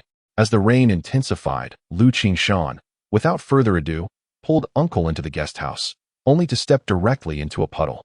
Oh no, my huikang shoes. Chapter 43. Terrifying indeed. The gentle patter of rain had persisted throughout the night. Liu Qingshan and Uncle Boss had risen early, as is customary for those from rural backgrounds. At this moment, the two were enjoying breakfast in the dining hall. After devouring 5 substantial meat buns, Liu Qingshan felt genuinely satiated. He glanced over at Uncle Boss, who was still laboriously gnawing on a bun. When their eyes met, the owner let out an embarrassed belch and remarked, "These buns are simply delightful." Liu Qingshan refrained from mocking Uncle Boss, for he shared the same sentiment. Who would dare jest? However, a derisive snort interrupted the moment, followed by a scornful voice. No sense of moderation. This local dialect expressed a sentiment akin to having no bottom to one's stomach, typically used to describe those who indulge without restraint, like the second brother. Uncle Boss's face flushed crimson, contemplating whether to discard the half-eaten bun yet reluctant to do so. Liu Qingshan turned toward the source of the voice. Noticing a man in his 30s clad in a four-pocketed jacket, likely another official, presumably a visitor from afar, he was dining at the guest house. And Liu Qingshan chose not to engage in any futile arguments. Yet, someone stood up to defend. He is a farmer, toiling daily in the fields, of course. He can eat. What is so amusing about that? Observing Zhang Xiaoxiao's puffed-up face resembling a bun, Liu Qingshan found her rather amusing. To his surprise, the man with 4 pockets felt thoroughly insulted by a mere girl's reprimand and sprang to his feet. Is this your guest house in Bichue County? Or do I mistakenly believe it's the production team's large cafeteria? Anyone can waltz in here? Zhang Xiaoxiao attempted to retort but was pulled to Liu Qingshan's table. Eating with a chip on your shoulder is hardly a virtue. Zhang Xiaoxiao shot him a glare. You're quite the sharp-tongued one, aren't you? So you only pick on little girls, huh? Ah, at least you acknowledge your youth. Liu Qingshan replied with a cheerful demeanor, knowing children often revel in competition while middle-aged individuals prefer subtle retorts. Humph, you filled me with ire. Zhang Xiaoxiao pouted, muttering about stubbornness, then accepted the bowl of 2-meter porridge Liu Qingshan offered, sipping it delicately with a spoon. Suddenly, a flurry of footsteps echoed as several individuals burst into the dining hall. Zheng Hongqi and his companions, drenched to the bone, their clothes and shoes thoroughly soaked, entered. Wiping droplets from his face, Zhang Hongqi excitedly shouted, "Let us have something warm first." Beside him stood County Head Wang, who took a towel from the server, drying his head and face. Upon catching sight of Liu Qingshan sitting upright, his eyes lit up, and he strode over. "Comrade Liu, that Hong Kong businessman was indeed an imposter. Thanks to you, our county has avoided a significant loss." His excitement was understandable. As a seasoned official, he fully grasped the dire consequences of being deceived. Not only would the county suffer substantial financial damage, but his political career could also face irrevocable ruin. All of this is attributed to the extraordinary youth before us, who has revealed the true nature of the Hong Kong merchant. Likewise, Zheng Hongqi approached, affectionately patting Liu Qingshan on the shoulder, addressing him with an endearing tone. "Qingshan, you have done splendidly." His demeanor resembled that of an elder brother towards his younger sibling. "Have we apprehended the culprit?" Liu Qingshan smiled, acknowledging the keen insight of County Head Wang and County Head Zhang, who discerned the merchant's true identity. "Indeed, we have caught him." The two remained exuberant. With Zhang Hongqi energetically gesturing, that fellow realized he was in a precarious situation and attempted to flee under the cover of night. Our militia is not to be underestimated. They had already laid an intricate trap. One militiaman drove a small 4-wheel vehicle, successfully cornering the merchant's car into a ditch. Ha ha ha. Zhang Hongqi's hearty laughter left his sister beside him in disbelief. What? The stubborn mule actually accomplished something? Didn't he merely tag along for a meal? Liu Qingshan was unfazed. At this moment, the militia was only slightly inferior to the regular army, training diligently during the agricultural off-season. Each member was proficient in marksmanship, with some even being sharpshooters. However, a question lingered in his mind. Are you certain the militia was driving a small 4-wheel tractor and not a tank? Equally bewildered was Uncle Boss, who had forgotten about the steam bun in his hand. What exactly did Qingshan do? It seems he merely strolled through shops and indulged in meals and sleep. The individual with 4 pockets, who had been standing awkwardly nearby, was from the L County Commercial Bureau, there to arrange for the transport of a batch of supplies, pending approval from County Head Wang. Yet, observing County Head Wang engaging in light-hearted banter with the youth he had just ridiculed, he felt a wave of anxiety. This approval might just fall through. He feared that the young man might utter a few disparaging words, jeopardizing the situation. In reality, Liu Qingshan had little interest in him, preoccupied instead with the prospect of finalizing the loan arrangements while the iron was hot. Suddenly, a heavy and hurried sound of footsteps echoed, and upon seeing Secretary Gao enter with eyes ablaze, the attendant promptly handed over a towel. Secretary Gao hastily wiped his face and approached. "Old Wang, Xiaoxiang, is that fellow truly an imposter?" Upon receiving affirmative nods from both, Secretary Gao could not help but slap his forehead. "Ah, I nearly fell for that scoundrel's trick. If that had happened, how could I have faced the world?" After a moment of frustration, he inquired further, "How did you discover the truth?" County Head Wang whispered something in his ear, prompting Secretary Gao to burst into hearty laughter, rushing over to Liu Qingshan and exclaiming, "Xiao Lu, you are quite the remarkable lad." Liu Qingshan felt a weight on his shoulder from the pat. "Secretary Gao? This was merely a fortunate coincidence. No, it's like a blind cat stumbling upon a dead rat. It's sheer luck. Xiao Lu, you are a harbinger of good fortune." Ha ha ha. Secretary Gao laughed heartily and waved his hand. Waitstaff, bring us more large steamed buns to properly celebrate our little fortune bringer. Gently patting his bulging belly. Liu Qingshan grimaced. Secretary Gao, I just consumed 5 buns, and I am utterly stuffed. A chuckle escaped from Zhang Xiaoxiao beside him, as she mused whether to transform the stubborn donkey into a glutton. The man from L County, drenched in sweat, pondered, goodness, who is this young lad? Even Secretary Gao holds him in high regard. He silently admonished himself, words can lead to calamity. I must learn to restrain my tongue. The matter of loans was certainly not suitable for discussion in such company. It was only after the secretary and county head had finished their meal and were strolling towards the county government that Liu Qingshan broached the topic with Zhang Hongqi. Before Zhang could respond, Secretary Gao waved his hand decisively, approved. Were it not for this young Liu, 100,000 yuan would have been a waste. A significant loss that Secretary Gao could ill afford, as it could ultimately cost him his life. At that moment, the officials were deeply concerned about the welfare of the common people, adhering strictly to principles. With the major watermelon secured, who would still fret over a trivial loan? Zhang Hongqi casually inquired, Qingshan, what do you intend to do with the loan? Leaning closer under the umbrella shared with Zhang Hongqi, Liu Qingshan responded, it's for our village. We've run out of funds for purchasing vegetable seeds for the greenhouse. Are you referring to plastic greenhouses for vegetable cultivation? County Head Wang casually asked. Zhang Hongqi chuckled. Just the other day, he asked me to help transport the plastic sheets and bamboo supports back. This lad seems to be planning to take advantage of me. Upon hearing this, County Head Wang realized that this project had been followed up by Zhang Hongqi. Hence he fell silent. Zhang Hongqi further queried Liu Qingshan, how much do you plan to borrow? Liu Qingshan chuckled, not too much. Around 100,000 yuan should suffice. What? 100,000? Zhang Hongqi stumbled, nearly losing his balance. Secretary Gao beside him wore an expression of amusement. So you all are fixated on that 100,000. Are you? Laughter erupted amidst the rain. I intend to repay it, along with interest, Liu Qingshan muttered, continuing, if not 100,000, 5 will do. Your village is borrowing such a sum. What is it for? Zhang Hongqi ceased his jesting. He had initially assumed that a few hundred yuan would be sufficient for seed purchases, but this young fellow's appetite was surprisingly large. Goodness gracious. Uncle Boss finally grasped the enormity of 5,000 yuan, quickly seizing Liu Qingshan's arm. Qingshan, we cannot borrow such a hefty amount. We would never be able to repay it in a lifetime. Liu Qingshan, drenched by the rain, looked up at the overcast sky. With the wheat harvest approaching and no sign of clear weather, I worry that continuous rain will cause the wheat to sprout. Therefore, I intend to establish a pig farm in our village to raise more pigs.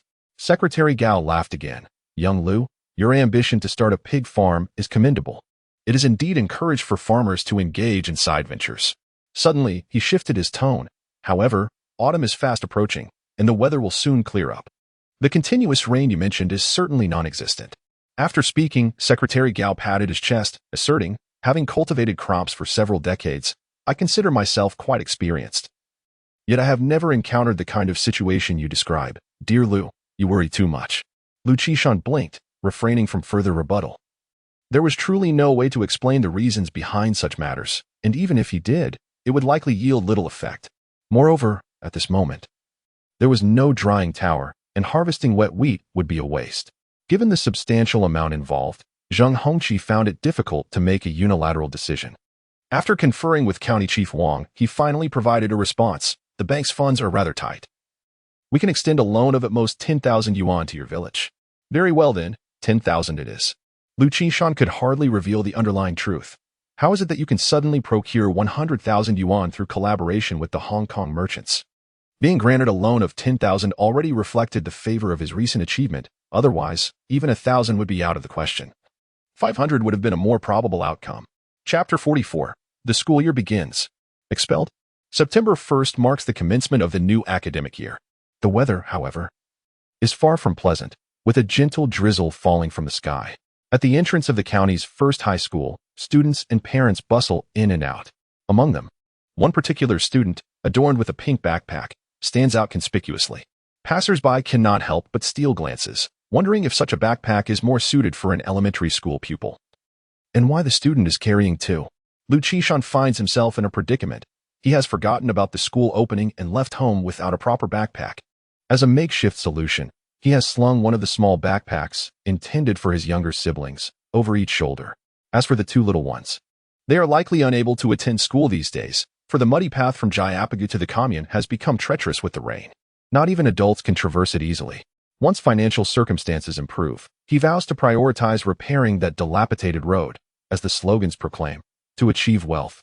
One must first mend the roads.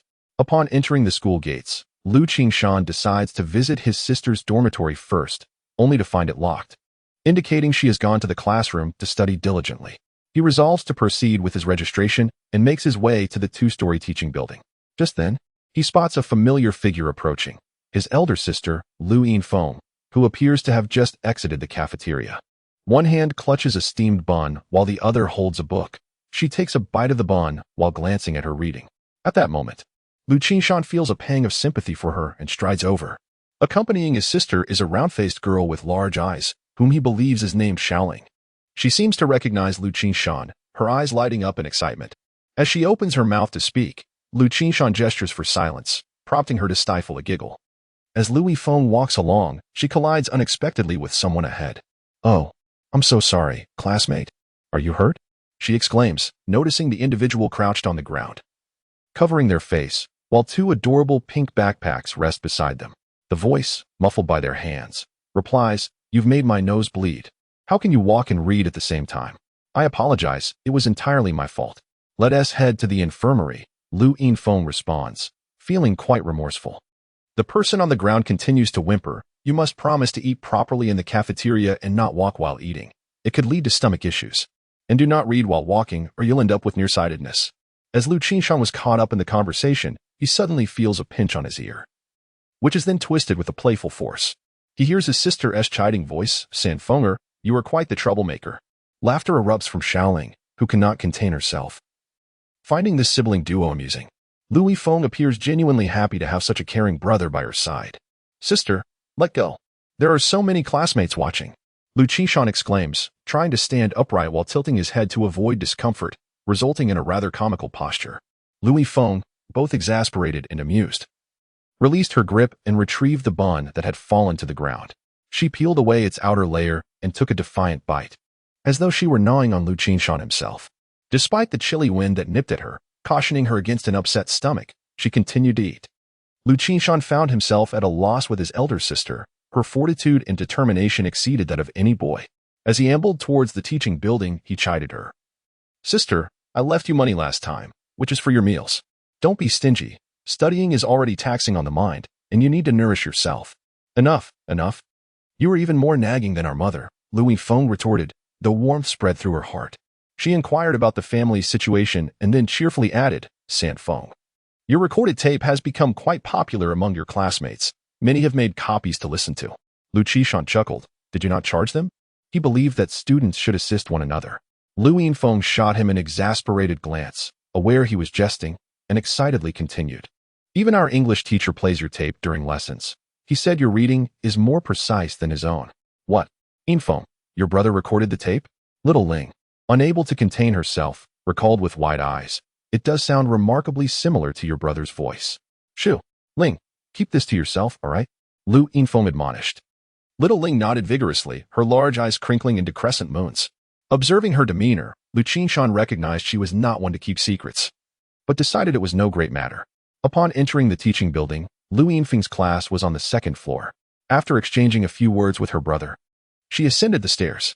Liu Qingshan lingered in front of the new students' classrooms, scanning the bold red lists until he found his name, still in Class 1, Section 2. He knocked on the door, and a familiar booming voice responded, "Who is knocking? Can't you see I'm nearly overwhelmed? Come in." That voice instantly summoned memories of his high school days, a smile creeping onto Liu Qingshan's face as he recalled the lion-like roar of their teacher. Upon entering, he found a modest lectern surrounded by several students paying their fees, while their homeroom teacher, Xie Qinghe, busily collected money.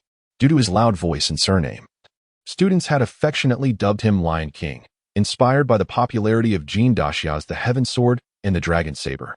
Noticing his classmates paying their fees, Liu Qingshan instinctively patted his pockets and realized, "Oh dear, I seem to have forgotten." He had brought little money. As he had already purchased bags and supplies for his younger siblings, his pockets were now emptier than his face. He joined the queue, where the tuition was 5 yuan. The book fee 6 yuan and 80 cents, and an additional 7 yuan for accommodation if needed. Xia, the Lion King's voice resonated throughout the classroom, booming yet filled with warmth. The total came to 11 yuan and 80 cents, and he decided against paying for accommodation. Liu Qingshan silently contemplated the expenses of attending school. Realizing they were not exorbitant, the crux of the matter was that he had no money with him. As he pondered, he felt a gentle tug on his small backpack from behind. Turning around, he heard a low voice say, "Little classmate, you've entered the wrong classroom. The primary school is across the street. This is the high school, hee." Initially, the tone was quite serious, but by the end, it seemed she could no longer contain herself and burst into laughter. The classroom soon erupted with a chorus of soft giggles. Liu Qingshan glanced down at his pink backpack and then at Zheng Xiaoxiao, who was grinning like a little fox. He extended his hand towards her, requesting, "Could you lend me 11 yuan and 80 cents? It's an urgent situation." If it had been any other classmate, such a sum would have been unlikely. However, Zheng Xiaoxiao might just have it. Initially intending to tease the stubborn girl, he found her too brazen, as she instead extended her hand to lend him money. Zheng Xiaoxiao wrinkled her nose, reluctantly rummaging through her backpack, and finally produced a 10 yuan note along with 2 1 yuan notes, handing them over to Liu Qingshan. "Thanks. I'll pay you back next time," he said, waving the bills as he turned to leave. "Shouldn't you say you'll return it tomorrow?" Zheng Xiaoxiao pondered, but at that moment, the boundaries between male and female classmates were still distinctly drawn, and they rarely spoke freely to one another, so she remained silent. When it was Liu Qingshan's turn to pay, Teacher Xia cast him a glance and said, "So you're Liu Qingshan. Don't leave just yet. The principal wants to see you." "Oh, goodbye, Teacher Xia." Liu Qingshan bowed and stepped out of the classroom, a stack of books in his arms. "This stubborn mule isn't in trouble again, is he?" Zheng Xiaoxiao furrowed her brow. Inside the classroom, whispers of speculation arose. In these times, a summons from the principal was rarely a good sign. This new student, has he been expelled right after enrolling? Look at him leaving with textbooks. A sense of foreboding washed over Liu Qingshan. Could the principal with the beard be summoning me for labor?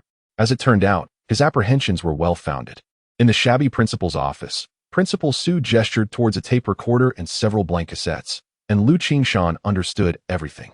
"Principal, I have quite a few matters to attend to," he stated truthfully, as his boss awaited him at the bank to process a loan.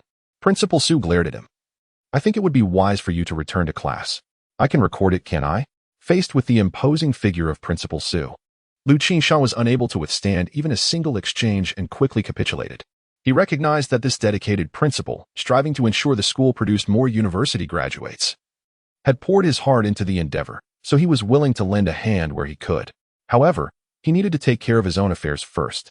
Eyeing the telephone on the desk, Liu Qingshan chuckled. "Principal, may I use this?" A disgruntled grunt came from across the desk, yet there was no obstruction. Liu Qingshan made a call to the Rice Research Institute in the northeastern province. Over the past few days, he had attempted to reach Professor Su, the expert on cold-resistant rice, multiple times, but to no avail. Each time, he was informed that Professor Su was out in the fields without a mobile phone, tirelessly working amidst the crops. Today, fortune smiled upon him. Professor Su was in the office. Liu Qingshan promptly explained the situation. Professor Su responded with enthusiasm and eagerness, wholeheartedly agreeing to promote rice cultivation, which was indeed his fervent wish. After hanging up, Liu Qingshan finally exhaled a sigh of relief. It had not been an easy task. "You young man, so unproductive," commented Su Dehuzi from the side. Liu Qingshan could only chuckle awkwardly. "Principal, I must indulge in a bit of unproductiveness again. The village has taken out a loan from the bank, and I need to handle the paperwork." Noticing the principal's eyes widen in disapproval, he hastily assured him, "I will definitely return tonight. Once the night falls, I can quietly record the tape. Get out of here." Su Dehuzi bellowed, startling a few students passing by outside. They happened to be from the first-year class, on their way to the laboratory next to the principal's office to move tables and chairs. Upon hearing the words "get out," their hearts sank. They feared they might be expelled on the very first day of school, which would be dreadful. However, as they hurried past, they did not catch the principal's next words. "For the next couple of days, you can stay at my place." Chapter 45. To attain wealth, raise more pigs. Qingshan, you have arrived. The owner, hiding in the bank, rushed towards Liu Qingshan as he entered, immediately thrusting a savings book into his hands as if it were a scalding hot potato. A savings book containing 10,000 yuan was indeed quite intimidating. The owner had spent the entire morning in the bank, too apprehensive to step outside. "Uncle, the paperwork is all completed," Liu Qingshan said. flipping through the savings book and observing the owner's palpable relief. He quickly offered some words of comfort, realizing that the savings book would have to be kept by him for the time being. Finding a small eatery, as he nibbled on a steamed bun, the owner lamented, "Qingshan, this debt of 10,000 yuan, when will we be able to repay it?"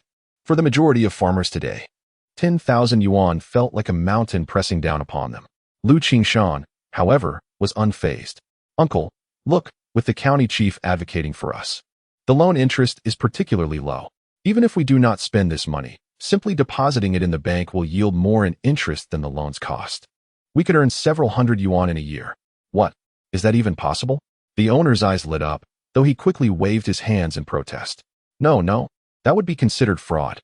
"Qingshan, we absolutely must not do such a thing. Of course, we cannot do that. This money will serve a greater purpose," Liu Qingshan replied, sipping his egg soup. "Uncle, I plan to stay in the county for a few days to assist the school in recording English tapes. You should return to the village and take back the items I purchased." After contemplating for a moment, he added, "And please invite Biao to come over. He needs to learn about rice cultivation in Yi province. Next year, we should convert more land to paddy fields." Upon mentioning farming, the owner instantly perked up. The past 2 years have been either drought or flood. Rice is indeed the best option, as it is a sure harvest. Finishing his thought, he gazed out at the continuous drizzle outside. The weather isn't improving, and with the wheat ready to be harvested, it's incredibly frustrating. Liu Qingshan silently stared out as well. The incessant sound of raindrops falling from the eaves was particularly grating. The following noon, Biao sought out Liu Qingshan. The two young men conferred for a while, and by evening, Biao confidently embarked alone on the green train. A young lad must venture out to explore and understand the world. Meanwhile, Liu Qingshan remained in the principal's office for another 2 days, completing the recording of vocabulary and texts before being released by the bearded principal. Cycling his way home, he was fortunate that it did not rain, although the sky was overcast and the humidity was quite high. Upon reaching Qingshan Commune, he first stopped by the post office to check for any letters from home, especially since correspondence from his brother-in-law was frequent. Given the weather, it was evident that the postman would not be making deliveries to the village. To his surprise, he found 3 letters. 2 were from Gao Wenque, and 1 was addressed to him, the sender unknown. The address read Shunqing, and he speculated it might be from Fei Gu and the others. He decided to read it upon returning home. As he exited the post office, passing by the entrance of the commune, Liu Qingshan noticed several individuals clad in high-waisted rain boots, making their way toward the courtyard. "Secretary's son, are you going down to assess the disaster situation?" Liu Qingshan waved a greeting, for leading the way was Secretary's son Hong Tao of the commune.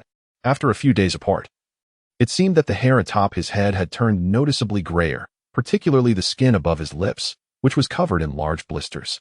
Clearly, this matter weighed heavily upon him. "Ah, Qingshan, what a fortunate encounter.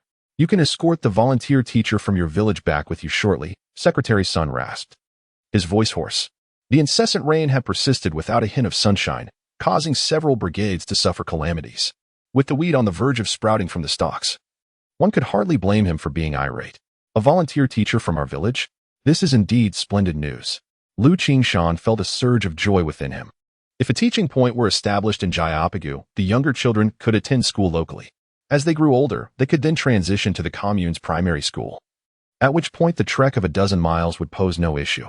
Seeing Secretary's son nod, droplets of water from his hair flinging away, Liu Qingshan felt a swell of respect. What an admirable leader. "Secretary's son, please do not let your anger consume you. Given the disaster we face, let us consider alternative solutions," Liu Qingshan offered in consolation. "What solutions? With the wheat sprouting, the state will certainly not accept it, and we will be unable to fulfill our grain quotas." Secretary's son's agitation grew, his voice rising in fervor. "If we fail to meet the grain quotas, I may face criticism as the commune secretary, but what about the losses suffered by countless households? Who will be held accountable? Tell me who?" His eyes, already reddened from strain, now brimmed with tears, and the sight of the man in his 40s, weeping, was truly heartbreaking. In a moment of despair, Secretary's son pointed an accusatory finger at the ominous clouds above, shouting, "You blind old heavens, open your eyes. Why won't you let the sun shine?" The rain cascaded down, accompanying his cries, as he tilted his face skyward, unsure if the moisture on his cheeks was from the rain or his own tears, which streamed down in rivulets. The other commune officials stood around, solemn and grave. After a considerable time, Secretary's son wiped his eyes with his sleeve and, with a hint of apology, nodded toward Liu Qingshan. Qingshan, I did not mean to direct my anger at you. Please do not take it to heart. Liu Qingshan understood completely and felt even greater respect for Secretary Sunday. He recognized that the secretary's burdens weighed heavily upon him, and such an outburst was perhaps a necessary release. If these feelings were bottled up, they might lead to illness. After a moment's contemplation, Liu Qingshan suddenly spoke, Secretary Sun. There may still be a way forward. Before he could finish, Secretary Sun grasped his shoulder with his rough hands. What solution? Speak quickly. It was as if a drowning man had grasped the last lifeline. Suddenly, Secretary Sun recalled something, slapping Liu Qingshan's shoulder with force. I almost forgot. At yesterday's disaster relief meeting in the county, Secretary Gao mentioned you, saying you are a harbinger of good fortune. A harbinger of good fortune, akin to Cheng Yaojin, I suppose. Liu Qingshan thought with a bead of sweat.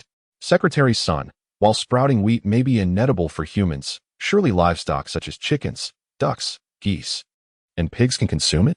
After a brief pause, noticing that Secretary Sun and the surrounding commune officials were all attentively listening, he continued, we can crush the sprouted wheat, add some soybean meal, and even incorporate crushed corn cobs into the mix. We can unify this into feed and adopt scientific breeding practices. In the end, the calculations should reveal minimal losses. Well, that sounds somewhat reasonable, Secretary Sun exclaimed, grasping Liu Qingshan's arm. Come on, let us discuss this in my office. A spark of enthusiasm flickered in his eyes, invigorating his demeanor as he unceremoniously pulled Liu Qingshan along. The cadre members trailing behind wore expressions of eager contemplation. Once seated in the office, after sipping from a large enamel mug of hot water, Liu Qingshan opened up, Secretary Sun. We in Jayapagu are already prepared to raise egg-laying hens and fatten pigs. Our village's wheat will surely be consumed by us. What kind of pigs are you referring to? Inquired a perplexed commune official, as pig farming was still predominantly free-range at that time, with some brigades even retaining the position of pig herders. Each morning, the pig herder would traverse the village with a long whip, calling out, Here come the pigs. Then, all the pigs from various households, large and small, would be released, converging into a sizable herd that would meander through the meadows for the morning. At noon, they would be herded back, the familiar call echoing. Pigs are coming home. The pigs, well acquainted with their homes, would trot back, eagerly anticipating their feed. Eventually, the pig herder would be the last one left, returning home with his whip in hand. In the afternoon, this routine would be repeated. This free-range method ensured that the pork was tender and flavorful due to the pig's daily exercise. As winter approached, the pigs would no longer be let out, and dry feed would be added to their diet to accelerate weight gain, ensuring that whether for slaughter or sale, the fatter, the better. The collection stations would grade the pigs based on weight and condition, typically assigning them to one of three grades, with exceptionally lean pigs being classified as substandard. The higher the grade, the greater the price. Liu Qingshan briefly outlined the future pig-raising model, which essentially involved a diet of dry feed, cool water, eating, and sleeping. The audience was left in awe. If raised this way, they would surely gain weight rapidly. However, some voiced concerns. But if they're not foraging for wild food and solely eating feed, won't that be costly?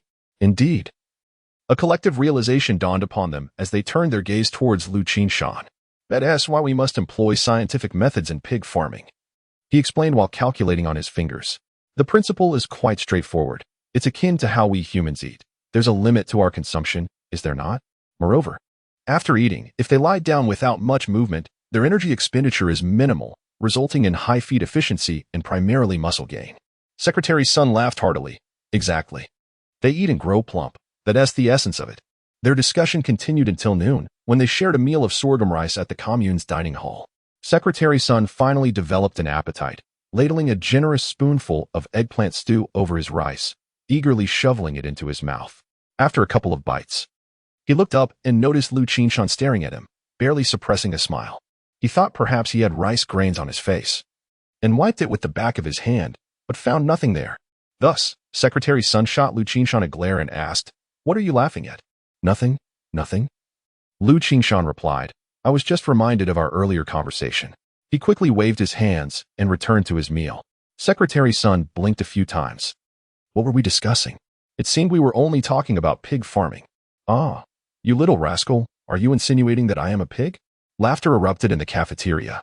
Liu Qingshan had indeed intended to tease Secretary Sun. Such a fine official should not be left to brood. A hearty laugh would surely help release any pin-up negative emotions. Once Secretary Sun set down his bowl, a smile finally broke through the stoic expression that had mirrored the sky for so many days. This afternoon, I will report this matter to the county. Qingshan, you truly are a fortunate one. If this is successful, I shall commend you greatly. Well, a fortunate one is still a fortunate one, and being fortunate is undoubtedly a good thing. As Secretary Sun prepared to leave, Liu Qingshan quickly stood and inquired, "Where can I find our volunteer teacher from Jayapagu?" At that moment, a clear voice rang out from a table in the corner of the cafeteria. No need to search. I'm right here. Chapter 46. Today, with the red ribbons in hand, Teacher Yang, your shoes are not suitable. Our path is unpaved. It would be best if you changed into a pair of rain boots, Liu Qingshan quickly advised, observing the fashionable leather sandals adorning the feet of the young teacher. Not only were her shoes stylish, but her attire was equally chic. Her hair was neatly tied back in a ponytail, devoid of any of the era's emblematic hairpins. She wore a beige trench coat, clearly tailored to accentuate her slender waist, which elegantly highlighted her graceful silhouette, coupled with her tall stature and striking features. She resembled a star who had just stepped out of a calendar. What was particularly remarkable was the spirited aura that this teacher in her early 20s exuded. A rarity indeed. Even her name, Yang Hongying, bore the hallmark of the times. Today, with the red ribbons in hand, when shall we bind the Azure Dragon? Isn't there a bicycle here? I can sit on the back, Yang Hongying remarked confidently, displaying a refreshing lack of the shyness typically found in many young women. Moreover, Liu Qingshan noted her Mandarin, infused with a distinct Beijing accent, suggesting her origins from the capital, having traveled from such a large city to our small mountain village. It was essential that she not face undue hardship. What if she couldn't endure it and returned home in tears, lamenting her decision? Where would the village children find another teacher? With this thought lingering, Liu Qingshan cautioned, Teacher Yang, you should also prepare a raincoat. Otherwise, our ride will splatter mud. My brother-in-law's old bicycle has lost its front and rear fenders. Come on, come on. You're not that old. Why act like a mother hen? Yang Hongying waved her hand dismissively, picking up a grass-green tote bag that rested on the chair, and promptly exited the commune canteen. With no choice left, Liu Qingshan bid farewell to Secretary Sun and hurried after her, the latter's voice echoing behind him. Qingshan, take good care of the city teacher.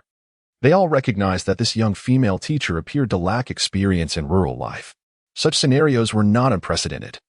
Teachers often arrived with enthusiasm and left in tears after just a couple of months. One could only hope that this Teacher Yang would endure for a few more months. Teacher, let us stroll leisurely, Liu Qingshan suggested, catching up with her and taking the large tote bag to hang it on the bicycle's handlebars. Why not ride? Carrying such a lovely young lady is quite the honor. Yang Hongying patted the bicycle seat and replied, Is that feasible? If not, I can take the lead. All right. Teacher Yang, please settle in, Liu Qingshan said as he pushed the bicycle forward. With over 2 miles of gravel road ahead, riding was feasible. Considering she was a young woman, he intended for her to sit first and then mount the frame from the front. Go ahead, Yang Hongying urged, giving the bicycle a gentle push. Once Liu Qingshan began pedaling, she gracefully leaped onto the rear seat, gripping the back of his shirt for support. This teacher was quite intriguing, her demeanor refreshingly unpretentious. As Liu Qingshan pedaled slowly, he continued to engage in light-hearted conversation with Teacher Yang. Soon, he discovered that Teacher Yang was indeed a native of the capital, having just graduated from university this year. With your skills, Teacher Yang, teaching the children in our humble village seems quite an underutilization of your talents, Liu Qingshan mused, feeling a twinge of curiosity, as an instinct suggested that this Teacher Yang might harbor some hidden stories. Suddenly, he felt a gentle tap on his back, followed by Yang Hongying's cheerful call, Stop dawdling. Pedal faster. If you go too slow, you'll get splashed with mud. Just as Liu Qingshan finished speaking, they encountered a puddle ahead, and the wheels kicked up a spray of muddy water, splattering both of them. Ugh, ugh, ugh. Yang Hongying spat out the grit in her mouth, took out a handkerchief to wipe her face, and muttered, This wretched road could use some repairs. Are you all right, Teacher Yang? Liu Qingshan wiped his face with his sleeve and quickly steadied the handlebars. It's nothing. Back in the day, I climbed snow-capped mountains and traversed grassy plains. As she spoke with enthusiasm, she noticed a young boy ahead glancing back at her in surprise, prompting Yang Hongying to blink and exclaim, I've heard my grandfather tell tales of those. With that, she gently tapped Liu Qingshan's back again, saying, Focus on riding, don't get distracted. Liu Qingshan turned around, but the slight rise and fall of his shoulders betrayed his suppressed laughter. Yang Hongying felt a pang of embarrassment, yet maintained her composure. Pretending to admire the scenery, I must say, the lush mountains and clear waters here are quite charming. Steady now. Liu Qingshan's urgent call broke the moment, and suddenly, the bicycle jolted upwards before plunging down into a puddle. Caught off guard, Yang Hongying was thrown off, but fortunately, she landed on her feet. However, the puddle was half a foot deep, soaking her delicate sandals. Lifting a foot, the muddy water mixed with sand cascaded down, and she thought, "Is this what you referred to as clear water? It seems I should have worn rain boots," she regretted inwardly. Liu Qingshan dismounted as well, clad in boots. Aside from a few specks of mud on his trousers, he was relatively unscathed. Observing Yang Hongying's predicament, he could not help but inquire, "Teacher Yang, do you have any boots in your bag? Perhaps you could borrow mine?" "I truly didn't prepare for this," she replied after a moment's thought, shaking her head and biting her lip. "Let us just carry on. When I was a child, I often played barefoot in puddles." Thus, the two continued their journey. Soon, the gravel path came to an end, and as they gazed upon the dark, muddy road ahead, Yang Hongying encouraged herself resolutely. "There's no turning back, Yang Hongying. You must bravely forge ahead." Liu Qingshan, too, felt disheartened at the sight of the muck-laden road, especially with dense shrubs lining either side. If only they could walk on the grass instead. Gritting his teeth, he suggested, "Teacher Yang, you ride while I push." As soon as he finished speaking, he saw Yang Hongying roll up her pant legs and step forward, navigating the muddy terrain with a foot in deep and the other shallow. With each step taken, the area beneath the ankle sank into the mire, releasing a soft squelch upon lifting. Indeed, she was a person of resilience. Liu Qingshan felt an increasing respect for this teacher Yang. As they trudged through the muck, each step a struggle, Yang Hongying soon found beads of sweat forming on her forehead. Attempting to wipe her brow with a handkerchief, she discovered it was also caked in mud, likely becoming dirtier with every attempt. Resolutely, she emulated Liu Qingshan's earlier action, using the sleeve of her coat to wipe her face. "Teacher Yang, why not take a break and have some water?" Liu Qingshan called out from behind, pushing his bicycle with a heavy bag slung over it, equally burdened. "It's nothing. Just a trivial matter." Yang Hongying waved her hand dismissively, her voice murmuring, "The road is arduous. The road is arduous. Many paths diverge. Where shall I find peace? There will come a time to sail through the winds and waves, to hoist the sails and cross the vast seas." Alas, just moments ago filled with lofty sentiments. Yang Hongying felt the sting of tears welling up. Her right sandal had become ensnared in a puddle, the strap broken, leaving her bare foot submerged in the muck. Though clad in socks, what protection did nylon provide? In a fit of determination, she removed her other sandal, carrying one in each hand, and began to squelch barefoot through the mire, her pace unexpectedly quickening. "Teacher, perhaps you should wear my boots," Liu Qingshan suggested, shaking his head as he quickened his pace to catch up. Just as he drew near, a sharp cry escaped Yang Hongying's lips as she stumbled and fell, landing squarely in the mud, splattering it everywhere. Yang Hongying raised her hands, now dark and smeared with slush, droplets trickling down. Without needing to look, she knew her appearance must be akin to that of a mud-streaked monkey. The more she pondered her predicament, the more aggrieved she felt, leading her to weep openly. Her arms resting on her knees, her head bowed in despair. Observing the helpless young woman amidst the mire, Liu Qingshan reflected. He realized he held no recollection of Yang Hongying. Considering the timeline, he should have been attending high school in the county. While it seemed this teacher Yang had perhaps retreated from the challenge and never ventured to Jiapi Ditch. Thus, Liu Qingshan propped his bicycle and squatted before her, calmly stating, "Teacher Yang, should you wish to return, I shall respect your choice and escort you back to the commune, to the world that rightfully belongs to you." After a moment's thought, he added, "After all, life in my small mountain village is exceedingly harsh." Yet within Liu Qingshan's heart, he silently hoped, soon, everything will improve. Yang Hongying lifted her head, her tear-filled eyes meeting the serene face of the young man before her, reflecting a complex array of emotions, compassion mingled with regret, but devoid of resentment. In that instant, the thought of surrendering vanished far from her mind. Wiping her eyes fiercely, she declared, "No, I shall not go back. If you can endure life here, why can't I?" Having spoken, she resolutely rose to her feet, silently vowing, from this moment forth, she would shed no more tears and never waver again. However, the sharp pangs radiating from her feet caused her to falter, and she instinctively grasped Liu Qingshan's shoulder. Lifting one foot into the air, muddied and dripping with crimson blood, "Teacher Yang, you're injured. You must rest immediately." Liu Qingshan swiftly bent down to support her, examining the injury, and discovered a wooden splinter deeply embedded in her soul. Since she was already soiled, he assisted Yang Hongying to a small rise beside the path. Hastily attending to her wound, Liu Qingshan searched the nearby ditch and fortuitously found a pile of horse manure. Selecting a seemingly mature piece, he tore it open to reveal a powder of earthy yellow hue within. As he extracted the splinter, a stream of bright red blood flowed forth, prompting Liu Qingshan to swiftly press the horse manure against the wound. This powder possessed anti-inflammatory and analgesic properties, proving to be more effective than conventional ointments. In their village, when someone sustained a cut or injury, they would apply this medicinal powder, and within days, recovery would ensue. Once the bleeding subsided, Liu Qingshan retrieved his bag, urging Yang Hongying to search for something to bandage her injury. After a prolonged search, all she could produce was a silk scarf, which she requested Liu Qingshan to help wrap around her foot. At this juncture, she ceased her stubbornness and obediently settled onto the bicycle. Persisting in her obstinacy would only complicate matters further. Observing the young man beside her, straining to push the bicycle through the mire, her tumultuous emotions unexpectedly found tranquility. Perhaps this truly was the right choice. Then she heard the boy ahead begin to sing in an odd tone, seemingly a song that had recently gained popularity over the past couple of years. I have heard of it, but never seen it. 25,000 miles. Some speak, yet do not act. How could one know it is not easy? With my head down, I march forward, seeking my true self. Yes, seeking my true self. A radiant smile broke across Yang Hongying's grimy face. Chapter 47. What a wasteful spender. Who is this? It was the village's four little rascals. Gazing up at the unfamiliar figure before them, a stranger, covered head to toe in mud, pushing a bicycle. A group of small boys, barefoot and bare-bottomed, were playing in the mud at the village entrance, looking like little mud monkeys. Liu Qingshan wiped his face with his sleeve and was finally recognized by the four rascals. Brother Qingshan, you're back. The boys jumped with joy, not quite knowing what stirred their excitement. Soon, they noticed Yang Hongying sitting at the back, and the little rascals thought they had uncovered a significant secret, shouting, Brother Qingshan, you've brought your wife back.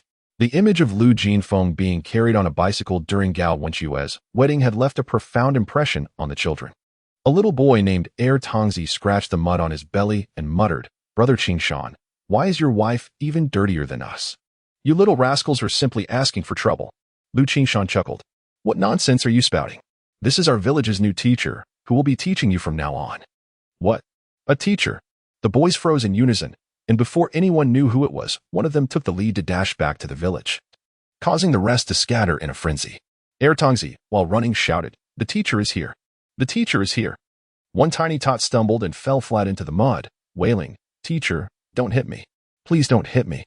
It was all the fault of the adults at home, who had instilled many erroneous notions in the children, such as the idea that teachers were fearsome and would punish unruly students. This left a shadow on the innocent minds of the little ones. In fact, in that era, it was not uncommon for teachers to strike their students. Yang Hongying, sitting on the bicycle, felt utterly bewildered. Why does it feel like the enemy has invaded the village? Liu Qingshan suppressed his laughter, steadying the handlebars with one hand while pulling the bare-bottomed child from the mud pit with the other. The little one, once upright, ran home in tears, splattering mud water all over Liu Qingshan's face. These mischievous little rascals were a handful, and Liu Qingshan thought to himself that he would certainly have his hands full in the future. He pushed Yang Hongying toward his home, and along the way, numerous villagers emerged to witness the spectacle. Liu Qingshan introduced her to the onlookers. Upon hearing that a teacher had arrived in the village, everyone was delighted. Especially since she was a city girl, a city teacher. She must be excellent. By the time Liu Qingshan reached his doorstep, a large crowd had gathered behind him, causing Yang Hongying to lower her head in embarrassment, too flustered to look at anyone. It was mere shyness. She was acutely aware of how disheveled she appeared, fearing the villagers would mock her. Their large yellow dog bounded over, tail wagging in greeting, which made Yang Hongying tense up. However, the friendly dog merely leaned in to sniff her before wagging its tail, displaying a welcoming demeanor. In rural areas, dogs raised freely behave this way. They never bite when their owner is present, recognizing a guest in their midst. Brother, you're back, Si Feng exclaimed, rushing out of the house, pretending to leap into Liu Qingshan's arms. Liu Qingshan hurriedly waved his hand, indicating that he was too dirty. Little Lao Si still wrapped his arms around Liu Qingshan's, exclaiming, Brother, the erasers you bought for Shanxing and me smell delightful. Behind him, Shanxing's eyes sparkled with laughter as she shyly gazed at Liu Qingshan, softly calling out, Brother. Liu Qingshan responded affirmatively and helped Yang Hongying out of the car, saying, This time it's good. I've invited your teacher back. Ah, teacher. The two little ones evaluated Yang Hongying with curiosity, wanting to approach her but feeling slightly hesitant. Ultimately, they bowed together and chorused, Hello, teacher. Yang Hongying felt a sweetness in her heart. Balancing on one foot with Liu Qingshan's support, she affectionately patted the little heads of Lao Si and Lao Wu, praising, Hello. You are all so adorable. What are your names? I am Liu Kaifeng, the fourth phoenix, and she is Shanxing, the fifth phoenix. Replied little Lao Si with a crisp voice, suddenly exclaiming, Ah, teacher, your foot is hurt? At the same time, Shanxing sweetly moved to Yang Hongying's other side, extending her small hand to support her waist. A warmth surged within Yang Hongying, and she nearly shed tears. She had always considered herself strong, yet in this moment, she felt an overwhelming urge to cry. Looking at the two little ones, she softly said, How wonderful, you are all good children. Little Lao Si joined Shanxing to lend support on the other side, cheerfully asking, Teacher, can I be the class monitor? Haha, you little rascal. Yang Hongying paused for a moment before bursting into laughter, realizing it had been ages since she had laughed so joyfully. Liu Qingshan gently tousled little Lao Si's hair, teasing, You are quite the eager one. At that moment, the door swung open, and Liu Jinfeng stepped out, inquiring, Sinfeng, what has happened? Who is this? Sister, this is our village's new teacher, Yang, Liu Qingshan quickly explained, fearing his elder sister might misunderstand. Teacher Yang, welcome. Please come in. Liu Jinfeng assisted the two little ones and helped Yang Hongying into the house, feeling a touch puzzled. This teacher Yang is quite composed, even in such a predicament. She continues to smile. It was inevitable. Every time Yang Hongying laid eyes on Liu Qingshan, she felt an urge to laugh. They are practically young men, yet still call themselves Sinfeng. Enough. My stomach is a bit unsettled. Once inside, Liu Qingshan helped Yang Hongying sit on the edge of the Kong, finally letting out a sigh of relief as fatigue washed over him. Throughout the journey, he had relied on sheer determination, but now that he was home, the exhaustion settled in. His mother, Lin Ji, looked at him with concern and hurried to the outer room to boil water and prepare 2 bowls of ginger syrup. Lacking fresh ginger, she borrowed a few slices of candied ginger from the old man and made 2 large bowls, warm and comforting, for Liu Qingshan and Yang Hongying to enjoy. Before long, Grandma came over, inviting the new teacher to bathe at her home. Liu Jinfeng eagerly followed to assist, while Liu Qingshan took a refreshing shower in the simple outdoor shower beside their storage room. Having washed away the grime, Liu Qingshan returned home feeling invigorated, only to discover that several individuals, including the old party secretary and Uncle Zhang, were seated along the Kong, tending to a basket of tobacco leaves, busily rolling cigarettes. In the rural landscape of that time, every household would typically have a makeshift container for their tobacco, often crafted by hand. Upon seeing Liu Qingshan enter clad in oversized shorts, Captain Zhang immediately inquired, Qingshan, did you really borrow 10,000 yuan from the bank?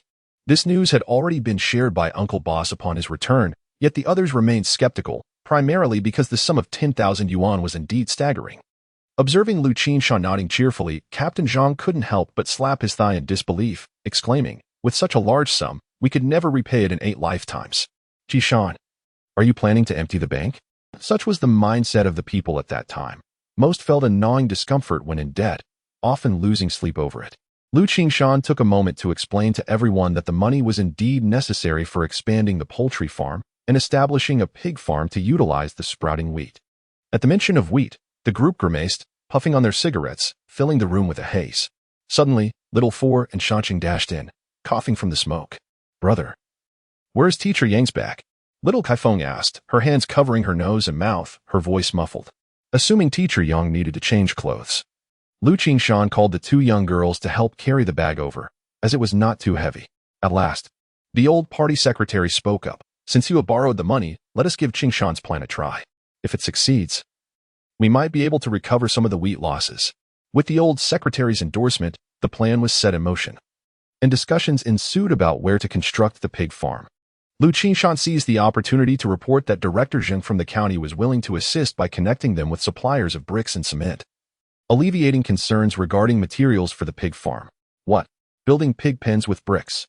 Upon hearing this, the crowd erupted in chatter, with Zhang Ganzi being the first to exclaim. Isn't that a bit extravagant?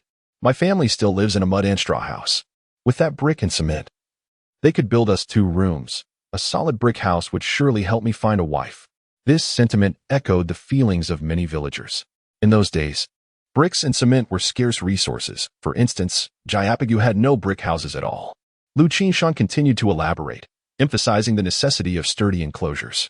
You must understand that when fattened pigs grow, they possess considerable strength and a tendency to root about. If the pen is not robust, it will be toppled within days. Furthermore, aside from the sleeping area for the pigs, which should be fitted with wooden planks, the remaining space must be cemented. This facilitates the cleaning of excrement and the washing of the pen. Moreover, he explained that pig farming and greenhouse cultivation complemented each other. Once fermented, pig manure could be directly utilized in the greenhouses. As he spoke, Zhang Ganzi finally began to grasp the concept, leaping from the Kong to the ground with a shout. Does this mean I won't have to use the toilet anymore? If it weren't for his hopeful aspirations of marriage, he would have already succumbed to despair. The old party secretary took a couple of puffs from his pipe, nodding leisurely. No need to go, but from now on, the task of cleaning the pigsty will be entrusted to you. Zhang, with a countenance resembling that of a bitter melon, immediately lamented, Alas, my fate. It seems I am destined to roll in filth for the rest of my life. Nearby, the boss chuckled. Zhang, why not just move into the pig pen? You've been yearning for a brick house, haven't you? The pigsty is made of bricks, so you could live there. And when the time comes for you to marry, you certainly won't have any worries. Laughter erupted among the crowd, while Zhang argued back, his face flushed with indignation. Boss, spare me your mockery. Once I become the king of pig farming, feasting on pork daily, I won't invite you, and you'll be left drooling with envy. A saying goes, when cursing, avoid touching upon one's shortcomings. The boss, feeling provoked, retorted, Zhang, even if I have no sons, it is still better than being an old bachelor like you without a wife. Come on, let us exchange insults. Who is afraid of whom? Chapter 48. Greetings to the teacher. As dinner approached, the crowd finally dispersed, and the house fell into a tranquil silence. Besides discussing the establishment of a pig farm, they also took the opportunity to deliberate on matters concerning the village's primary school. With the arrival of volunteer teachers, it was decided to convert 3 rooms from the original production team into makeshift classrooms. Additionally, the new teacher would be accommodated at the home of the venerable Liu Qingshan, where the elderly couple resided, making it a fitting arrangement. After bidding farewell to their guests, Liu Qingshan noticed his brother-in-law emerging from the granary, a stack of manuscript paper in hand. This was a habit of Gao Wenxue. When the household became too bustling, he would retreat to the granary to write, avoiding distractions. Liu Qingshan called out, Brother-in-law, I have 2 letters for you. Adjusting his glasses, Gao Wenxue nodded and replied, I have finished writing the novel Mountain Apricot. You should take a look and offer your feedback. However, I am at a loss regarding what to write next. As they ambled into the house, Liu Qingshan remarked, Brother-in-law, across the nation, from rural areas to cities, reforms and openings are in full swing. Novels in this vein should have great potential. I heard that Liu Yao is preparing a substantial work titled Ordinary World. Indeed, I share your sentiments. Gao Wenxue agreed, scratching his head. These past 2 years, I have been oblivious to the changes in the outside world. This posed a dilemma. Writers must venture out to gather inspiration. To confine oneself indoors would surely limit one's creative prowess. Logically, one would suggest that the brother-in-law should embark on some travels, yet financial constraints rendered this impossible. After some reflection, Liu Qingshan proposed, let us wait a few months. Once we profit from selling our greenhouse vegetables, you can spend some time at the Spring City Automobile Factory to gather writing material. Gao Wenxue, picking up the letters from the cabinet, replied, 3 foam. We need not travel far. The changes occurring in our village provide the finest material. Indeed, your perceptive eye as a writer is commendable, Liu Qingshan praised, giving a thumbs up. Just then, his brother-in-law slipped a letter into his hand, saying, This one is for you. I almost forgot. I have another letter as well. Liu Qingshan tore open the envelope and pulled out 2 pages of manuscript paper. Glancing at the handwriting, he couldn't help but exclaim, Fiji's handwriting is remarkably elegant, almost reminiscent of a girl's script. Upon observing the signature, Liu Qingshan was taken aback. It indeed belonged to a young woman. Who was this Li Xiume? Suddenly recalling, he remembered her as the nurse with striking eyes who often glared at him. What could she possibly be writing to him about? Intrigued, Liu Qingshan began to read the letter. It commenced with a formal address, Comrade Liu Qingshan. Before long, he finished reading and set the letter down, his expression becoming somewhat peculiar.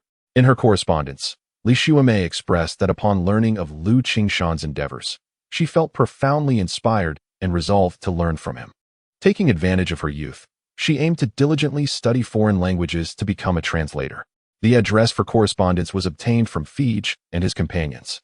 Moreover, the letter also mentioned that Mr. Thomas has returned to his homeland, reportedly to develop a new model. Who would have thought, quite unexpectedly, that I would become a role model for others? Liu Qingshan felt a tinge of delight in his heart. For the experience of basking in the admiration of others is indeed a splendid feeling. Thus, he took up his pen to compose a reply. Comrade Li Xiumei, greetings. This letter would primarily serve as encouragement, while also providing methods for learning foreign languages, so as to prevent the recipient from taking unnecessary detours. He concluded by suggesting that she encourage Fij and Gongzi, among others, to study Russian together, as it may prove beneficial in the future. After writing 3 pages, he only ceased when the fourth brother called for dinner, deciding to send the letter to Li Xiumei when he next visited the commune.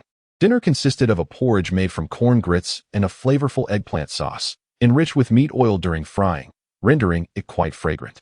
Liu Qingshan was indeed hungry. Devouring a large bowl of porridge, and just as he prepared to serve himself again, the door swung open, revealing several small children. Leading the group was Si Huzi, clutching a small, battered basin filled with deep red earthworms. With eager eyes, Si Huzi inquired, "Brother Qingshan, are you still collecting crickets?" "Of course I am. Where did you find so many?" Liu Qingshan replied, filling another bowl with corn grits, for this dish does not satiate hunger for long after a few laps around. One's stomach is empty again. Tongzi eagerly reported, "No need to dig. The rain has brought the earthworms to the surface these past few days. You can simply catch them." "By golly," Liu Qingshan exclaimed, slapping his thigh, abandoning his meal to rush to the backyard. He had forgotten about this matter. Although earthworms thrive in dark, damp environments, they cannot endure excessive moisture, or else they suffocate in the soil. His 2 pools of earthworms were likely flooded, and since they couldn't climb to the surface, they would surely perish. "Senfenger, come back. I've already covered the worm-rearing pools." It was his elder sister who understood him well, calling out, which made Liu Qingshan pause. Nevertheless, he resolved to check the pools and sprinkle the newly caught worms into them.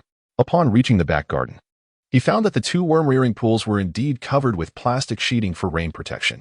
As for the unexcavated areas, they had turned into small ponds, perfectly suited for fish.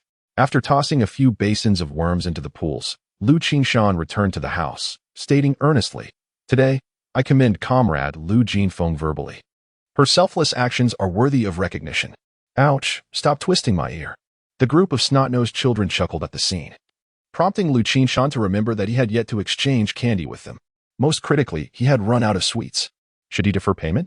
Such an approach would surely diminish the children's motivation. As he pondered, Kai Feng and Shan Xing produced a paper package from their pockets, extracting a small green piece. With the fourth brother suggesting, "Let us trade this for earthworms. It's called chewing gum and tastes delightful. Wasn't this green arrow?" Liu Qingshan blinked a couple of times and quickly grasped the situation, surmising that it was likely teacher Yang who had rewarded the 2 little girls. This item is not easily obtainable nowadays. Only a select few major cities have it for sale, and even then, only in specialized foreign trade shops. Each of the children received a piece of chewing gum, unwrapping the sugary paper and stuffing it into their mouths with delight. "Wow, it even has a cool breeze. It's delicious, truly delightful," exclaimed Si Huzi. At that moment, the youngest, Xiao Laosi, suddenly recalled something and reminded everyone, "By the way, this kind of candy should be spat out after chewing, as teacher Yang said. What a waste to spit it out. I just swallowed mine." That evening, Liu Jinfeng brought a new set of bedding to her grandfather's house, laying it out for Yang Hongying. On her way back, she also carried 2 boxes of malted milk essence. In this era, malted milk essence is considered a premium nutritional product. Liu Jinfeng joyfully prepared 2 bowls. One for Si Feng and Wu Feng, and the other she shared with Linji. "Sister, what about mine and brother-in-laws?" Liu Qingshan expressed his dissatisfaction, not out of a yearning for the drink itself, but rather due to the stark disparity in treatment. It felt unjust. A grown man shouldn't he be drinking malted milk essence? Liu Jinfeng grumbled, yet she still picked up the container of malted milk essence, intending to prepare a bowl for them to taste as well. "Sister, I was just joking. Save it for yourself to enjoy slowly." Liu Qingshan snatched it away and placed it back on the shelf, only to receive a disapproving look from his eldest sister. "You love to cause mischief. Brother, try this. It's quite sweet." Xiao Kaifeng beckoned with her tiny hand. In this era, sweets are the most coveted treats. Liu Qingshan leaned in, and with a small iron spoon, he scooped a spoonful of air from the bowl and popped it into his mouth, smacking his lips. Truly delightful. This elicited giggles from the two little girls, who each took a spoonful and insisted on feeding it to their brother. So sweet, Liu Qingshan exclaimed, unsure whether it was the malted milk essence or the moment's sweetness that delighted him more. The next day, while Liu Qingshan was having breakfast, he heard a commotion outside. Attention everyone. Today marks the official start of school in Jayapagu village. Families with children who are to attend, please bring a stool to the brigade. Jayapagu was indeed in dire straits, lacking even a loudspeaker.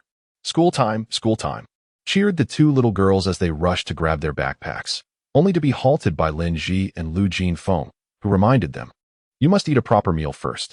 Soon enough, the two little ones finished their breakfast with gusto, donning their brand new pink backpacks, which they adored, compliments of their brother's thoughtful gift of books and stationery. Liu Qingshan also carried a long bench from home and followed along. He had been so exhausted the previous day that he had gone to bed early, missing out on the preparations for the classroom. Outside, the sky remained overcast, and rain fell intermittently. It seemed that this year's wheat harvest was doomed. On the way, he noticed groups of little children, most of whom were clutching their own stools and hurrying toward the makeshift school. Upon arriving at the production team, Liu Qingshan entered the classroom and was pleasantly surprised to find it resembling a proper school after all. At the forefront stood an antiquated desk, serving as the lectern. Liu Qingshan felt an increasing sense of familiarity. Was this not the aged relic that the former party secretary had utilized for decades? How could it be relinquished? The classroom featured 3 rows of seats, constructed from earthen bricks topped with a newly planed wooden board, thus serving as desks. Accompanied by self-provided stools, it was sufficient for learning. Despite the harsh conditions, there was no fear. Improvements could be made gradually. As a child from a humble background, he was determined to study diligently and strive for progress each day. Liu Qingshan silently resolved that once the greenhouse funding arrived, a batch of desks and chairs would be the priority. Before long, Yang Hongying entered the classroom, leaning on a wooden stick, her gaze sweeping over the neatly seated 20-odd children. Suddenly, she felt an unprecedented sense of fulfillment. Hello, teacher.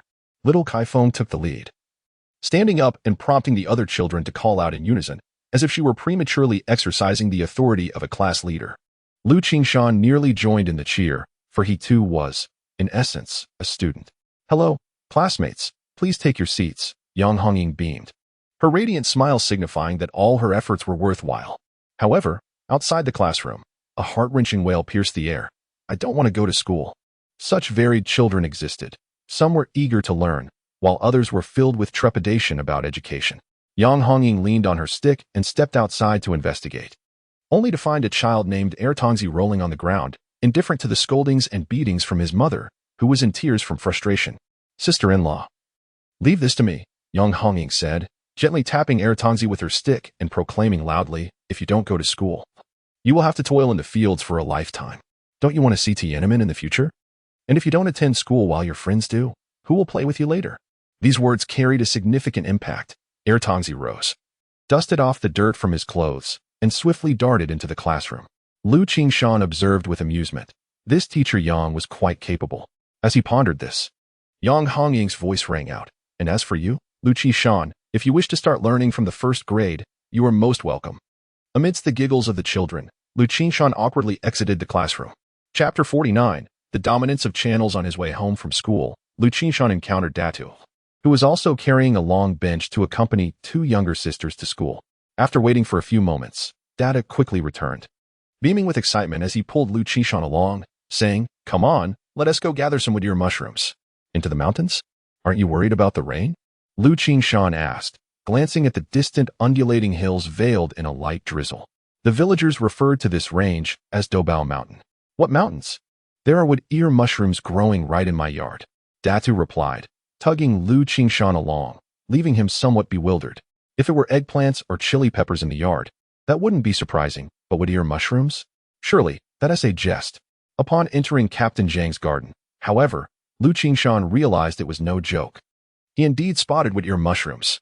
Each household had erected greenhouses, and on the upright posts, clusters of dark gray wood mushrooms grew, layered and translucent, captivating in their appearance. So, this is how it is. Liu Qingshan began to understand. These wooden posts were felled from the mountains, already infused with the mycelium of the mushrooms. Given the current temperature and humidity, it was only natural for the wood ears to flourish. Why wait? The mountain delicacies have come right to our doorstep. Let us gather them. The two brothers carried small baskets, carefully plucking the mushrooms. A meticulous task requiring gentle handling to avoid breaking them. The wood ears felt heavy yet delicate in their hands, instilling a sense of accomplishment. Bringing one close to his nose, Liu Qingshan inhaled the rich aroma of fungi, undoubtedly a superior variety. After all, these mushrooms, cultivated in such a manner, were little different from those foraged in the wild. Observing the wooden posts, which were made of oak, Liu Qingshan understood why the quality of the wood ears was so exceptional. Although all wood ears belong to the same category, they vary in quality. The finest are the wild varieties, particularly those grown on oak, followed by birch, and then other mixed woods. As for artificially cultivated ones, they often elicit a mere chuckle. Nevertheless, among cultivated wood ears, there exists a premium variety that closely resembles wild mushrooms. This method involves utilizing segments of wood ear mushrooms for cultivation, requiring the drilling of holes in the wood and the manual introduction of mycelium. As Liu Qingshan pondered this, he mused that perhaps next spring, when the greenhouses were no longer occupied by vegetables, he could experiment with cultivating wood ear segments. If successful, he could also explore growing shiitake mushrooms, potentially establishing a significant industry. Lost in thought, he was suddenly jolted back to reality by the sound of munching beside him. Turning his head, he saw Dada stuffing a plump wood ear into his mouth. Fresh wood ears shouldn't be consumed in excess. Be careful of potential toxicity, Liu Qingshan exclaimed, emphasizing the seriousness of the matter. Fresh wood ears must be boiled or dried and rehydrated before consumption. Dada shook his head dismissively. It's fine. I'm just trying a piece for the thrill of it. These mushrooms are truly delightful, crisp, smooth, and richly fragrant. His words sparked Liu Qingshan's own cravings. A small taste of fresh wood ear mushrooms likely wouldn't provoke any adverse reactions, so he too plucked a piece and placed it in his mouth. This is the true delicacy of the mountains. It feels as though the very essence of the forest converges within one's mouth. Both the flavor and texture are of the utmost quality. After collecting a couple of baskets filled with fresh wood ear mushrooms from several wooden stumps, Liu Qingshan found himself in a predicament. Sanfeng'er, the weather remains overcast. How can we dry them? If the harvested mushrooms are not dried promptly, they spoil within a day or two. Lacking proper drying equipment, the yield of forest produce is rather limited. Liu Qingshan contemplated. We shall have to dry them on the Kong. We cannot let them go to waste. Considering the persistent rain of late, it was likely that the mushrooms and wood ears on the mountain had proliferated wildly. Should he organize a group to venture into the mountains for a harvest?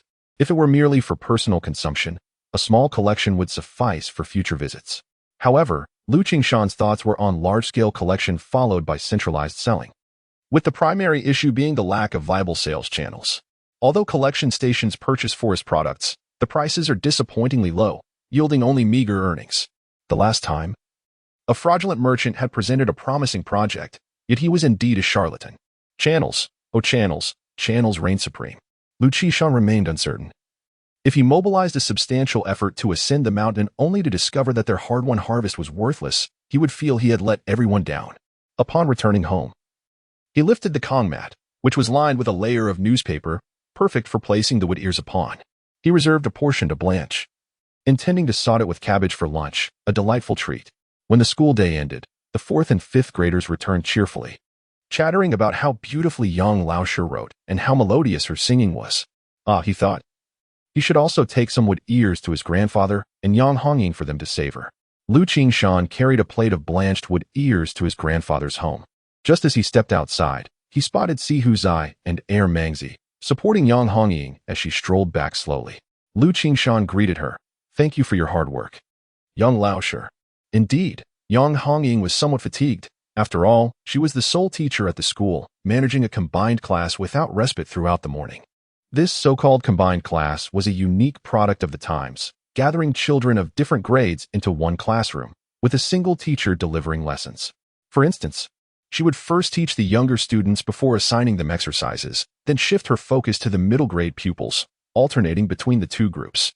Exhausting as it was, Yang Hongying felt immensely fulfilled by such days. What beautiful wood ears! Are they wild?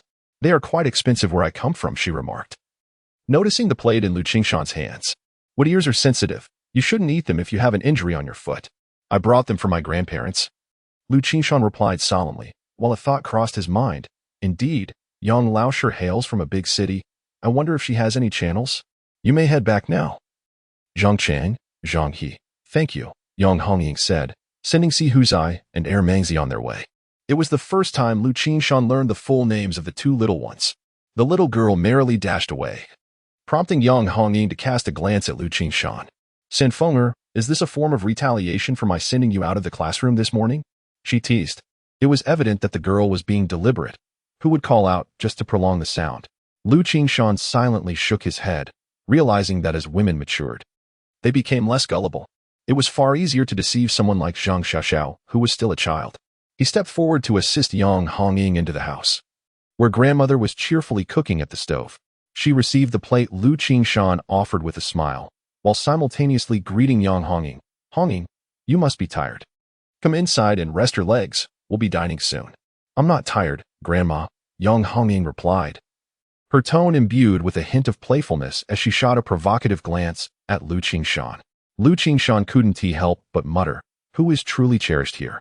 Grandmother chuckled merrily and beckoned them inside. The interior was adorned with various items, presumably belonging to Yang Hongying. Liu Qingshan assisted in setting the Kong table and poured a little warm liquor for his grandfather, knowing that on a rainy day, it was better to serve the liquor warm. While he busied himself, he engaged in casual conversation with Yang Hongying. Teacher Yang, do you think the wood ear mushrooms would sell well if transported to the capital? They are such fine products. One could hardly procure them even with money. Yang Hongying, limping slightly, helped gather bowls and chopsticks. Teacher Yang, leave that. Let Sanfeng'er handle it. Grandfather Liu Shikue interjected, clearly fond of the girl. Perhaps because his own son had once been involved in the same trade. Liu Qingshan raised his hands in a gesture of mock surrender. I can't shake the feeling that my standing is plummeting. Yang Hongying smiled softly, truly feeling a sense of warmth akin to home in this space. Grandfather continued. These mushrooms and wood ears are not regarded as treasures here. However, they are entirely different in the big city.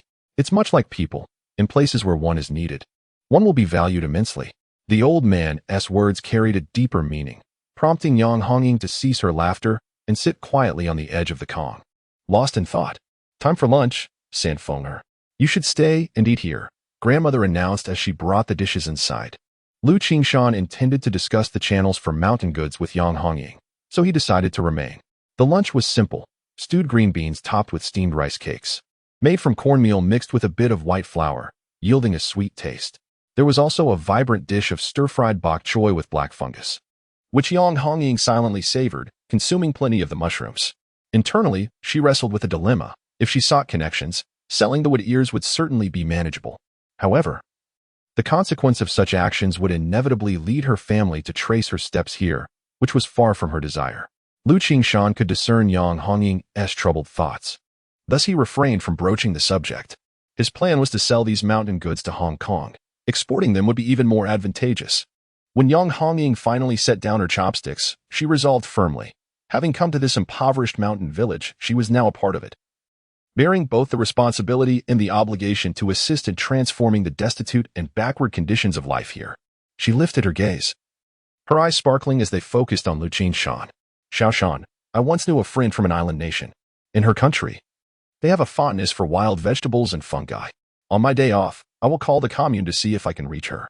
This was the best course of action Yang Hongying could conceive, one that would not alarm her family while still allowing her to contribute something to the villagers of Jiapagu. That sounds great. I will carry you there on Sunday. Liu Qingshan exclaimed, a hint of excitement in his voice. He was aware that the past few years had marked a honeymoon period in diplomatic relations between the two countries, with frequent economic exchanges. Moreover, Yang Hongying was correct in her observation that the islanders harbored a peculiar obsession with wild vegetables and fungi. Sanfeng'er, I must admit, your bicycle frightens me, Yang Hongying remarked, having shifted from serious matters to a lighter tone with a playful elongation of her words. Liu Qingshan, having finished his meal, set down his bowl and hurriedly replied, well then, I must take my leave. I will inform the villagers right away that we shall venture into the mountains to gather wild goods tomorrow. Chapter 50, Into the Mountains at Dawn. The air was particularly invigorating as a group of sturdy men, each bearing large baskets on their backs, made their way along the winding mountain path. The baskets, towering over a meter high, were accompanied by earthenware containers slung over their arms, and each man wielded a sturdy stick in his right hand, clad in long rubber boots, forming a lengthy procession towards Dobao Mountain. The humidity lingered in the air, shrouding the low-lying areas in a veil of white mist, weaving through the landscape, reminiscent of a fairyland. To an observer, this scene appeared poetic, even ethereal. However, for those among the group, the arduous nature of the journey was palpable. The path was blanketed with low, damp grass glistening with dew, and a misstep could easily lead to a slip, without the support of their wooden staffs. A tumble could leave one quite dazed. Liu Qingshan walked cautiously within the ranks. Navigating the mountains in such weather posed significant risks, with the peril of tumbling down the slopes. Among the group was Zhang Ganzi, who, notably, was not wearing rubber boots. His shoes were already soaked through with dew, and he could easily have caught a frog in his footwear. Furthermore, his basket was noticeably smaller than those of his companions. Nevertheless, his presence was commendable. One should not hold lofty expectations. After much effort, they finally ascended the steep slope before them, allowing the group to exhale in relief. Unloading their burdens and rolling a cigarette to rest for a moment, Liu Qingshan produced a pack of cigarettes, offering some to the circle, while others opted for their own tobacco pipes or rolled papers. Zhang Ganzi, seizing the opportunity, quickly extracted 2 cigarettes, one to smoke and the other tucked behind his ear. Nearby, an elder named Boss Shu, unable to contain his discontent, remarked, "Ganzi, how can you live like this? Your household doesn't even possess a pair of rubber boots. And here you are, clattering along with your makeshift footwear." The term clattering referred to the bamboo board used in performances, often associated with comedic storytelling or begging, and it was evident from Boss Shu's tone he alluded to the latter. Others joined in the banter, with Zhang Dashuai having long held a disdain for Zhang Ganzi's small basket. "Goodness, Ganzi, my son carries a larger load when he climbs the mountain."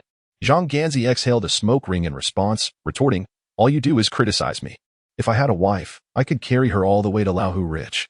Lahu Ridge was known for its treacherous terrain, and legend spoke of real tigers residing within. The group found themselves at a loss for a comeback to Zhang Ganzi's jest. As the leader, Captain Zhang, chimed in with a laugh, "Ganzi, all you think about is carrying a wife. At this rate, you'll become a modern-day Zhubeiji." In a beloved local performance, a skit titled Zhubeiji Probes the Earth featured a scene where Zhubeiji carries his wife, a tune familiar to many. With a grin, Zhang Ganzi declared, "Zhubeiji is my idol." He then began to hum, "Zhubeiji," laughing heartily, bends down to carry a flower. After sharing a cigarette, the group resumed their journey, with Zhang Dashuai breaking into a spirited rendition of a classic opera, crossing the forest, sea, and snow plains, with spirits soaring to the heavens. This passage is a classic excerpt from the modern Peking opera Taking Tiger Mountain by Strategy, which narrates the story of bandit suppression set in the northeastern region of China. A tale familiar to many. As one ventures deeper into the wilderness, the dense foliage and treacherous terrain pose a threat to the unacquainted, often leading them astray. Particularly in overcast weather, when the sun is obscured, the likelihood of losing one's way in the mountains increases significantly. The term losing one's way in the mountains originates from the elder generations, suggesting a disorienting experience within the forest, leading one to a fate of being eternally trapped among the trees. There are also superstitious beliefs that suggest such misfortune befalls those who enter the mountains without due respect, incurring the wrath of the mountain deity, resulting in punishment. A more scientific explanation points to the overwhelming psychological stimuli in the forest, which can lead to mental breakdowns. Additionally, one might inhale toxic gases or consume poisonous plants, inducing hallucinations. In any case, losing one's way in the mountains is profoundly terrifying. Hence, aside from skilled and daring hunters or wanderers, few would venture alone into the woods. Even in groups, they frequently call out to one another to prevent anyone from getting lost. And singing a tune serves not merely as a pastime, but as a means of maintaining connection with companions. It also serves to alert wildlife in the vicinity, minimizing the chances of an unexpected encounter. Generally, wild animals tend to be wary of human presence. The woodcutters of the mountains sing folk songs for similar reasons. Once Commander Zhang concluded his song, Liu Qingshan noticed a lull in conversation and decided to share a tune of his own. Naturally, the forest was not conducive to rock music, so Liu Qingshan fittingly hummed, "The geese fly south, the geese fly south, their calls pierce my heart. Not waiting for today. I have long awaited the return of spring." The audience was enthralled, recognizing the song from the film Arrow of Return, which also recounts the tales of the Northeastern Anti-Japanese Coalition. Villagers who had watched the film likely recalled the birch forest depicted, reminiscent of their current surroundings. Those who had not seen the film were still familiar with its narrative, as radio broadcasts at the time featured a captivating program known as movie audio clips. Upon Liu Qingshan finishing his song, the crowd enthusiastically urged him to perform another, turning their leisurely stroll into an impromptu forest concert. Liu Qingshan complied, singing one song after another. Eventually, out of options, he even sang a classic tune about mushroom picking, albeit with a slight alteration in the lyrics, transforming it into the Mushroom Picking Fellows. Accompanied by their melodious voices, they traversed the forest, currently wandering through a secondary forest, an area that has regrown after logging. Entering a true primeval forest would be far more daunting, aptly described as a place where the sun's rays fail to penetrate, and inhabited by numerous ferocious beasts. Wild boars and black bears are common, but the most fearsome encounter would be with a giant bear, capable of delivering a blow that could devastate half a person's face. Additionally, the forest is home to apex predators such as lynxes, far eastern leopards, and Siberian tigers. Thus, few dare to wander recklessly into the depths of the primordial woods. After traversing a distance of over 10 miles for 2.5 hours, we finally arrived at our destination shortly after 8 in the morning. Upon sighting a quaint wooden cabin on a gentle slope ahead, a wave of warmth enveloped our hearts, reminiscent of returning home.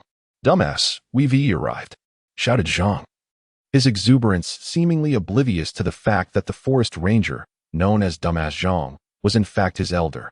After several calls with no response, Zhang hurried towards the wooden cabin. This type of cabin is locally referred to as a wooden hut, constructed entirely of timber. The gaps between the logs are stuffed with dry moss for insulation, making it impervious to the chill of winter, even amidst heavy snowfall and gusty winds. Living within such a wooden hut offers both warmth in winter and coolness in summer, making it an ideal refuge in the forested region. Noticing that the door was unlatched, Zhang boldly flung it open, eager to quench his thirst after the arduous journey. However, as the door swung wide, a dark shadow lunged out and collided with him, sending him sprawling to the ground. "Dumbass, control your dog. This one is far too exuberant," Zhang grumbled, still grappling with the unexpected encounter. The onlookers were alarmed, shouting, "Run. Zhang, run." As he pushed the furry head away, he muttered, "What is the fuss? Who hasn't he seen a dog? A dog, a dog, a bear." To his astonishment, he realized that the creature before him was not a mere dog but a small, dark bear. Commonly known as a black bear or black blind by the locals, scientifically referred to as the northeast black bear. "Oh my goodness!" Zhang exclaimed in fright, his hair nearly standing on end. As he struggled to rise, the little bear clung to his leg. Despite its small stature, akin to that of a young pup, it possessed surprising strength, rendering Zhang incapable of standing. Moreover, the little bear was quite fierce, snapping its jaws and gnawing at Zhang, causing him to faint from sheer terror. "Quick, save him!" Zhang Dashu shouted, rallying the group, who armed themselves with wooden sticks and advanced, shouting loudly towards the bear. The goal was to frighten the bear away. No one wished to engage in a direct confrontation with such a creature. However, the bear, emboldened, continued to pounce and bite at Zhang, even tearing away a substantial piece of flesh, munching on it with gusto. "Zhang," called out Boss Shu, though they often teased Zhang. Their bond forged over decades in the same village ran deep. The men of the mountains, filled with valor, could not stand idly by as the bear attacked. "Stop. Don't act recklessly," Liu Qingshan shouted, halting the group as a memory of a humorous incident involving the ranger's grandfather suddenly surfaced. "We cannot stand by and watch him suffer. Qingshan," Zhang Dashu exclaimed, stomping his foot, ready to charge forward. To everyone's astonishment, the fainted Zhang Ganzi suddenly rolled over towards us. After tumbling a few meters, he frantically scrambled on all fours towards the crowd, clearly terrified. He dove into Captain Zhang's embrace, wailing, "I'm doomed. The bear is going to devour me." Amidst his cries, he did not forget to chastise Liu Qingshan, exclaiming, "You heartless scoundrel, you just watched me in peril without offering help." Liu Qingshan, with a grin, replied, "Uncle Ganzi, weren't you just fainted? I was merely playing dead." "You know." Frustrated, Zhang Ganzi retorted and began to lament about the vehicle owner. "I often heard you say that when encountering a bear, one should lie down and pretend to be dead, as bears do not consume lifeless beings. That is all a load of nonsense. It bit me, leaving a significant wound." Upon closer inspection, it appeared that Zhang Ganzi was not bleeding nor did he have any visible injuries. Turning their gaze towards the bear, they found it sitting on the ground, contentedly gnawing on half of a large pancake. Unable to contain his curiosity, The vehicle owner inquired, Ganzi, did you have a pancake in your pocket? Zhang Ganzi felt his torn pocket hanging limply and immediately became enraged, shouting, You wasteful bear, how dare you steal my pancake? I shall confront you today. Chapter 51. The wealthy tycoon. The crowd was tugging at the pole with fervor. This was no trivial matter. Even if one could triumph over the bear cub, there loomed the threat of the mother bear behind it. Should they provoke her, their group would surely face annihilation. Don't pull me. Unless I can beat this bear cub and extract its gallbladder, I refuse to be called Zhang Ganzi. The more he was pulled, the more fervent he became, his mouth unleashing a torrent of curses. As for the bear cub, it seemed either dismissive of its adversaries or genuinely unafraid. Sitting calmly on the grass and munching on a corn cake. With a few hearty bites, it devoured the large cake, licking its lips in a manner that suggested it was not yet satiated. Seeing Zhang Ganzi's relentless antics, the cart owner devised a plan and discreetly signaled for everyone to let go. Zhang Ganzi continued his boisterous declarations. Don't pull me. Once I've slain this black bear, I'll treat everyone to bear paws. Oh, please, don't hold me back. No one is holding you. Go ahead. We are all eager for those bear paws, chuckled the owner. At this moment, panic set in for Zhang Ganzi. Facing off against the black bear was beyond his courage, and he found himself in a predicament, caught between bravado and fear. Just then, the sound of barking dogs pierced the air. It was Grandpa Dumb returning, providing Zhang Ganzi with a much-needed reprieve. He turned to greet the burly middle-aged man. Dumb, your old den has turned into a bear's den.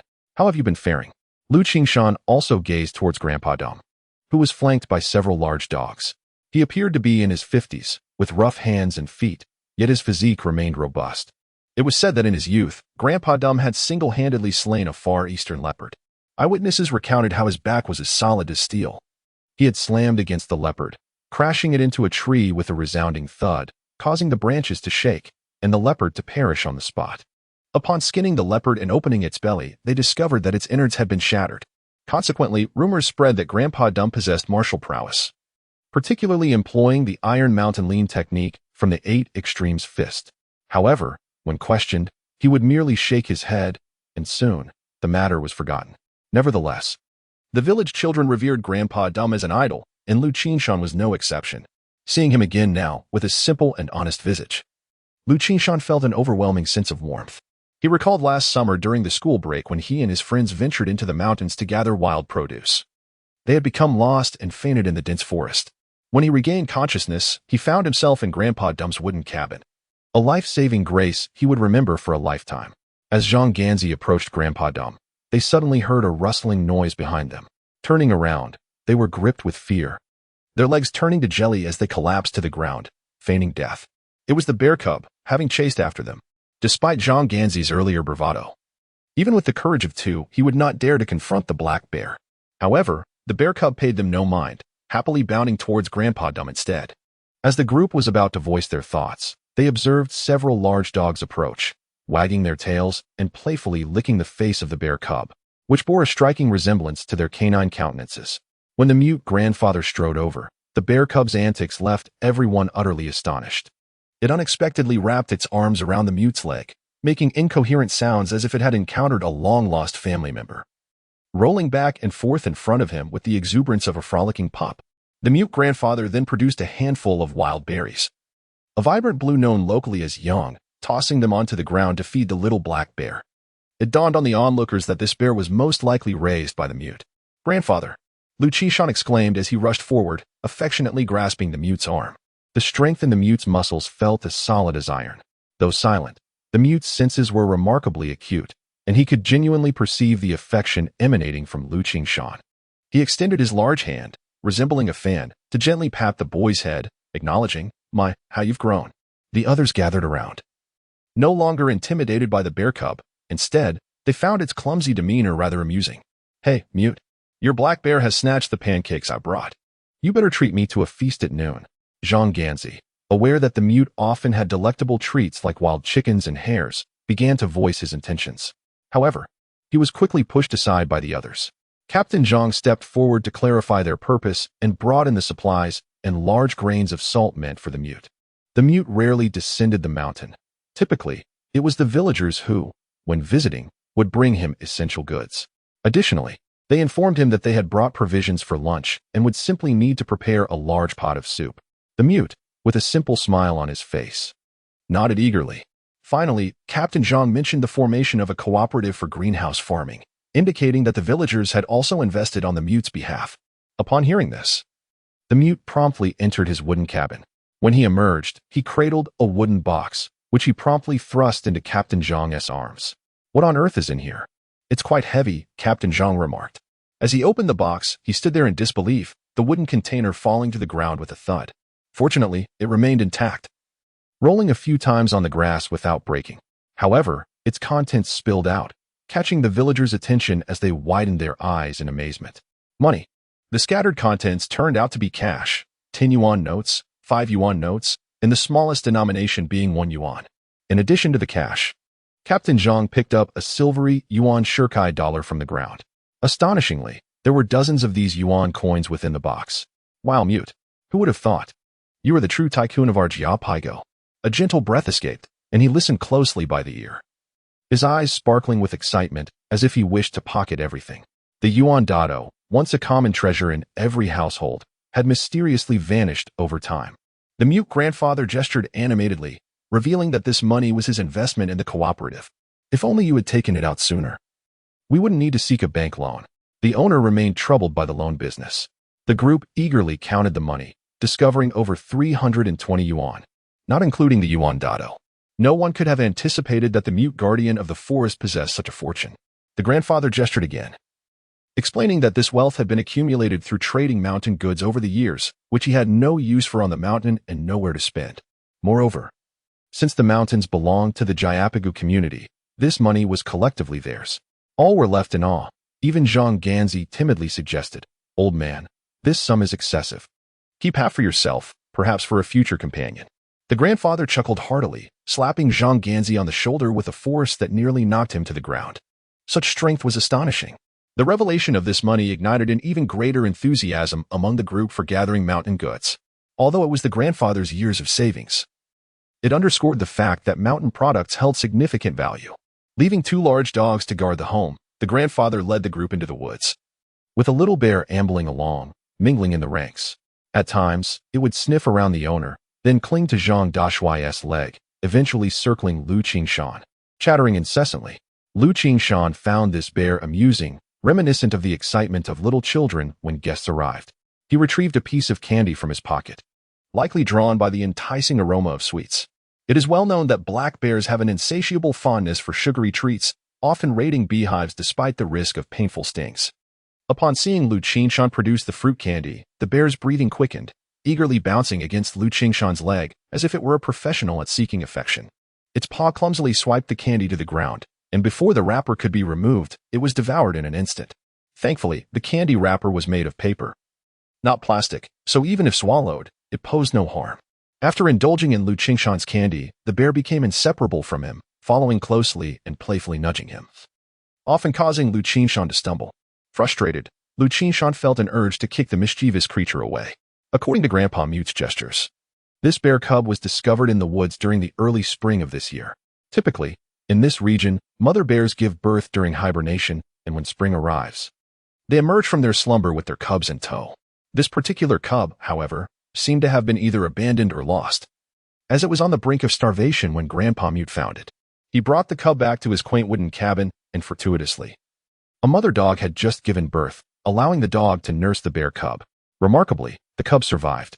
Furthermore, this little creature chose not to return to the wild, but instead spent its days mingling with Grandpa Mute's large dogs. Indeed, it was a true bear dog. Zhang Ganzi, still preoccupied with the matter concerning Bingzi, decided to play a trick and trip the bear cub. The result was that the cub stumbled and collided with his leg, causing both Zhang Ganzi and the bear to tumble down the hillside together. Had it not been for a few small trees along the way, who knows where they would have ended up. The onlookers found it immensely amusing, and the boss began to tease Zhang Ganzi. "Ganzi, it seems this little black bear has taken quite a liking to you. Why not take it home as your bride?" Frustrated, Zhang Ganzi retorted, "Boss, this bear is male. Perhaps you should take it home as your son-in-law, seeing as you have plenty of daughters." Amidst the laughter of the crowd, the oblivious bear cub remained unaware that it had already become quite the prized possession. Chapter 52. Mushrooms? Matsutake? amidst the laughter and merriment. The mute grandfather led the group into a thicket, gesturing that this was a bountiful spot for wild produce. Indeed, without his words, they had already spotted clusters of mushrooms. Appearing as if cultivated with care, they promptly set down their large backpacks and picked up their woven baskets, beginning to gather mushrooms. Indeed, it was a matter of collecting. The mushrooms were plentiful, yet it required discerning selection, favoring only those of superior quality. The freshly sprouted ones or those infested with maggots were deemed unworthy of their effort. Despite the intermittent rain in recent days, the forest floor was blanketed with a rich layer of humus, composed of years of fallen twigs and leaves, allowing for excellent drainage. The ground felt soft and spongy underfoot, reminiscent of walking on a cushion. This woodland was a naturally occurring thicket, home to a diverse array of tree species, including larch, pine, and red pine among others. There were also numerous deciduous trees such as oak, ash, yellow glass tree, white and black birch, elm, and poplar, amounting to dozens of varieties. Consequently, the diversity of mushrooms was equally abundant, as many fungi thrived in different environments, closely linked to the types of trees present. For instance, the red pine mushroom they were currently foraging for thrived exclusively in the forests of camphor pine and would not be found among large trees. This red pine mushroom is a precious natural pine fungus, highly nutritious, and remains impossible to cultivate artificially, thus ensuring its status as entirely organic. Liu Qingshan later learned that this mushroom, resembling a rivet, took on a purplish-red hue after being blanched in water, earning it the formidable scientific name of blood-red rivet mushroom. Its texture was meaty, and its aroma was delightful, so one should not be daunted by its name. Liu Qingshan crouched on the ground, leisurely circling around, selecting the robust red pine mushrooms and filling his basket. With just a turn, he could gather a dozen or even 20. A few steps later, he continued his crouching circle of collection while the cheerful chatter of the group echoed nearby. "Look at the size of this mushroom cap. What does it resemble?" a voice remarked, hinting at its resemblance to something humorous. The uncapped red pine mushroom-esque form was unmistakably suggestive. Laughter erupted, all from men well aware of the innuendo. Soon, the voice of Uncle Boss chimed in. "That thing you have in your pants is probably about the same size as this." Liu Qingshan glanced up to see Uncle Boss holding a small red pine mushroom, comparable in size to a freshly picked cucumber. As a young lad, he felt it inappropriate to engage in such adult banter and opted instead to listen to the seasoned veterans. Indeed, Zhang Ganzi was not one to back down. "Oh, boss, don't you find it shameful to flaunt that thing in broad daylight?" Amidst the laughter of the crowd, Zhang Ganzi became emboldened. "No wonder your household is filled with daughters. I've just realized it's because your endowment is lacking." Liu Qingshan could not help but feel a sense of amusement. When it comes to mushrooms, their appearance indeed inspires a wealth of imagination. It is no wonder that the people from the islands have such a penchant for consuming them. In their view, mushrooms embody the very essence of nourishing and enhancing one's vitality. He pondered whether Teacher Yang could assist in establishing a connection there, just as he was deep in thought. His fingers unexpectedly brushed against a robust mushroom cap, causing Liu Qingshan's eyes to widen in delight, instinctively exclaiming, "Matsutake." Before him lay a reddish-brown mushroom cap, still unopened, revealing a stout stem beneath, which displayed a creamy white hue adorned with scales. These scales are a defining characteristic of the matsutake, leading the locals to refer to it as the peeled mushroom. His exclamation attracted several nearby individuals, including the mute grandfather. Observing Liu Qingshan meticulously clearing away the withered twigs and leaves surrounding the matsutake, they noted that the exposed stem was growing increasingly elongated, nearing a substantial length. A mature specimen typically measures around 20 centimeters, and the matsutake found in this forest undoubtedly boasts top-notch quality. Goodness, is this truly a wild specimen? If my mother were to venture into the mountains to forage for mushrooms and suddenly felt the urge to relieve herself, a peculiar cry erupted from behind. Clearly not a flattering remark. "Get lost, you rascal. You're always preoccupied with that." The shopkeeper scolded before leaning closer to take a look. "Qingshan, that's a stinky mushroom. Despite its size, the taste is utterly disappointing." "You claim this matsutake is a stinky mushroom?" Liu Qingshan blinked in surprise, recalling that within the forest, there indeed exists a species closely resembling the matsutake, known as the flowering matsutake, which emits an odd foul odor. In terms of both texture and flavor, it pales in comparison to the true matsutake. It seems the locals, having tasted the flowering matsutake and found it lacking, have neglected the genuine matsutake altogether. Subsequently, some unscrupulous foragers have deceived the inexperienced by passing off flowering matsutake as the real deal. Shopkeeper, this is not a stinky mushroom. The cap's color is quite similar to that of pine nuts. After a moment of reflection, he added, the stinky mushroom you mentioned has a darker cap and a more chaotic pattern. Thus, this is the matsutake, while that one is the flowering matsutake. And their flavors are distinctly different. If you don't believe me, simply give it a whiff. He had already cleared away the dry pine needles surrounding the matsutake and was cautiously reaching for it, hoping to avoid disturbing the roots beneath. After collecting it, he planned to bury the pine needles back in place, ensuring he could find the matsutake again on his next visit. However, someone was quicker than him. A large, grimy hand suddenly slapped down, smashing the pristine matsutake into a pulp. Watching the bear cub, its mouth agape and head bobbing, Liu Qingshan could only shake his head in disbelief and gently pat its head. Oh dear, you've just squashed a treasure worth dozens of candies. Yet, the shopkeeper picked up on the underlying implication. Qingshan, is this truly so valuable? Liu Qingshan nodded affirmatively, of course, provided one encounters the right buyer. Just as the mountain goods I brought during my last visit to the county would fetch an extraordinary price if displayed at a counter in Hong Kong or on the islands. They were merely valued at a pittance at the local purchasing station in the small county. Ultimately, they were gifted to Principal Su by Liu Qingshan. When it comes to matsutake mushrooms, the fresh ones are undoubtedly the best and most valuable. However, given the conditions in the Ganjia Valley, Liu Qingshan and his companions could only resort to salting them, which drastically diminished their value by more than half. The circumstances remain regrettably primitive.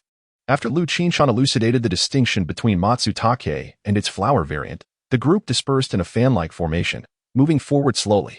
The next time they encountered matsutake, they would cautiously harvest them according to Liu Qingshan's instructions, striving to preserve their natural habitat. In addition to mushrooms, they would also meticulously gather the black fungus from decaying wood. Although the sun was obscured, they can still spread it out on their hearths at home to dry. Wow, what a large tree chicken! Someone exclaimed nearby Liu Qingshan, prompting him to approach. There, on the side of an oak tree, a vibrant cluster of fungi was growing. Its colors strikingly vivid. The front was orange, while the back was creamy white, layered and sprawling to the size of a wash basin. This species is scientifically known as sulfur fungus, commonly referred to by locals as tree chicken mushroom or tree chicken. The name derives from its layered appearance, reminiscent of a chicken's comb, and its delectable taste akin to chicken meat, earning it the reputation of being a renowned vegetarian delicacy. A cluster of tree chickens filled nearly a basket, invigorating the group. Only Zhang Ganzi was a typical example of half-hearted labor, collecting just a couple of mushrooms before frequently gazing at the sky. His backpack was the smallest, yet it contained the least amount of fungi.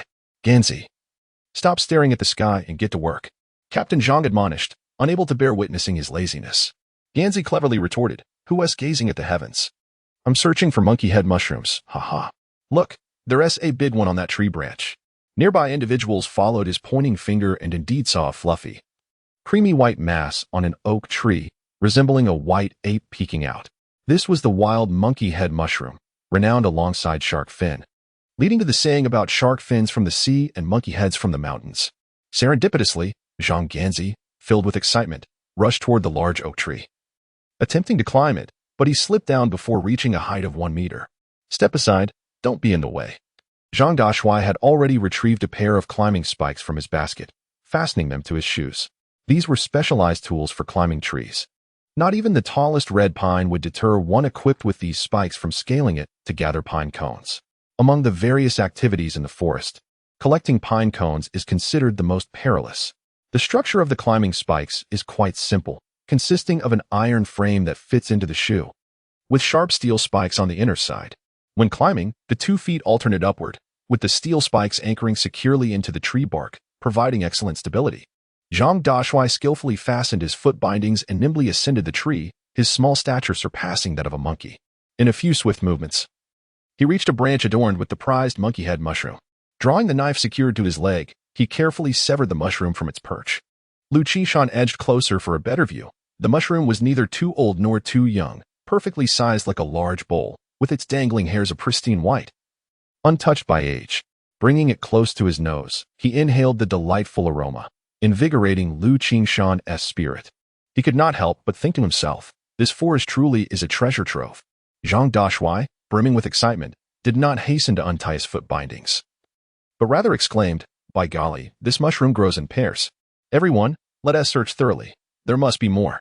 Just as the group was about to disperse to seek more, the mute elder intervened, gesturing for them to refrain from further collection. Zhang, still harboring resentment from a prior encounter with a black bear, jested, "Mute? Are you waiting for us to leave so you can harvest them for profit? No wonder you have amassed so much wealth." The mute elder, unfazed, retained a cheerful demeanor, shaking his head and continuing his gestures. His intention was to convey that the remaining mushrooms should be allowed to flourish, fostering natural reproduction and ensuring that the monkey head mushrooms would not face extinction in the forest. The seasoned mountain folk have always adhered to a principle of sustainable harvesting, never exterminating wildlife, avoiding harm to mothers and young alike. Even when it comes to these culinary delights, they practice a method of taking some while leaving others, honoring their ancestral wisdom of perpetual utilization. Liu Qingshan could not help but raise his thumb in admiration towards the mute elder, recognizing the depth of his sentiment. Just moments ago, he had been eager to harvest another mushroom, oblivious to the elder's noble intentions. He realized that individuals like the mute elder are the true guardians of the mountains. Chapter 53. Delicacies from the depths of the mountains and the tranquil expanse of the forest, foragers continued their industrious pursuits. Their harvests were increasingly bountiful, with ear mushrooms, an array of fungi, and even a specimen of rasher the size of a basin. The woven baskets on their backs grew ever fuller, the weight becoming more burdensome with each passing moment. Zhang Ganzi, the indolent one among them, was the first to succumb to weariness. Although his basket was the smallest and contained the least bounty, years of lethargy rendered him utterly uncomfortable. As he toiled, frustration mounted, and he squatted beside a fallen birch, gathering a few wood-ear mushrooms before venting his ire by kicking the decaying wood with fervor, splintering it to pieces. With a sudden clap, a hand struck his shoulder, causing Zhang Ganzi to stumble. He was about to unleash a torrent of curses when he turned to find it was the mute elder. Instantly, he silenced himself, muttering complaints under his breath. "Old man, why are you hitting me?" The elder gestured animatedly, indicating that Zhang Ganzi ought not to engage in such wanton destruction. For the decayed wood, which nurtured the wood ears, could yield several harvests from spring through autumn. Zhang Ganzi could only respond with a half-hearted grunt, his body sagging like a rag doll as he plopped down onto a nearby tree stump. "I'm exhausted. I need to rest my legs." The elder's mutterings continued, his gestures conveying the notion that these stumps were the thrones of the mountain deity, the exclusive seats of the old god. Anyone venturing into the mountains must refrain from sitting upon them. To anger the deity would result in losing one's way, potentially wandering the wilderness for eternity. "I care not for your superstitions. Today, I shall indulge in the mountain god's hospitality," Zhang Ganzi declared, oblivious to the warnings, reclining on the stump with his legs crossed, reveling in his defiance. Liu Qingshan could no longer bear to witness the scene. "Uncle Ganzi, you ought to rise. The stump is damp and could lead to illness. Furthermore, there may be venomous creatures lurking within. If bitten, it would be quite troublesome." The mountain folk adhered to their own set of customs, which, at first glance, seemed nonsensical, such as the elders' tales of the mountain deity. Yet, upon deeper contemplation, these beliefs often held a kernel of truth, underscoring the importance of respecting the rules of the wilderness. As Liu Qingshan finished speaking, a cry of alarm erupted from Zhang Ganzi, who leapt from the stump, hands clutching his dairy, bouncing frantically upon the ground. "What happened?" Liu Qingshan exclaimed. "Surely you did not heed the warnings and were stung by a centipede." Captain Zhang cursed as he rushed over to investigate. Such stumps often harbored centipedes and other creatures within their bark layers. "I wasn't stung by a centipede. It seems something worse. A millipede has burrowed in," Zhang Ganzi cried, hopping about in distress. "Where has it gone?" Captain Zhang instinctively inquired, then realized the absurdity of his question, pointing at Zhang Ganzi with a bemused expression. "You, my friend, are truly unfortunate." In a panic, Zhang Ganzi nearly wept. "Think of a solution quickly. You all laugh. But help me extract the millipede. What can we do?" "You should find a place to relieve yourself. Perhaps that will coax it out." The boss uncle devised a rather viable plan for him. At that moment, Zhang Ganzi's face turned pale with anxiety. "I'm so nervous right now. I simply cannot produce anything. If only I had some glycerin, just a tube to squeeze in, it would surely solve the issue." Zhang Dashui also felt a twinge of regret, for there was indeed no place in this forest to find glycerin. However, this prompted Liu Qingshan to consider procuring some drastic laxatives for Zhang Ganzi. Just then, Grandpa Mute casually plucked a few leaves and herbs from the ground, gesturing for Zhang Ganzi to consume them. At this point, Zhang Ganzi was beyond caring. chewing vigorously until his mouth frothily betrayed his efforts. Remarkably, it worked. Within 10 minutes, he was clutching his stomach and hastily scuttled away, only to return with a joyful exclamation. "Oh my, at last, it's out. The centipede is still alive," practicing dog paddling in the muck. The others, appalled by his crude description, dispersed to continue mushroom foraging, while only Zhang Ganzi lamented his weak legs, seeking a place to rest, but too timid to sit down.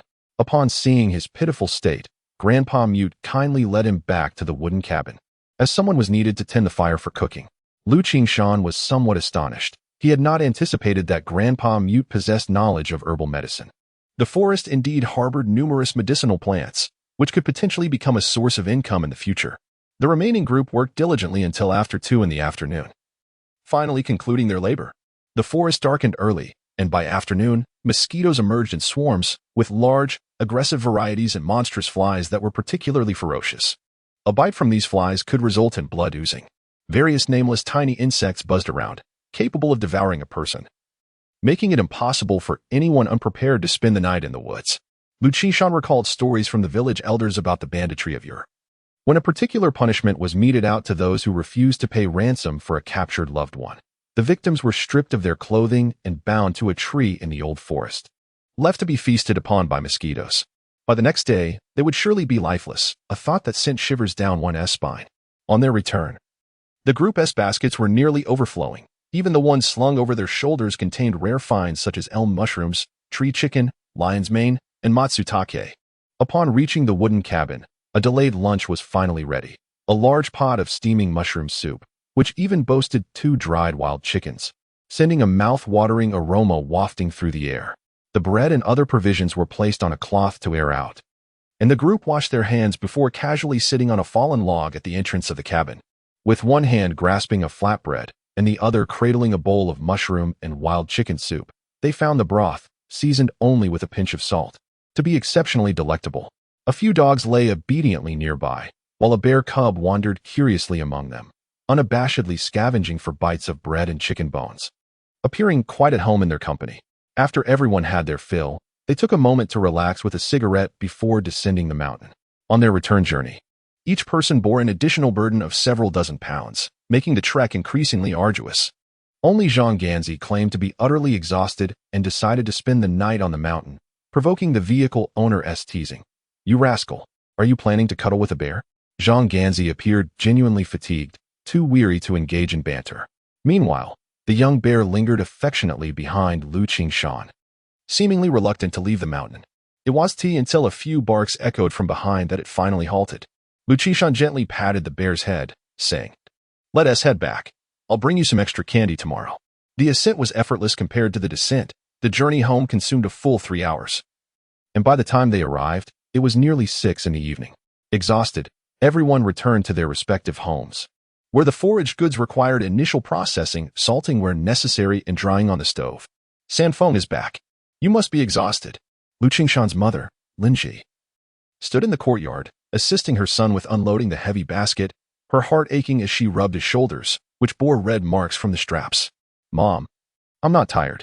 Upon hearing her concerned words, Liu Qingshan's fatigue dissipated instantly. In this new life, familial bonds mattered most to him, especially seeing the wrinkles on his mother's forehead relax, her face adorned with more smiles, and her complexion noticeably improved filled him with joy. "Good, you're back. Hurry in and wash your face."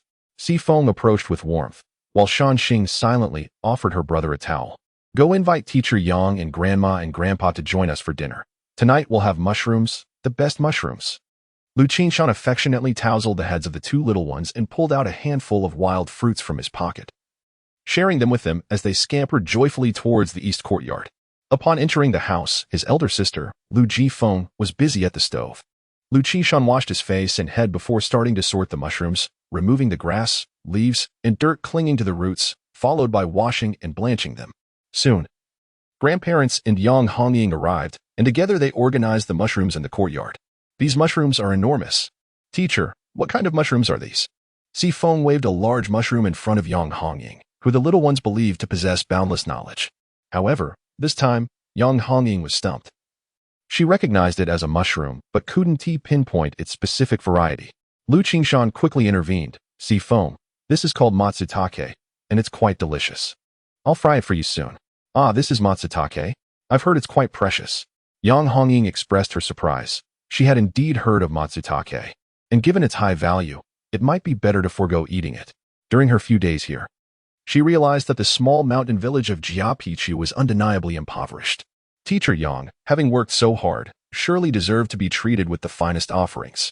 Liu Qingshan chuckled and made a jest, but upon noticing Yang Hongying's glare, he quickly added, matsutake mushrooms are beneficial for the elderly and children.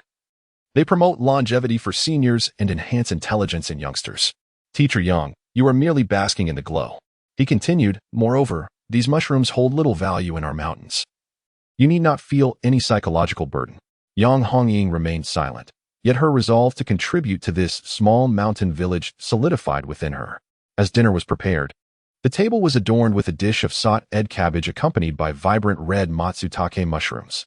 The mushrooms, when tasted, revealed a succulent texture complemented by the fresh aroma of nature, a truly rare delicacy.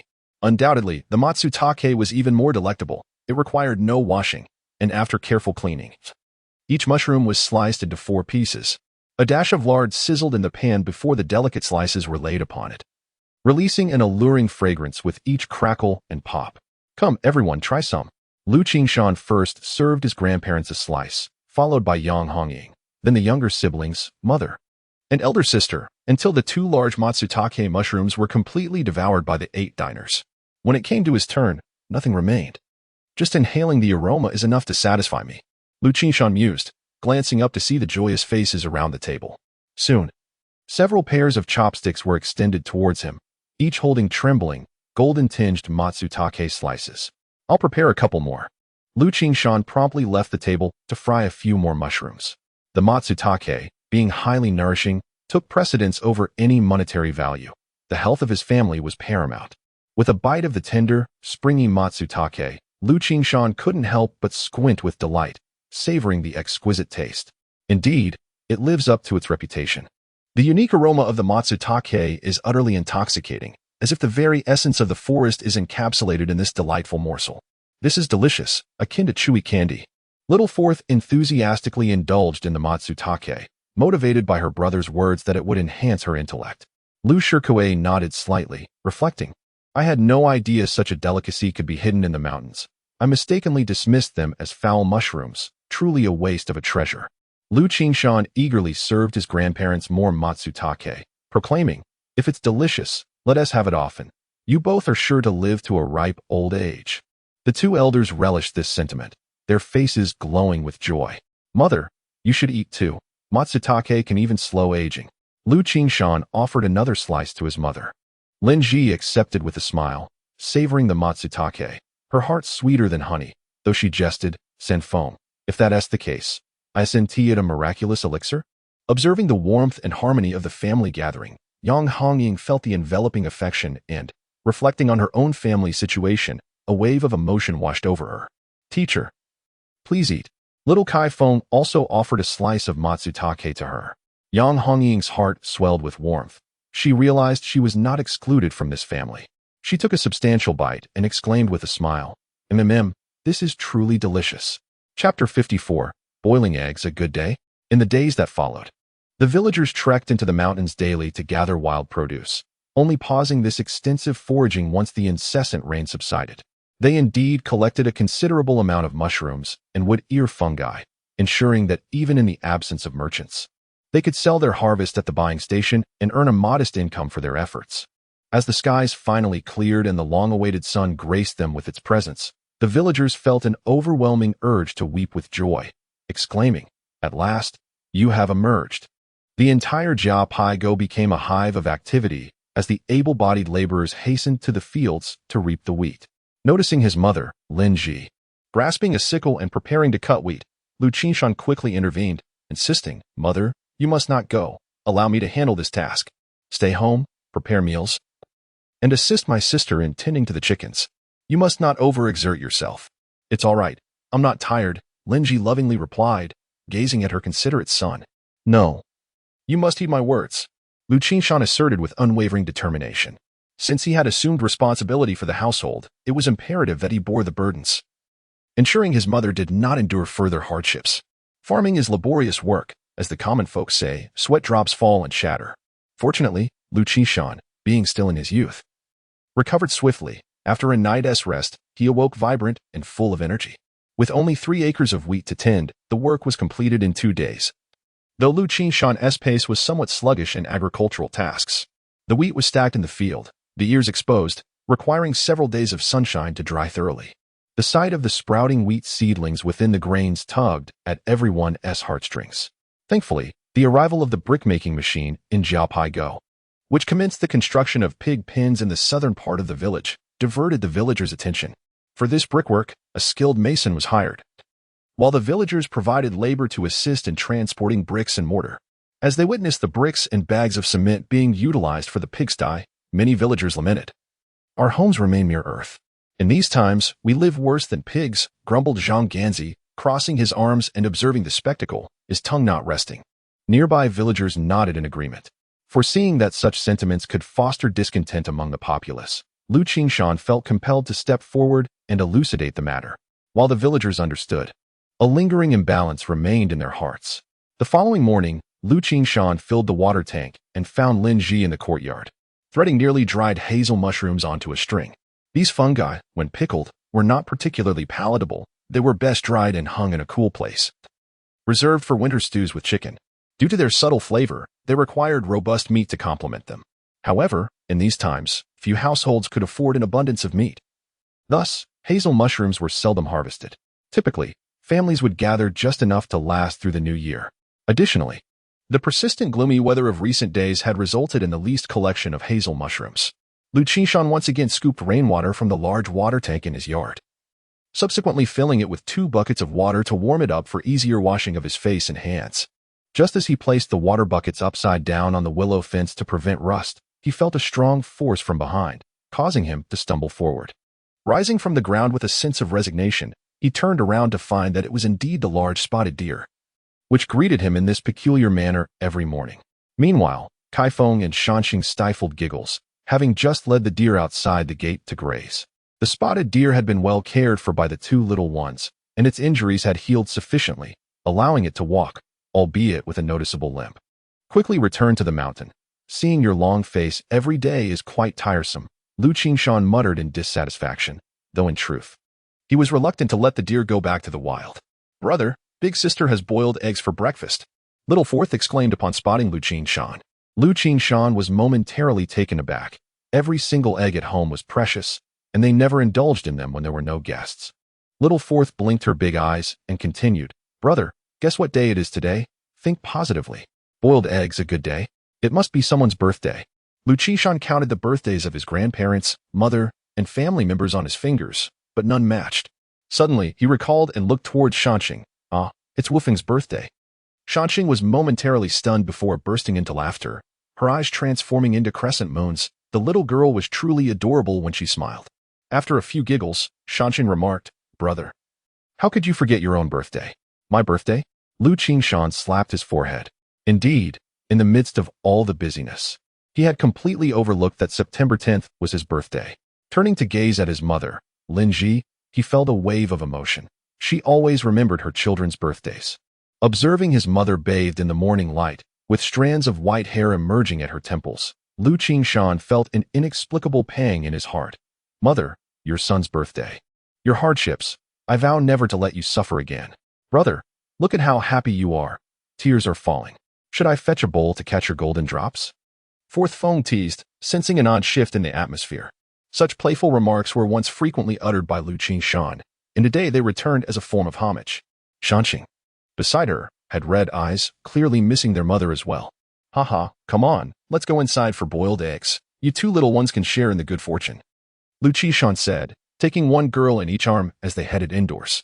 Little Fourth giggled, "Brother, once big sister's chicks grow up, we'll have boiled eggs every morning." All right, I'll boil eggs for you little gluttons every day," Big Sister chimed in, just as she was retrieving eggs from the pot, having boiled nearly 10 and placing them in a basin of cool water to make peeling easier.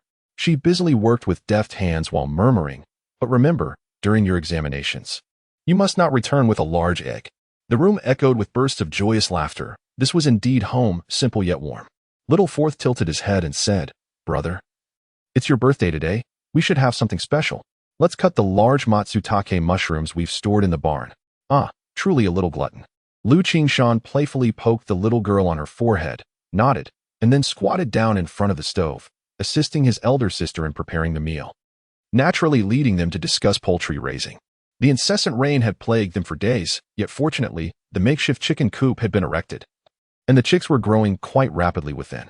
The 2 breeding hens had also become quite popular, with neighbors borrowing them, all eager to hatch some chicks for a better egg yield in the coming year.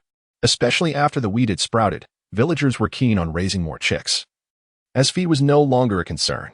Even without hens to brood, it was not a problem. Every household had a warm Kong bed, and as long as the eggs were wrapped in blankets atop the Kong, they could still hatch into chicks. At this juncture, hatching chicks was indeed slightly late, but Liu Jifeng demonstrated that they could be free-ranged in the small coop, where they would still thrive in the warmth of winter, since others were doing it. Liu Jifeng certainly could not sit idly by. Her home and her grandfather's Kong were already laid with hundreds of eggs. Some were from their own hens, while a significant portion had been purchased from villagers. "Sen Feng, you must hurry and get that grinder you mentioned." Liu Jifeng had been anxious for quite some time, but the incessant rain had made a trip to the commune impossible. "Today, I will go to the commune with teacher Yang to take care of this matter." Liu Qingshan had already made arrangements with Yang Hongying. Although it was Saturday, school was still in session. However, at such a teaching point, there was no need for strict adherence. Any day off was at the discretion of Yang Hongying, and a brief discussion would suffice. Once Little Fourth and Fifth returned from delivering eggs and matsutake mushrooms to their grandfather, breakfast would be ready. Little Fourth insisted that Liu Qingshan roll the eggs on the dining table for good fortune, while she and Mountain Apricot clapped their hands, singing happy birthday. In such moments, simply eating an egg felt like a celebration. Liu Qingshan complied, holding the egg and rolling it vigorously across the table. However, he applied a bit too much force, causing the egg to tumble off the table and fall to the floor. "Well, brother, this year you have great luck," Little Fourth exclaimed in delight, sitting by the Kong. Galwan chuckled, just about to reach out to catch the egg when suddenly, a dark shadow leaped high and snatched the egg, shell and all, crunching it with glee. "Oh no, brother's luck has been devoured by the big yellow dog." Little Kafong, sitting on the Kong, did not see clearly and thought it was their large yellow dog snatching the food. Liu Qingshan, sitting higher up, had a better view and realized it wasn't the yellow dog, but rather a small, dark creature. Upon closer inspection, Liu Qingshan was taken aback. "Little bear, how did you get here?" On the ground crouched a small, dark bear cub, eagerly munching on a boiled egg. Its glistening, beady eyes, resembling tiny black beans, fixated on Liu Qingshan, seemingly imbued with a touch of melancholy, as if to reproach him. "Why haven't you visited the mountain in several days?" "I've had no sweets." The family members were taken aback. Liu Jifeng, sitting on the edge of the Kong, leaped to the floor in surprise. "Where did this bear cub come from? I thought it was just someone's little black dog." The cub drew the attention of the younger siblings, who, with eyes sparkling with excitement, hopped to the ground, one on either side, hesitating to reach out and touch it. Linji, equally puzzled, remarked, "A wild bear has come to our home, yet the big yellow dog has made a sound? Mother, this little bear must have been raised on dog-s milk. It probably smells like a dog." Liu Qingshan quickly deduced the reason and explained to his mother, casually recounting the cub's background. Upon learning that it was raised by the mute grandfather from the mountains, their fear dissipated. Liu Jifeng chuckled. "Does this count as a black bear entering the home? Our bear has arrived." This local saying is quite popular, often used to describe families that are somewhat inept and lacking in ability. Amidst the laughter, the youngest sibling had already scoured the outer room for a small aluminum basin, filling it with some thin porridge and adding half a biscuit. The bear cub, likely famished from its escapades, devoured the food with great delight. In no time, the small basin was emptied, and having satisfied its hunger, the little creature began to roll around on the ground, gnawing at Liu Qingshan's shoes. "Hey, be careful not to chew them up." Liu Qingshan quickly snatched his shoes back, realizing that this bear cub was quite the little demolition expert. The youngest siblings, forsaking their meals, played joyfully with the bear cub, watching as the little one taught the bear to salute. Liu Qingshan couldn't help but laugh heartily. Indeed, we cannot simply say a bear has come home. It seems more like a black bear standing at attention, heralding our fortune. Chapter 55. Stay still. After finishing breakfast, Liu Qingshan called out to Yang Hongying, preparing to head to the commune. Gao Wenxue also accompanied them, as he had received a letter from the Harvest magazine informing him that his manuscript payment had arrived, and he intended to check at the post office. After calling out several times, Yang Hongying remained motionless, squatting in the courtyard with the little ones, Xiao Laosi and Xiao Laowu, playfully entertaining the cub, their laughter ringing out like sweet chimes. It seemed that the little bear possessed a remarkable charm, capable of captivating both young and old alike. Teacher Yang, let us go? If we don't hurry, we'll miss the bus. Liu Qingshan urged again.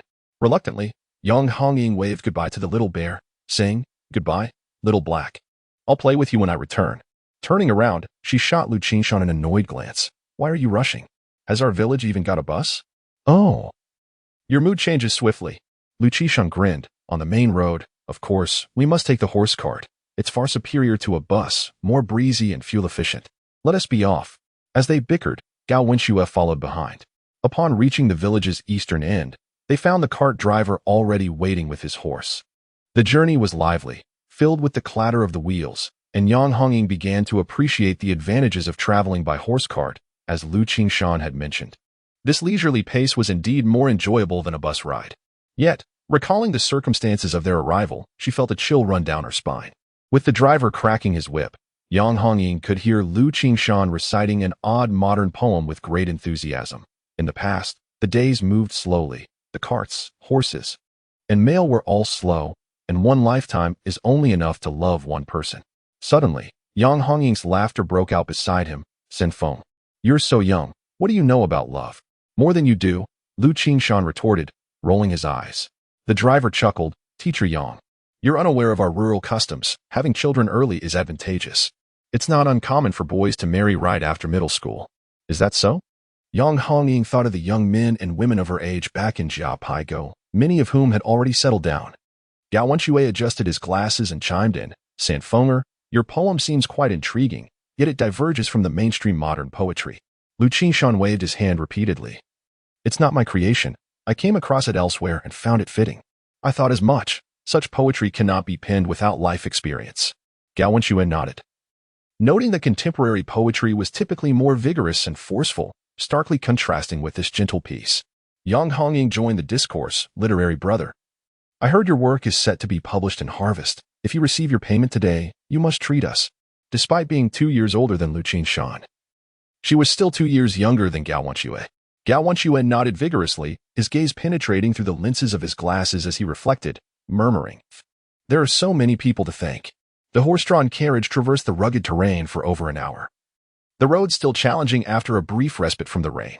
Upon reaching the commune, they unexpectedly encountered a regiment of militia marching in unison, the air thick with an atmosphere of tension and solemnity.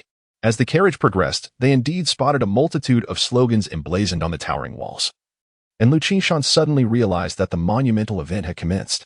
Their first destination was the Postal and Telecommunications Office, where Yang Hongying intended to make a call to a friend. Liu Qingshan and Gao Wenxue each had their respective tasks, one to send a letter and the other to check a remittance. The postal office, situated diagonally across from the commune's entrance, was easily identifiable by the prominent green mailbox at its entrance. Letters were dispatched from this very mailbox, reaching every corner of the nation, evoking a sense of nostalgia among the people of that era.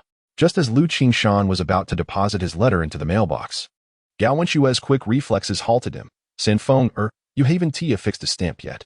After many years without sending a letter, Liu Qingshan had inadvertently overlooked this detail. Sheepishly retracting his hand and following the two individuals into the postal office. At that time, the postal and telecommunication services had not yet been separated, creating a bustling atmosphere within the office, filled with individuals making calls, sending telegrams, mailing letters, and subscribing to newspapers and magazines. Among the crowd, Liu Qingshan noticed an elderly gentleman, clad in a Zhongshan suit and wearing reading glasses, who was assisting others in composing letters and telegrams, a fountain pen tucked in his suit pocket. When a middle-aged woman finished explaining her situation, the elderly man considered her words and succinctly advised her to send a telegram stating 5 letters, critical condition, return urgently. During that period, telegrams often bore grim news, with charges based on the number of characters sent. The current rate was 7 cents per character, making brevity a virtue. The woman offered the elderly man a dime in gratitude before proceeding to queue for her telegram.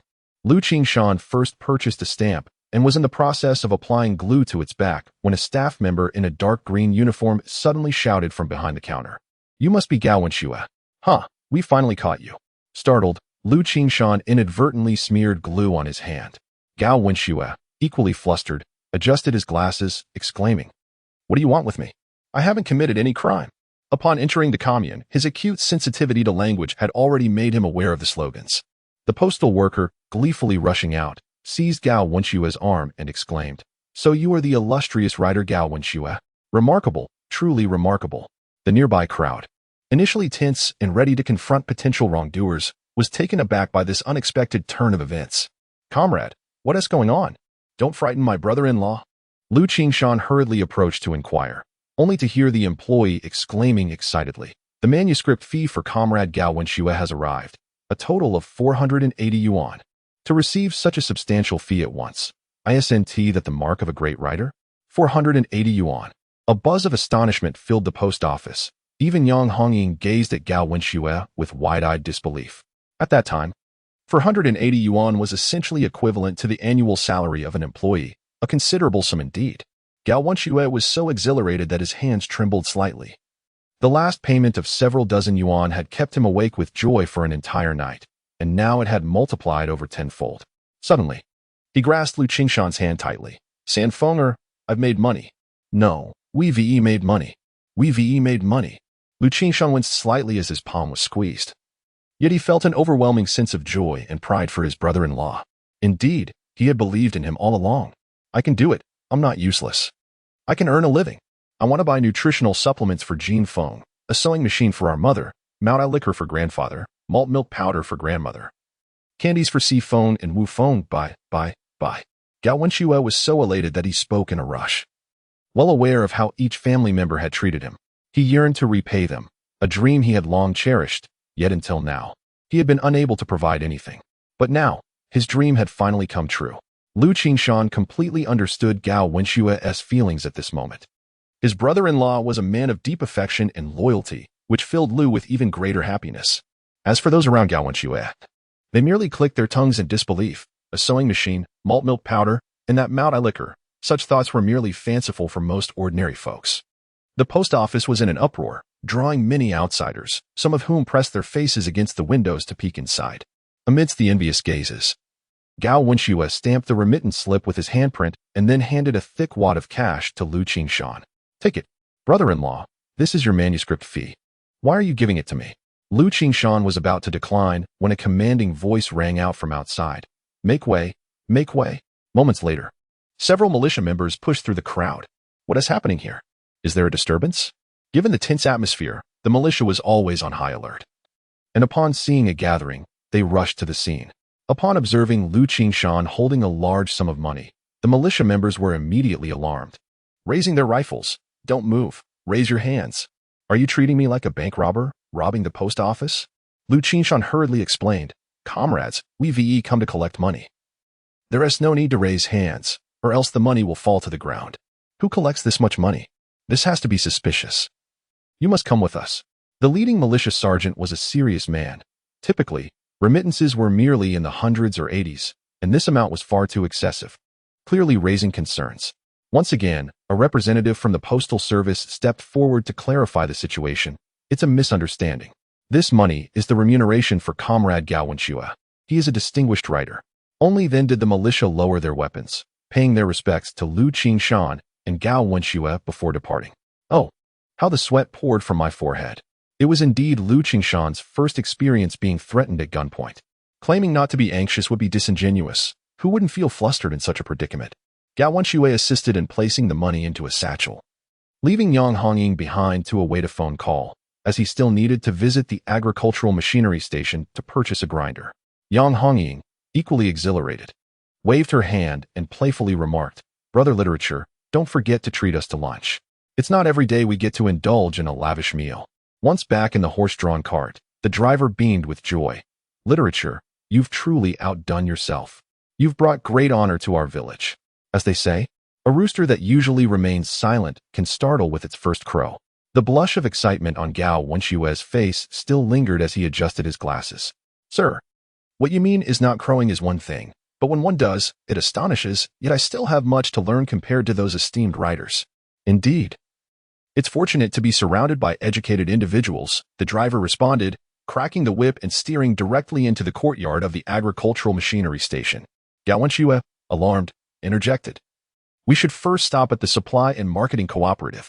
Liu Qingshan laughed and patted his arm. Brother-in-law, we have money to spend leisurely. There is no need to rush. Chapter 56. The buying frenzy. Come on, Uncle Boss, let us go.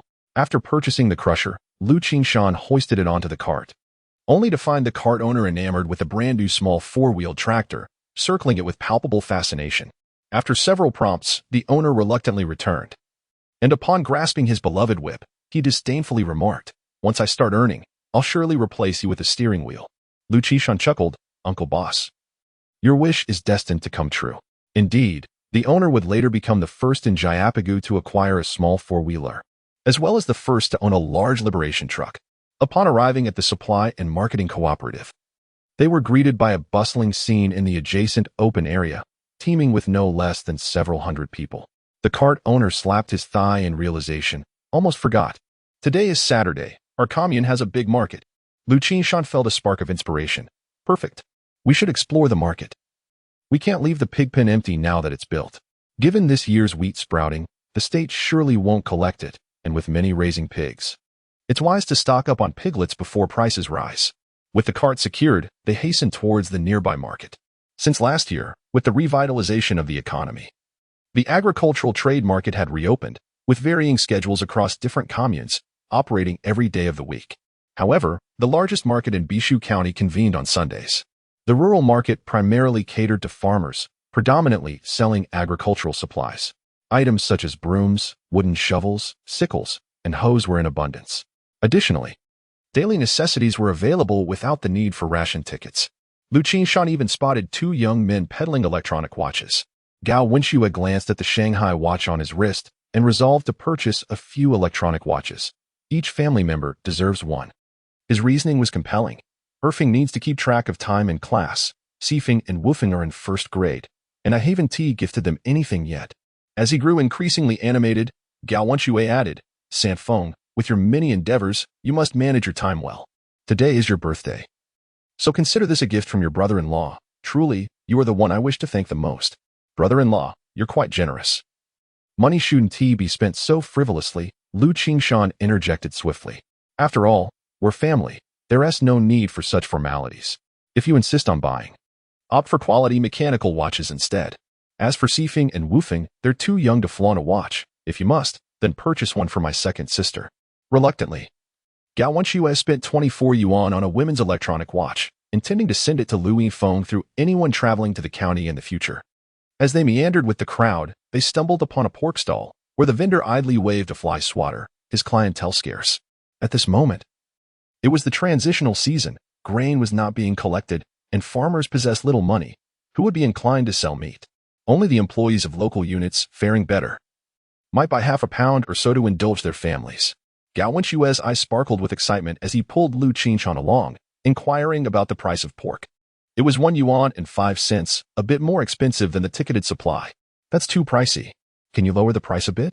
The butcher, familiar with the local meat seller, began to haggle, ultimately reducing the price by 5 cents.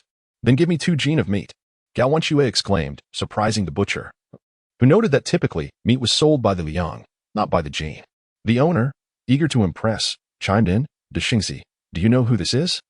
This is the esteemed writer Gao Wenxue, who just received over 400 yuan in royalties. You should consider yourself fortunate to have him as a customer. The butcher, feeling somewhat foolish, quickly offered a price of 9 mao per jin instead. The meat buyer, a simple man, envied those with education and willingly lowered the price further, leaving Gao Wenxue feeling somewhat embarrassed. Noticing a piece of lard on the pork stall, Liu Qingshan decided to purchase it as well. He tied the pork and lard together with twine, attracting envious glances from passers-by. After wandering around, he finally spotted a livestock vendor in a corner of the market, mostly selling piglets in wicker baskets that could hold several at a time. There were also dogs for sale, astonishingly cheap at 5 yuan for an adult. However, dog meat was too lean for most tastes, and Liu Qingshan had no interest in it. In rural areas, families commonly kept dogs, So acquiring a puppy was simply a matter of picking one up if one caught their eye, without any cost. In addition to pigs and dogs, there were mountain chickens and wild rabbits, all at remarkably low prices for similar reasons. These meats were too lean. Liu Qingshan spent 2 yuan on 2 plump wild rabbits, much to the delight of both him and the vendor, resulting in a joyful exchange. Meanwhile, the butcher scrutinized the piglets for flaws, criticizing their lean appearance or uncleanliness, which provoked the ire of the sellers who glared at him. "Stop being so picky and just buy them all," Liu Qingshan urged, nudging the butcher discreetly, sensing that the price of piglets would soon rise. "Do we have enough money, Qingshan?"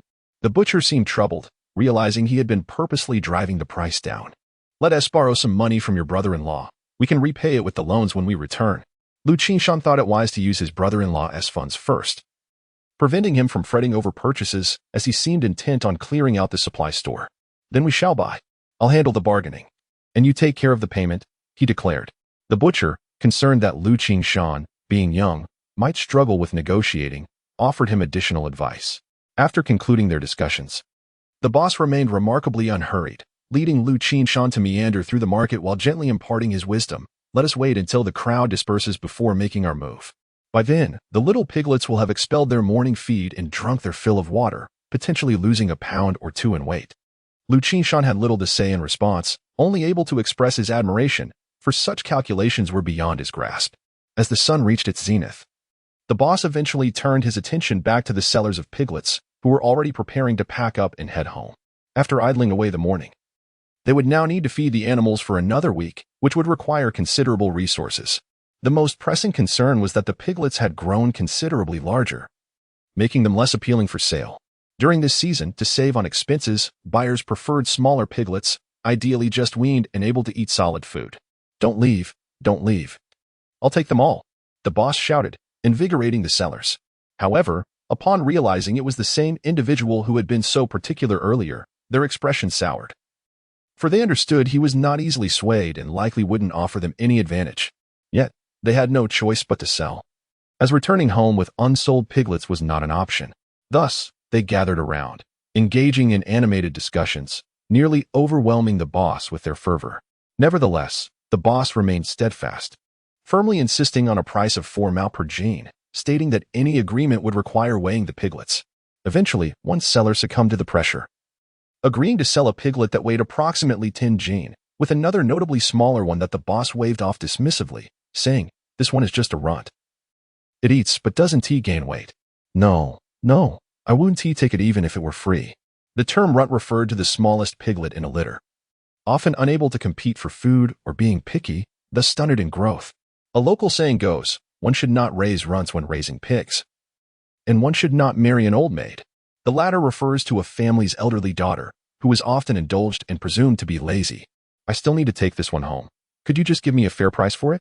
The pig sellers were also in a difficult position, so Liu Qingshan estimated 3 yuan, which was comparable to the prices of other piglets. Ultimately, he ended up with 4 large baskets, gathering the black, white, and spotted piglets into them, enlisting the seller's help to load them onto the cart. For each piglet, the boss personally grasped its hind legs, lifting it by them to place it into the basket, even scratching the little pigs under their chins. He paid no mind to the dirt, wiping his hands on his trousers before continuing to catch more piglets.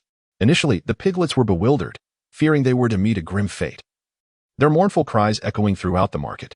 It was only after the boss scratched their bellies satisfactorily that they settled down with soft grunts. In total, 52 piglets were procured for less than 200 yuan, a truly reasonable price. The cart driver beamed with delight, stating, "It's quite warm today. We should hurry back and grab a couple of buns to eat on the way." Consequently, they made their way to the supply and marketing cooperative, pulling out their purchases. And as they passed the post office, Yang Hongying emerged just after finishing a phone call. A phone call lasted for several hours, not due to the length of the conversation itself, but rather the extensive waiting time.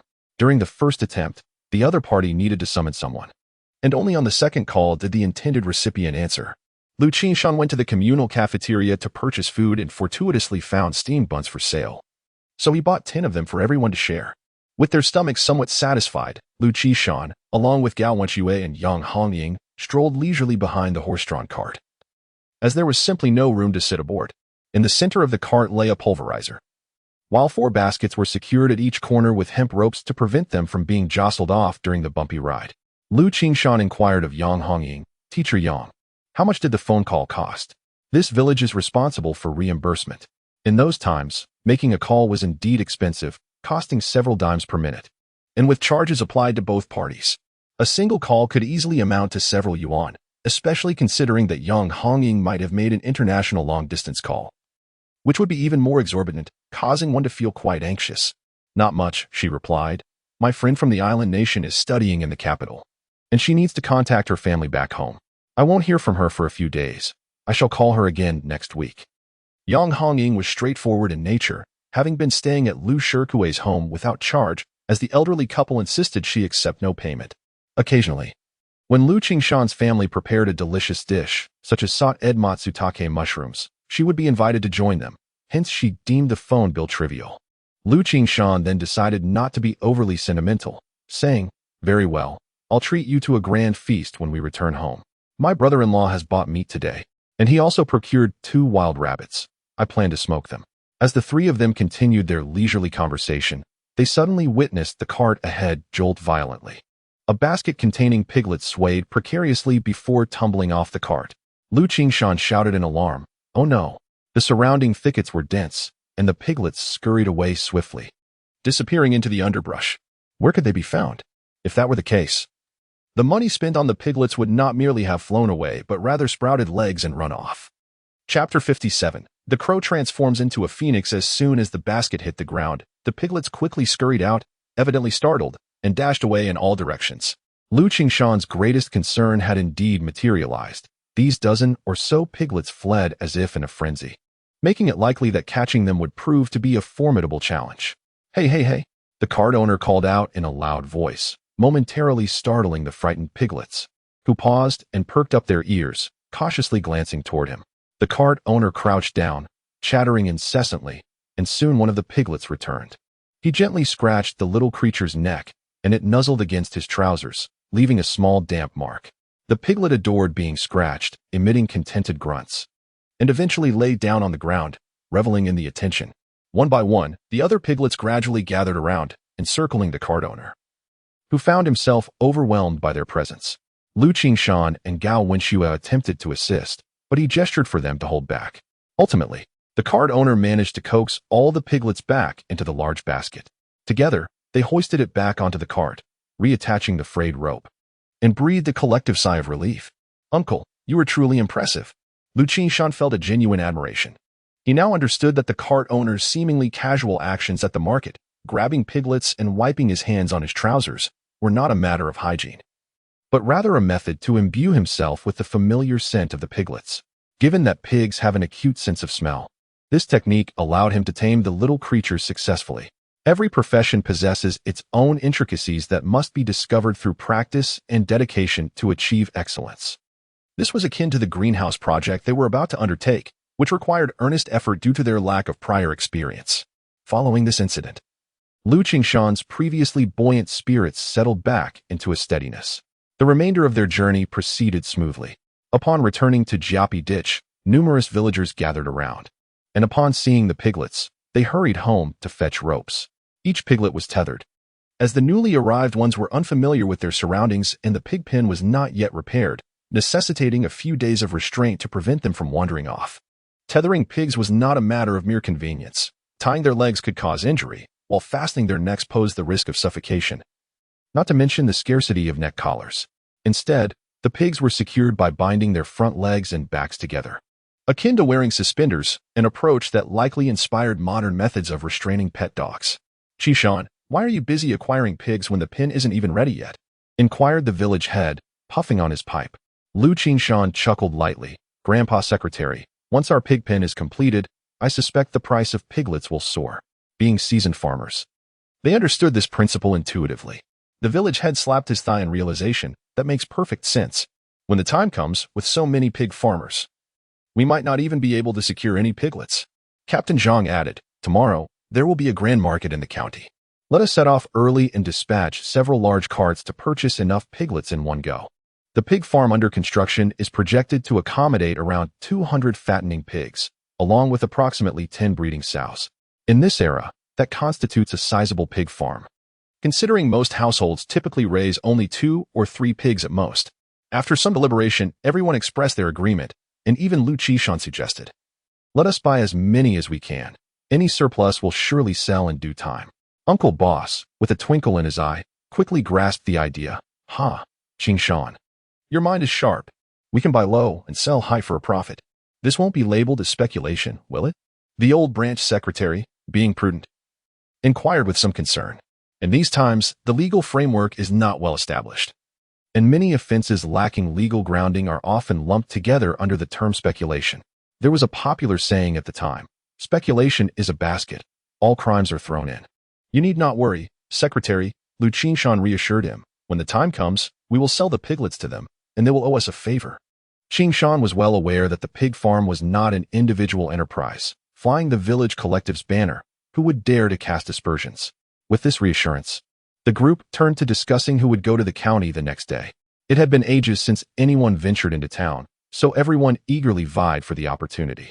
Observing their enthusiasm, Liu Qingshan felt no need to interfere. Just as he was about to return home with his brother-in-law, Uncle Boss stopped him. "Everyone, quiet down. I have tremendous news to share." The crowd fell silent instantly.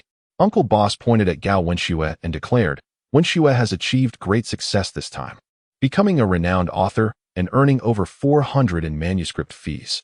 This brings honor to our Jiapagu." Liu Qingshan led the applause, and soon everyone joined in after a moment of surprise. To be frank, the villagers had not regarded Gao Wenxue, the educated youth, very favorably before, considering them inept at farming, lacking both literary and martial skills. However, the substantial manuscript fee had left them awestruck, aside from Grandpa Guai. Who among them could muster such an amount? For the first time, the villagers realized that wielding a pen could also be lucrative, and quite handsomely at that.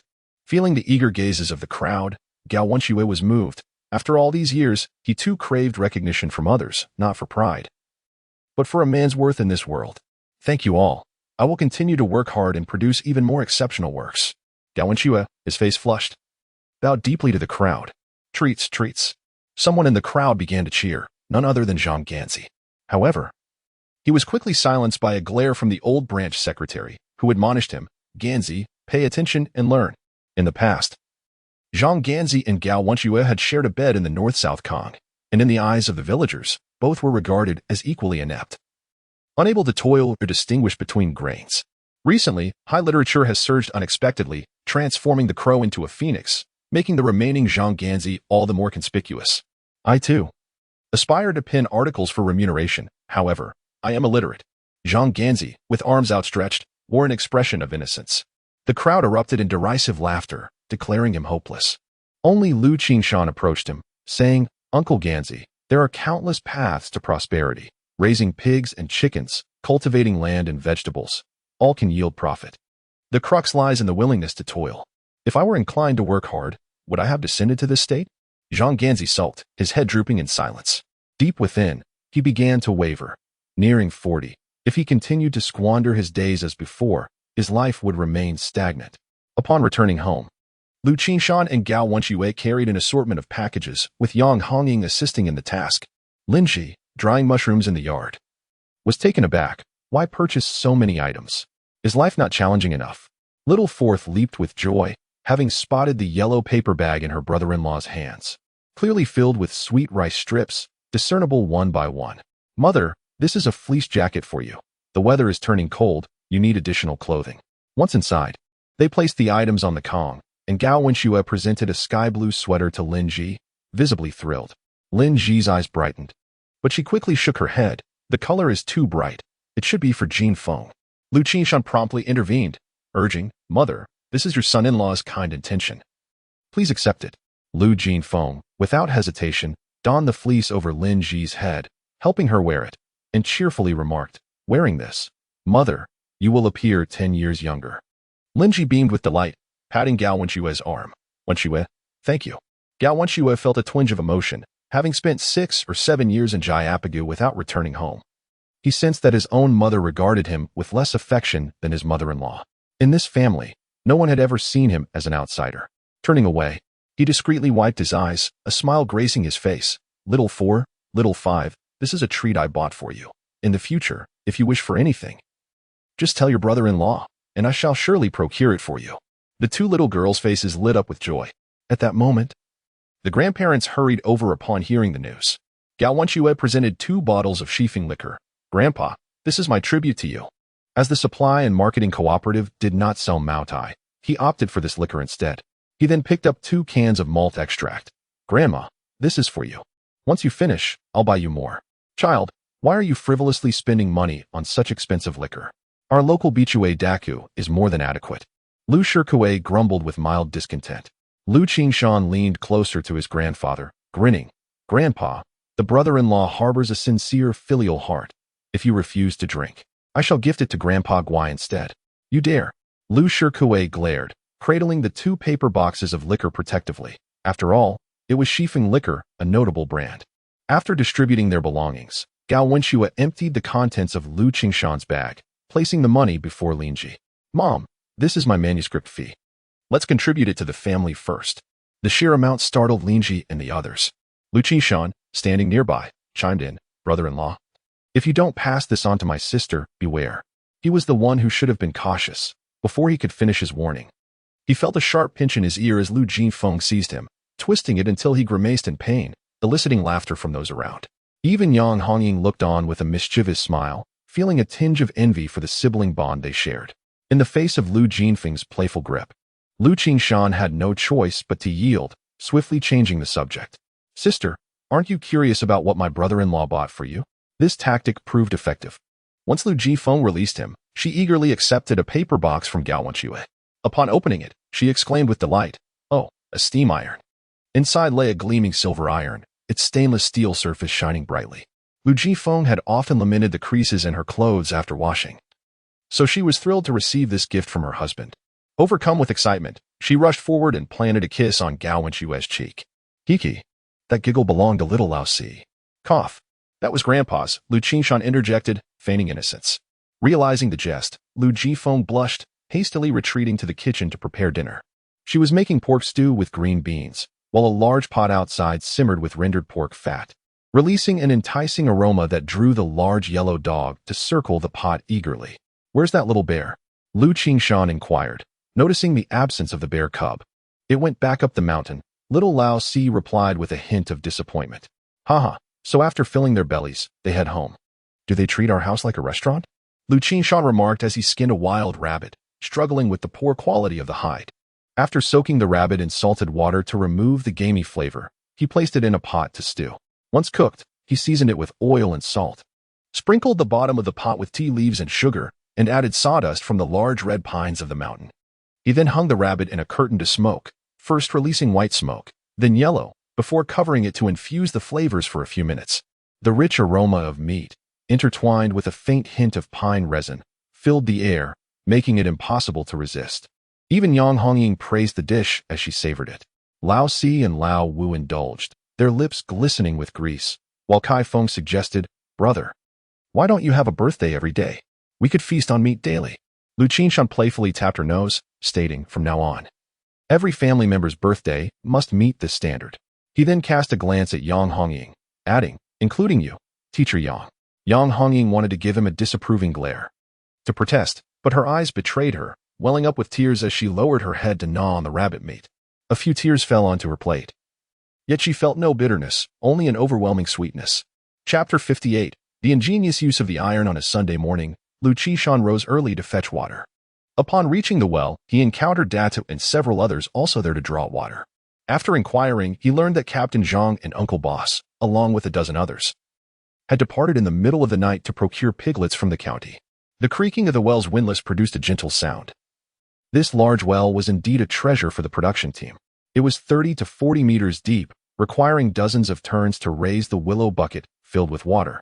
Although it demanded considerable effort, the water was sweet and refreshing, akin to spring water, providing a cool respite even in the height of summer. "Qingshan, help Uncle with 2 buckets," called out Datu. Zhang Dashuai also arrived to fetch water, a task he loathed. The reason for his discontent lay in his towering height. The windlass was designed for an average person, rendering it awkward for him. When he raised the windlass to its highest point, he found himself unable to reach it, resorting instead to jumping to apply pressure. It became a tiresome routine of turning and leaping to draw a single bucket of water, leaving him drenched in sweat. More importantly, it was quite embarrassing, for the well's edge served as a gathering place for the village men, who often congregated there to chat idly. Witnessing Zhang Dashuai's clumsy jumping inevitably invited jesting, which was rather humiliating. Thus, he typically sought assistance, and today he turned to Liu Qingshan. Without hesitation, Liu Qingshan took hold of the windlass, spinning it like a windmill. The faster it turned, the greater the inertia, thus requiring less effort. While he drew water, Data suddenly spoke up. "Sanfeng, I've been pondering something these past few days. How shall we irrigate the greenhouses in winter? We can't be fetching water all the time, can we?" This posed a genuine dilemma, one Liu Qingshan had not considered due to his lack of experience. And he was impressed that Data had thought ahead. Once they finished drawing water, Liu Qingshan patted Data's head and remarked, "Well done, you've not grown big for nothing. Your mind is indeed working." Data chuckled. If only we could connect to running water. However, running water was a distant dream unless they were willing to fund the installation of pipes themselves. Liu Qingshan contemplated for a moment. "Data, have you ever seen those small pressure wells?" Data shook his head. Such manual pressure wells were not yet common in the countryside. "Let us dig a few pressure wells, and 3 households can share one. That way, 10 pressure wells would suffice for our village." Liu Qingshan had devised a method that was both practical and economical. The wells could be placed in gardens, allowing them to direct water through hoses when the greenhouses required irrigation. The two brothers agreed on their plan and decided to speak with the old secretary after breakfast, each carrying their water buckets home. Upon entering the courtyard, they heard the fourth child exclaiming, "We're making dumplings. We're making dumplings." Yesterday, they had rendered lard, and the leftover cracklings were perfect for dumplings. When Liu Qingshan washed his hands and entered the house, he found the entire family gathered around the Kong, busily wrapping dumplings. Gawanan struggled alone to roll out the dough, while Grandpa, Grandma, Linji, and Yang Hongying worked together to fill the dumplings. And the eldest sister was busy pinching the dough. Liu Qingshan entered the house and took a brief tour before automatically heading outside to tend to the fire. As the dumplings began to float in the pot, resembling little white fish, the fourth and fifth children started to circle around the stove. It is often said that no family celebrates the new year without enjoying a meal of dumplings, in the current circumstances. It is indeed only during festive occasions that one can indulge in this delicacy. Can one possibly resist such delightful fare? Once the plates of dumplings were served, each bite, filled with a mixture of pork cracklings and cabbage, was so delectable that one could almost wish to swallow their own tongue. After finishing the dumplings, they savored a bowl of dumpling soup, feeling completely satisfied. The fourth and fifth children, with their backpacks in tow, accompanied Yang Hongying to school, while Liu Qingshan invited Datu along for a stroll to the village secretary's home. Upon hearing about the plan to drill a small well, the old secretary's eyes sparkled with enthusiasm. He had witnessed such wells in other regions and found them exceedingly convenient. However, a pressing concern arose. Surely, it would require a considerable financial investment? Without investment, there is no return. Liu Qingshan elaborated to the old secretary for quite some time that not only would the greenhouses require water, but also the pig and chicken farms would necessitate substantial water supplies in the future. Relying solely on manual water transport would be a tremendous waste of labor. The 10,000 yuan loan was intended for these purposes. For merely purchasing seeds, a few hundred yuan would suffice. This matter could not be decided unilaterally by the old secretary. They would need to wait for team leader Zhang and others to return to discuss collectively. Although the old secretary was in principle agreeable, after discussing the well drilling project, they began to gather the villagers to head to Data's home. It was now mid-September, and taking advantage of the few days before the autumn harvest, each household was tidying up their greenhouses. The main tasks were twofold: preparing the soil and applying fertilizer, as well as covering it with plastic sheeting. Data's greenhouse would serve as a demonstration plot. The attendees were seasoned farmers, well-versed in soil preparation and fertilization. Datu primarily discussed the types of manure and their appropriate quantities. Even the best materials must be used judiciously. Just as humans can overindulge in good food, so too can vegetables suffer from excessive manure, which can scorch the crops. The fertilizers required for the greenhouse included wood ash and the well-composted manure that Zhang Gan had painstakingly accumulated. Standing in the center, Datu explained confidently, "This wood ash is somewhat alkaline, with a comparatively high potassium content. The manure is acidic and rich in organic matter." Among the audience, some grew impatient. One shouted, "Datu, just tell us how much to use. We don't understand all this acidity and alkalinity." The raucous voice belonged to Zhang Gan. Datu, however, had his supporters, his mother, and Zhang was not pleased to hear this. Gan, you better listen closely. Among all the fertilizers, your crops have grown the worst, with weeds taller than the seedlings. If your greenhouse turns out like this, you'll be the one losing money when it comes time to share. Upon hearing about the potential loss of money, Zhang Gan dared not protest further and mumbled quietly, the land I farm is saline alkali soil. Nothing grows well there anyway. Aunt Zhang, being the village's women's team leader, was formidable. Gan, what are you muttering about? Are you still unconvinced? Nearby, someone was up to mischief, and there was a loud cough from Zhang Luo, who chuckled. Oh, little sister, the rod says your saline alkali land only grows weeds and no crops. Captain Zhang doesn't eat into it every night. It's all gone to waste. This saline alkali land is not the same as the one in question. Zhang, you rascal, exclaimed Aunt Zhang, furrowing her brows. Sisters, catch Zhang. Today, we shall strip him bare. Rural women are truly fierce, back in the production team. It was common for them to strip the trousers off any man who crossed them. Upon hearing this, Zhang was so frightened that he clutched his belt and ran off. Behind him, and Zhang called out, Don't run, don't run. I'm just joking with you. Come back quickly and listen. Only then did Zhang cautiously return, hands still gripping his pants tightly. In truth, he had worried for nothing, as there were many young boys and girls present. Aunt Zhang was merely jesting. Work in the countryside often involves a blend of labor and banter, creating a lively atmosphere that alleviates fatigue. Once Datu finished his talk, everyone pitched in to clear out the eggplant seedlings and cucumber trellises from the greenhouse. The women carried ash and manure in earthen baskets and spread them evenly across the ground. The men wielded shovels and forks, turning the soil, while others followed with rakes and hoes to smooth the earth.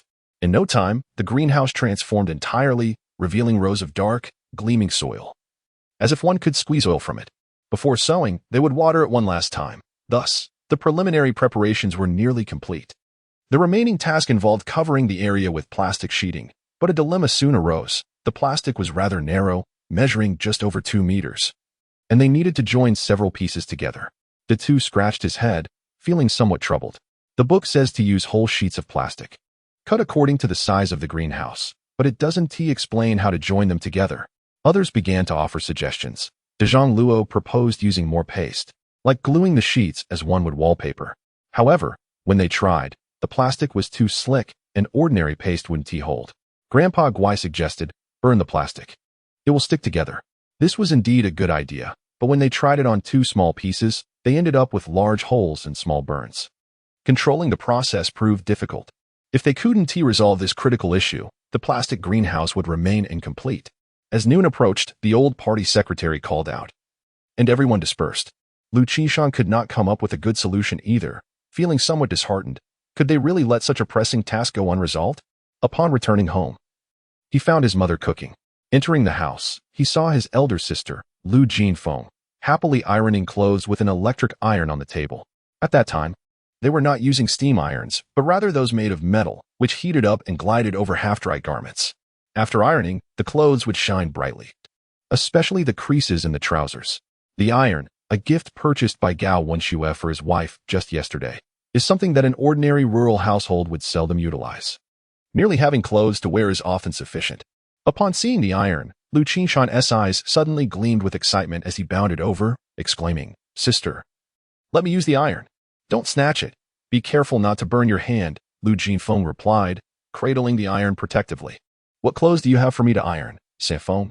She inquired. Liu Qingshan then produced a small roll of plastic from his pocket, saying, Let us try ironing this first, to see if it can be fused together. At this, Liu Jinfeng glared at him with a piercing gaze. Sanfeng, are you trying to cause trouble? Is your ear itching? The newly purchased electric iron gleamed brightly, so reflective it could serve as a mirror, and she hesitated to use it on a piece of plastic. Liu Qingshan quickly recounted the events of the morning to his elder sister. Although Liu Jinfeng felt a pang of regret, she understood the significance of the matter and reluctantly released her grip, saying, Sanfeng, considering the plastic, it would be prudent to place a layer of cloth underneath. That way, the plastic won't melt from the heat and adhere to the iron. This advice seemed reasonable to Liu Qingshan, who followed her suggestion. He laid 2 small pieces of plastic together, covered them with a thin cloth, and let the iron glide over the top. Once he set the iron aside and picked up the plastic, he found that they had indeed fused together. Tugging at it, he felt it was quite secure. and upon closer inspection, there were no leaks. Haha, it worked. Sister, this iron is truly effective, Liu Qingshan exclaimed, brimming with satisfaction as he could not help but dance with joy. In his exuberance, however, he accidentally brushed against the hot iron, and with a yelp, he jumped around the room in surprise. Chapter 59, The Tour of the 10 Mile and 8 Village after resolving the issue of the plastic sheeting's adhesion. The greenhouse at the Datu family's property was finally completed by afternoon. Almost all the villagers gathered to marvel at the spectacle, pointing and discussing animatedly. From a distance, the greenhouse stood neatly, even more orderly than the thatched cottages in which they resided. Zhang Ganzi crossed his arms, shaking his head knowingly. Once our greenhouse is finished, I shall move in. It will surely be warm in winter. Uncle Ganzi, the humidity inside the greenhouse is quite high. It's not suitable for long-term living. Datu explained, his pride swelling as he gazed at the completed structure. After letting the land rest for half a month, sowing could commence. And Datu silently vowed to cultivate the finest vegetables possible. His heart brimmed with gratitude as he glanced at the equally joyful Liu Qingshan. Just days prior, his father had advised him against enlisting in the military, encouraging him instead to lead the villagers in greenhouse cultivation. All these transformations were thanks to Sanfeng. Without the books Sanfeng had provided, he would have remained as ignorant as the other villagers. Datu was not eloquent. He often found it challenging to articulate his thoughts. Instead, he approached Liu Qingshan, resting a hand on his shoulder. Sanfeng, this greenhouse looks splendid. Liu Qingshan, understanding his friend's unspoken thoughts after more than a decade of camaraderie, responded with an affectionate grin. Once the vibrant green vegetables start to grow inside, it will look even more splendid. The two friends exchanged laughter and nods, soon to sow seeds of hope in this very place. Suddenly, the sound of hooves echoed as several large carts lined up, entering the Jiaopai Go. The piglets are here, a child shouted, drawing everyone's attention. One by one, baskets filled with piglets were unloaded from the carts, and the villagers efficiently bound the piglets before leading them aside to feed. With food provided, the piglets became much calmer, ceasing their shrill cries. This time, over 300 piglets were brought back, and combined with the previous day's haul, the total exceeded 400, a sight both impressive and delightful. It was indeed the first time many had seen so many piglets. They were quite the lively bunch. Just imagine the profits when they are sold. Surely, enough to secure a bride for Ganzi. As the villagers discussed, they noticed Zhang Dashu squeezing through the crowd to the forefront. Ganzi expressed his discontent. Why push Dashu? If you want a better view, why not use stilts to see from the back? Zhang Ganzi had a penchant for speaking without tact. Zhang Dashu shot him a glare, shaking the tool in his hand. I've come to see if these piglets have been castrated yet. Ganzi, do you want to take a turn? In the rural community, there exists a craftsman known as the pig castrator, who roams from village to village, performing sterilization procedures on piglets with a specialized knife. Castrated pigs, devoid of other desires, spend their days eating and sleeping, gaining weight with ease. Zhang Dashu was both the chef and pig butcher of Jiaopai Go, also engaged in the work of castration. Observing the gleaming pig slaughtering knife, Zhang Ganzi felt a sudden chill beneath him and hurriedly covered his groin with both hands, exclaiming, "Oh dear, I haven't even married yet. Please assist the others instead." Amidst the laughter of the crowd, Zhang Dashu conducted an inspection and indeed found several piglets that had yet to be slaughtered. With a swift motion, he severed the roots of life, collecting the small eggs in a basin, for such delicacies could later be sought at home. After all, they were still meat. As for the little sows, he used the hook on the other side of the slaughtering knife to extract their intestines. Hence, in rural areas, there exists a derogatory saying, "You are a person full of deceitful intentions." Once the piglets were butchered, a bit of ash was applied to the incision, and they scampered joyfully back to their companions, blissfully unaware that they had lost their most precious possession. Days later, the pig farm was finally completed. The villagers gazed enviously at the orderly rows of pigsties, remarking that they were even better than their own homes. The concrete feeding troughs were sturdy, with iron pipes for drinking water, the ends fashioned after the water nipples commonly used in later pig farms. It took considerable effort to weld these water pipes. The local welding worker from the agricultural machinery station refused to come, and ultimately, it was Grandpa Guai who intervened, persuading the commune's armed forces to send both workers and welding equipment. To ensure automatic water supply, a large water tank was specially welded. It can be said that this pig farm was truly a collective effort of the entire village. Excluding labor, the financial expenditure alone caused much heartache among the villagers. Over half of the 10,000 yuan loan was invested here. Under the watchful eyes of the villagers, the piglets were released into their respective pens, with each litter carefully placed together in one sty. The piglets, curious about their new abode, meandered around and quickly discovered the dry feed in the troughs. Without hesitation, they dove in. Previously, their meals had been soupy and bland, so the sudden introduction of dry feed was a bit overwhelming. Soon, one of the piglets found its way to the water nipple, and with a delightful burst, water gushed out, prompting it to tilt its little head back and sip eagerly. The other piglets quickly followed suit, learning this new skill with surprising speed. Who says pigs are foolish? They are quite clever. The crowd was animated, buzzing with chatter. In the realm of pig farming, the housewives held the most authority. The lady in charge of feeding the pigs exclaimed, "Raising pigs is so much easier now. No need to prepare pig feed or lug those heavy buckets daily." The other women nodded in agreement, recognizing that a few people could easily manage hundreds of piglets. Once satiated, the piglets nestled down on the thick wooden boards of the heated bed, which would keep them warm during winter. Moreover, when winter arrived, plastic greenhouses would be placed over the pigsty to retain heat. Make way, make way. What are you all staring at? Are you feeling envious? Zhang Ganzi also began his work, primarily responsible for maintaining cleanliness, particularly in handling the waste. He was clad in large boots, donned a mask with a sense of purpose, and wore a blue work uniform. This was the standard attire for the pig farm, and in accordance with Liu Qingshan's directives, regular disinfection was also mandated. Here, as winter approached, pigs were prone to the notorious number 4 disease, also known as foot and mouth disease. For large-scale pig farmers, this was a significant concern, necessitating diligent preventive measures. Zhang Ganzi was quite the character, growing increasingly animated as he spoke.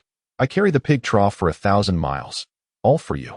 The others responded with a mix of laughter and playful teasing, leaving Zhang Ganzi no choice but to get back to work. He grasped an iron bucket in one hand and a large shovel in the other, gathering pig manure into a pile before shoveling it into the bucket. Once filled, he would transport it to a nearby cesspool for fermentation, which would later yield high-quality fertilizer, perfectly suited for the greenhouses. After finishing the manure task, he picked up a hose to wash down the pigsty, letting the murky wastewater flow through the cement channels into an outside pool. Once this round of chores was complete, he could clock out, only to return in the afternoon for another cycle. The pig farm in Jayapagu was bustling with activity, while the commune was equally abuzz with chatter. 6 or 7 severely affected villages had sent their leaders to seek assistance from Secretary Sun, expressing their eagerness to develop the pig farming industry in response to the commune's call. However, they faced a critical issue. They could not procure piglets. Initially, Secretary Sun suggested they visit the county market, but they returned empty-handed, as the latest batch of piglets had all been snatched up by Jayapagu. The village leaders were growing increasingly anxious, insisting that without piglets, they would deliver all their sprouting wheat to Secretary Sun's doorstep. This was nothing short of extortion. Inciting Secretary Sun Hongtao's ire. "What good does it do to fixate on me? I cannot provide you with piglets." Ultimately, it was Liu, the secretary from Sholin village, who proposed. "Secretary Sun, we've heard that Jayapagu has recently acquired several hundred piglets. Could you possibly intervene and help us secure a few dozen?" After much persuasion, Secretary Sun found himself unable to refuse, and they set off together, over 10 individuals riding their bicycles, ringing their bells as they sped toward Jayapagu.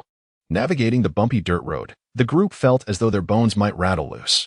Wu, the team leader from Qianjin village, a lean and wiry man, was particularly sensitive to the jolting and couldn't help but grumble. "The folks in Jayapagu are incredibly lazy. They don't even bother to fix the roads." Others chimed in, echoing his sentiments. Indeed, the lazier they are, the poorer they become. This has been the case since the production team days. Jayapagu has always dragged our commune down. Liu, the secretary from Sholin village, added to the chorus.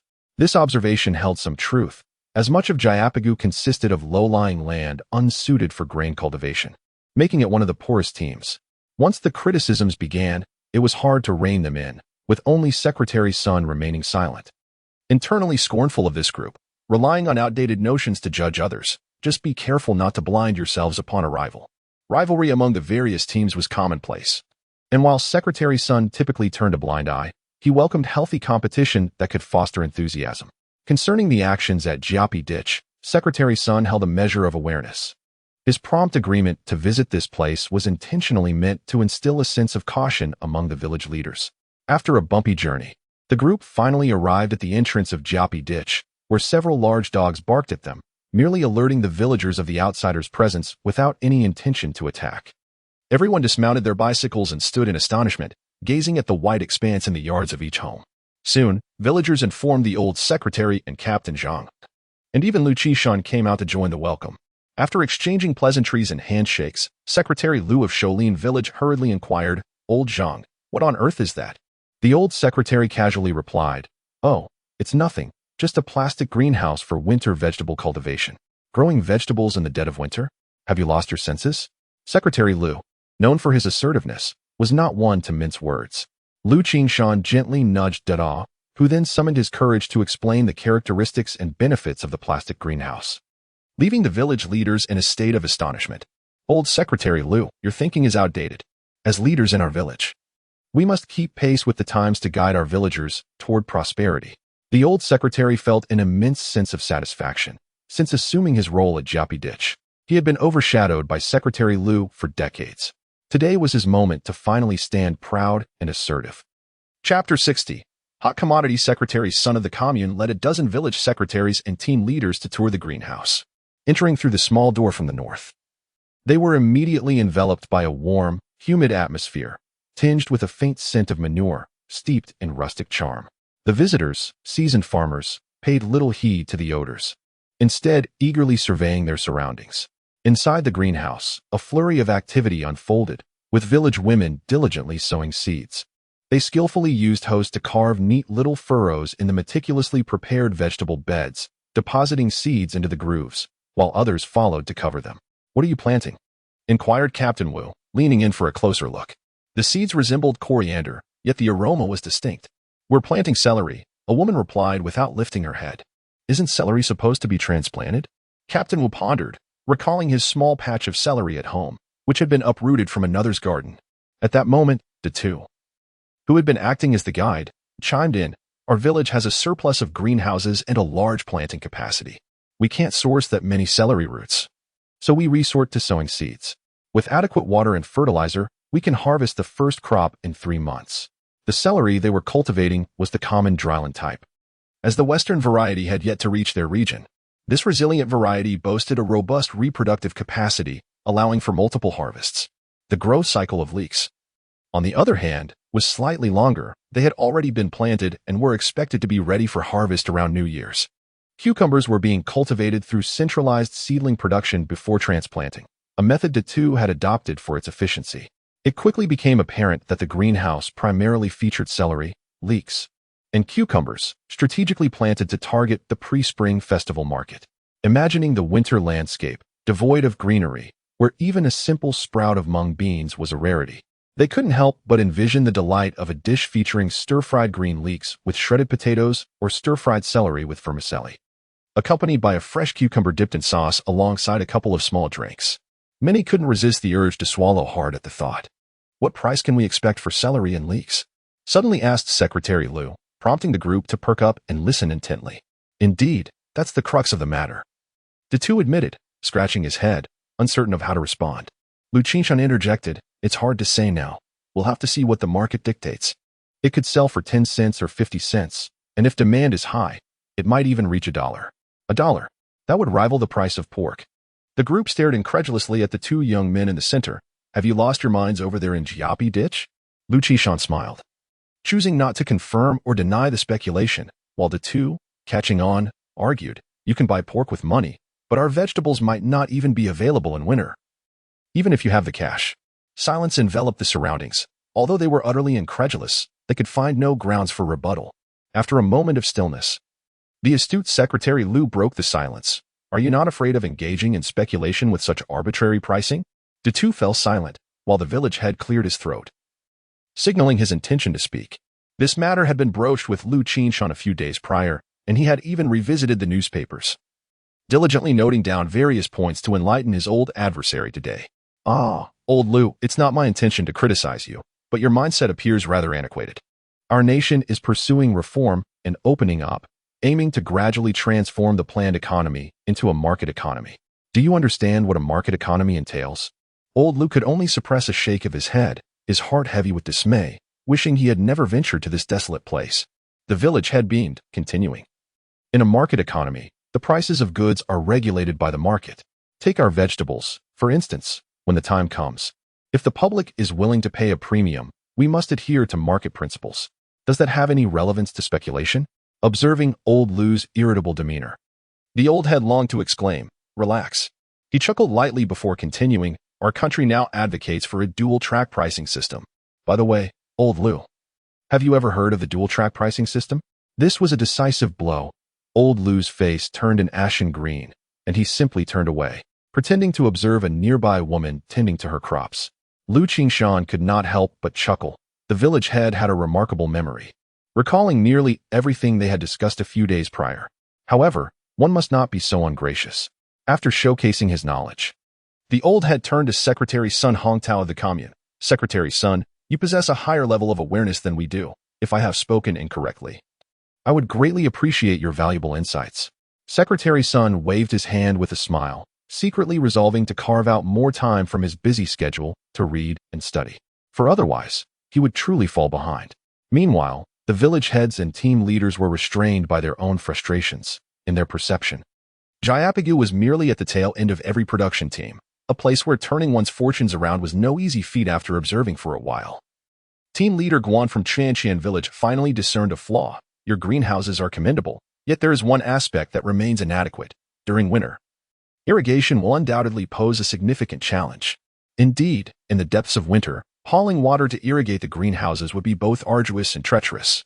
The crowd instantly grew animated, about to engage in spirited debate, when Datu leisurely interjected, "We are currently drilling a small well. 3 greenhouses will share one well. If this one is lacking, we can head to the west courtyard. Uncle Dashwai's well has already been completed." Thus, they moved from one greenhouse to the next, soon spotting the small well nestled within the structure, a pipe wide as a bowl driven into the earth, topped with a lever.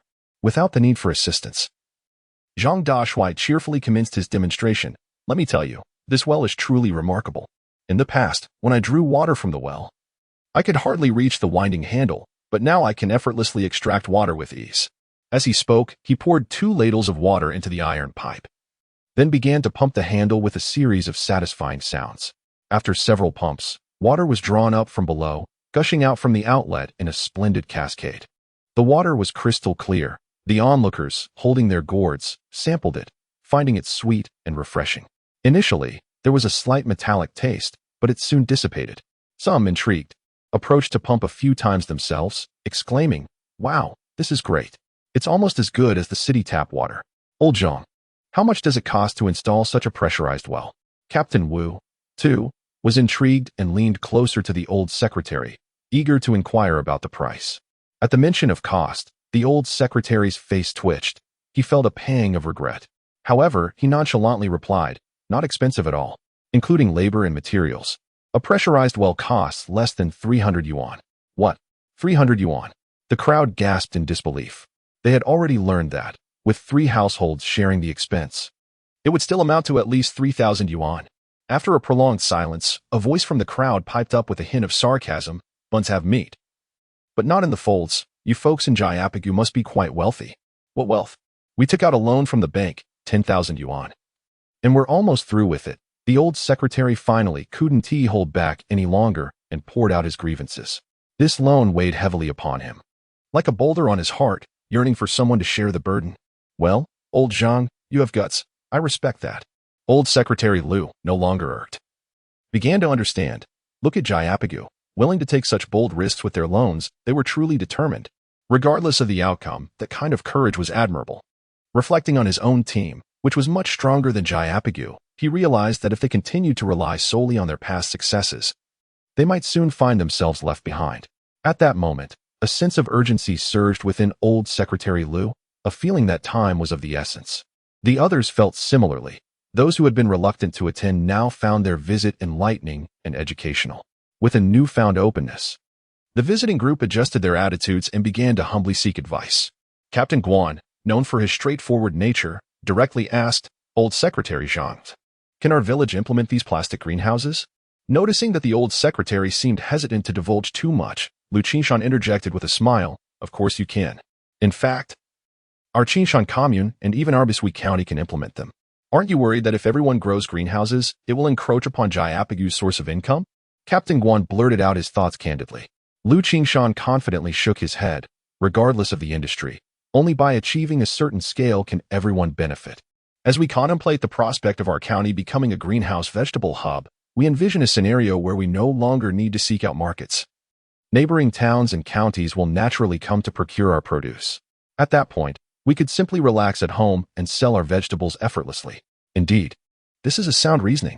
Captain Guan clenched his fist, resolutely deciding to establish plastic greenhouses. Perhaps it may be too late this year, but he would certainly take action early next year.